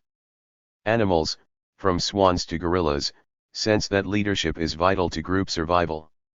So, too, in human society, where it pervades more of our behavior than at first appears. There seems, indeed, to be, as some sociobiologists have contended, an urge in people to obey or even exalt a leader. This instinct, as history shows, can be channeled in either progressive or reactionary directions, lying indifferently behind a semi-psychotic worship of fascist demagogues or an exalted love for revolutionary leaders. Although such love arises directly from the 183 accomplishments of such a leader, its electric vitality exposes deeper springs. Leader exaltation also affects cultural judgments, as we tend to elevate certain thinkers or artists to godlike status. We seem to have an urge to defend or support such persons absolutely. This applies to Marxism also. When we grasp the historical vistas and scientific depth of Marxism, we feel an exaltation which, unless combined with judgment, can be channeled into virtual deification and thence into dogmatism. This tendency to cultural semi-deification also spreads beyond individuals to groups. And it can be perverted in exploitive class societies where the rich and famous form a kind of hierarchy of the gods. As we survey society, it becomes apparent that not only some but all our general behavioral patterns come from our animal, and especially our ape, ancestors. This includes everyday gestures, such as embracing, fondling after separation, holding hands, and kissing, as well as the broader patterns we have just noted. It also includes the forms and even the techniques of parenting, as in systematic anus inspection by mother apes. And it includes ant-like behavior patterns, as in the relation of the childless older female ape to the rambunctious max. This, however, is but part of the story. Our basic emotions are also rooted in the animals: love and hate, anger and defiance, exaltation and despair, grief for the dead and joy in children, love of play and love of the hunt, and violence and greed, and self-sacrifice. Our patterns of thought lie there also, as it were, in embryo, as witness the apes, with their endless curiosity and their capacity for analysis and synthesis, from building a stairway of boxes in a cage to fashioning a twig as a tool for the capture of termites. And even our artistic urges are there, the joy in imitation, in painting, in the dance as witnessed by Jane Goodall. All lie beneath the surface of consciousness and blend with its patterns. In short, not just certain traits but the essence of our life wells up from our evolutionary past and nothing else. Examining this past we can see better both our potentials and our limitations and why we have both. Sexual behavior and evolution. As we have seen, the sexual behavior of males and females in animal societies is directly determined by the sex hormones. The males, agitated by testosterone. 184. Drive frenziedly to copulation, a drive that everywhere, from birds to apes, leads to display and fighting. The females, responding to estrogen and progesterone, go through sexual cycles, and choose mates. When mating arrangements have been made, generally one male and one female and offspring arrive, nurturing is mostly done by the female. There are variations to this pattern but it is the general one. It is easy to see that testosterone lies behind the male sex drive but it is not yet clear how the more complex female sex hormones govern the selection process, especially in animals with virtually no cerebral development, such as fish or amphibians. It seems impossible that the females of such species could directly grasp, as some sociobiologists seem to imply, which males will provide best for their offspring. In fact, experimental evidence indicates that they are automatically responding to male physical characteristics, such as long combs and bright wattles in chickens, loudness of the song of the bullfrog, long tails in some male birds. 9. The nerve cell patterns in the brain that the sex and other hormones operate through are, like all cell patterns, inherited from generation to generation and changing as species evolve. The mammalian patterns are more complex than the reptilian, ape patterns more complex than those of less developed mammals. And so with the human in relation to the ape. In the ape the patterns are linked with a quasi-consciousness and in humans with both consciousness and social forces. But basic instinct patterns are still clearly present, inherited along with, and intermingled with, hormonal and other biological differences. By and large human males display and compete and females actively select, although in some societies both processes are thwarted or distorted. It may also be that instinctual patterns for selecting mates lie behind such human female characteristics as sharper psychological insights and superior ability to recognize faces and voices. As Candace Pert noted, women need to choose a mate who will stay around and take care of them and their offspring. So I'd expect to find a part of the female brain that is devoted to making that kind of choice. We find similar deliberate mate choosing among human males. Nevertheless, the instinctual patterns that evolved in animal society supply only underlying directional drives for mate selection of which we are mostly unconscious. In human as well as animal society, nurturing is on the whole mainly carried on by mothers, usually occupying a large part of their lives. The indication is that an instinctive base exists here also. This, however, is but the beginning of the story. All the basic psychological differences between the sexes that we have noted have evolved from 185. Our animal ancestors. Nor could it be otherwise. Like all human qualities, there is nowhere else for them to have come from. The evolutionary process, however, once again reminds us that we must not stress only differences. The adrenal glands ensure a mixture of sex hormones. In early evolutionary stages maleness and femaleness are sometimes reversible. In some fish, for instance, females can become males and males become females under conditions of extreme stress. This is not possible in higher species such as mammals.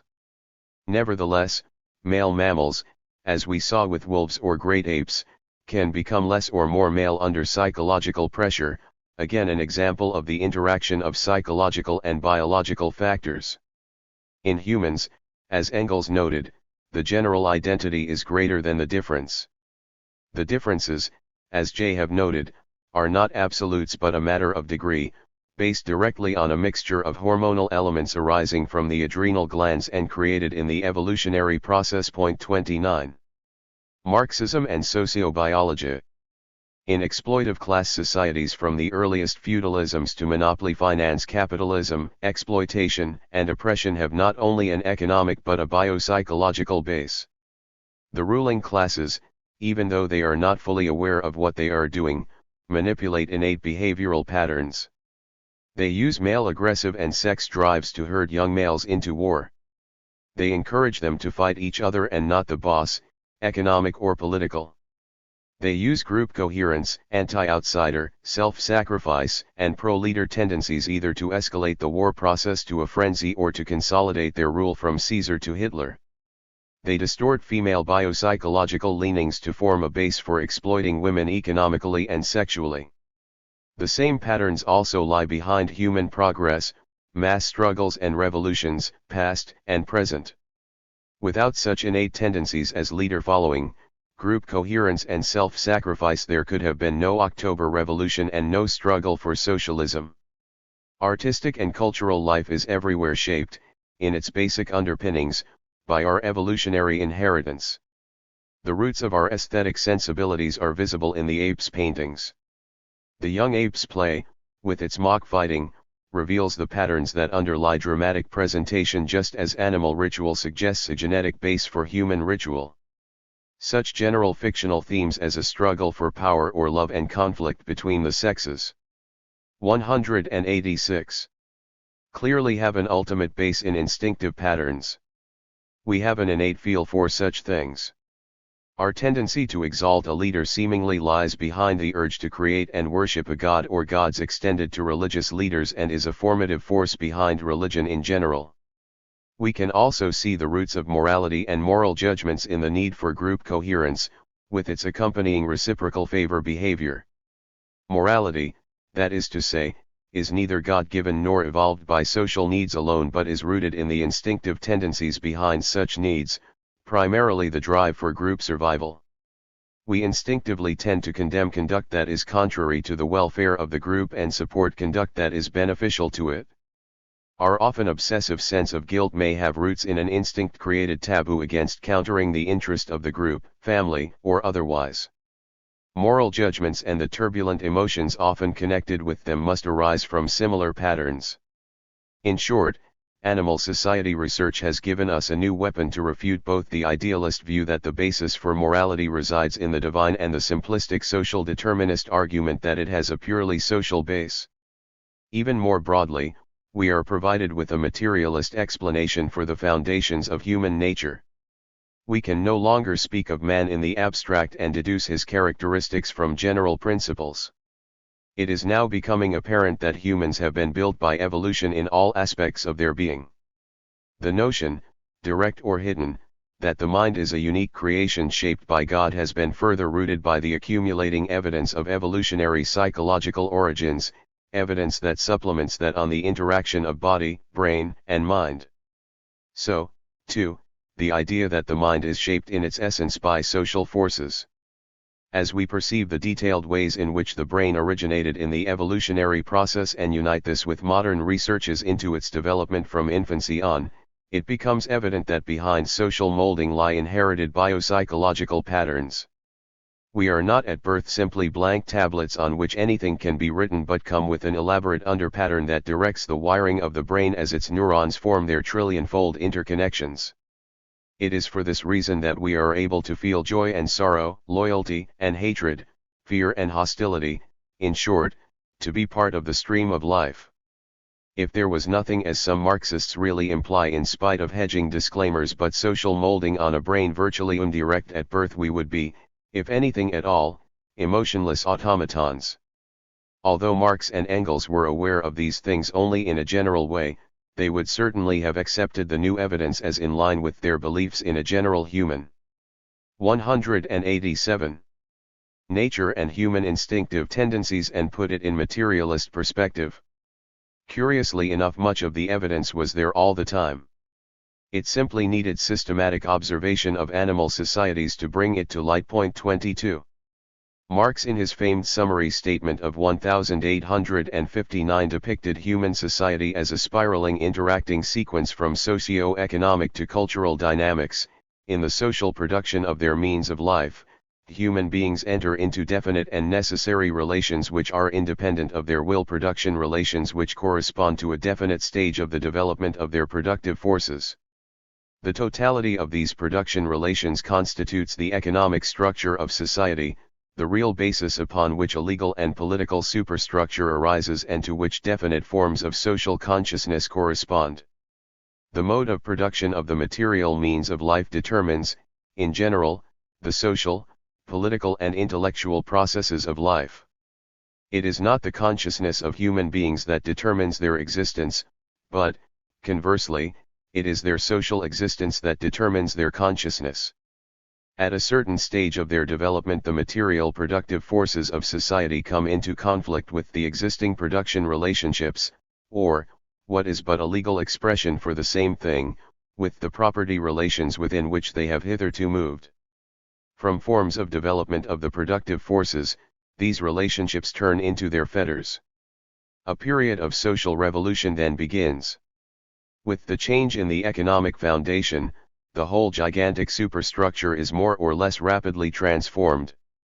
In considering such transformations, we must always distinguish between the material changes in the economic conditions of production, changes which can be determined with the precision of natural science, and the legal, political, religious, aesthetic, or philosophic, in short, ideological forms in which human beings become conscious of this conflict and fight it out to an issue.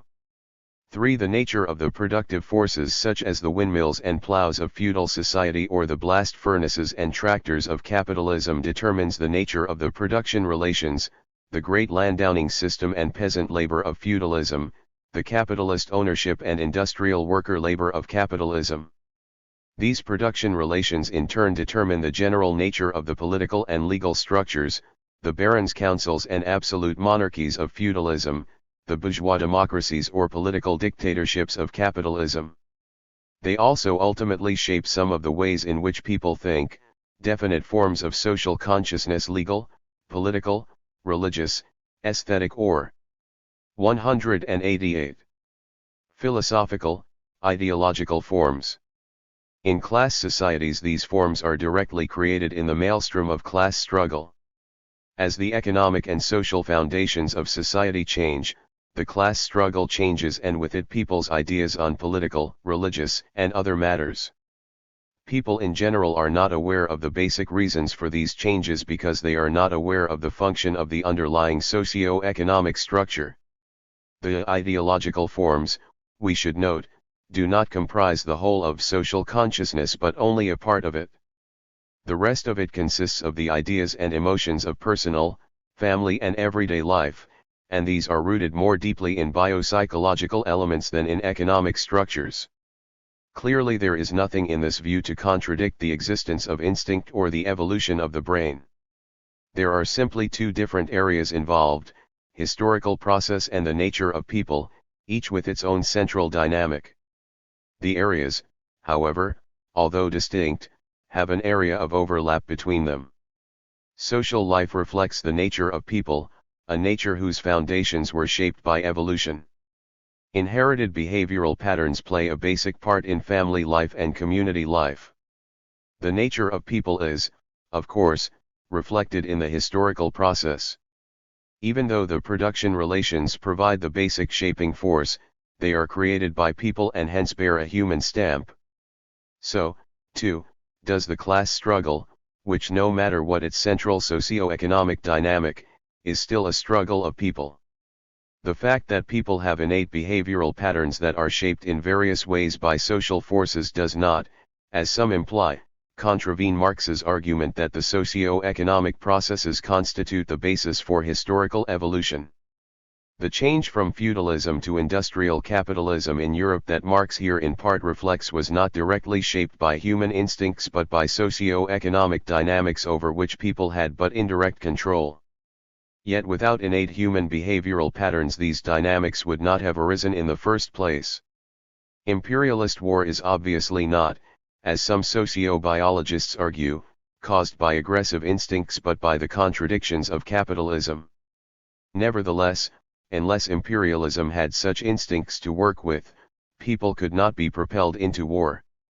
The two components, socio-economic and biopsychological, interact, with the socio-economic playing the directly determinant role, the biopsychological providing the raw material with which it works. Engels came close to seeing this when he wrote in Feuerbach of the driving powers which consciously or unconsciously, and indeed very often unconsciously lie behind the motives of men who act in history. He would not have been 189. Surprised to learn, indeed perhaps assumed it, that these unconscious driving powers are rooted in instinct. 23 It is apparent that although people are molded by social forces, they are not indiscriminately malleable. The molding has to take place within the framework of inherited behavioral patterns, particularly those of group and anti-group formations. The specific patterns of such formations shift and change, but the general contours remain and weave their way through the spirals of history. If we perceive in their contours the biopsychological roots of group phenomena, we can better combat those phenomena with reactionary thrust and build up those with progressive thrust. We can make use of this knowledge in organizing revolutionary movements or in building socialist societies.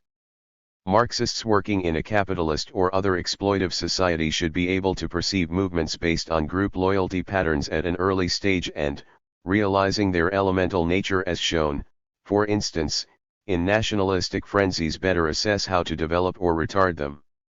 Animal society research, then, for all the reactionary implications of some of the theories imposed upon it can, if used in a Marxist perspective, become a progressive force. Its findings, in enabling us to understand better what we are and how we came into being, give new depth to the struggle against idealism and superstition. They enable us to see more exactly how our evolutionary past determines our present and to perceive non-conscious directional patterns behind our thoughts and actions. In short, we need a Marxist sociobiology as an intellectual weapon to complement such already existing Marxist social sciences as economics, sociology, political science, and anthropology. When the findings of animal society research are perverted for reactionary purposes, Marxists must, of course, expose the perversion. Yet these same findings, if viewed in a Marxist perspective, enable us to break with the reactionary mechanistic view of human nature as a_blank tablet and perceive an underlying psychological oneness to animal and human life on our planet, much as recent genetic research has revealed a biological oneness. They uncover, exhilaratingly, the vital links between nature, people, and society. Combining these findings with those of modern physics, biology, and brain research, we can begin to see the dynamic unfolding of the chain, from pre-atomic matter to on our planet living matter, to animal forms, to animal society, to subhumans, to humans and the human brain. Then, if we are Marxists, we can take the next step and see how human society grew out of these preceding stages and how it has since evolved socially. Humans inherited hunting-gathering societies from pre-humans, the 190 whole going back some 4 million years. At some point hunting and gathering in various areas began to be supplemented and then superseded by farming. Farming produced surplus on a new scale and this in turn produced vastly increased trade. These developments led to feudal civilizations as smaller farming units were devoured by larger ones. The large-scale farming of such early feudal states as Egypt and Sumer produced extensive commerce. Commerce stimulated industry and created a financial system. As commercial wealth increases more rapidly than agricultural wealth, capitalists in various areas at various times set up separate city-states, from Athens to Venice to Osaka, and later seized control of nations, Holland, Britain, the United States of America, and developed an industry based on coal, iron, and steam power which required an industrial working class. Once again the tendency of smaller units to merge into larger ones, this time industrial and not agricultural units, asserted itself, and capitalism grew into corporate capitalism, which led to wars and revolutions on a new scale, some of the revolutions producing a new form of civilization, socialism, in which the industrial working class was the dominant force. In brief, not only biological life and the human thinking brain have evolutionary histories which explain their existence, but human society does also. We can perceive our remote past in our household pets and our psychological evolution in our children. We can see how human society emerged from subhuman society and the path it has traversed to the present. We can also see the forces, social and natural, that will determine the future. Some of these, unanticipated by Marx and Engels, present both new perspectives and terrible challenges. Chapter 8. Lenin paraphrased with approval the Latin poet Statius' line, "Primus in orb Deus fecit timor." Although from the earliest human societies, with their chiefs and shamans and ruling male elders forming an embryonic class structure, religion has been an instrument of rule, it clearly could not have become so without fear, especially that engendered by death. In civilized societies the death theme has traditionally been central to religious doctrine and ceremonial. Christianity early adopted a language of symbolic innuendo that both reflected and heightened the human dread of death, a language that, blended with the solemnity of black robes, gloomy cathedrals, stained glass windows, somber music, and crucifixes, created an atmosphere conducive to control by fear. The doctrines of sin and damnation and such rituals as transubstantiation center on death. Much religious art is sadistic and terrifying, from the hideous devils of Asian religions to the Christian torments of the damned or the execution scenes of Jesus and the martyrs, and even when such art depicts saintly or angelic bliss, the suggestion of death is not far behind. So, too, with such ostensibly positive themes in words or music as salvation or resurrection. Although death is not, of course, by any means the only concern of religion, it is clearly so central that without it there would be no religion. On the other hand, materialists, dialectical or otherwise, have paid comparatively little attention to death, placing the emphasis on life and its roots in nature. But more balance in considering the blend of life and death is clearly needed to shape a more rounded materialist view and make materialism a more viable personal philosophy. The Christian theological argument on death was creatively condensed by the poet Samuel Taylor Coleridge, who was also a clergyman, in his little poem, published in 1817, Human Life, on the denial of immortality. If dead, we cease to be, if total gloom swallow up life's brief flash for aye, we fare. 191. 192. As summer gusts, of sudden birth and doom, whose sound and motion not alone declare, but are their whole of being. If the breath be life itself, and not its task and tent. If even a soul like Milton's can know death. O man! Thou vessel purposeless, unmeant. Yet drone hive strange of phantom purposes. If when we die we cease to have any existence, we are like gusts of wind, nothing but sound and motion. If such wind's material phenomena are all there is and not the manifestation of a spiritual presence, life is without purpose. This strikes home with special impact if we think of a great man such as Milton being annihilated. The breath and tent, metaphors are essentially the same as that of the wind. Tasks adds a moralistic note, if the phenomena of life are not just the outer shell of existence but the whole of it, not just a burdensome task imposed by our material nature, but the essence of that nature, then, life is meaningless, phantom purposes. Coleridge goes further. If, he argues, thy laughter and thy tears mean but themselves, why rejoices thy heart with hollow joy for hollow good? There can be no real good or joy in life except that arising from faith in divine purpose and immortality. Otherwise even the tears of grief are meaningless. The British scientist, J.B.S. Haldane, in his pioneer study, 7 He Marxist Philosophy and the Sciences, writes that although life and death form part of a whole, we have no word with which to express the unity which they form except the word life. The word life, that is to say, is used in 2 senses, to contrast life and death and to include life and death as part of a continuing life process. The semantic paradox indicates that people in general place the emphasis on life rather than on death. Coleridge, on the other hand, places it on death, actually isolating death from the total life process. We can see the segment of truth in his argument if we do the same and exclusively envisage the devastation of death in human society, the often long agonies of dying, the decay of the body after death, the untold billions of the dead and of those yet to die, the separation forever of husbands and wives, friends and lovers, parents and children, and the emptying of life this can bring to the survivors. Facing this true but truncated picture, which leaves out birth and growth, love and joy, triumph and struggle, Coleridge 193 contends that life has no meaning except that supplied by delusion, especially the doctrine of immortality. He also implies that people should renounce sexual and other hollow joys and devote themselves to spiritual abstractions.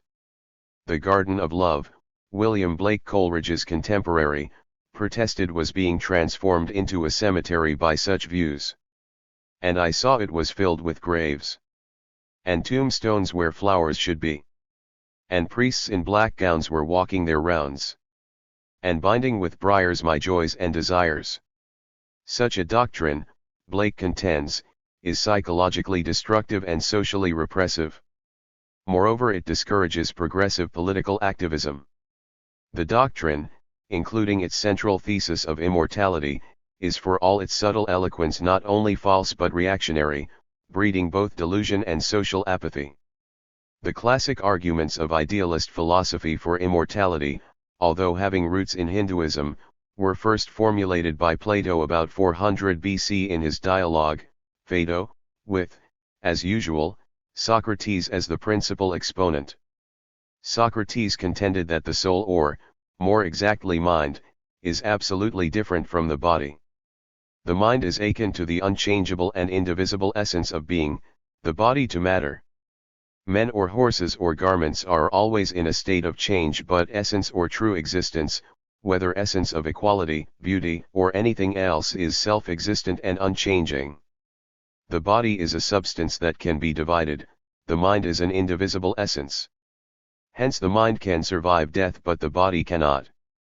Moreover, the mind must have existed before birth, otherwise we could never have acquired a concept of the essence of equality or of beauty, for we have never seen them in life.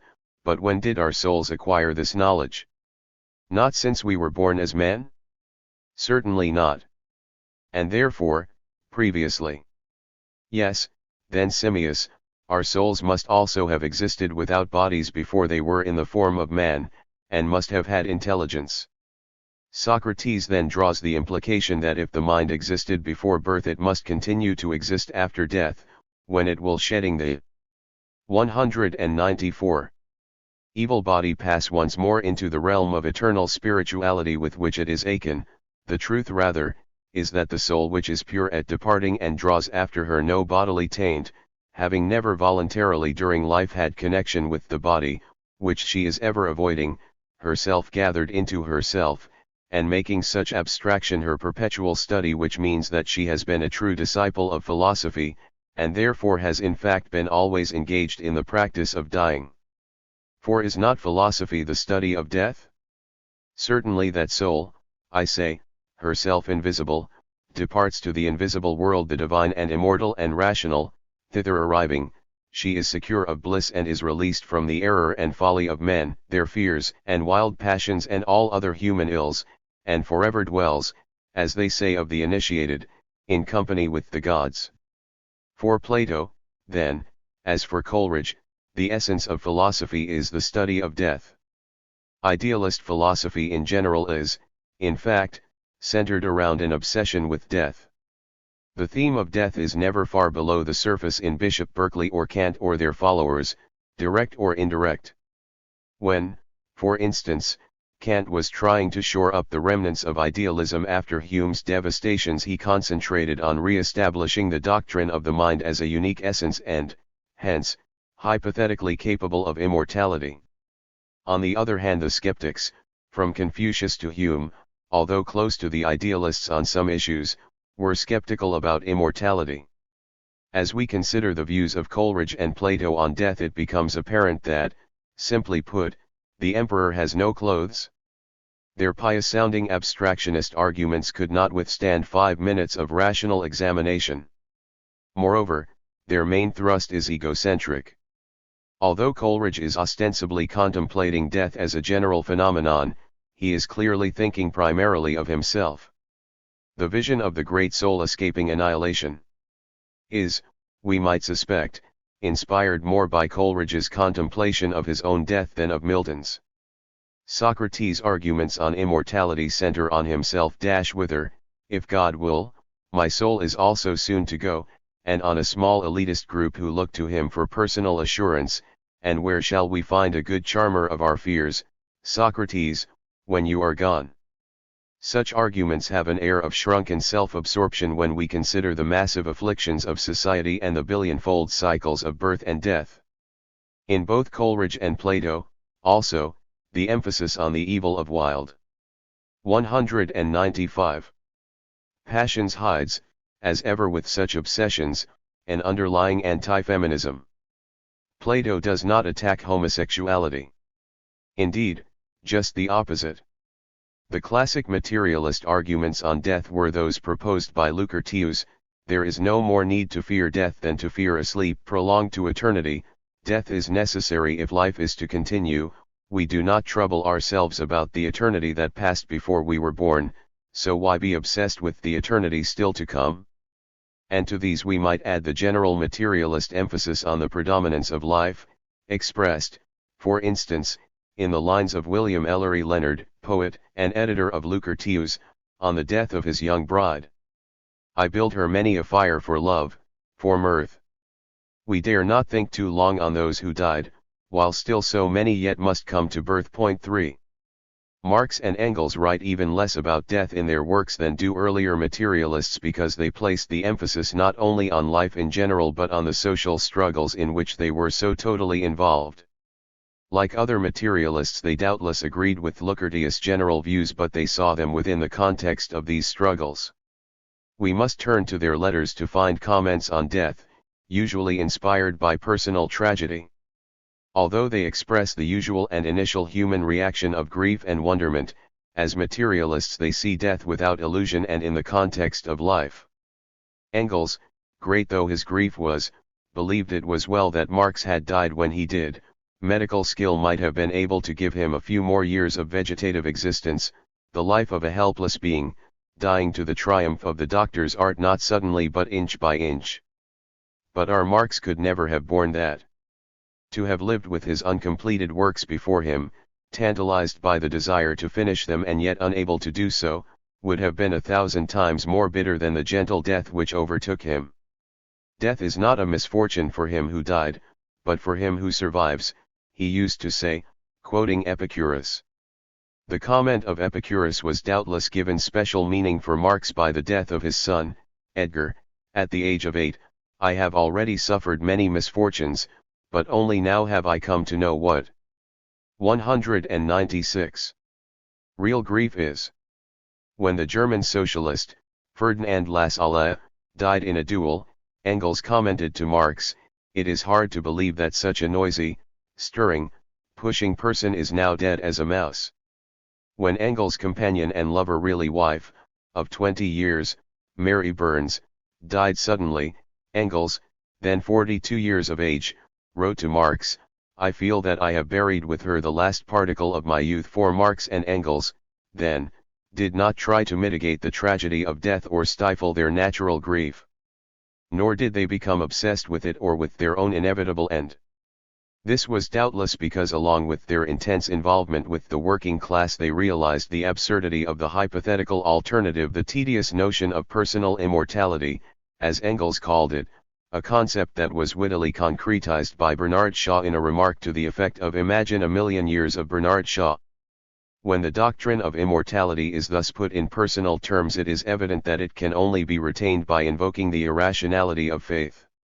The emphasis in Marx and Engels is not on the self but on the social group, not on personal dying but on the effects of death on those left behind.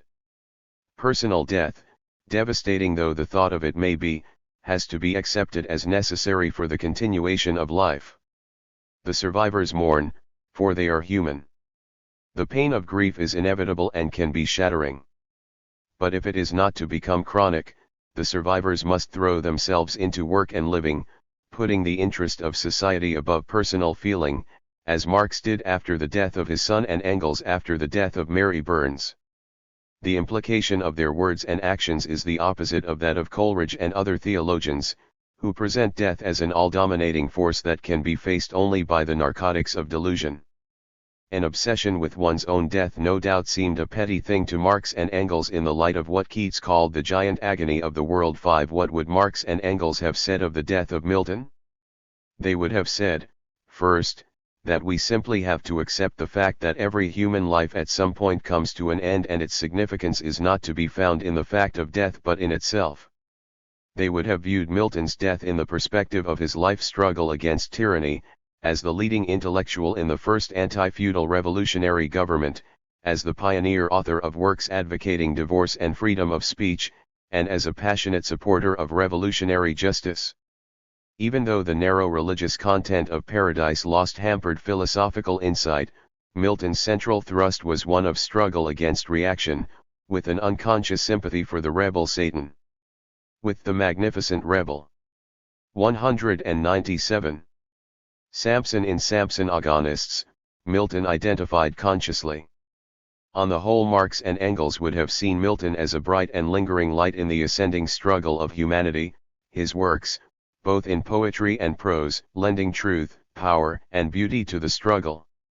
On the other hand, neither Marx nor Engels attempted to deny the desolating impact of death. The vital Las Allah was, stunningly, dead as a mouse. Because we have consciousness and live in the intricate webs of human society, it is difficult to fully grasp, even though, as Engels implies, we may know it, that the same natural process is at work in the death of a mouse and a human. Animals have various instincts connected with death. They attempt to avoid death and, indeed, have evolutionary inherited equipment from speed to protective shells that helps them to avoid it. Yet they will give up their lives for the good of the group, as when a bird or a monkey on watch cries danger even though it means disclosing itself to the approaching predator. Animal parents will sacrifice themselves for their young. At a certain point, animals seem to accept death. An ape being attacked by others, Jane Goodall noted, will ferociously resist, but when it becomes apparent that the fight is hopeless, it simply gives up. When death becomes inevitable, animals sense it and, as Lewis Thomas comments, seem to have an instinct for performing death alone, hidden. Some animals also express grief. Jane Goodall showed, in fact, recorded on film, that a daughter ape could pine away and actually die after the death of her mother. How these and other instincts affect human reactions to death seems to have been little explored. The tendency of animals simply to give up at a certain point and accept death may indicate a genetic basis for suicide. Human grief is apparently not simply a conscious reaction, as it appears to be, but is rooted in instinctive emotional patterns. So, too, perhaps with fears for our own death. James Boswell once asked Samuel Johnson, "Is not the fear of death natural to man?" Johnson replied, "So much so, sir, that the whole of life is but keeping away the thoughts of it." True, the reply indicates an obsession with death similar to that in Coleridge, but, as also with Coleridge, it contains a fragmented truth. Animals seem to fear death. And people apparently think more about death, especially their own, than they let on. The sight or even the thought of death can inspire a primitive terror that suggests an instinctive basis. There is, as wakes or even funeral services reveal, a reluctance to face death directly. It is a subject laced with taboos, from hunting-gathering to civilized societies that mask an underlying, generally shared, fear. I remember once in a movie theater in Bloomington, Indiana, seeing a short film on Phineas T. Barnum, the 19th Century Theater and 198. Circus Entrepreneur. The audience was not particularly interested until the film's soundtrack played a speech by Barnum which was, he said, being recorded so that people could hear his voice after he had joined the great majority. At this point the audience became tense and silent. Clearly everyone there had thought much about death but had probably expressed little of this to others, sweeping the thought aside as painful and returning to the business of life. Barnum's words drew the whole theater together temporarily in an unspoken communion. People become uncomfortable even at indirect suggestions of the omnipresence of death, for instance in discussions of the immensity of the universe or of the people of past ages. There, like the wind through woods in riot, through him the gale of life blew high. The tree of man was never quiet. Then 'twas the Roman, now 'tis I. True, materialism places these matters in perspective. The universe which seems alien to life produced life. The historical past produced the present. But in exploitive societies, in which the dominant class drive is to isolate death from life and create an obsessive fear of death, this deeper perspective is difficult to achieve. 8 The fear of death, however, is not, as some seem to believe, a unique phenomenon or a constant but a fear like other fears. Like them it rises and falls with circumstance. When we are depressed it is more evident, when we are upbeat it vanishes, when we face death it can become obsessive. But, as the heroic deaths of revolutionaries by the millions show, it is a fear that can be overcome. The fact is that we do not have an emotion or vision adequate to encompass death, Blake's eternal death, in its relation to life. As with everything else we react on the basis of whatever psychological equipment evolution has given us. We grieve as the animals grieve, although with conscious understanding mingled with instinctive patterns. Death is in one way the simplest thing in the world to understand and in another the hardest. It is easy to see that life ends for each individual, human or animal, but it is difficult to encompass its significance. One reason for this is that we have no way of directly experiencing death, and we are able to grasp in greater depth things that have a basis in experience. It is easy to understand that the end of each life is forever, but it is difficult to really grasp it or fit it into the perspectives of daily living. It is also difficult to envisage the interaction of history with the biological birth-to-death pattern run. 199. Ning through it. We tend to simplify the past, seeing it as a semi-fictional pageant instead of a series of times like our own, vibrant with sun and life, peopled by the once living who are now dead, some of whom have a message for us. Where are your books, that light bequeathed to beings else forlorn and blind? Up, up, and drink the spirit breathed from dead men to their kind. To Wordsworth with his earthy, country realism, the writers of the past are not abstract spirits but dead men, those once living, as we are, now forever gone but with their writings still alive, as now with Wordsworth himself. When we think of posterity we tend also to think, as the word itself indicates, in an abstractionist way, not of actual people being born, while still so many yet must come to birth, and dying. 1 degree we can become more aware of the reality of the past through simple daily detail. Percy Bysshe Shelley, eloping with Mary Wollstonecraft Godwin on July 28, 1814, hired a small boat to convey us to Calais.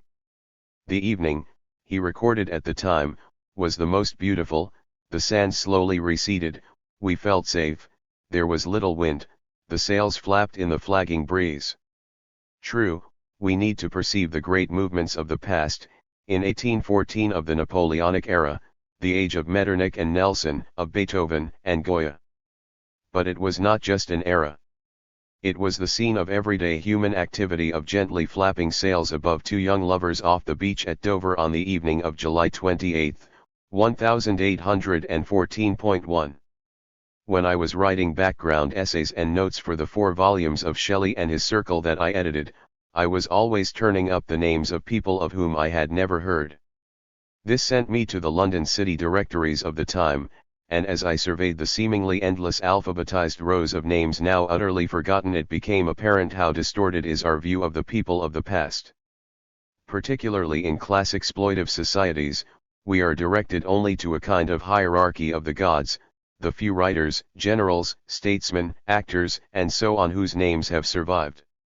The rest fade into an amorphous backdrop.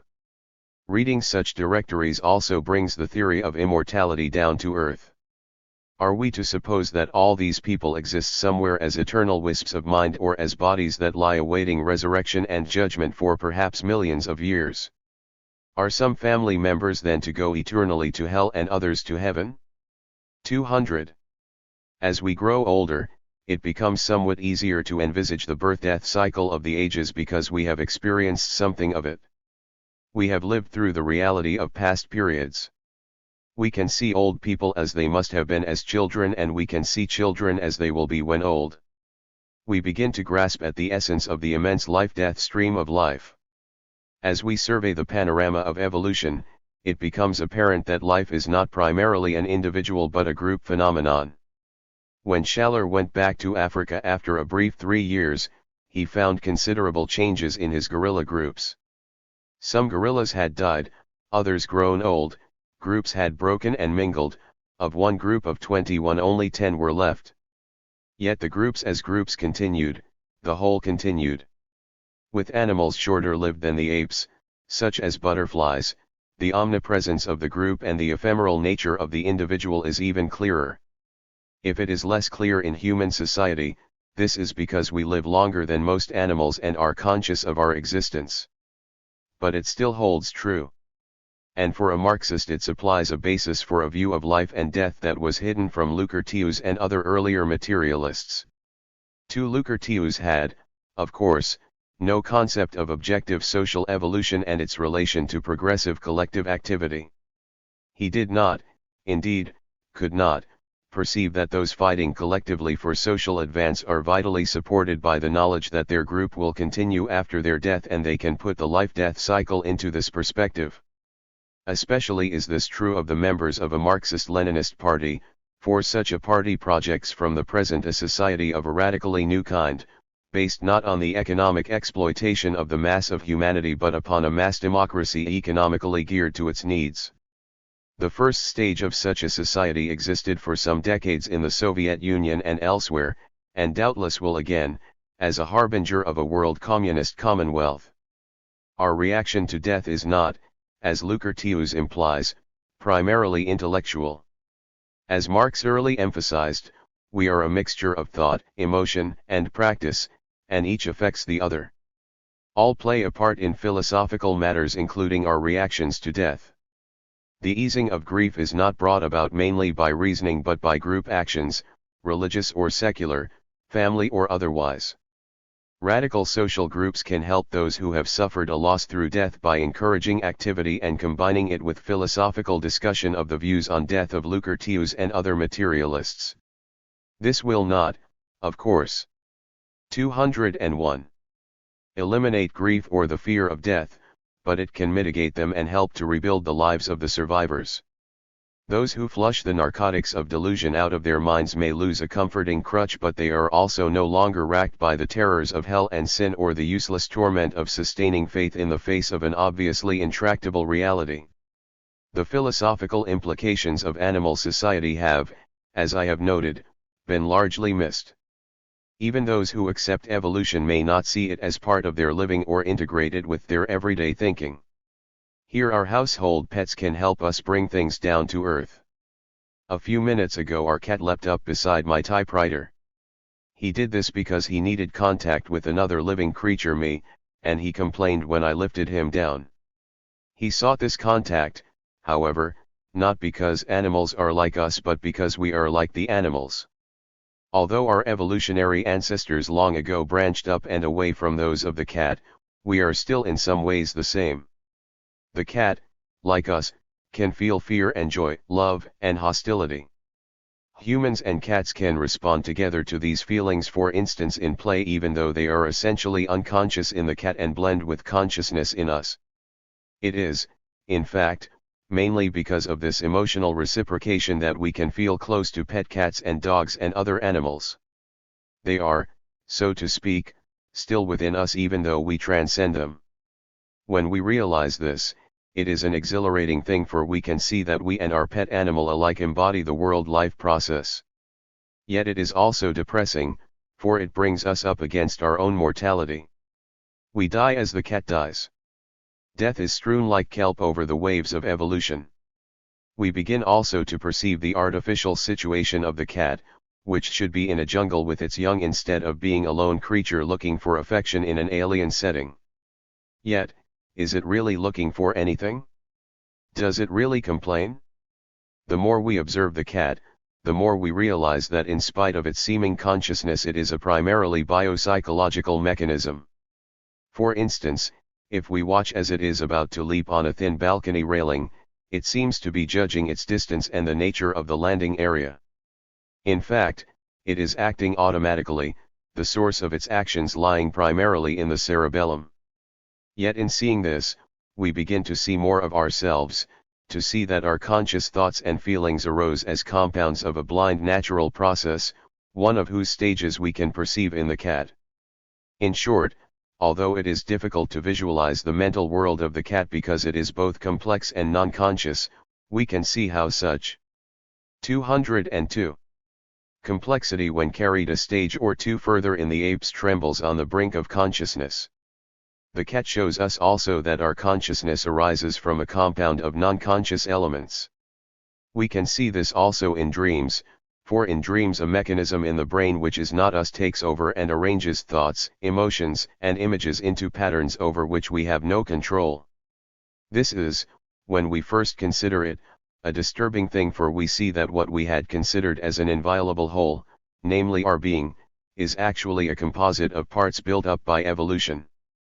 The cat represents life on the planet before we evolved, a planet of creatures like cats, for many millions of years, and before that of creatures like lizards. These things too, we can learn to see in the world around us.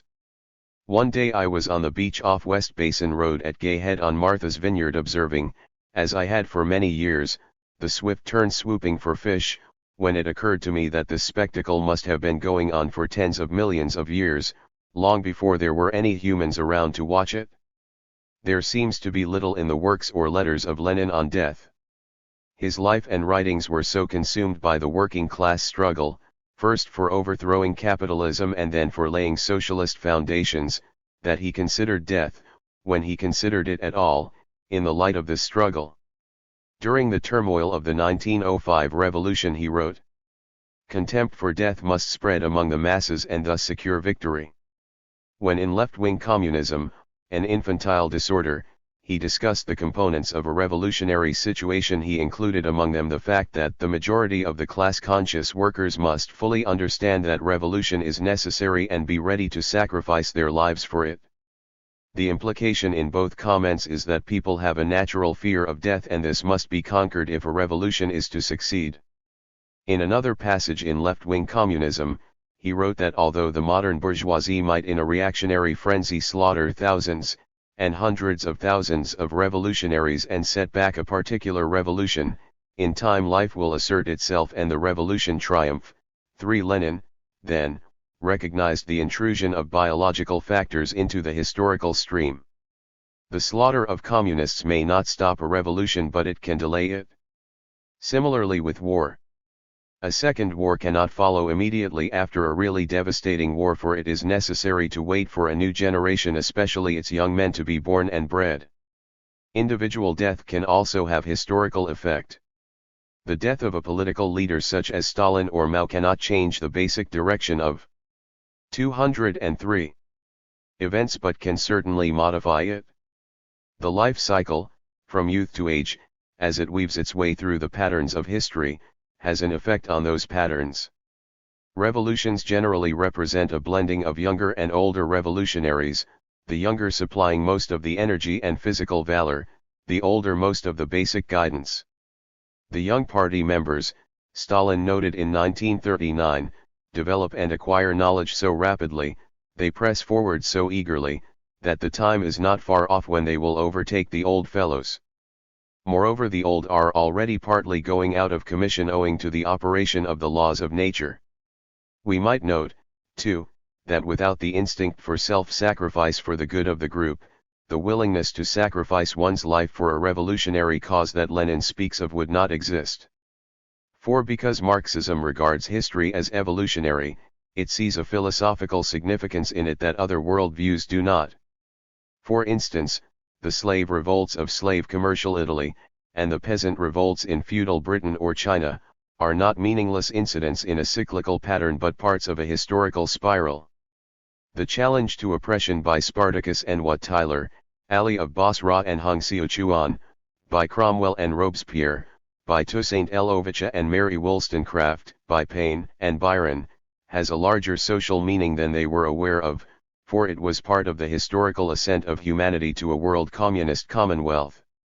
This ascent is an immense process, but in general each human life has been part of it, building segments of the socio-economic patterns that have laid the base for the advance of society from hunting-gathering to feudalism, to capitalism, to socialism.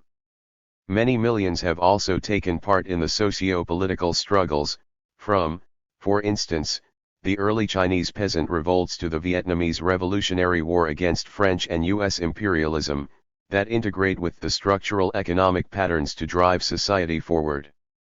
In short, without the struggle and toil of humanity for thousands of years, there would have been no industrial capitalism, no socialism, and no possibility for a future communist world.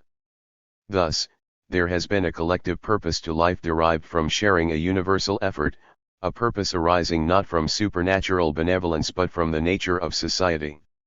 In the convulsive decades just ahead, of biosphere destruction, this sense of collective purpose will become a universal bond as humanity struggles for survival and turns unprecedented disasters into spurs for further socialist advance. 5. As capitalist expansion in the late 18th century produced the American Revolutionary War and the French Revolution, some began to perceive that history was pointed upward and became conscious of a purpose in their lives derived from this fact. 204. Scatter, as from an unextinguished hearth. Ashes and sparks, my words among mankind. Be through my lips to unawakened earth. The trumpet of a prophecy.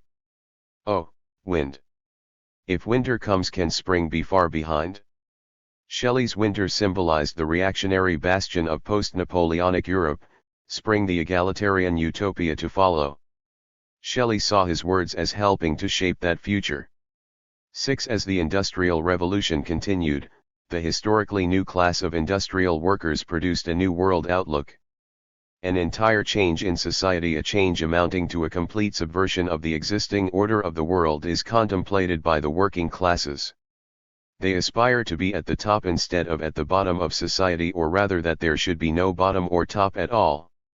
So wrote the British Chartist leader Bronte O'Brien in 1833, when Marx was but 15. But it required Marx, with his combination of utter absorption into the working class and his sweep of historical vision, to shape the new ideology into one of scientific analysis and projection. Between capitalist and communist society lies a period of revolutionary transformation from one to the other.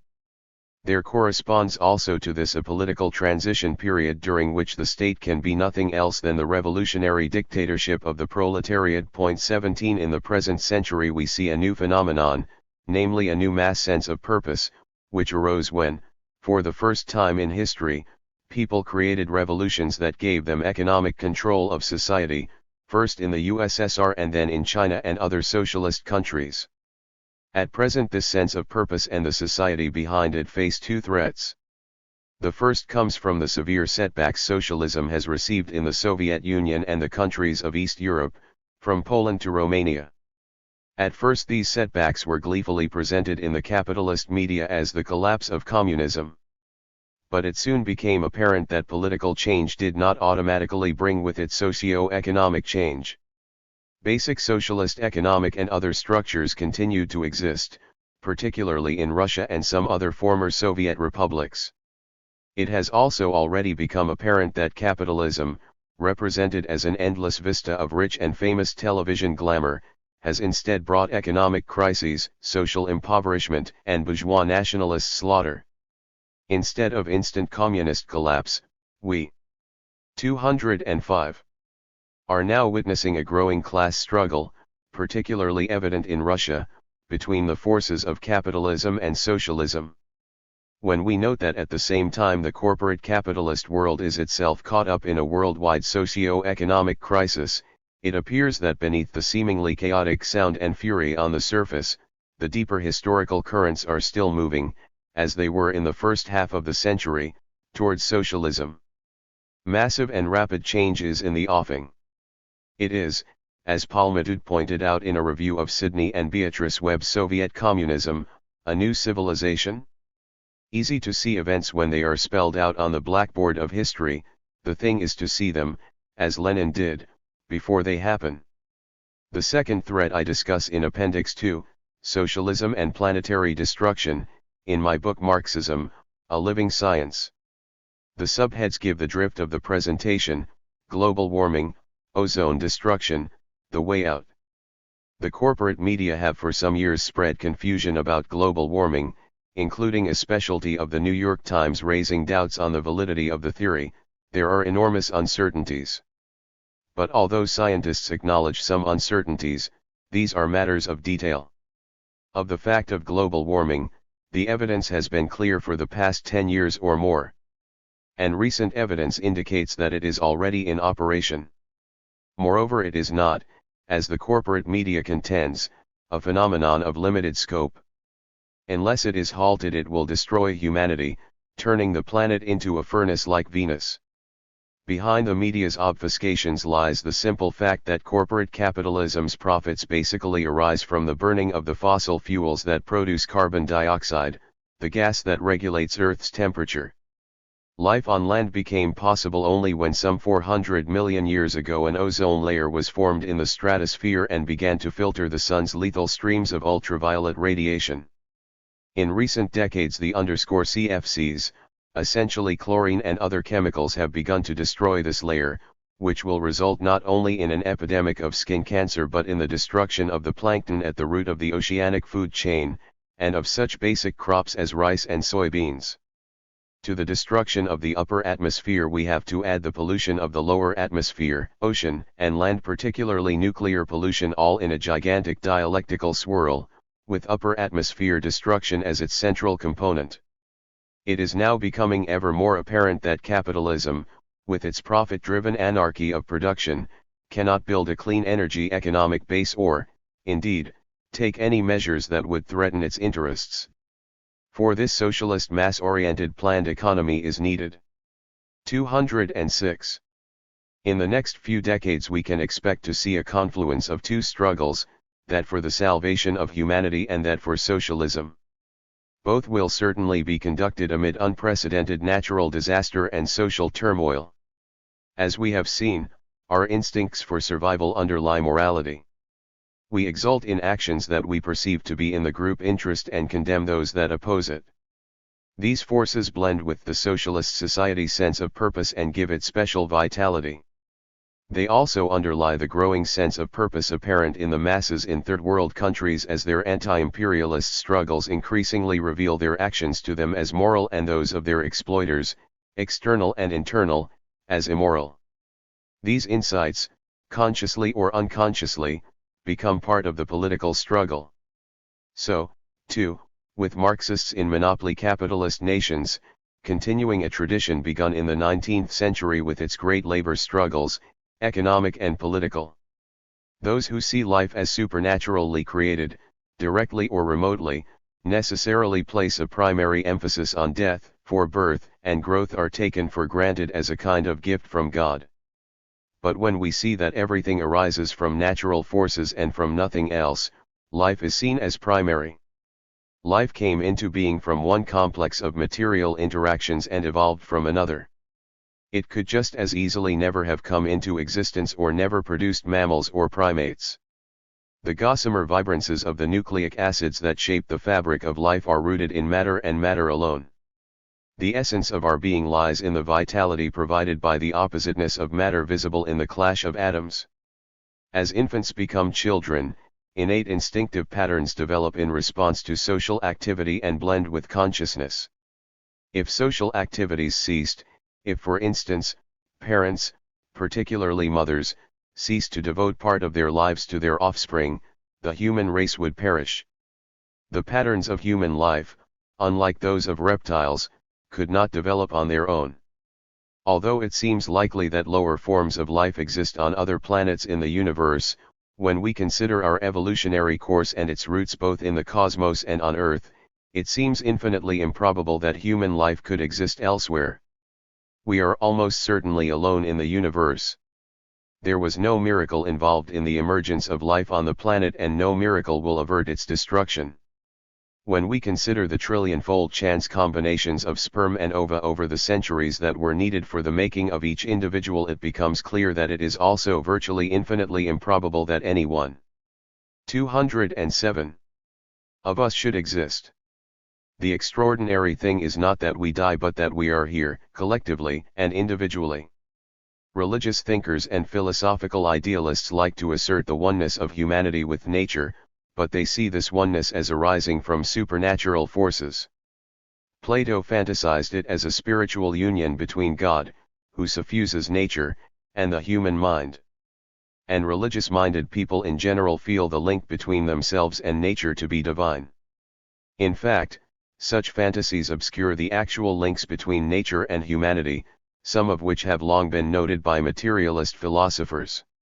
Lucretius implied that such links were based on the common atomic nature of matter, body, and mind, but he saw these relationships only in a general way and in quasi-evolutionary terms. So, too, with Diderot.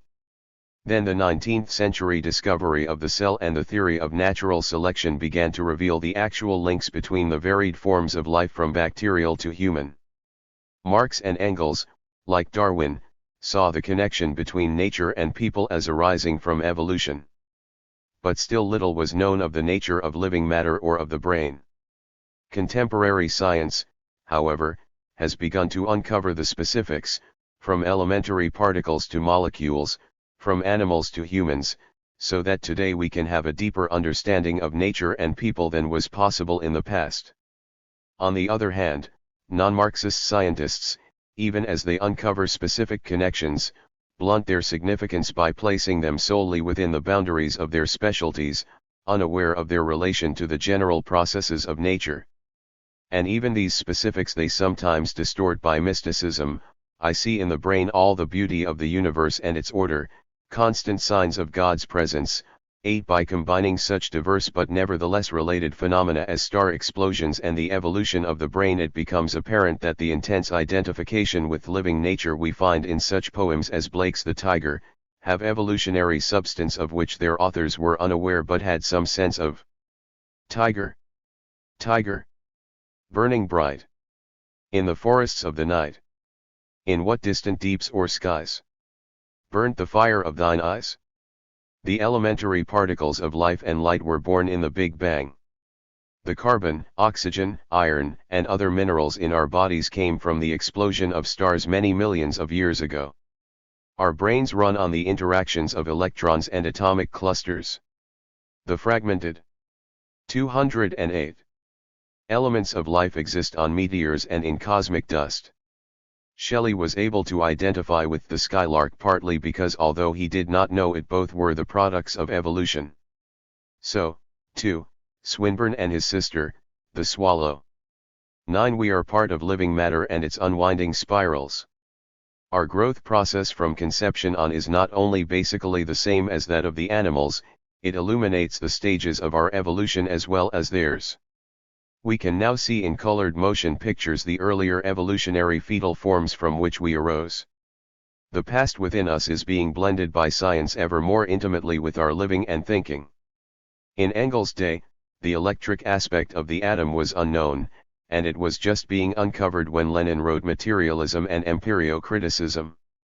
Nor was it known that the electric reaction has roots in the general oppositional nature of elementary particles.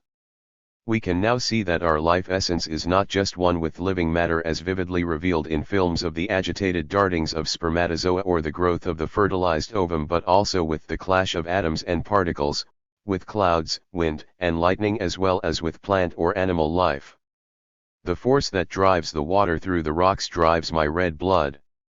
We can see that the restless, conflictive nature of life bursting through the Arctic tundra and cracks in the sidewalk arises ultimately from the electric clash of atoms. 2 degree We have a sense of identity not only with the growing forces of nature but with their spirals of decline and death. Cherished by the faithful sun. On and on eternally shall your altered fluid run. Bud and bloom and go to seed. But your singing days are done. But the music of your talk. Never shall the chemistry of the secret earth restore. So Edna St. Vincent Millay on the death of a young woman friend. Or Shelley on the death of Keats. The intense atom glows a moment, then is quenched in a most cold repose. Modern advances in science, it is frequently argued, remove the picture of reality revealed by our unaided senses increasingly away from that revealed through the tools of science. In some ways this is true. Our bodies are, on one level, mainly space laced by particles and 209 atoms in electric impulses, on another level patterned bundles of macromolecules and cells. Light consists of a massive barrage of individual particles. Behind the mind lies the neuron. But the opposite is also true. No matter how many varieties of particles are discovered, they all, except for the photon, the most elementary of all, have opposites, and the photon is said to encompass its own opposite. No matter how many processes of nature are unveiled from pre-atomic matter to evolution, they all change under the spur. Cf. these opposite entities and develop by converting the old into the new simply through quantitative arrangement changes. So, too, with history. So, too, with our thinking and feeling. The more specific the discoveries, the deeper our understanding of the general nature of the universe and ourselves becomes. In this regard we might recall Lenin's simple but profound comment that all the levels of nature, the foam on the river's surface as well as the deep waters beneath, are alike aspects of reality. Therefore, we can grasp something of the general character of aspects of nature beyond our senses' unaided penetration.